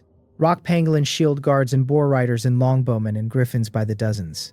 Below them a spread of Tier 2. Lizardman archers and zombies and frost wolves in a puddle slime. And beneath that a flood of Tier 1 militia and cave dwellers. More than 600 skeleton soldiers, 3 colors of slime by the dozens, my butterfly sprites, and a scatter of goblins and halfling slingers and big-eared monsters recruited off the refugee camp, along with the special engineer Iron Hammer, a murderous army well past 1,000 strong, with over 100 units at Tier 3 or above. Looking down at it, I felt a real surge of pride, and thought that at last I could take a crack at the undead main city. The Hope Alliance chat had gone strangely quiet for 2 days, everyone locked in the same final frenzy of troop production, no one knowing what the trial would look like. All of us just converting resources into power. Then the silence shattered as Henri flooded the chat. 3 messages of pure alarm, telling everyone to wake up and come out and see God. Gang Jin surfaced first, calling him a fright at this hour of the morning. Henri shot back that he wanted to know what it was too, that we would never believe what he had seen, right in the exact center of the region, overnight. Li Baiwu demanded he be clear. A city, Henri said. A black city that had just grown up out of the ground. He described it in a spill of panic, a whole city of bone and obsidian, its walls crawling with wailing skulls. A monstrously tall spire at its heart crowned with a ball of green ghost fire brighter than the sun. The gate, he said, was packed with undead skeletons and zombies and worse. At least a few thousand of them. Enough to weaken his legs just from looking. He tagged all members and declared that the final trial had begun, and his messages dropped the whole chat into stunned silence. Several thousand undead, and only at the gate said nothing of what waited inside, or in that lich tower. At the region's center, a pitch-black spike stabbed into the clouds, its green tip glowing like an evil eye watching everything below. The undead main city had descended. Henri's exclamation-riddled reports left everyone dumb, and after a long pause, Gangjin asked whether he was seeing things, thousands, just at the entrance. Henri swore in his future happiness that there were at least that many, a black sea of nothing but skeletons and rotting flesh, and even naked translucent female ghosts drifting overhead with hideous screams. Yu Obo identified them as Tier 3 wraiths. Henri said he did not care what they were called, they were horrifying, and asked how anyone was supposed to fight this when all our troops combined might drown under their numbers. Panic began to spread, the confidence we had built by beating Wang Ho crushed to dust before this undead capital fallen out of the sky. I told Henri not to get close, to observe first, and to confirm whether the undead inside showed any sign of coming out to attack on their own, because that was the whole question. He agreed and sent his little darlings ahead, and half an hour later reported back. The undead behaved like clock-punching office workers, wandering the walls and the gates with no intention of leaving for any team-building event outside. Skeleton archers lined the walls. Phalanxes of zombies and higher skeleton warriors held the gates. Dozens of wraiths floated above, and the whole force was purely defending its home. The chat exhaled. As long as the enemy did not move first, we still had room to maneuver. Gangjin said the scare had nearly killed him, that he had thought we were about to be steamrolled. Li Biwu pointed out the situation was still grim, since the mission was to breach the city and destroy the Lich King's throne, and if the undead would not come out, then we had to go in. I said staring at intelligence from a distance was useless, and proposed we all assemble our main forces and move on the center, because we had to see the enemy with our own eyes before we could plan. No one argued. Acting alone was a dead end now, the whole region's survivors forcibly tied together by the system. Order after order went out from the territories. A day later, the region held a strange sight. 18 armies of wildly different make advancing slowly from all directions towards the ominous Black Spire at the center. All the Lord's troops finally gathered on a rise 5 kilometers from the undead capital, and when the 18 of us stood together and saw the legendary city ourselves, even braced for it, we fell silent at the sight. It was a city beyond words. The walls were raised entirely from the piled skeletons of enormous unknown beasts, countless twisted human skulls wedged into the deathly white bone, over 10 meters high and packed with skeleton archers whose empty sockets flickered eerie blue soulfire. At its heart, the several hundred-meter obsidian spire pierced the clouds, its vast ball of green soulfire painting half the sky a bizarre green. The gates stood wide, but no one dared approach, because from the gate inward, as far as the eye could reach, there was nothing but undead, a seemingly endless sea of skeletons, great herds of slow shambling zombies, skeleton warriors with giant axes and rotted armor, and dozens of wraiths wheeling overhead with shrill screams. This was no city. It was one vast undead nest, a kingdom of death. Gangjin swallowed hard, his throat dry, and wondered how many undead there were. 30,000, 50,000, and how we were supposed to besiege that without simply becoming food stuck in their teeth. Henri huddled behind a rock, daring to show only half his head. None of the other lords looked any better, because the scene had blown past everything they understood. This was plainly not the difficulty a novice period was ever meant to hold.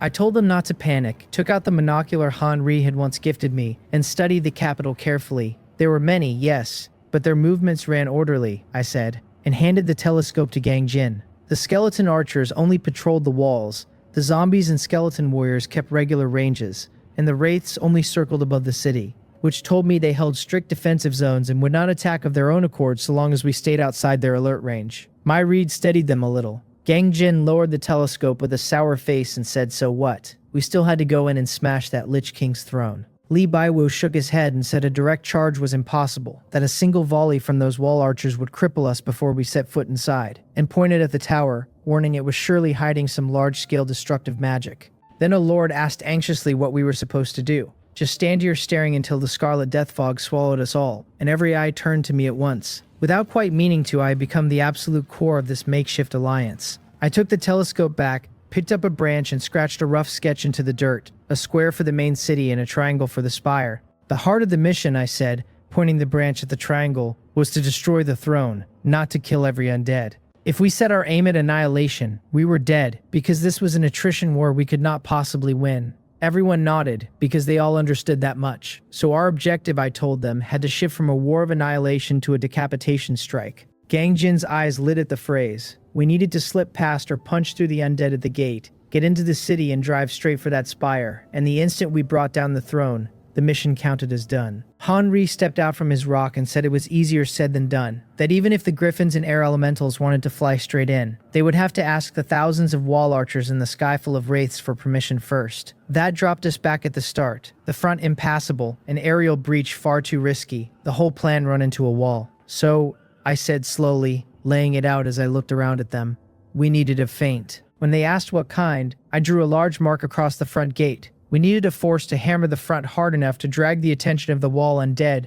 and ideally the whole city, onto it. An attack that did not have to actually break in, but had to be loud and grand enough to make the undead believe we meant to storm the gate by force. And once every eye on the wall had turned to the frontal fight, our real strike force would find its opening to slip in from another quarter. Gang Jin rubbed his chin and admitted it made some sense, then asked the question everyone cared about. Who would be the bait? A frontal feint drawing the firepower of an entire undead capital sounded no different from a suicide run, and for a moment all the lords fell silent, looking at one another, none willing to touch the hot potato. I looked around at every face, tossed the branch away, brushed off my hands, and said I would be the bait. My voice carried clean across the silent highland, and as it fell, every lord froze and turned to me at once. Gang Jin jumped up first, asking if I was joking, that this was the front line of the undead main city, that going there as bait meant going there as a target. Yu Obo cut in anxiously that my troops were many, but I could not just throw them away, that 1,000 skeleton archers on the wall would riddle any unit in a single volley. Li Biwu said nothing,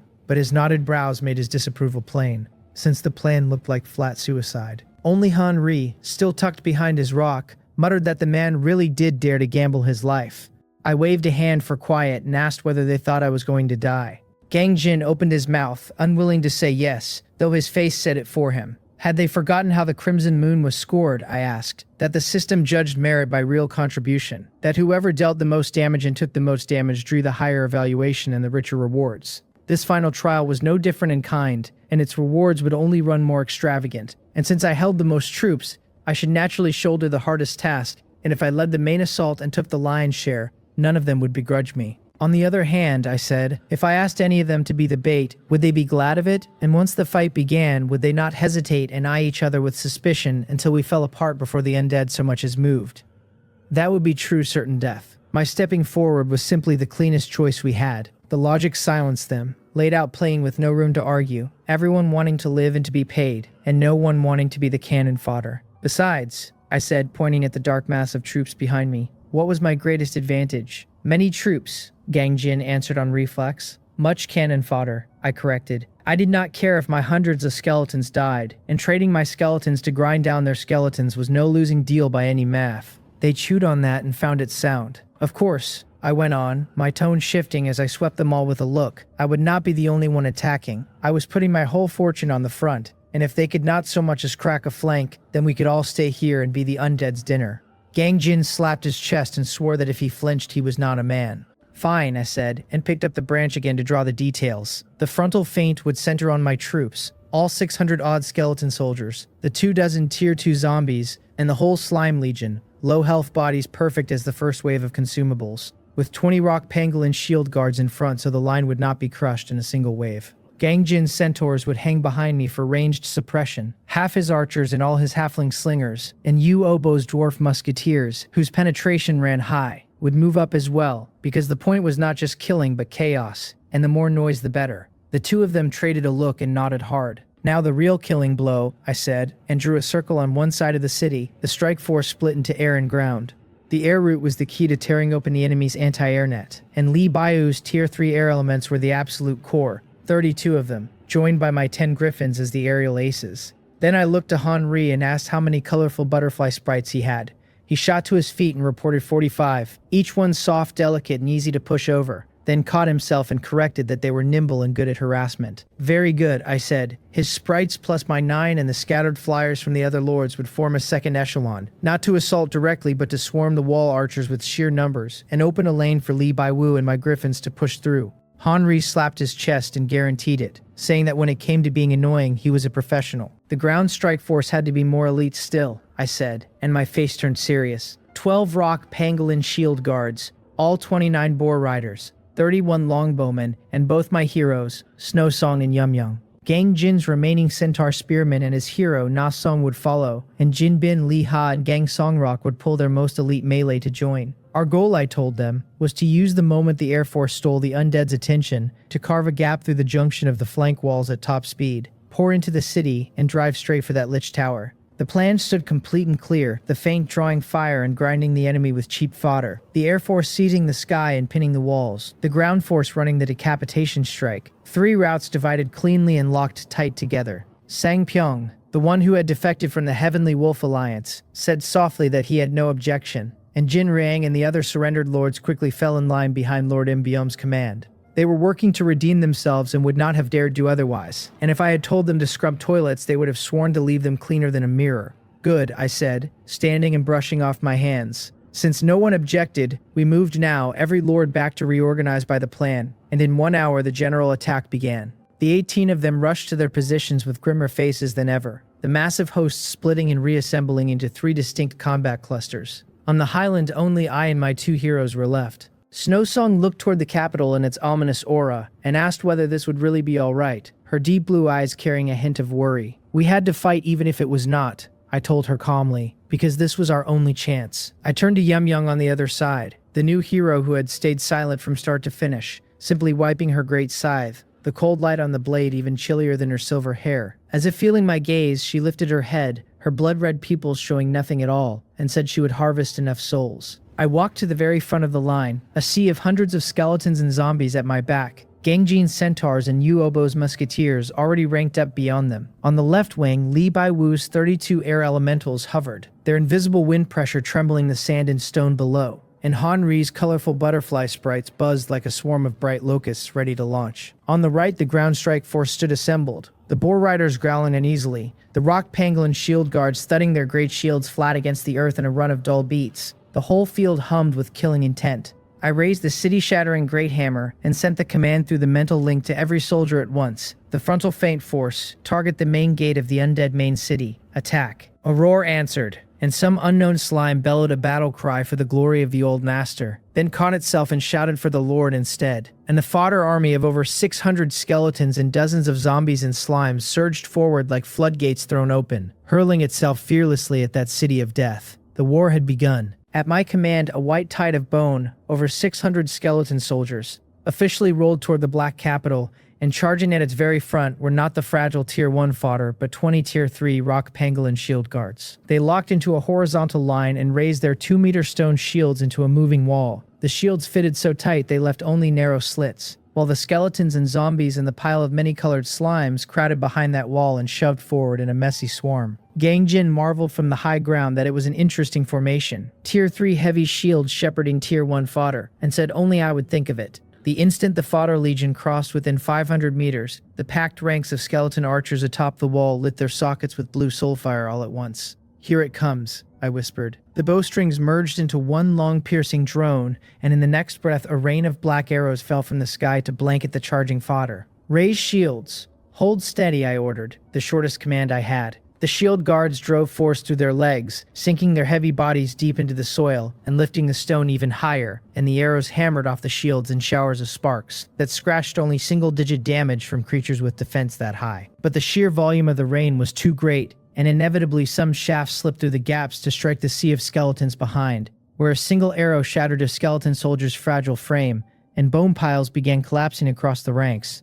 Gangjin's scalp crawled as he watched, and after only the first wave, dozens of my skeletons had already fallen. I called for the ranged units to fire and suppress, and Gangjin roared his centaur archers and halfling slingers to loose at the wall without aiming, just to throw stone and arrow up there. Uobo ordered his dwarf musketeers into a 3-stage volley, and in an instant arrows, stones, and lead poured from the Alliance rear, toward the undead wall. The point was never to kill but to make chaos and noise, and it worked. A ripple of confusion running through the archer formations. Some soul fires turning back toward our rear as the rain on the front line thinned. Then heavy footfalls echoed from the open gates, and rows of skeleton warriors in rotted armor marched out with giant axes and tower shields. Endless zombies and ordinary skeletons flooding behind them. The ground troops were out, Li Baiyu warned. Perfect timing, I said, my eyes narrowing, and told the front line to prepare for contact. My shield guards, having eaten several rounds of arrow rain, finally reached the wall, and instead of striking it, they wheeled to face the undead pouring from the gate, reforming their indestructible line.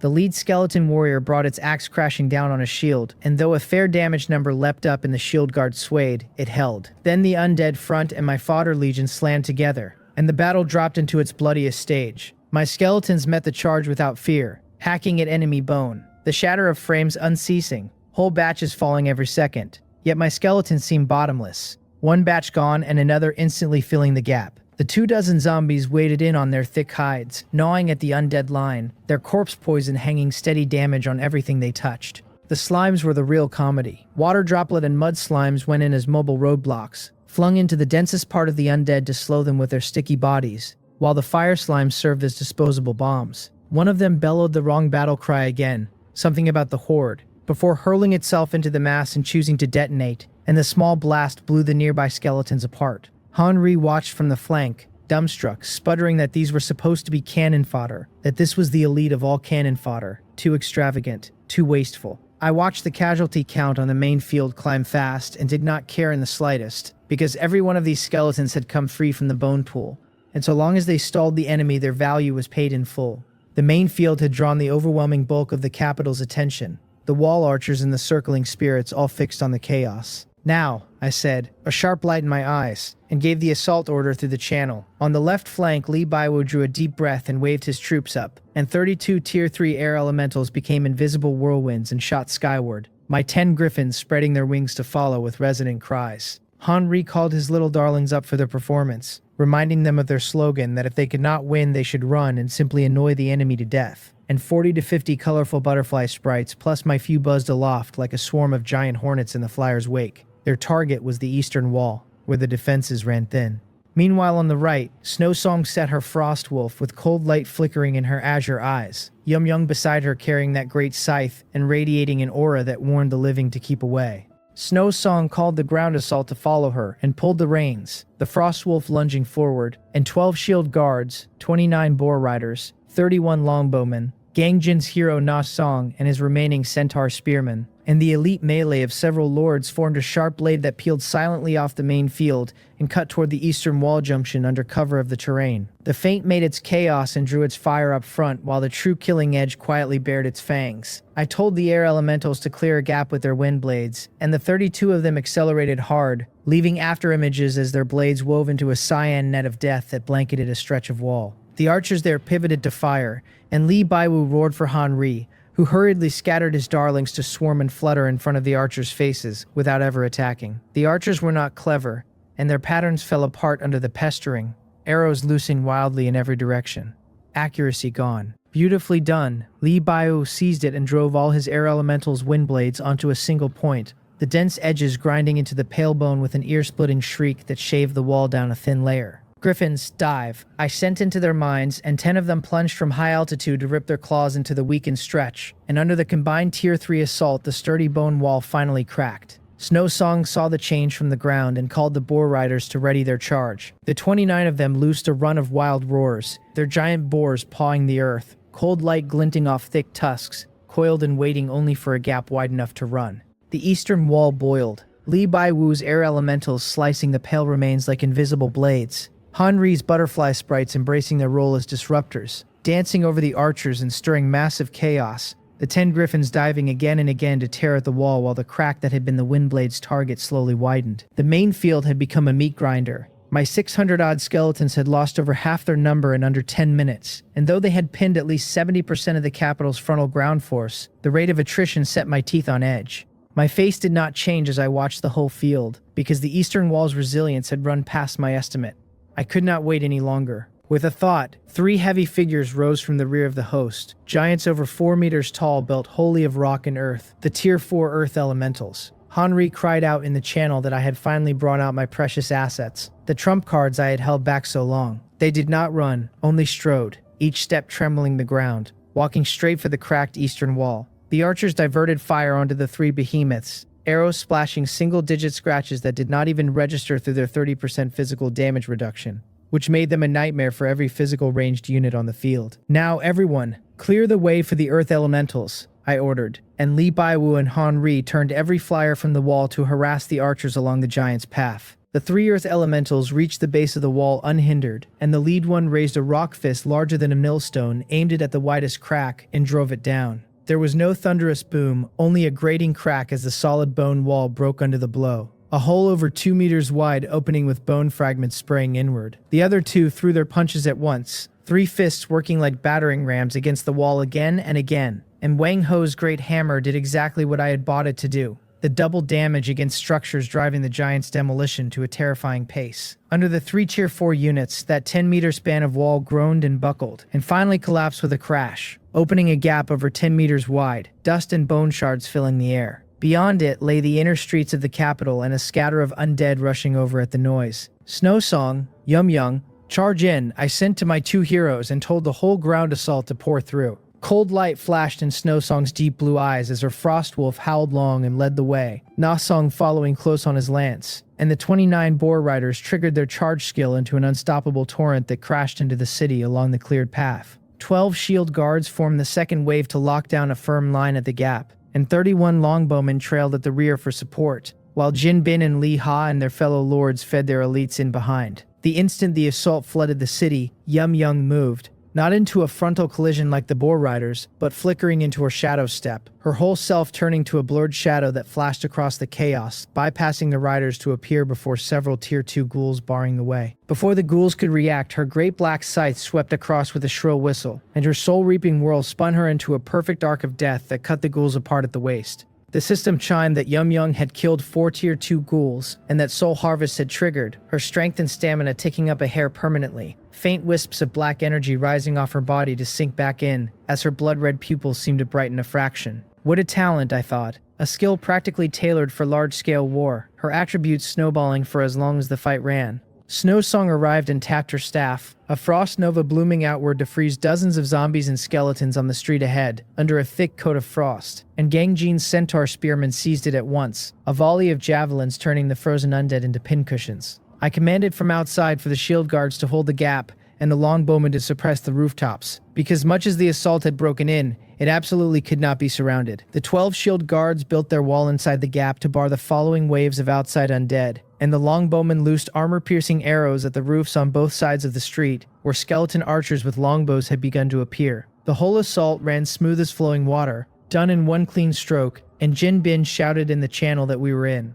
"Do not celebrate early," Gang Jin's voice came back. This was only the start. That wretched tower still lay ahead. Everyone looked up. Past a knot of tangled streets stood the several hundred-meter obsidian spire at the city's heart, its green soul fire glowing like a devil's eye watching these uninvited guests cold. Henri complained that the place did not look good at all, that he had a feeling some sneaky bastard was hiding in that tower. Snow Song took command, ordering the squads to leapfrog with covering fire toward the central tower, Yum Young and Na Song on point for the breakthrough, boar riders behind to expand each gain. Yum Young shouldered her scythe and, without a word, turned to shadow again and rushed into the depths of the street, Na Song leveling his lance and charging with the centaur spearmen. I let out a breath as I watched the assault establish its foothold and start driving for the center, the first step of the plan of success, and turned my attention back to the main field. Push forward. I ordered the last of my skeletons and slimes, and told Gang Jin and Uobo to wring every scrap of strength out of their ranged units and make even more noise for me. A feint had to look real, so I made it real. The pressure on the main field spiking until the undead army was pinned hard at the gates, unable to peel a single unit to reinforce the interior.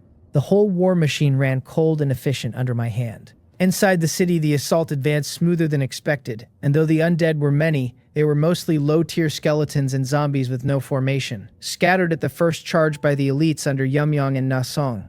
Plainly, the bulk of the capital's defense sat near the walls and gates. Then Yumyong stopped, her blood-red pupils narrowing in an empty plaza ahead, the base of the obsidian spire at its far end, the whole square utterly bare and eerily still.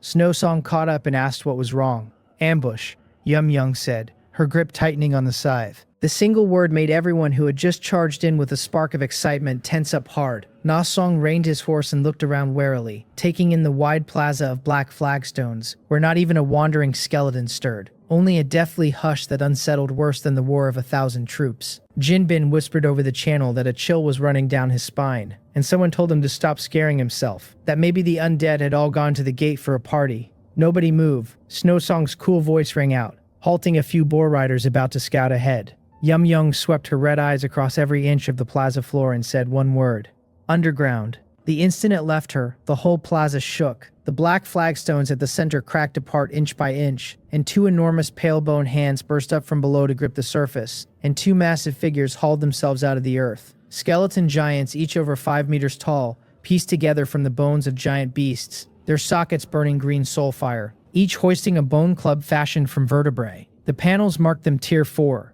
Henry's startled cry hit the channel first, saying he had known there was a tricky old fox about, gawking at the size and the bones and blurting that stewed down they would make soup enough for the whole alliance for 3 days and nights. Gang Jin cursed him for thinking of food at a time like this, though his own face had gone extremely grim. 2 Tier 4 units, and 2 at once, their oppression alone setting many of the Tier 2 troops trembling. "There is more," Yumyong said, and on her words over a dozen black-robed skeletons in staves stepped from the shadows of the surrounding buildings, their soul fire dark red, black mist coiling at the heads of their staves. Tier 3 skeleton wizards. And in the sky, she added, and everyone looked up to see dozens of shrieking wraiths ringing them in from all directions, sealing the aerial escape. This was a meticulously laid trap, a kill box prepared for us intruders. One skeleton giant moved, raising its club and smashing it down on the boar riders at the very front, the weapon whistling through the air with startling speed. "Scatter," Nasing shouted, sweeping his lance, but too late. The club struck the ground, gouging a great pit in the flagstone, and the 3 lead boar riders and their mounts could not clear it in time and were crushed, the shockwave hurling several nearby centaur spearmen away,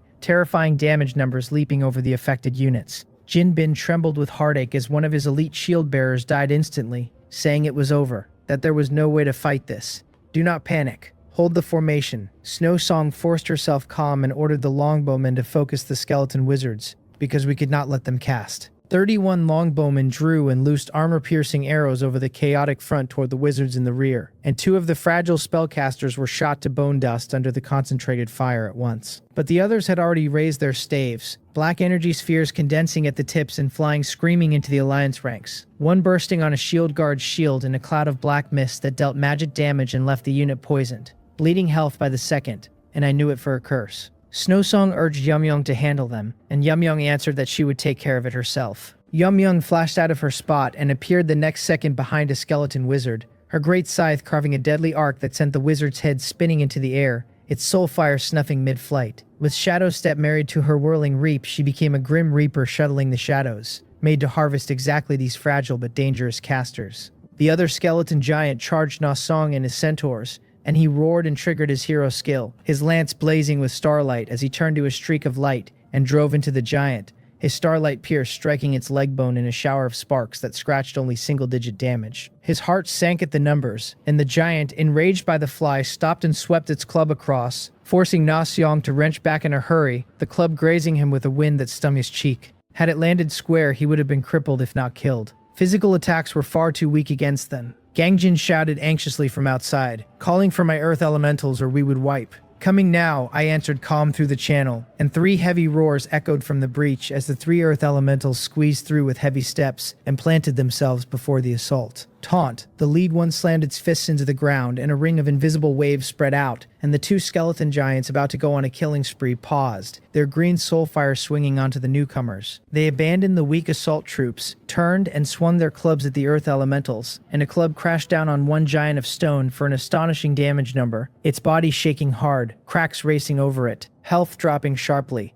Henri's eyelids twitched at how much it hurt, knowing full well the earth elementals carried 30% physical reduction. The struck earth elemental roared and stomped, sending an earth-yellow shockwave that staggered the charging giant, and the other two seized it, their rock fists slamming the giant's ribs from left and right, knocking the pair of behemoths back with obvious cracks spreading over their bone. "There is hope," Gangjin shouted. 3 earth elementals against 2 skeleton giants trading blows evenly for the moment. The numbers just barely ours. The clash of the giants shook the whole plaza. Snow Song used the opening to pull her troops back from the monster brawl, then raised her staff high, and a visible stream of extreme cold erupted from it to blanket the entire plaza, thick ice sheeting the ground, sharp icicles thrusting up everywhere. Slow zombies and skeletons froze into sculptures and shattered on the icicles, and even the 2 giants tangled with the earth elementals slowed under the frost crusting their bodies. Nicely done, I saw it clearly from outside, and ordered the longbowmen to hit the giants' joints, the boar riders to clean the stragglers, Na Song to harass from the flank. The tide turned sharp the instant Snow Song loosed her ultimate. Yum Young had finished the last skeleton wizard. The dark aura around her thickened,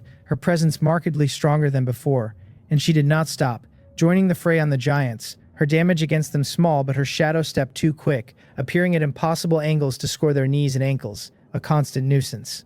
Then another crash sounded as one earth elemental, after eating a heavy blow head-on, reached the end and collapsed into rubble with a mournful cry. But the giant it had grappled was already battered from the crossfire of the other 2 earth elementals, and Yum Young and Na Song, one leg bone smashed, dropping it to a half-kneel. "Good chance. Focus it down," Gangjin roared, and every ranged weapon poured onto the kneeling giant. Then, all at once, everything changed. In the city center, the green soulfire atop the several hundred-meter obsidian spire suddenly drew inward, then burst, a green pillar of light stabbing into the sky, and a wave of undead energy so powerful it choked the breath swept out from the spire like a tsunami. The soul fire and every surviving undead on the plaza flared bright, their morale surging, and even the crippled giant's fractured leg bone began to writhe and knit, healing fast. Everyone stared in horror at the spire, where the massive sealed stone gate at its base was slowly grinding open, an aura 100 times more terrible than anything we had met leaking out through the widening gap. The massive gate let out a grating friction as it swung inward,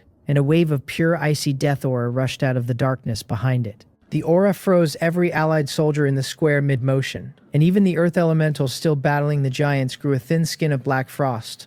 A lord shouted in terror that he could not move, that something was coming out of the gate. Under everyone's horrified eyes, heavy hoofbeats echoed from the dark gateway, each one landing like a foot pressed to the heart, and a knight sheathed head to foot in jet-black runic armor emerged riding a nightmare warhorse made entirely of bone, blue flame burning in its sockets, dragging a massive runic sword whose dark red runes flickered with an ominous glow. He only sat his horse in silence, yet the temperature of the whole square dropped several degrees. Every surviving undead, the 2 rapidly healing giants included, ceased attacking and knelt on one knee, bowing their heads toward him as though greeting their monarch. The panel named him Death Knight Malko, Tier 5, a leader, level 25, his health a string of unknowns, and that alone dragged a gasp of cold air out of every lord who saw it. Gangjin's voice shook as he stammered out that the thing was Tier 5, and Henri cursed straight into the channel, demanding to know how the final boss of a novice trial could be Tier 5, saying the system had to be joking. The 2 Tier 4 giants had already beaten us to a sorry state, and now a Tier 5 leader whose attributes would not even display had walked out. Despair spread through all the lords like a plague. Malko slowly raised his head, 2 scarlet glints sweeping the invaders from the gaps in his helmet, and lifted his greatsword to point it at us from across the square. There was no roar, no declaration, only an icy killing intent that dropped everyone into an ice cellar. At his silent command, the 2 giants, their wounds mostly closed, stood again to guard him left and right, and the ice Snow Song had laid over the square began to crack apart inch by inch. The situation reversed in a heartbeat. Jin Bin shouted in panic to fall back, not wanting his last elites wiped out here, and Gangjin gave a bitter laugh and asked where exactly he meant to retreat, since the rear was packed with undead and we were fully surrounded. Calls from me erupted across the channel, begging me to think of something fast or we would be annihilated. On the high ground, my expression was as grim as it had ever been. A Tier 5 leader had blown clean past my expectations, and fighting head-on meant simply throwing away every life we had. All ranged units, focus fire on the Death Knight, I ordered, because I needed to test the truth of this boss. Gangjin's Centaur archers and Uobo's Dwarf musketeers opened fire again, arrows and lead whistling toward Malko at the center of the square, and he did not so much as move. When the attacks came within a meter of his body, they struck what seemed an invisible wall, bouncing off or annihilating in the air. Damage immunity, or a force field, my brow knit tight because the situation was worse than I had feared. Front decoy units, whoever can still move, tie up those 2 giants for me, I ordered, and the last dozens of skeletons and slimes loosed their final roars and threw themselves at the behemoths. A charge with no return. Gang Jin sensed something and asked what I was trying to do. We cannot fight them anymore. My voice came calm over the channel. Our goal was never to kill them all. It was to destroy the Lich King's throne. That Death Knight is the tower's final guard, I said. We cannot beat him, but we must find a way around him. When Gang Jin asked how, I told them to feint east and strike west, my gaze settling on the 2 surviving earth elementals. Gang Jin, Na Xiong, take my orders. Li Biwu, pull your air elementals back and ready support. Jin Bin, Li Ha, take your men and hold the gap and do not give a single step. The orders went out fast. Snow Song, Yum Young, I sent straight into the 2 heroes' minds. Listen, this is our only chance. In the square, the 2 of them traded a look, both grasping the plan. A mad plan. Perhaps even a cruel one. Snow Song turned to Na Song not far off and asked whether he feared death. He held his spear level and laughed heartily that he feared death, but feared dying without worth even more. Good, she said. Earth elementals, Na Xiong, charge with me, and she leveled her staff at the high and mighty Death Knight. The last 2 earth elementals broke off the giants and strode into a desperate charge at Malco, and Na Song squeezed his horse's flanks and became a streak of light following without hesitation. Jin Bin muttered that they had all gone mad, and he was not wrong. Hurling tier 4 troops and a hero at a tier 5 leader was suicide by any name. Malco looked at the 3 ants rushing him, the red light beneath his helmet flickering once, and a giant beside him stepped forward to swing its club and stop them. Your opponent is me, an earth elemental roared, and threw its own body into the club head-on, half of it smashing to pieces, its health emptying instantly, collapsing into rubble. But it had bought Na Xiong and the last earth elemental a precious second.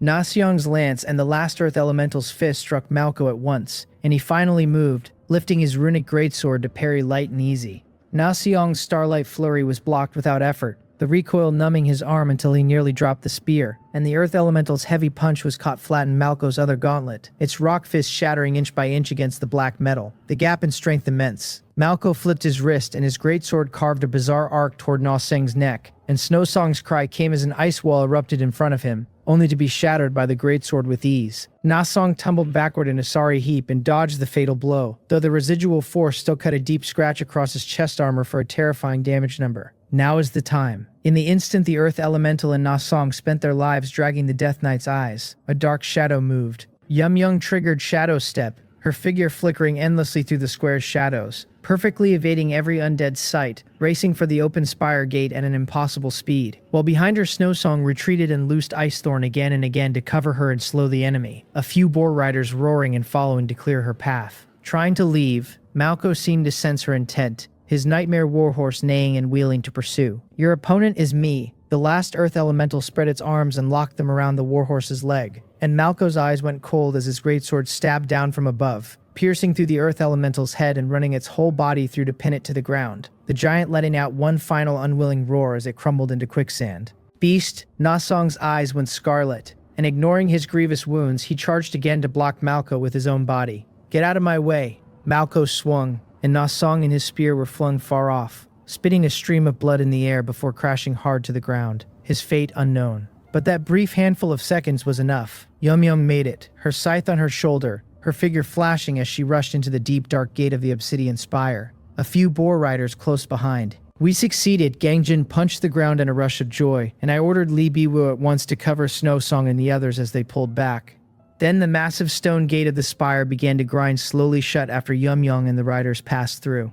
Not good. Snow Song's face changed, still dozens of meters from the gate. Do not worry about me, get inside quickly, she shouted to the few boar riders who hesitated, and they traded a look, gritted their teeth, and rushed through. Snow Song turned to face the pursuing undead army alone. Malco, having cleared the last obstruction, walked his warhorse toward her without haste, and the 2 skeleton giants strode forward to seal off every path of retreat. She gripped her staff tight, her azure eyes holding no fear, only cold resolve. At that critical instant, a clear griffin cry fell from the sky, and one of my griffins swooped down to seize her shoulder in its talons and haul her violently off the ground, one of my own units. Trying to run, Malco raised the runic greatsword, and the dark red runes on the blade suddenly blazed as a destructive energy began to gather. It was over. The dark red energy on the runic greatsword in Death Knight Malco's hand had swollen to its absolute peak, and Li Baiwu's face went bloodless as he shouted there was no time. his air elemental still too far to intercept. Henri clutched his head and cried it was over, that Snow Song was about to meet her end, and he could not watch. Malco drew the blade back for the killing stroke without a flicker of hesitation. High in the sky, the 9 remaining griffins under my command let out mournful cries, and instead of fleeing, they wheeled around, folded their wings, and dropped like 9 falling meteors straight into the path of that sword light. Malco's swing did not slow. A thick column of crimson light erupted from the greatsword and swallowed the first diving griffin whole, that powerful flying unit turning to ash before it could scream. The second followed, then the third, each spending its own flesh to form a fragile, resolute wall, buying their companion less than a heartbeat of escape. It was the most expensive second I had ever purchased. After tearing through all 9, the beam's core energy was mostly spent, but the lingering wave still slammed into the griffin carrying Snow Song and drained its health to nothing, its body coming apart in midair before it plummeted with a wail. Snow Song was flung from its back, blood on her lips, dropping toward the heaped undead below, and then a whirlwind rose off the ground, caught her precisely, and carried her to the rear of our position near the breach in the wall. It was Li Baiwu's air elemental, arriving at last. Snow Song collapsed onto the stone, coughing, struggling to rise, her face white as paper. Gang Jin roared for someone to heal her, and several lords with healing troops rushed forward, while my Tier 2 water accumulation slime, 3 waters wriggled up and wrapped her in a soft shimmer of water healing that slowly refilled the empty bar. In the Alliance channel, everyone was stunned by what they had just watched. 10 Tier 3 griffins wiped out in under 3 seconds, and that was only the power of a Tier 5 leader. Henri punched a rock, and I watched the aerial trump cards I had bled resources to build simply cease to exist, filing the cost away without a word. Out on the plaza, Malco did not pursue, sitting quietly on his nightmare warhorse as if savoring the slaughter, while his 2 skeleton giants strode forward to clean out the rest of us. Gang Jin stared toward the fallen hero, Na Sang, whose life or death none of us knew, his anxiety plain, and I ordered Jin Bin and Li Ha to take their men and drag Na Sang back. Jin Bin hesitated over those 2 towering giants, and I told him flatly to execute the order. He and Li Ha traded a look, braced themselves, and led their surviving elites in a careful crawl toward the spot where Na Song had gone down. Inside the obsidian spire, the stone door slammed shut behind Yum Young the instant she cleared the gate, sealing off every sound from the battle. The space opened into a vast circular hall of black rock, its dome studded with green glowing crystals like stars, its walls carved with countless twisted wailing souls that fed streams of undead energy toward the center, where a throne of piled bones stood empty. Above it, a black crystal the size of a head floated and pulsed like a beating heart, each throb making the energy in the whole hall tremble, and the panel in her sight named it the Lich King's throne core structure. Its health at 5,000, its traits Heart of the Undead, and Energy Nexus. 12 translucent wraith guards ringed the throne, each shouldering a long halberd, each radiating a Tier 3 aura, standing like statues that had not yet noticed her. Yum Young leaned on her great scythe and told the 4 boar riders behind her that she had to deal with the guards first, that they were to draw the attention while she was the main attacker. Those 4 were elites under my command, and without hesitation, one growled that it was for our lord before all 4 charged the 12 guards from 4 directions at once. The wraith guards sensed the living, their empty sockets flaring red, halberds rising to meet the boars. The moment the riders committed, Yum Young dissolved into shadow and vanished. She did not touch the guards, slipping past them straight for the wailing reliefs on the walls, and the notification struck my mind at once, telling me my hero was attacking the special structure called the Soul Mural and interfering with the throne's energy supply. In the center of the hall, the pulsing crystal dimmed for a breath, and out on the plaza, Malco, poised to begin his massacre, jerked to a halt, the scarlet light under his helmet flickering like a bulb losing its signal. It worked, my eyes lighting up, and I had guessed right that the spire was both the Lich King's core and its weakness, so as long as Yum Yum kept tearing at it from inside, the undead outside would weaken with it. I called into the Alliance channel that the plan had changed, that everyone was to stop the direct assault and switch to harassment and defense. Our whole job now to pin this Death Knight and buy Yum Young her time. I gave the orders fast. The main front was to push forward and tie up the 2 skeleton giants at any cost. Gang Jin to keep his ranged units hammering Malco even if they could not scratch him, just to keep him furious. Li Bi-Wu to bring his air elementals in to worry the wraiths, and Henri to send his colorful butterfly sprites at the shrieking specters. The string of commands pulled the Alliance out of its despair and little hope again. Henri bubbled up that the boss had scared him half to death, but his little darlings were ready, and he swore he would harass those ghosts until they were beside themselves. I chose not to comment on his darlings. The tactics flipped in an instant. The Allied forces stopped fighting the undead head-on and broke into small guerrilla packs, and on the main front my last skeleton soldiers threw themselves fearlessly at the 2 giants, wrapping around the enormous feet. Gang Jin's and Uobo's ranged units poured everything onto Malco, and though the screen stayed full of the word immune, the endless rain of arrows and stones made him genuinely irritable. Under the noise, Jin Bin and Li Ha dragged the unconscious, badly wounded Na Xiang clear of the fighting. Inside the Spire Hall, Yum Young's attacks enraged the Wraith Guards, who abandoned the Boar Riders and turned to streaks of light lunging at her. Good timing, she thought, and instead of retreating, she advanced, whirling her scythe into a black cyclone that cut the fastest guard clean in half. The notification told me my hero had slain a Tier 3 Wraith Guard, that her talent Soul Harvest had triggered, her spirit and intelligence climbing a permanent notch, her aura swelling again. More guards closed from every side, halberds sealing off her escape, so she loosed her ultimate, Requiem of Souls, a mournful cry as if from the depths below spreading out with her at its heart. Every guard caught in the sound wave froze, the red in their sockets guttering, and she seized the chaos, flickering from one to the next, each swing taking another life while her attributes climbed at a terrifying rate. On the plaza, Malco sensed the crisis at his core and went frenzied, his warhorse neighing, hooves stamping the ground as he ignored the ranged fire and charged the breach to end the invaders himself. Gang Jin cried out that he was charging, and I roared for my rock pangolin shield guards to hold the line. The 12 at the breach snapped into a shield wall, and Malco's greatsword blazed brighter as he bore down to force a breakthrough. Then a crash echoed out of the obsidian spire. Yum Young had cut down the last Wraith Guard and brought her scythe onto the pulsing crystal, and though it read only 300 damage, the strike seemed to sever some hidden connection. Malco shuddered mid-charge. The light under his helmet died. His sword fell limp, and he froze with his warhorse like a machine cut from its power. The whole battlefield dropped into an eerie silence. On the plaza, time seemed to freeze. The arrogant Death Knight and his warhorse stuck mid-charge. The greatsword's killing glow gone, reverted to plain dull metal. In the Alliance channel, everyone was stunned. One lord wondering if the connection had crashed, another asking if the boss was striking a pose, because 1 second he was the world-ending final boss, and the next a piece of performance art sculpture, and the shift was too fast to follow. On the high ground, only I understood at once that it was Yum Young, her strike inside the spire cutting the throne's energy from the night, and this was an unprecedented window, a few seconds at most, maybe less. I called for everyone to focus fire and smash the Death Knight to pieces, and I got back in eerie silence. Every lord's nerve had been shattered by that one devastating strike. 9 griffins gone in an instant burned into all their minds. And now I was asking them to hit a god of slaughter who might reboot the very next moment. Who could swear he would not spring back to life and tear the front rank apart?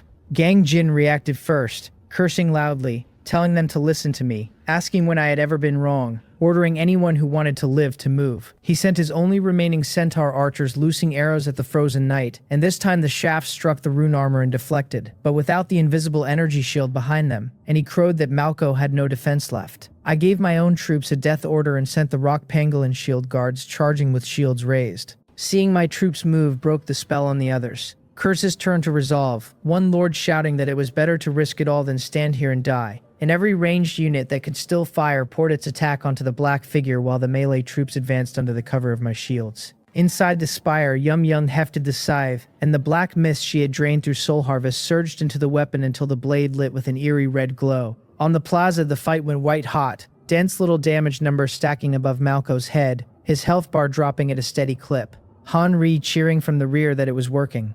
I asked Snowsong if she could still move, and she said she could. She had stood up out of Three Waters healing, her face still pale, her eyes clear, and she raised her staff to send streams of ice thorn into Malco's joints. Low damage, but a solid slow. Then the 2 skeleton giants finished off my last wave of cannon fodder, and turned toward the lords surrounding Malco, swinging their bone clubs. Gang Jin was alarmed that he had forgotten those 2 beasts, and I split 8 rock pangolin shield guards off and turned them into an unbroken wall against the charging giants. The bone clubs crashed down with a deafening roar. The front 4 guards staggered back a step, but the formation held whole. They had bought the rear its firing time with their bodies. Inside the hall, Yum Young poured everything into one final strike, spitting a single cold word, die, and the war scythe swept out unstoppable, carving a perfect arc of death onto the black crystal. A faint splitting sound rose. A subtle crack ran across the impossibly hard stone, then raced outward like a spiderweb before the whole crystal blew apart, its fragments shooting everywhere, the wailing reliefs on the walls dulling to dead gray silence all at once. On the plaza, the pressure lifted from everyone mid-attack. The 2 skeleton giants pounding the shield wall stiffened,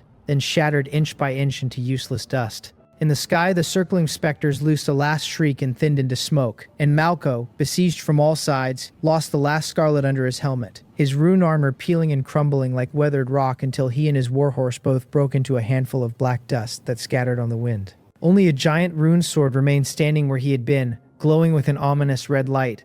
The battlefield went completely still.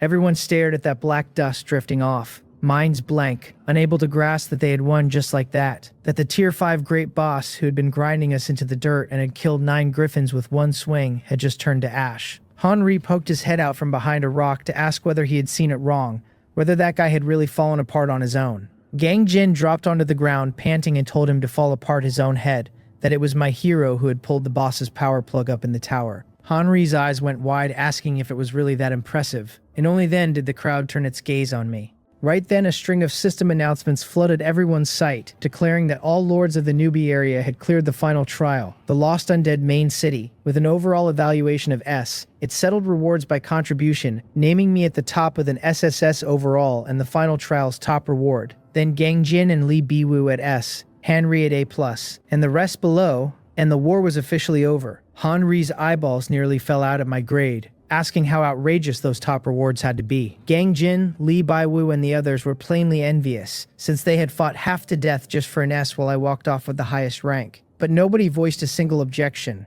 all of them knowing that without me they would be a fresh pile of bones inside that undead city. I ignored the noise in the channel, my whole attention pinned on the glowing golden chest in front of me. An SSS rank trial chest, the name alone had me eager, but I did not open it yet. Looking over the field first, Yum Young walked out of the spire gate carrying her scythe, her aura far heavier than before, and Snowsong, mostly recovered under 3 waters, was already directing peasants to clear the battlefield. I told Snowsong to take inventory of the spoils, and I walked to the center of the plaza where Malco had died, where only the giant rune sword remained, and reached for it. The system told me it had detected a special plot item, the Blade of Fallen Runes, its energy depleted and now decomposing, and the sword dissolved into red motes and vanished under my hand.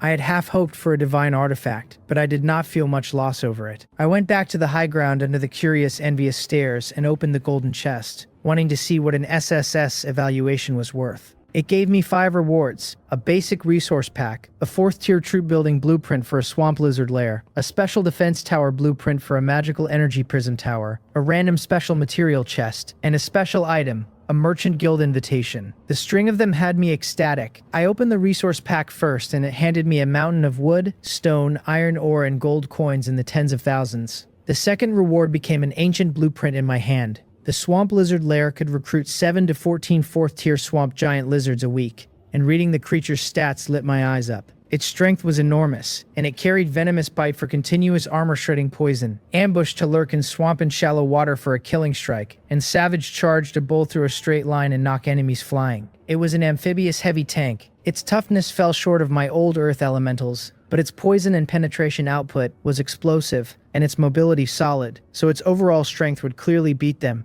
while filling my gap in swamp and shallow water fighting, and I put it away happily. The magical energy prism tower gave me pause. A defense tower that could not attack, but when I read the effect I sucked in a cold breath. Because it was not a defense tower, it was a super buff tower. It linked several nearby towers and gave their attacks an energy splash, bonus area damage around each target, and each prism also raised the linked tower's attack power up to a hard ceiling. I already had dozens of defense towers, a few prisms linking them all, and when thousands of arrows fell, the whole landing zone would blossom into a sea of fire. It was too perverted, and I could already picture it. I opened the random material chest and got a single drop of black liquid that seemed to hold a whole starry sky inside it. A tear of the void, a rare substance from the cracks between worlds and the core material for building spatial beacons or upgrading certain special structures. I did not know its exact use yet, but the name alone said it was no trifle, and it might let me build a teleportation gate later, so I kept it. The last reward was a strangely shaped metal card engraved with a grinning goblin head I recognized as the Merchant Jigs, the Merchant Guild invitation. Single use, which shaking it would summon Jig's marvelous stall to me instantly wherever I stood. Travel expenses on me, of course. Then the final announcement rolled out across the whole newbie area, congratulating the surviving lords on passing the cruel test and earning the right to advance to the new world. A teleportation countdown of just under a full day appeared in the corner of everyone's vision, warning us to settle our territorial affairs, because at 0 every lord and every unit would be forcibly moved. The newbie period was finally ending. Gang Jin looked at the countdown with a complicated face and said, "So we were leaving. We had gone through too much, from confusion and helplessness, to scraping for survival, to uniting against Wang Ho, to facing the undead scourge together, and not many of us had lived." Li Baiwu wondered aloud what the new world would be. Han Ri, blunt as ever, said who cared? They would face whatever came, and if he could not win, he would just shield everyone in front of him and refuse to die. Everyone laughed, and the mood eased. They scattered to their troops to prepare for the teleport, and I took stock of my own, since this battle had cost me dearly. All 10 griffins gone, all 3 earth elementals dead, many longbowmen, boar riders, and rock pangolin shield guards lost. My skeleton soldiers and slimes cut down beyond counting. But the gains were just as heavy, because with new blueprints and a mountain of resources, my war potential had climbed to a new height, and a brand new world was waiting for me. The night passed without incident, and when the first dawn light touched the ravaged land the next morning, the change came. The earth heaved and everyone lost their footing, and in front of us the vast ruins of the undead main city, the last bone walls and the collapsed spires, folded inward toward the center into a giant vortex. A brilliant blue light shot up from its heart, and a huge circular magic array of countless runes rose from underground to replace the ruins. Wider than 100 meters across, glowing soft and mysterious with the power of space swirling inside it. A cold notification told everyone the surviving lords had assembled, that the final teleportation was open, and that we were to step into the cross-realm teleportation array ahead and choose the new world we would travel to. The system announced it was drawing selectable worlds for the newbie area, then listed 5. World 1 was Holy Terra, a cold and endless future where there was only war, a human realm under an undying god king fighting the rift corruption that seeped from beyond, and the aliens pressing from every side. World 2 was Mu Continent, a lost ancient land that had once cradled sleeping cosmic horrors before it sank whole into the deep sea, where unspeakable things whispered from the abyss, and madness was the only road to the truth. World 3 was the Age of Ashes, an old world destroyed in a final war, its land smothered under radiation and energy storms, its survivors building a new order on the ruins where high martial arts and technology lived side by side, and mutant beasts and mechanical hounds roamed. World 4 was Asgard, the birthplace of magic, air thick with energy, peaks nested with dragons and clouds wandered by titans, ancient elves and trolls warring endlessly over ground, a paradise for the strong and a hell for the weak. World 5 was Eris Continent, a vast land of strife where humans, elves, dwarves, and orcs coexisted, where hundreds of kingdoms and duchies stood shoulder to shoulder and the wars over faith, land, and resources never stopped. Iron blood and opportunity together, heroes and tyrants rising side by side. The list rattled everyone, and Henri's strange cry hit the channel first, asking the system if it was serious. Which of these 5 looked like anywhere a normal person could live? The channel exploded, everyone baffled by the 5 death traps. Gang Jin looked grim and said each world sounded more dangerous than the last, then asked what I thought. Everyone's gaze swung to me, since somewhere along the way I had become the backbone for all of them. I did not answer right away, weighing each option. Holy Terra I dismissed at once, a grim war god's world where surviving the first day would be a blessing, and even death was no release, no place to build a territory. Mu Continent I dropped next, its risk too uncontrollable, its worst flaw the sheer unknown, and if the sunken continent put our spawn underwater we would all drown before we could cry out. The Age of Ashes had clearer rules, but its scarce resources were fatal for a lord, since without resources there was no mass-producing troops, and the radiation and energy storms were nothing we could resist dropping in raw. That left the 4th and 5th. Asgard's rich magic meant rich resources and huge growth potential, but its powerful creatures and ancient races meant a sky-high ceiling of power. Dragons and titans no ordinary army could touch, and as new lords in a world where gods traded blows, we could be swatted to death by any passing powerhouse. Then there was Eris Continent, a standard multi-species Western fantasy world of humans and elves and dwarves and orcs, kingdoms side by side, war without end, and that was exactly where I saw the opening. Chaos meant order was thin, and a turbulent board was easier for an outsider to fish in. The races and kingdoms holding one another in check so no single power dominated and no out-of-scale monster went strolling around swatting newcomers. In that kind of place I could find a remote corner, use my talent to develop quietly, build high walls, gather strength, and only once I was strong enough go out and stir the pot. I typed my choice into the channel, the 5th, Eris Continent. Li Baiwu, still hesitating, asked why, and I laid it out briefly, that the first 3 worlds had uncontrollable risks or too poor an environment,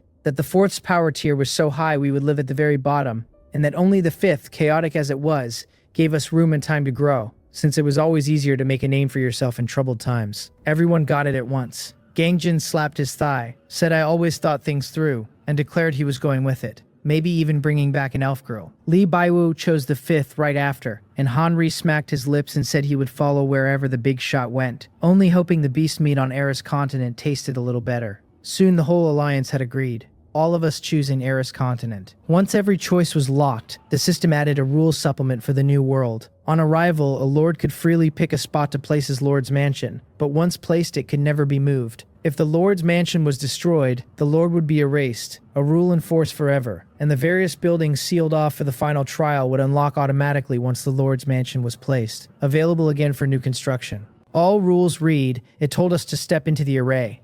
I glanced back at my troops, said we were finally leaving, and walked toward the massive teleportation circle first, Snowsong and Yumyong close behind. The instant I stepped in, an irresistible pull swept over me, the scenery twisting into a tunnel of flowing colored light, my body seeming to break into countless particles and reassemble in a single beat, weightlessness and compression hitting me at once, until my head swam. After some unmeasured stretch, the light faded and I opened my eyes. Fresh air rushed in carrying earth and grass, crisp birdsong and trickling water in my ears, and before me stretched an endless primordial forest, ancient trees blotting out the sky, gigantic vines coiling like great pythons. The system welcomed me to the Eris continent. The notification followed at once, telling me it was infusing the Eris continent common tongue into me and all subordinate units, and a moment later reported the infusion complete. A massive stream of information flooded my brain, and countless twisted symbols and strange pronunciations turned clear and natural in a few seconds, as if I had always known this language. I looked at Snowsong and Yumyong and saw the same comprehension dawn in their eyes, while the peasants and soldiers stirred uneasily before settling. That saved me a great deal of trouble, since a language barrier is one of the worst obstacles a transmigrator faces, and the system solving it outright made everything ahead far simpler. Snowsong looked around at the strange forest and asked what we should do now. I did not rush to answer. I opened the Lord panel, where the option to place the Lord's mansion sat flashing, and felt no urge to click it. In a wholly unfamiliar world, heaven knew what dangers lay nearby, and if the mansion was destroyed I would be annihilated on the spot. So before I understood my surroundings, I could not expose my core so lightly. Laying low was the kingly way. We would not place the mansion yet, and I ordered the peasants to build a temporary camp from local materials in the clearing. The rock pangolin shield guards and skeleton soldiers to guard the perimeter, the boar riders on standby. I told Snowsong to send her frost wolves patrolling within a couple kilometers and report any living thing at once. Then I turned to my silent assassin hero and called her name, and Yumyong answered that she was here. I told her to work alone, to scout 10 kilometers out, that her mission was reconnaissance and not combat, to draw a simple map marking all special terrain and creature lairs, and above all, to keep herself safe. She acknowledged it, her figure flickering, and melted into the forest shadows. With the orders given, the whole team moved efficiently. Under the dwarf engineer Ironhammer's direction, hundreds of peasants began felling trees and raising simple wooden houses and fences,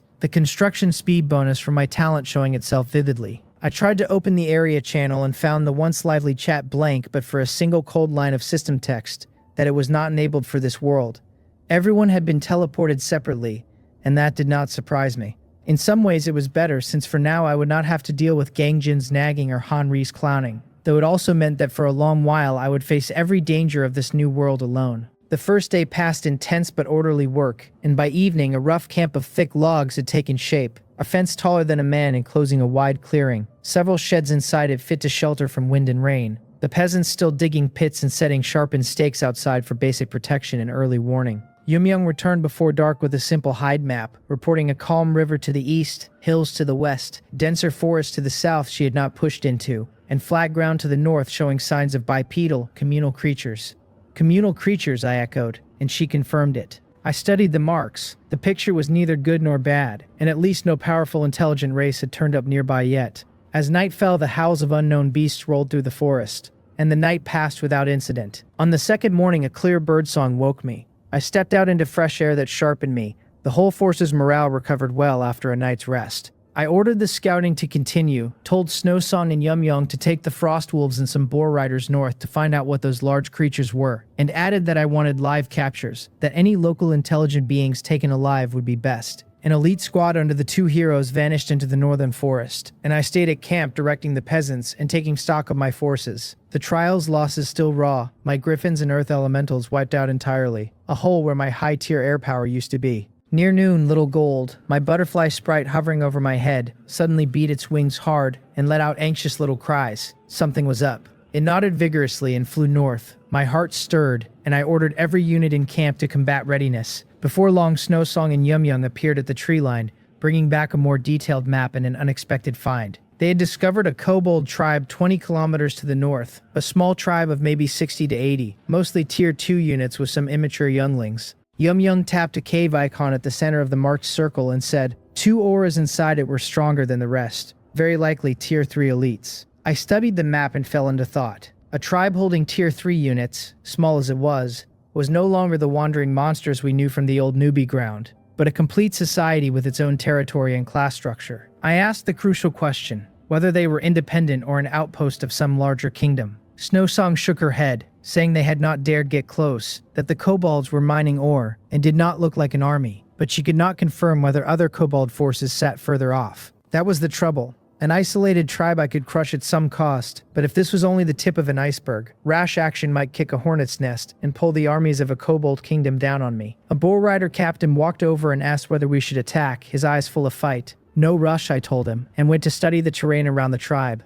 A mountain hollow easy to hold and hard to storm, with only one main entrance. These kobolds, I told Snowsong and Yum Young, were our best starting point for understanding this world, so we would not go in head on. I wanted intelligence. My finger landed on the forage path outside the tribe, and I said we would ambush them there. The goal not annihilation but capture. A few lone kobolds brought back, because I needed to know who called the shots in this forest. The plan came fast. Yum Young would pick the ambush site and lay the traps. Snowsong would guard and support with the longbowmen and frost wolves, and the rock pangolin shield guards and boar riders would rush out to subdue the targets the moment the traps sprang. This was our first battle since arriving on Eris continent, small in scale but enormous in meaning. Wang Ho was dead, the old alliance was the past, and in this brand new world, with no area channel jabbering and no other lords hemming me in, I could finally move entirely at my own pace, one careful step at a time, toward my plan. The night was deep, moonlight cut into mottled slivers by the dense canopy. On the narrow path Yum Young had chosen, a few plain vines stretched across the middle of the road. 3 kobolds came walking, baskets on their backs,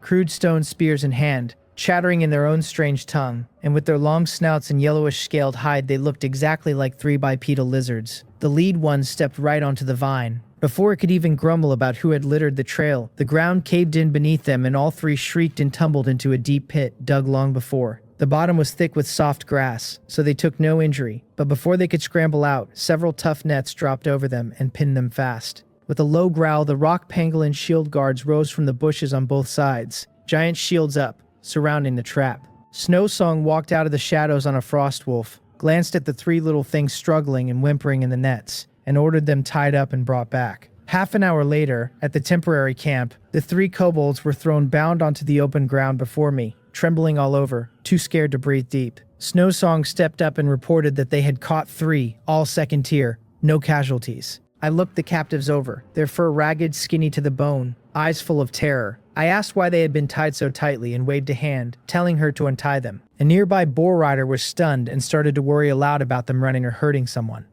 I said irritably to look at the 3 of them, whether all 3 together came up to the thickness of his arm, that with this many of us around they could not fly off, and even if they did we would shoot them down. I told them to fetch food, roast some meat, bring the berries we had picked. Confused as they were, the soldiers carried it out at once. The ropes came off, and the 3 kobolds huddled together too frightened to move. Soon, a big piece of fragrant roast meat and a handful of bright red berries were set in front of them. The smell had all 3 swallowing hard against their will, looking at the meat, then at me, not daring to reach, and I did not push, just watched. Finally, the bolder one crept a claw out, snatched a small piece, and stuffed it in its mouth, and the flavor made its cloudy eyes light up as it blurted something in its tongue. The other 2 forgot their fear and rushed in for their share, and after a whirlwind feast the meat and berries were gone. The 3 patting full bellies with satisfied burps, their looks at me no longer quite so afraid. I asked if they were full, smiling, and the lead one nodded. I told them I would ask. They would answer that if they answered well they would have meat every day from now on, and that if they dared lie to me, I did not finish.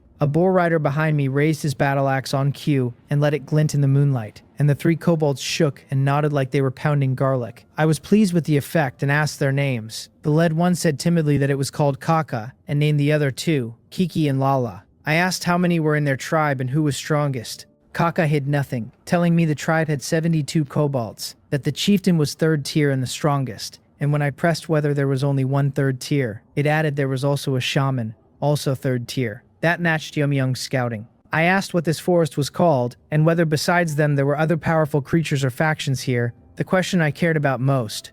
Kaka's face turned more anxious. It said this was the Satyr Forest, that it was very big, that they only dared move around its edge. Further west, deep in the woods, was the territory of the Elf Masters, who were fierce and captured anyone who did not pay taxes. Elves, I traded a look with Snowsong. Yes, Kaka said the Satyr Elven Kingdom, and most of this forest belonged to them.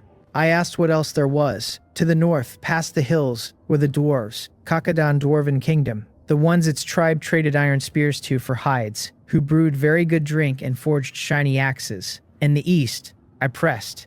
The east was human territory, Kaka said, shrinking its neck back in fear. The Grand Duke Atlan's duchy, huge, full of cities, from which human caravans occasionally came to sell salt. Elves, dwarves, humans, 3 massive powers, and I sketched the map in my head at once, the spot where I stood exactly at the junction of all 3. So who actually governed this place? I asked. No one, Kaka said, shaking its head. The Elf Masters thought the area too remote, and sent a tax collector only now and then. The Dwarf Masters stayed in their mountains. The Human Masters kept to their plains, so this place was a no-man's land, a perfect starting point tailor-made for me. An absence of order meant an outsider like me had space and time to develop quietly without drawing those behemoths' attention. I asked how often the elf tax collectors came. Not certain, Kaka said. Sometimes once a year, sometimes not for several years. And the last time it had been only so tall, gesturing with a claw. The so-called jurisdiction was nominal. I was in no hurry to stand. I toyed with a colored pebble I had turned out of this kobold's ragged pocket earlier and said, one last thing. Kaka, about to suck the meat scraps from under its claws, froze and hid its hands behind its back, head nearly drooping into its lap, not daring to breathe. If your tribe of a few dozen had to fight one of those 3 groups, I asked, say the regular human army, how long could you last? That was plainly beyond it, its cloudy eyes spinning. It only knew that at the sight of human banners you ran, and if you ran too slowly your skin would be peeled off to make boots, and it grunted a long time without a word, clawing at the mud, terrified that failing to answer would turn the last meal into a last supper. I did not push. I flicked the pebble, and it snapped into a wooden stake and buried itself half an inch deep, startling Kaka into blurting, boar, wild boar. I raised an eyebrow. It meant the big forest boars with the long tusks, it said, gesturing wildly, that if one went mad the 3 of them tied together would not survive a single goring. Then it pointed east and spoke with something close to reverence, that the human masters, those soldiers in metal shells, one man with one shiny long spear could take down 10 wild boars without even catching his breath. I brushed off my hands and stood, understanding it now. In these native civilizations' eyes, a small tribe of a few dozen was no different from weeds by the road, crushable any time, but not worth the trouble of stepping on. I told Kaka it had answered well and rose, telling Snowsong to give them more meat and find them somewhere to stay for now. A rock pangolin shield guard captain stepped up and asked in a low voice whether we were not killing them. Why kill them? I said. Keep them. And I watched the 3 kobolds wolfing down the fresh meat with a slight curve on my lips, adding that in the future we might have to be neighbors. One night passed, and I pored over the new map from Young and Snowsong, all the intelligence pointing to one conclusion. This was the most suitable starting village I could ask for, the human duchy to the east, the elven kingdom to the west, the dwarven kingdom to the north. 3 great powers restraining one another in a delicate balance. The next day I stretched as I walked out of the shed, sunlight filtering through the leaves, the air full of that primeval forest freshness. Not far off, Kaka, Kiki, and Lala crouched around the embers of a small fire, poking at them with their claws as if hunting for any last scrap of meat from the night before. When they saw me coming, all 3 went ramrod straight like stakes nailed to the ground. I walked up and said nothing, just watched. Lala's stomach chose that moment to growl loudly, and it clapped a paw over its mouth and buried its head lower. I finally spoke and asked if last night's roast had been good. The 3 reacted like a switch had flipped, nodding so hard their necks nearly snapped.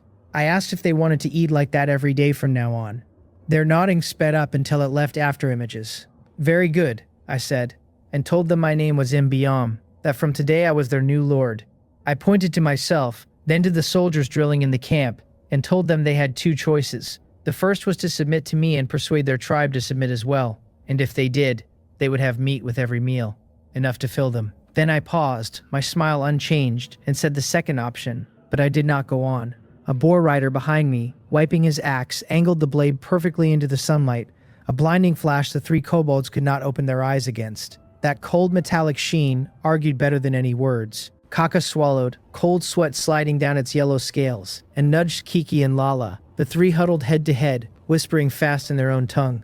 I could not follow the syllables, only the tone, and the tone said they were terrified. Kaka, it turned out, was hatching a scheme. It argued that this human and his soldiers were far too strong to beat, but that they need not truly surrender, only pretend the way they knelt and shouted, "Master," for the elven tax collectors, and handed over whatever was asked until the collectors took their fill and left. This human must be the same, wandered in with no roots here, and when he grew bored or got eaten by the forest's big beasts, they would be free again. And the clincher? Before he left they could eat meat every day. That last line sold Kiki and Lala, and the three struck a deal. They turned back to me and, led by Kaka, flung themselves flat in the most comical kowtow, hailing the great benevolent powerful lord Kaka willing to serve.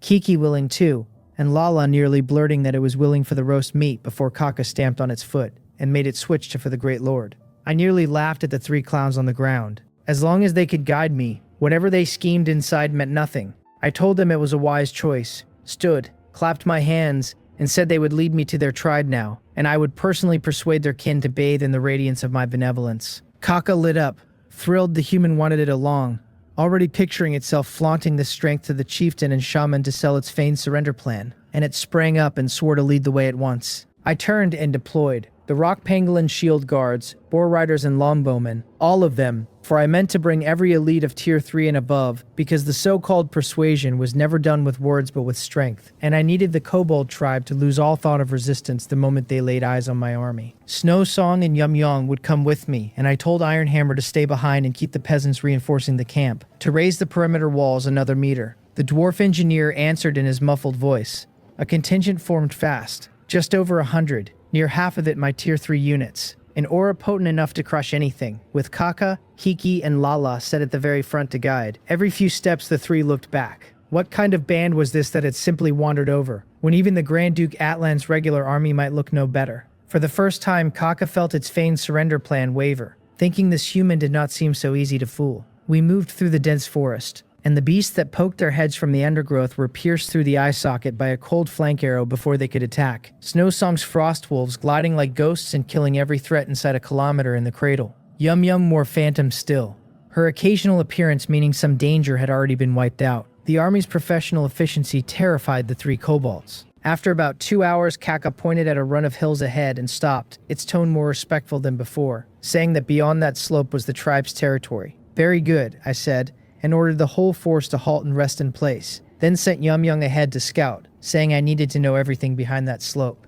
and she melted into the shadows. I found a rock, sat, took a sip from my water skin, and did not rush. The closer to the target, the more careful one had to be. Even a lion attacking a rabbit uses its full strength, and I had no intention of capsizing in a ditch. About half an hour later, Yum Yum returned. Behind the slope was a circular basin, the kobold tribe at its bottom, ringed by simple stakes and traps. One main entrance guarded by 4 kobolds. Inside were about 60 kobolds, most of them working ore or hides, and in a cave at the deepest part of the basin she had sensed 2 tier 3 auras, surely their chieftain and shaman. It was much as I had figured. Well done, I said, and stood, my gaze sweeping the force, telling them to prepare to move, that this time our goal was not to fight but to flex our muscles, that I wanted those kobolds to kneel down willingly and kiss my boots, and I gave the word to move out. The army advanced again and crested the slope in silence. Standing on the ridge, I finally saw the tribe's full layout, a camp even more primitive than I had imagined, less a tribe than a large slum, tilted shacks of animal hide and rotten wood, ragged kobolds moving listlessly, everyone sallow and malnourished. A few wisps of cooking smoke rose from the center, but the pot seemed to hold only foul-smelling plant roots, and I saw a few young kobolds fighting over a blackened bone, licking the residue off it. It was a wretched sight, and I wondered darkly whether my armed army bearing down would simply scare them to death. Kaka pointed into the basin and said that was its home, its tone complicated, poor and backward as it was still the place its kin had lived over a decade. Soon it will be different, I said lightly, and turned to the rock pangolin shield guards and told them to raise their shields in advance. The heavy footsteps fell perfectly in step, 12 rock pangolin shield guards marching down the slope behind body-covering shields, each step a hammer blow into the hearts of the kobolds huddled below. The whole tribe burst into chaos, cries going up that the iron skins had come to catch them and make boots. a child wailing that it was scared. The wasted kobolds dropped the ore and hides they were working, covered their heads, and scurried prying into their shacks to peer out through the gaps. A few sentries on the watchtower fearfully raised short bows and loosed a few limp bone-ground arrows that struck my guards' shields and bounced off without even a white mark. It did not amount to a tickle. The guards' march did not pause, and they reached the tribe's only entrance and formed an impenetrable steel rampart. Behind them, the longbowmen appeared silently on the high ground to either side, drawing their bows, aiming cold armor-piercing arrows at every corner of the tribe. At the top of the slope, the boar riders lined up in a single row, the great boars pawing the ground and snorting, thick tusks flashing in the sun. Snowsong sat her frostwolf on my left, the ice crystal on her staff breathing cold, and Yum Young stood on my right with the massive scythe on her shoulder, blood-red eyes sweeping the basin, radiating an aura that warned everyone off. It was absolute suppression by strength, and even the crying of the little ones stopped, the whole tribe frozen by the killing pressure. Then 2 figures came out of a cave deep in the hollow. The lead one stood taller and sturdier than his kin, in hide armor that barely covered him, gripping a rusty iron axe. The chieftain, a third-tier elite, Goga. Behind him came an old stooped kobold, leaning on a staff of some strange branch, the tribe's shaman, also third tier, Go-Ro. The first thing they saw was the wall of shields blocking the entrance, and the archers holding fire on the slope, and their faces turned grim at once, veins bulging on Goga's axe hand, Go-Ro's wrinkled face twisting into a knot. They knew well that their whole strength was a joke against this army. Kaka, Kiki, and Lala tumbled out of my group and threw themselves before Goga. Goga asked how Kaka came to be with these people, and Kaka said fast that they had come to save everyone, that the one on the slope was the Lord and he wanted the whole tribe to surrender. Surrender. Goga's voice rose, his grip tightening, and he began to say that even if they died, they would not, before Kaka cut in and begged him to listen first. This lord was no elven tax collector, Kaka said, and if angered, he would truly kill them, every last one. And Lala nodded along muttering, that then he would roast all their meat until Kiki clapped a paw over its mouth in terror. Goga glanced at the well-armed soldiers and fell silent, knowing Kaka spoke the truth. But, Kaka said, cunning surfacing on its face, it had a great idea, a fake surrender, to pretend to obey and give the Lord whatever he wanted, wait for a powerful thing like him to move on, and when he left they would be free again. And Kaka leaned to Goga's ear and whispered that until then it would be meat every meal, fragrant roast meat. Goga's eyelid twitched, and in Shaman Go-Ro's cloudy eyes a faint gleam flickered, because to a tribe forever scraping the edge of starvation the word meat carried a fatal pull. Go-Gay began to waver, asking if the plan was even workable, and Kaka swore it absolutely was, that all they had of value was this bit of strength, that the Lord must just be passing through looking for free labor. Just then I walked slowly down the slope with Snowsong and Yum Young, stepped to the front of the shield wall, and looked calmly at the 2 leaders. Were they the heads here, I asked? Goga and Go-Ro exchanged a glance, gravity in both their eyes. My name is Imbiam, I said, pointing to myself, and from today this land belongs to me. I gave them one chance, submit, and their kin would never go hungry again. Their young would grow up safe, and their enemies would be my enemies. Then I raised a hand toward the longbowman on the slope. One understood at once, shifted his aim to a boulder half a man tall in the distance, and loosed. The armor-piercing arrow whistled sharp through the air and drove deep into the hard rock, its fletching still trembling. The whole hollow went silent. Go-Gay looked at the rock, then at the rusty axe in his hand,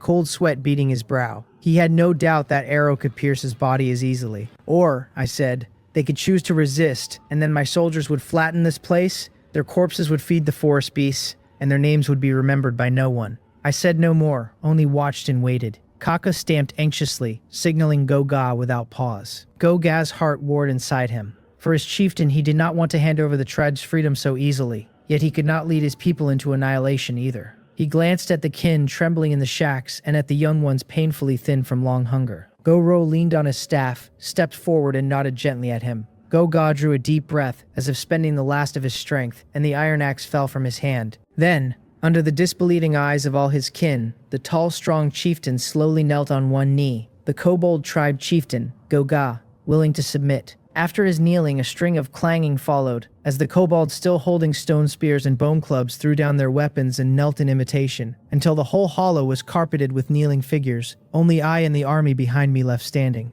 I looked over the kneeling kobolds, since absolute strength is the most effective language. Get up, I said, waving a hand. Go. Ga and Go-Ro traded a look and rose shakily, the others following but keeping their heads down, not daring to meet my eyes. From today, I told them they were my subjects, and I would not mistreat those who obeyed. Then I gave Snowsong a meaningful look, and she called several boar riders over who carried 2 large slabs of wild boar meat and dropped them onto the open ground. At the tribe's center, "This is for you," I said, "and in the future, as long as you work hard, there will be plenty of meat." The smell had every kobold staring wide-eyed, unable to remember the last time they had seen so much meat, a few small ones straining forward until their mothers held them back, and they thanked me, calling me Lord. I paid the ordinary kobolds no more mind, my gaze falling on the chief Go-Ga and the shaman Go-Ro, and I told the 2 of them to follow me. Half an hour later, in the widest cave in the tribe, I sat in the main seat with Snow Song and Yum Yum standing at my left and right like a pair of imposing gate gods behind me, while Go-Ga and Go-Ro stood uneasily below, not daring even to sit. Kaka had told me some things about this area, I said, but not in enough detail, and I wanted to know about this forest and all the powers around it. The 2 exchanged a look, not understanding why this powerful outsider cared about such matters. Go-Ro asked in his aged, hoarse voice what the Lord wished to know.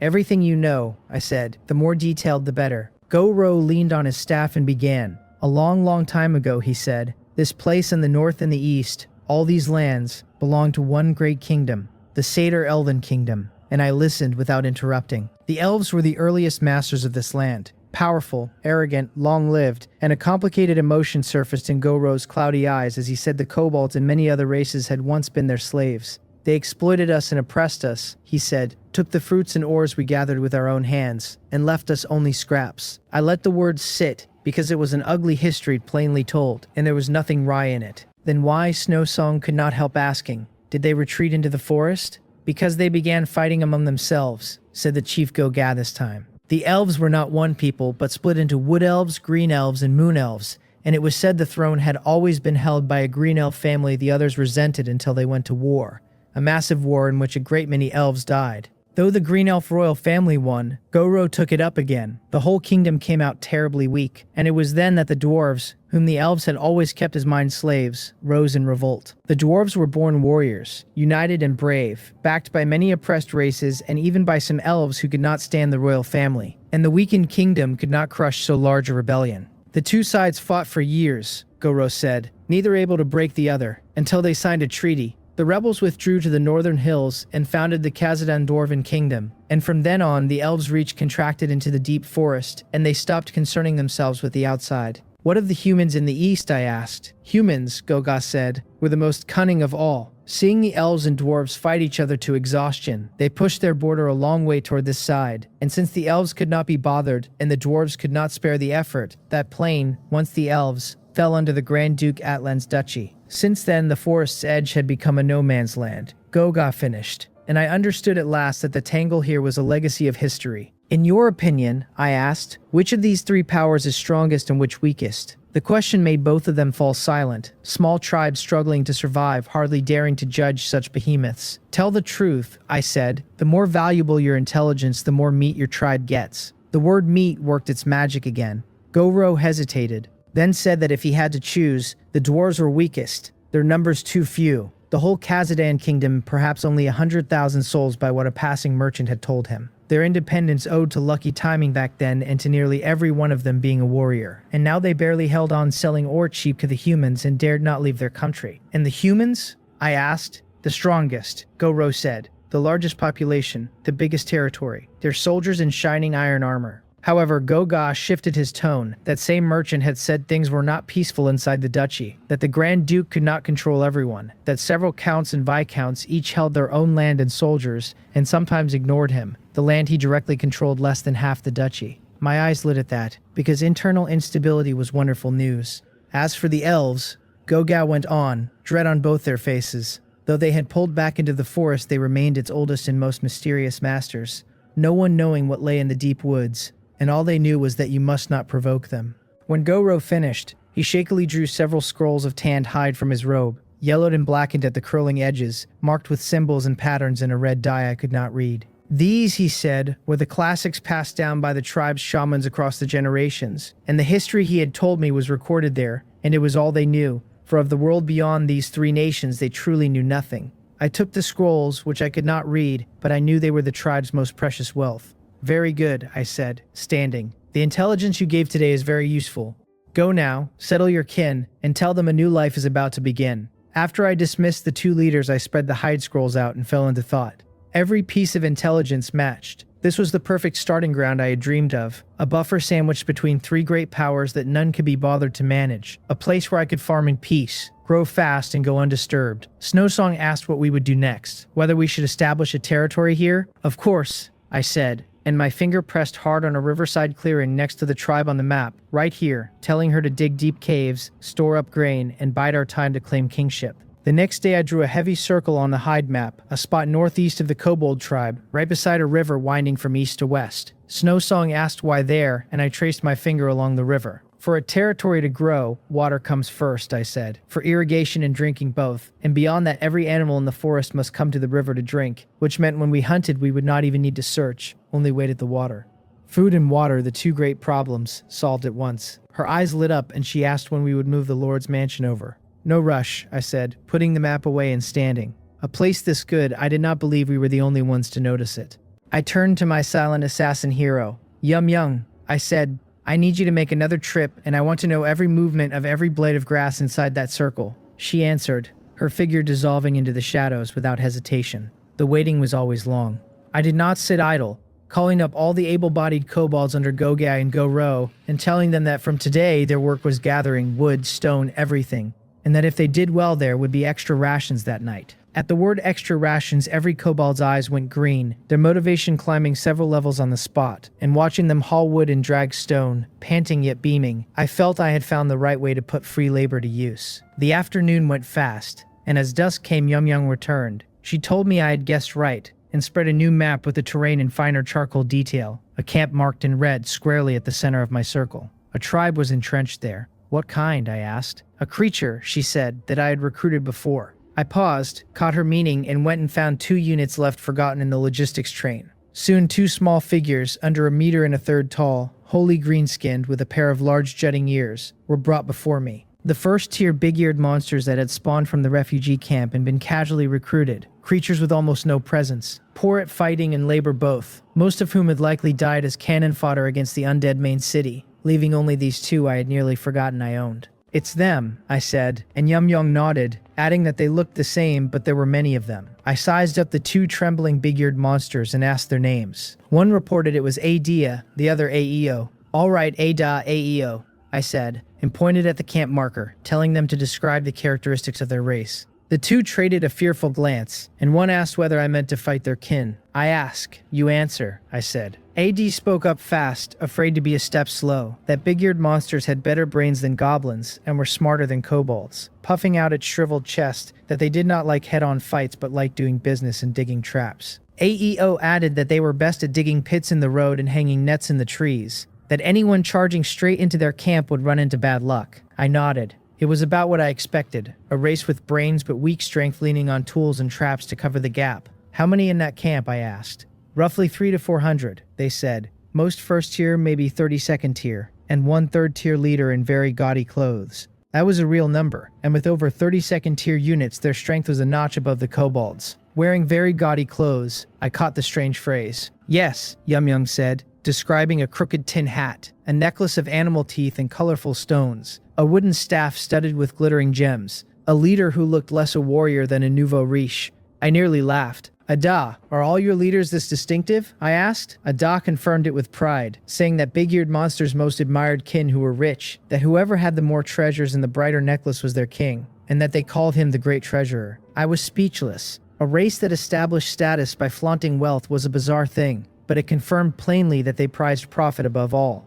Yum Young, how are that camp's defenses? I asked. Very tight, she said, her face turning serious. 3 wooden fences around the periphery, the gaps packed with spike traps and animal traps, a few crude watchtowers with archers patrolling, a direct assault sure to cost losses. I walked to the map and tapped it lightly. A direct assault would likely mean heavy casualties, and would surely be my last resort. Since the big-eared monsters loved money so much, a plan took shape in my mind. AEO, I said, and they answered. I was giving them a task. I wanted the 2 of them to go to the big-eared monster camp and deliver a gift for me. Deliver a gift. Both of them went blank. Yes, I said, and turned and drew something from my storage space, an exquisitely made dagger, one of the spoils from wiping out the Heavenly Wolf Alliance, never once used, its scabbard set with several red gems that shimmered enticingly in the firelight. It was useless. No attribute bonus, no skill, probably something some fool had traded for at the old ruin shop. But it looked the part. Just tell that leader, I said, handing AD the dagger, that we were a passing merchant caravan, that I greatly admired his wealth, that I had sent them specially with a meeting gift, and that I wished to discuss a big business deal.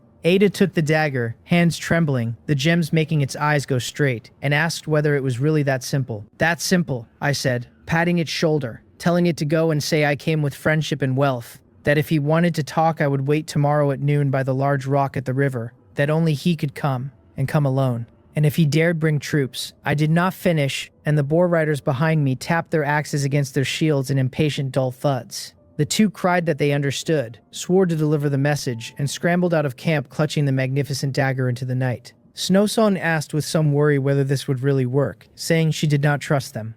I watched the way they had gone and smiled. I did not trust them either. I trusted what choice the great treasurer would make once he saw that dagger, because for a race that treats wealth as faith, there is nothing more tempting than a deal that can make them rich. By noon, the wind off the river carried a thread of damp that felt cool against my face, and I found a flat stone to sit on, idly flipping a river cobble in my hand and tossing it up and catching it while a vague old figure from another life drifted through my head. Days of hard riding and a nervous system that never got to stand down had left me a little lost in thought, and Snowsong, standing behind me with her staff clutched close, kept sweeping her wary gaze across the dense woods around us, and asked whether I truly believed that big-eared monster leader would come alone. I told her he would, that for a fellow who treats money as his own life, no chance to get rich is worth passing up, and the appetizer we had sent over was tempting enough, that even if he was suspicious deep down, he would still come see it for himself. She nodded and said nothing more, though the frost wolf behind her had already melted silently into the surrounding brush. Farther off, Yum Young and the longbowmen had long since taken the high ground. An invisible net had quietly been cast. Time crawled by, and just as the sun was reaching its peak, something finally stirred in the woods across the river. A short figure poked his head cautiously out from behind a big tree, a fellow barely up to my chest, green-skinned and pointy-eared. And the thing that caught the eye was the sheer weight of ostentation dripping off him. 7 or 8 necklaces of beast teeth and colored stones and rusted iron plates hung in his neck. More than a dozen vine bracelets studded with shards of glass clattered on his wrists. And on his head sat a crooked iron pot he had picked up somewhere with a few pheasant feathers off the handle. He leaned on a wooden staff, and set into the top of that staff was the very jewel-hilted dagger I had sent over the day before. Snowsong ended up laughing outright at the sight of him. This was the leader of the big-eared monsters, the self-styled great treasurer Gilly. He stared across the water for a long while, and once he was satisfied there was only me and Snowsong. He hopped over on the river stones, glancing around the whole way like a weasel raiding a henhouse. He cleared his throat, forced his necklace-laden chest out as far as it would go, and asked in halting common tongue whether I was the leader of the human merchant caravan who wanted to discuss a big deal with him, the arrogance in his tone impossible to hide. I stood, put a kind smile on my face, and told him it was a pleasure to meet so esteemed and wealthy a great treasurer, that his fortune shone as bright as the sun in the sky. That simple flattery lifted his chin another notch, and he tapped the ground with his staff and told me to speak, warning me his time was precious, that every second added a fraction of a copper coin to his wealth. He was a living clown, and I nearly laughed myself sick. I told him straight out that I wished to hire him and his kin, and he paused, then broke into a strange cackling laugh and demanded whether I even knew his worth. He jabbed at the blue stone on his neck, claiming it was worth 10 boars, then at the glass shards on his wrists, insisting they were leavings the elves had thrown out after drinking, brighter than diamonds, priceless treasures, and asked whether I could possibly afford his price. I shook my head and told him I could not, and his face lit with the look of a man whose worst suspicions had just been confirmed. Then I shifted, telling him that what I could offer was worth far more than shiny stones. He tilted his head, interested despite himself, and asked me to go on.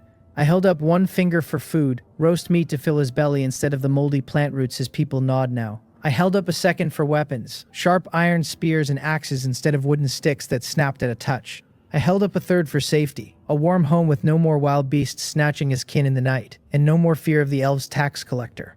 The smile slid off his face by degrees, because every one of those was a wound he lived with. He narrowed his eyes and asked why he should believe me, and I snapped my fingers. A boar's roar tore out of the nearby woods, and a sturdy boar rider astride a tusked mount came crashing out to stop dead in front of him. The fierce pressure of the thing dropped Gilly straight onto his backside, his necklaces and iron scraps jangling in a chaotic clatter, and he stammered that this was a third-tier knight, his voice shaking.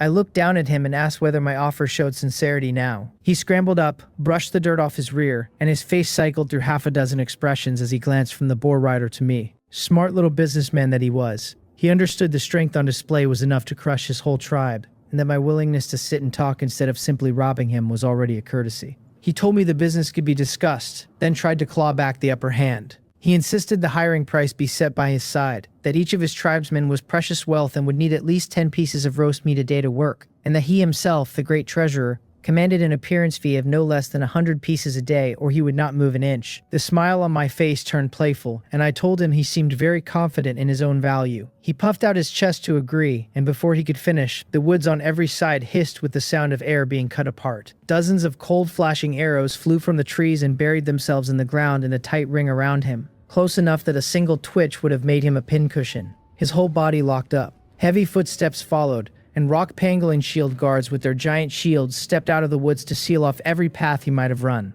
I walked over, picked one arrow out of the dirt, and told him we would renegotiate the price now. He and his tribe belonged to me. I would provide food, weapons, and safety, and this was my final offer. I stuck the arrow in the ground in front of him and gave him 3 seconds to decide, telling him to either accept a deal guaranteed to profit or let me liquidate all his assets before I went to find my next business partner.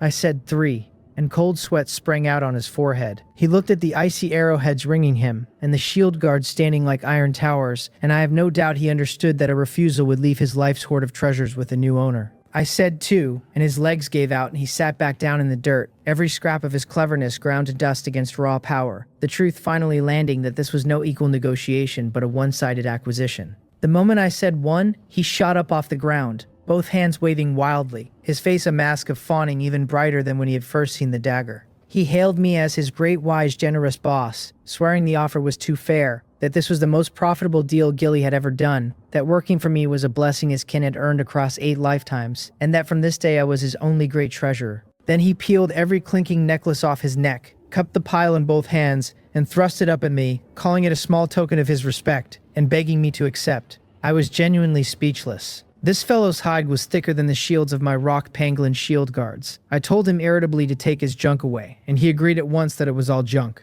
Boss was right, hanging the necklaces back around his neck with practiced ease. I pointed to the open ground I had marked on the map, and told him to take his tribe there, that I meant to build a new city and they would be its first builders. He slapped his chest and swore that if I wanted a golden palace, his big-eared monsters would dig the foundation, that digging pits and raising houses was the one thing they did best. A conflict that could have cost me soldiers dissolved into farce, and I watched him run off to gather his kin, quite pleased, because without losing a single man I had just folded over 300 laborers into my service. That was a deal worth doing. I stood on high ground and watched the work churn below me. Led by Go-Ga, the kobolds huffed and puffed under loads of timber and stone, and after each trip a boar rider handed them a small piece of roasted meat that they scurried off to gnaw in some corner, before trotting back for more. On the other side, the big-eared monsters worked at something more technical under Gilly's command, planning and digging foundations with crude tools and orderly movements, while the great treasurer himself strolled the site like an overseer, his precious trinkets swinging at his neck, leaning on that dagger-topped staff. The moment he caught my gaze, he jogged over beaming, crowing about how hard his tribesmen worked and how deep and stable this foundation would be, deep enough for a golden palace later. I reminded him I had told him to dig the foundation for the residential quarter, not my palace, and he bowed and scraped and agreed instantly, saying, of course, the brothers' nest came first, so they could serve me better. I saw through him plainly. None of these fellows had truly bent the knee in their hearts. The kobolds were here for the food, and the big-eared monsters were cowed by force and driven by opportunism, and the first to turn the moment I showed weakness would surely be this money grubber. But I did not care in the slightest. Loyalty is worthless against absolute strength. I opened the Lord's panel and looked at the Tier 4 unit blueprint sitting quietly inside, the swamp lizard lair, and thought that once I built it and let these creatures see what a Tier 4 heavy unit looked like, their little schemes would crush to powder on their own. I called Ironhammer over, and the dwarf engineer looked up from his blueprints with his oversized wrench on his shoulder, his long beard flecked with mud, answering that he was here. A large animal hide lay spread on the ground with a rough charcoal map on it, and Snowsong and Yum-Young walked over as well. I told them Yum-Young had scouted the terrain within a 50-kilometer sweep over the past 2 days, and that our position was practically perfect. Humans to the east, elves to the west, dwarves to the north, 3 groups that loathed each other and none of whom could be bothered with this wasteland, which made it the foundation of our rise. What we would build here was a real city, a war fortress that could stand against any outside enemy, a future capital for our faction. The word capital lit up Snowsong's and Yumyoung's eyes, and only Iron Hammer kept his head down over the map, saying in his muffled deep voice that building a city was not like throwing up a wooden shack, that defense, transport, housing, production, drainage, none of it could be missing. That was exactly why I had called him.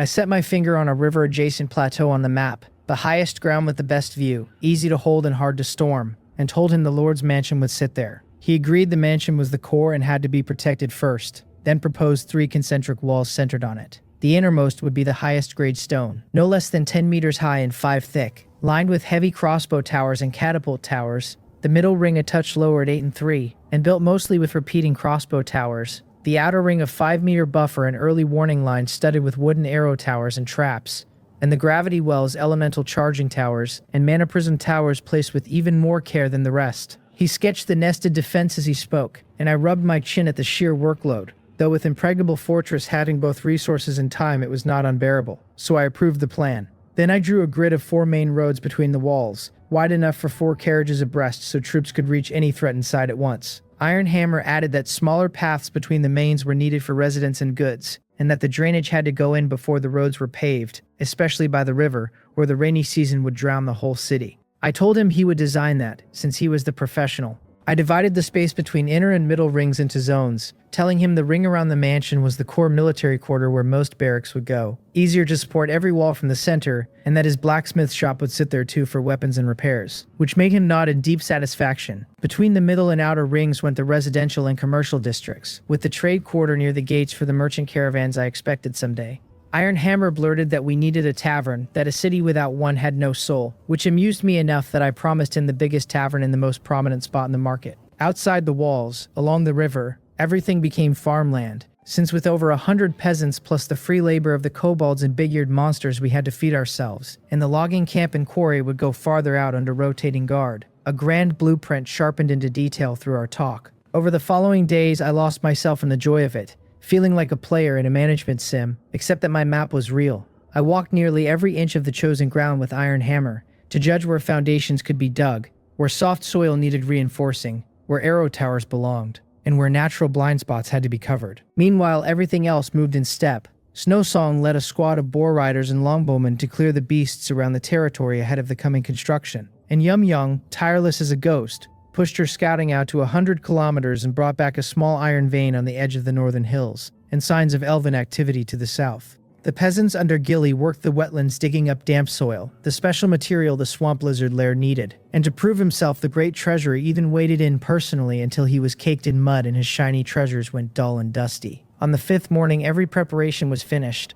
and I stood on the plateau with the final map in hand, and confirmed with Iron Hammer that all the building sites were marked to the meter, then confirmed with Snowsong and Yumyoung that within a 5-kilometer radius, not even a fly could slip through the perimeter. I put the map away and opened the panel, and the option that had been flashing for so long was finally ready to press. I selected Place Lord's Mansion with a thought, and did not hesitate on the confirmation. A golden pillar of light dropped from the sky onto the empty ground before me, and a mansion rose out of the earth inside the glow. The system told me the mansion was placed, that the territory system was officially open, and that all sealed buildings were being unlocked and auto-placed according to my preset plan. Beams of light lit up one after another around the mansion, the Earth Rock Grotto, the Boar Rider Lair, the Longbowman Camp, the Bone Pool, and then out along the perimeter the catapult towers and heavy crossbow towers, and repeating crossbow towers, and mana prism towers, Cold War machines sprouting at every wall node like bamboo after rain. In little more than 10 seconds, an empty wilderness had become a city in embryo, only the framework of the main building so far, yet already heavy with a solemn weight.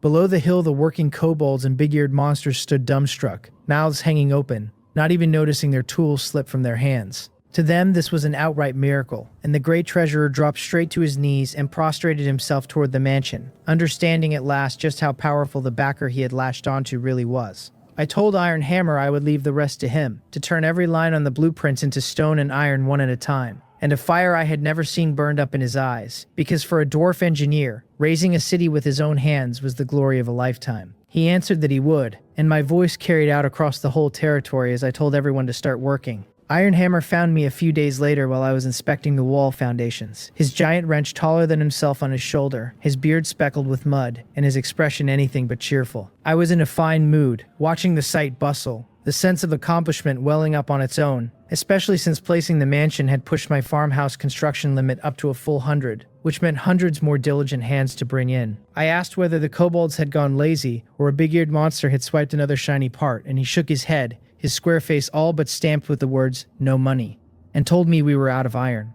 I paused. I remembered confiscating a great deal from Wang Ho and hauling in the rewards from the final trial, surely leaving us tens of thousands of units of iron ore in reserve. He sighed and told me I had forgotten my own blueprints, pointing at the defense tower bases already taking shape in the distance, calling them iron-swallowing behemoths, and warning that at the current burn rate our reserves would be bone dry in 3 days at most. His words dumped a bucket of cold water over my head. I had been so busy congratulating myself on how my talent saved resources that I had forgotten the war fortress I had drawn up was itself a bottomless pit. I took him back to the newly finished mansion, where Snowsong and Yum Young were already waiting over a huge beast-hide map, and asked Yum Young exactly where that vein she had scouted was. She tapped a spot marked with a red cross to the north, about 20 kilometers out in the hills, and said she had brought back samples. Iron Hammer knocked one with his little hammer, tasted it, spat, and gave his professional verdict that the quality was very average and full of impurities, though the reserves looked considerable and it was an open pit, so digging would be easy,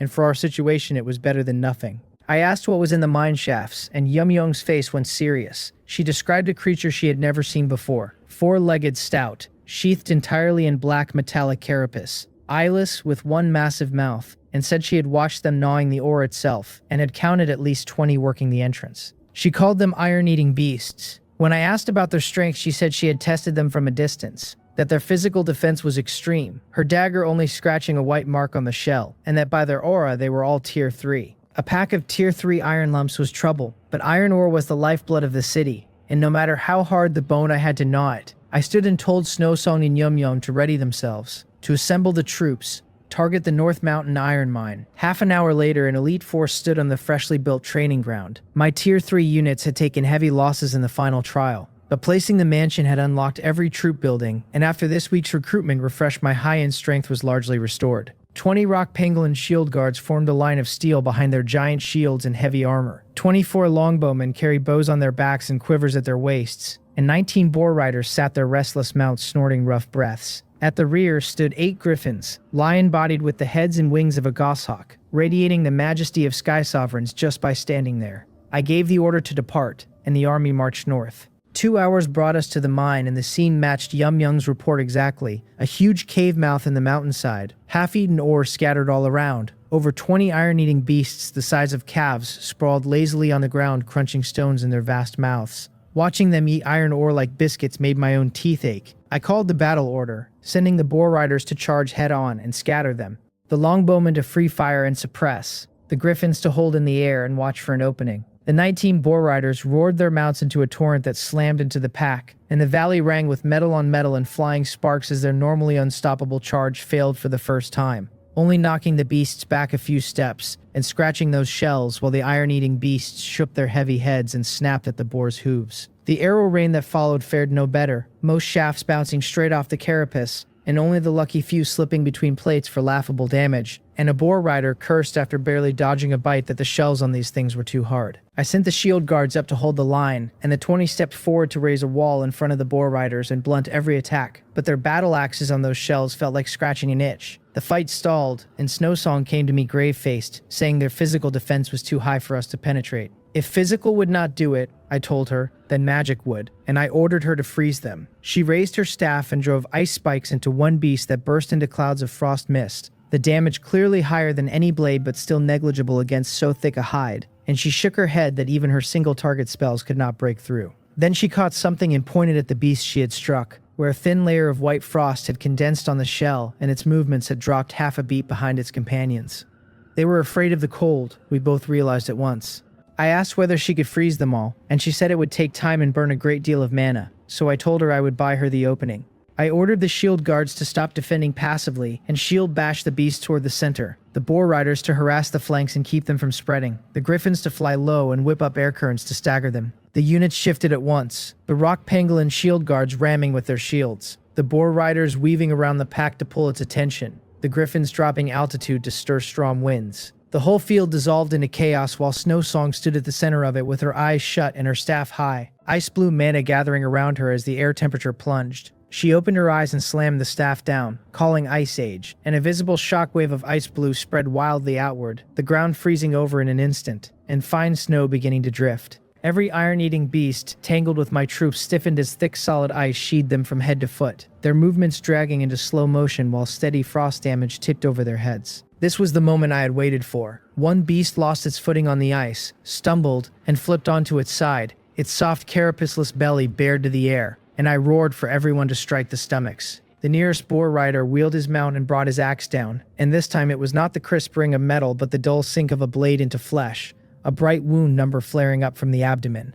Everyone's spirits leapt. I ordered the griffins to dive on the exposed bellies, and they folded their wings and dropped like 8 loosed arrows, talons finding the beasts that were frozen slower knocked over, tearing even deeper wounds, and the tide flipped in a breath. The once indestructible iron lumps became lambs for slaughter, and under my direction the troops methodically harvested them. 10 minutes later, every last iron-eating beast lay dead, and I checked the losses to find only 2 boar riders lightly hurt in the opening charge. Nothing serious. I clapped Snowsong's shoulder and told her well done, because in this fight the greatest credit was hers. I ordered the field cleaned, told them not to waste the corpses but to drag them back and throw them in the bone pool, and sent Iron Hammer in with the crew to gauge the size of the mine. Iron Hammer looked like a man who had spotted a peerless beauty, stroking the exposed ore veins on the cave wall, his eyes glowing. He knocked off a chunk with his hammer and crunched it loudly in his mouth before spitting and pronouncing the iron content at least 30% higher, good enough to hugely improve both the durability and edge of anything he forged. I watched him, and half worried he would chip a tooth, since dwarves were not iron-eating beasts. The mine ran dark and damp, the air thick with a smell of rust and earth, and the rock pangolin shield guards moved at the very front, their huge shields a rolling wall, their footsteps ringing sharp in the narrow tunnel.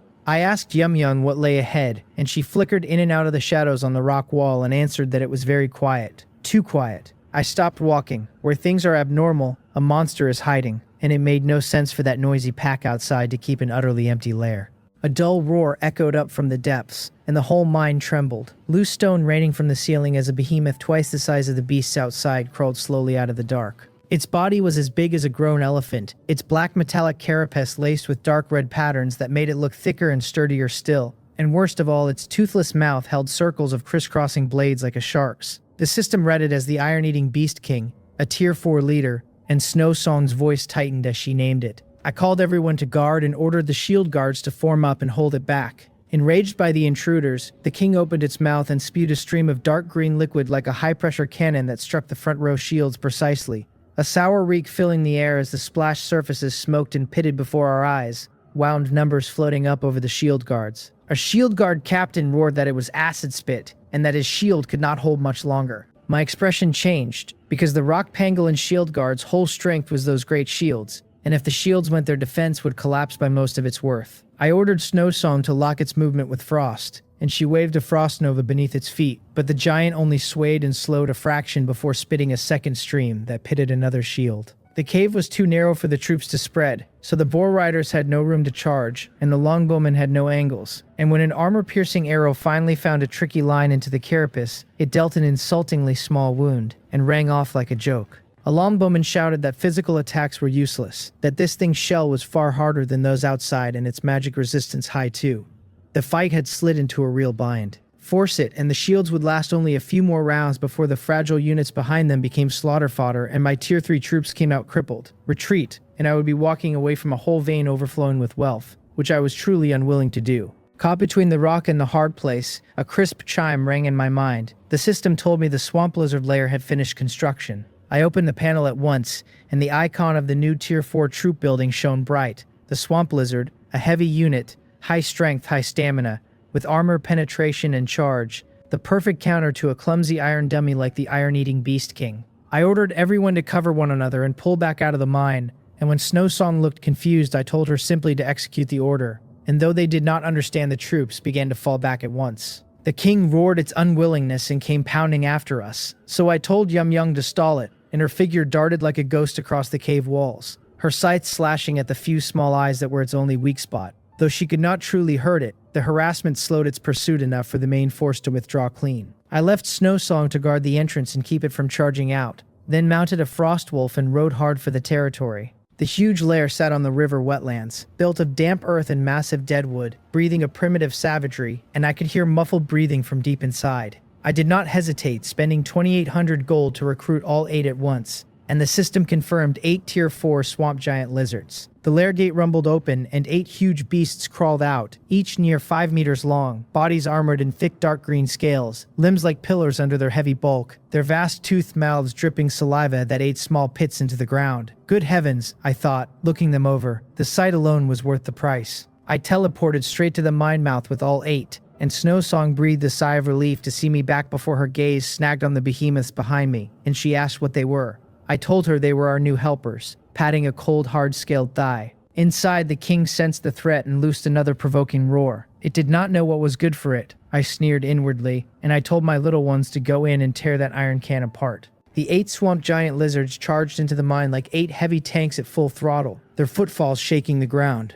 Deep in the cavern, the king froze at the sight of 8 creatures its own size. But as king of the vein, it would not suffer a challenge and spat acid at the lead lizard. The splash smoked off the scales for only trivial damage, because the swamp giant lizard's hides held enormous resistance and were far less fragile than any shield. The lead beast merely shook its head, the fierce light in its pupils burning brighter, then triggered savage charge, its speed surging as its mass slammed into the king. This time the sound was a deep, heavy crunch rather than a clean ring. The king's supposedly unbreakable body forced back several steps, staggering, a high physical wound number bursting above it. Before it could recover, the other 7 had it surrounded, and with venomous bite 8 gaping maws clamped its carapace at once, a grating sound rising as the hard shell actually cracked, physical wounds exploding red, and rows of purple poison ticks jumping wildly up its head. The king howled in pain for the first time, because physical defense means nothing against potent venom, and it thrashed to shake off the pendants clinging to it. But the swamp giant lizard's strength was monstrous. Claws dug into the stone, jaws locked, refusing to let go. Outside, Snowsong and Ironhammer heard only earth-shaking roars and wails and skin-crawling biting sounds, and 3 minutes later the cave fell quiet. I led the troops cautiously into a scene that made everyone gasp, the once arrogant king in a pool of its own blood, its sturdy shell shattered to pieces and covered in terrible bite marks. The 8 swamp giant lizards gathered around the corpse feasting. I whistled and told them nicely done, and they lifted their heads to glance at me and purred in satisfaction. I told Ironhammer the mine was ours now, and his face flushed with excitement as he rushed into the depths, wrenched first where higher-grade ore was waiting for him. Mining at the North Mountain Iron Mine finally got onto solid footing, and Ironhammer even threw up a shed at the shaft mouth to live and eat there, saying that if he did not smell iron ore every day, he felt utterly unwell. With ore in steady supply, the territory's construction jumped forward another notch. The whole place is a scene of relentless activity. The kobolds were the most energetic of all, because for them this was practically paradise now. No more gnawing bitter astringent roots, no more fear of being dragged off by wild beasts in their sleep. Only fragrant roasted meat every day so long as they worked hard. Their 2 leaders, Go Gay and Go Ro, had shifted from their first raw fear to a threat of sincere reverence, their old fake surrender scheme long forgotten. The big-eared monsters, by contrast, thought themselves much cleverer, their leader Gilly decking himself out in dazzling junk every day and wandering the site under the banner of supervising work, while he really just showed off the new treasures at his neck. Fragments of armor a boar rider had discarded that became in his hands badges of wealth and status. He leaned on his staff and barked at a few of his own digging foundations to perk up, to dig deeper, asking whether they had not eaten, and the big-eared monsters lifted listless eyelids and did not speed up in the slightest, long since used to their leader's noise. After a few curses, his throat went dry and he lost interest, and he looked at the kobolds slaving away with their heads down, and then at his own slacking kin with pure disdain. A bunch of idiots who only knew how to work foolishly, unlike himself who could win the boss's favor by flapping his lips. He decided it was time to inspect farther afield and share the boss's worries, and maybe stumble onto some shiny stones along the way for a great contribution. So he put his hands behind his back, took a wide stance, and strolled east away from the noise, poking at the bushes with his staff and hoping for a lucky find. A faint rustle came from the thicket ahead, and his big prominent ears twitched as he crouched behind a large tree, wondering if it was a wild boar. Several figures crawled out of the bushes, human-bodied with jackal heads, matted brown-gray fur, crude bone clubs and stone axes in hand, their eyes fierce with wildness and cruelty. Gnolls, the word popped straight into his head, a race a passing human caravan had described to him as brutal, cunning, and viciously xenophobic. The lead gnoll stood half a head over the rest, robust, a necklace of dried ears at his throat, and Gilly sensed an aura off him much like the kobold chief Gogaz. third tier, and the ones behind at second tier, a scout squad. His first instinct was to run, to report to the boss and let the boar riders and swamp giant lizards tear these ugly things to shreds. But as he turned, his feet rooted to the spot, while a thought bred wildly in his mind. Perhaps this was an opportunity to make a fortune. The greedy glint in his darting eyes overpowered his fear, and he drew a breath, straightened his clattering necklaces, and swaggered out from behind the tree on his staff. The squad spotted him at once, the third-tier leader barking a demand to know what he was, while the second-tier gnolls raised their clubs, and Gilly threw both hands high with a fawning smile that he meant no harm, calling himself a lost merchant. When the leader scoffed that this was no place for a merchant, Gilly bowed and inched closer, spinning a tale that he had meant to trade in a human duchy but lost his way, that seeing such warriors was like seeing family. The leader watched his gaudy dress, and remarked he carried quite a few shiny trinkets, and Gilly, outwardly modest and inwardly ecstatic that these ignorant bumpkins had swallowed the bait of his wealth, introduced himself and asked the warriors' names. The leader coldly gave his own, Bloodtooth, and told Gilly to vanish from his sight, or his ear would become a new addition to the necklace. Gilly waved that off in a hurry, addressing him as Lord Bloodtooth, insisting that meeting was fate and that he had a huge deal to discuss. Bloodtooth scoffed that gnolls only did business with knives and axes, but Gilly lowered his voice, put on a mysterious face, and asked whether he knew about the camp being built ahead. Bloodtooth said with contempt that they had discovered it long ago, some human out of nowhere raising houses on their territory with a pack of trash, and that they had been meaning to pay to visit that very night. Then he would lose out badly, Gilly said, slapping his thigh, because that camp was not as simple as it looked. That lord was rolling in wealth. Gilly told him the iron mine to the north the iron-eating beasts once held now belonged to the human, its ore piled mountain high, and that hundreds of acres of reclaimed farmland kept a warehouse of grain enough to feed 1,000 for a year. Bloodtooth's breathing thickened, because iron ore and grain were the two scarcest things for his tribe. Most importantly, Gilly said, playing his last card, the humans' troops were strong, but he was a fool who had sent all his elites to guard that mine, leaving the camp's defenses laughably thin. Only laborers and a few gate guards. Bloodtooth stared hard and demanded whether it was the truth, and Gilly thumped his chest, swearing every word, spinning that he had escaped this human who had robbed him of all his treasures and meant to make him a slave, that he wished he could eat the man's flesh and drink his blood. In the Gnoll view, betrayal and revenge were the most natural things in the world, so his impassioned act cleared away Bloodtooth's last doubts, and Bloodtooth asked what he wanted. To be their inside man, Gilly said, greed flashing, that he could open the gate or make a diversion on the wall so they could pour their army in, and everything inside, iron, grain, weapons, would be theirs. When Bloodtooth asked what he took for himself, Gilly struck a righteous pose and said he wanted nothing but the gold coins in the warehouse, which were his to begin with. Bloodtooth fell silent, weighing it because a rich and poorly defended camp was fat meat delivered to his mouth,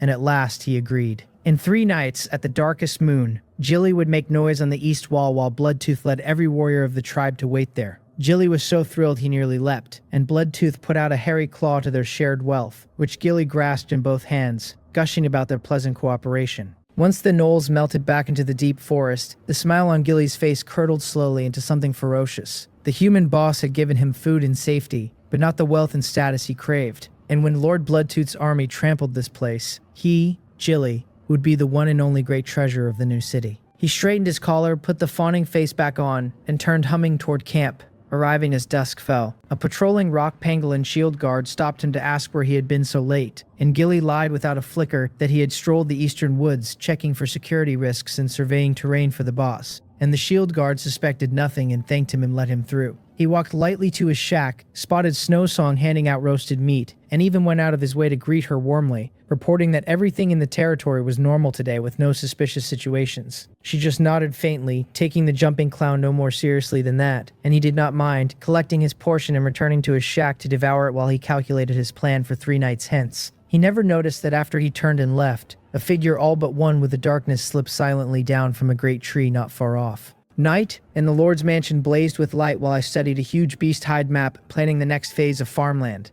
A figure surfaced without a sound in the shadows behind me, Young, and I did not turn my head, still tracing lines on the map, and told her to speak. She said, flat as if reporting something trivial, that the great treasurer had betrayed us. My finger stopped. I asked when, and she told me that afternoon in the eastern woods, the great treasurer had met a team of Gnoll scouts and sold out all our intelligence, the North Mountain iron mine and the warehouse grain. The scout leader was a third-tiered gnoll named Bloodtooth, and 3 nights from now the Great Treasurer would raise chaos at the east wall to let the gnoll army in exchange for all the gold in the warehouse afterward. I told her it was very well, that it was excellent, my tone staying calm, though Snowsong and Yum Yum knew me well enough to recognize that flatness as the herald of real anger. A pet I had fed was trying to bite its master. I walked to the window and looked out at the busy sight, the kobolds still hauling stone, the big-eared monsters repairing the new houses, everything looking prosperous. Yumion offered to go right then, drawing a finger across her throat, since dealing with a jumping clown was easier for her than crushing an ant, but I shook my head.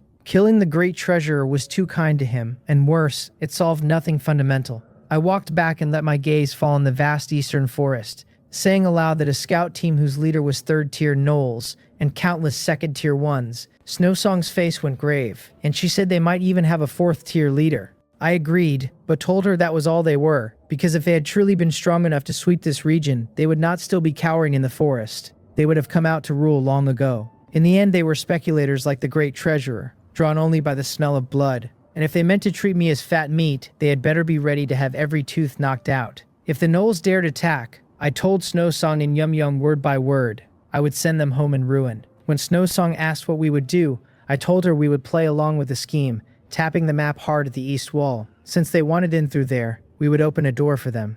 A door to hell. The next morning, a piece of news spread through the whole territory that the North Mountain iron mine had struck a massive harvest, that Iron Hammer and his men had dug up an excellent vein of gleaming ore, and that the overjoyed lord had ordered every kobold in the mining crew an extra piece of meat at dinner. Whispers ran that cartloads of ore were rolling into the warehouse piled nearly to the top, and the news carried conviction. Hiding in his shack, the Great Treasurer strained his ears at the talk outside, greed overflowing his little eyes. Iron ore, grain, gold, all soon to be his. He stepped out and happened onto a team of peasants shoving several wheelbarrows of ore toward the warehouse, straining the loads piled high and covered with black cloth so nothing could be seen clearly, though the deep wheel ruts and the peasants' strained faces were undeniable, and his mouth all but watered. A rock pangolin shield guard walked over smiling to tell him the lord had noticed how hard he worked at supervising lately, and, for his great effort, was rewarding him with a treasure, and produced a wooden box. The Great Treasurer snatched it open to find a palm-sized piece of glass, a bottle shard humans had thrown out after drinking, smooth by the river and throwing multicolored light in the sun. When he asked what it was, the shield guard told him it was called Seven-Colored Glaze, a tribute from the Elven Kingdom. Priceless. His breathing went ragged as he turned it over and over, marveling that this luster and texture outshone every treasure he had ever collected, that the idiot human had handed him something so precious, so casually, truly a brute, blind to the value of wealth.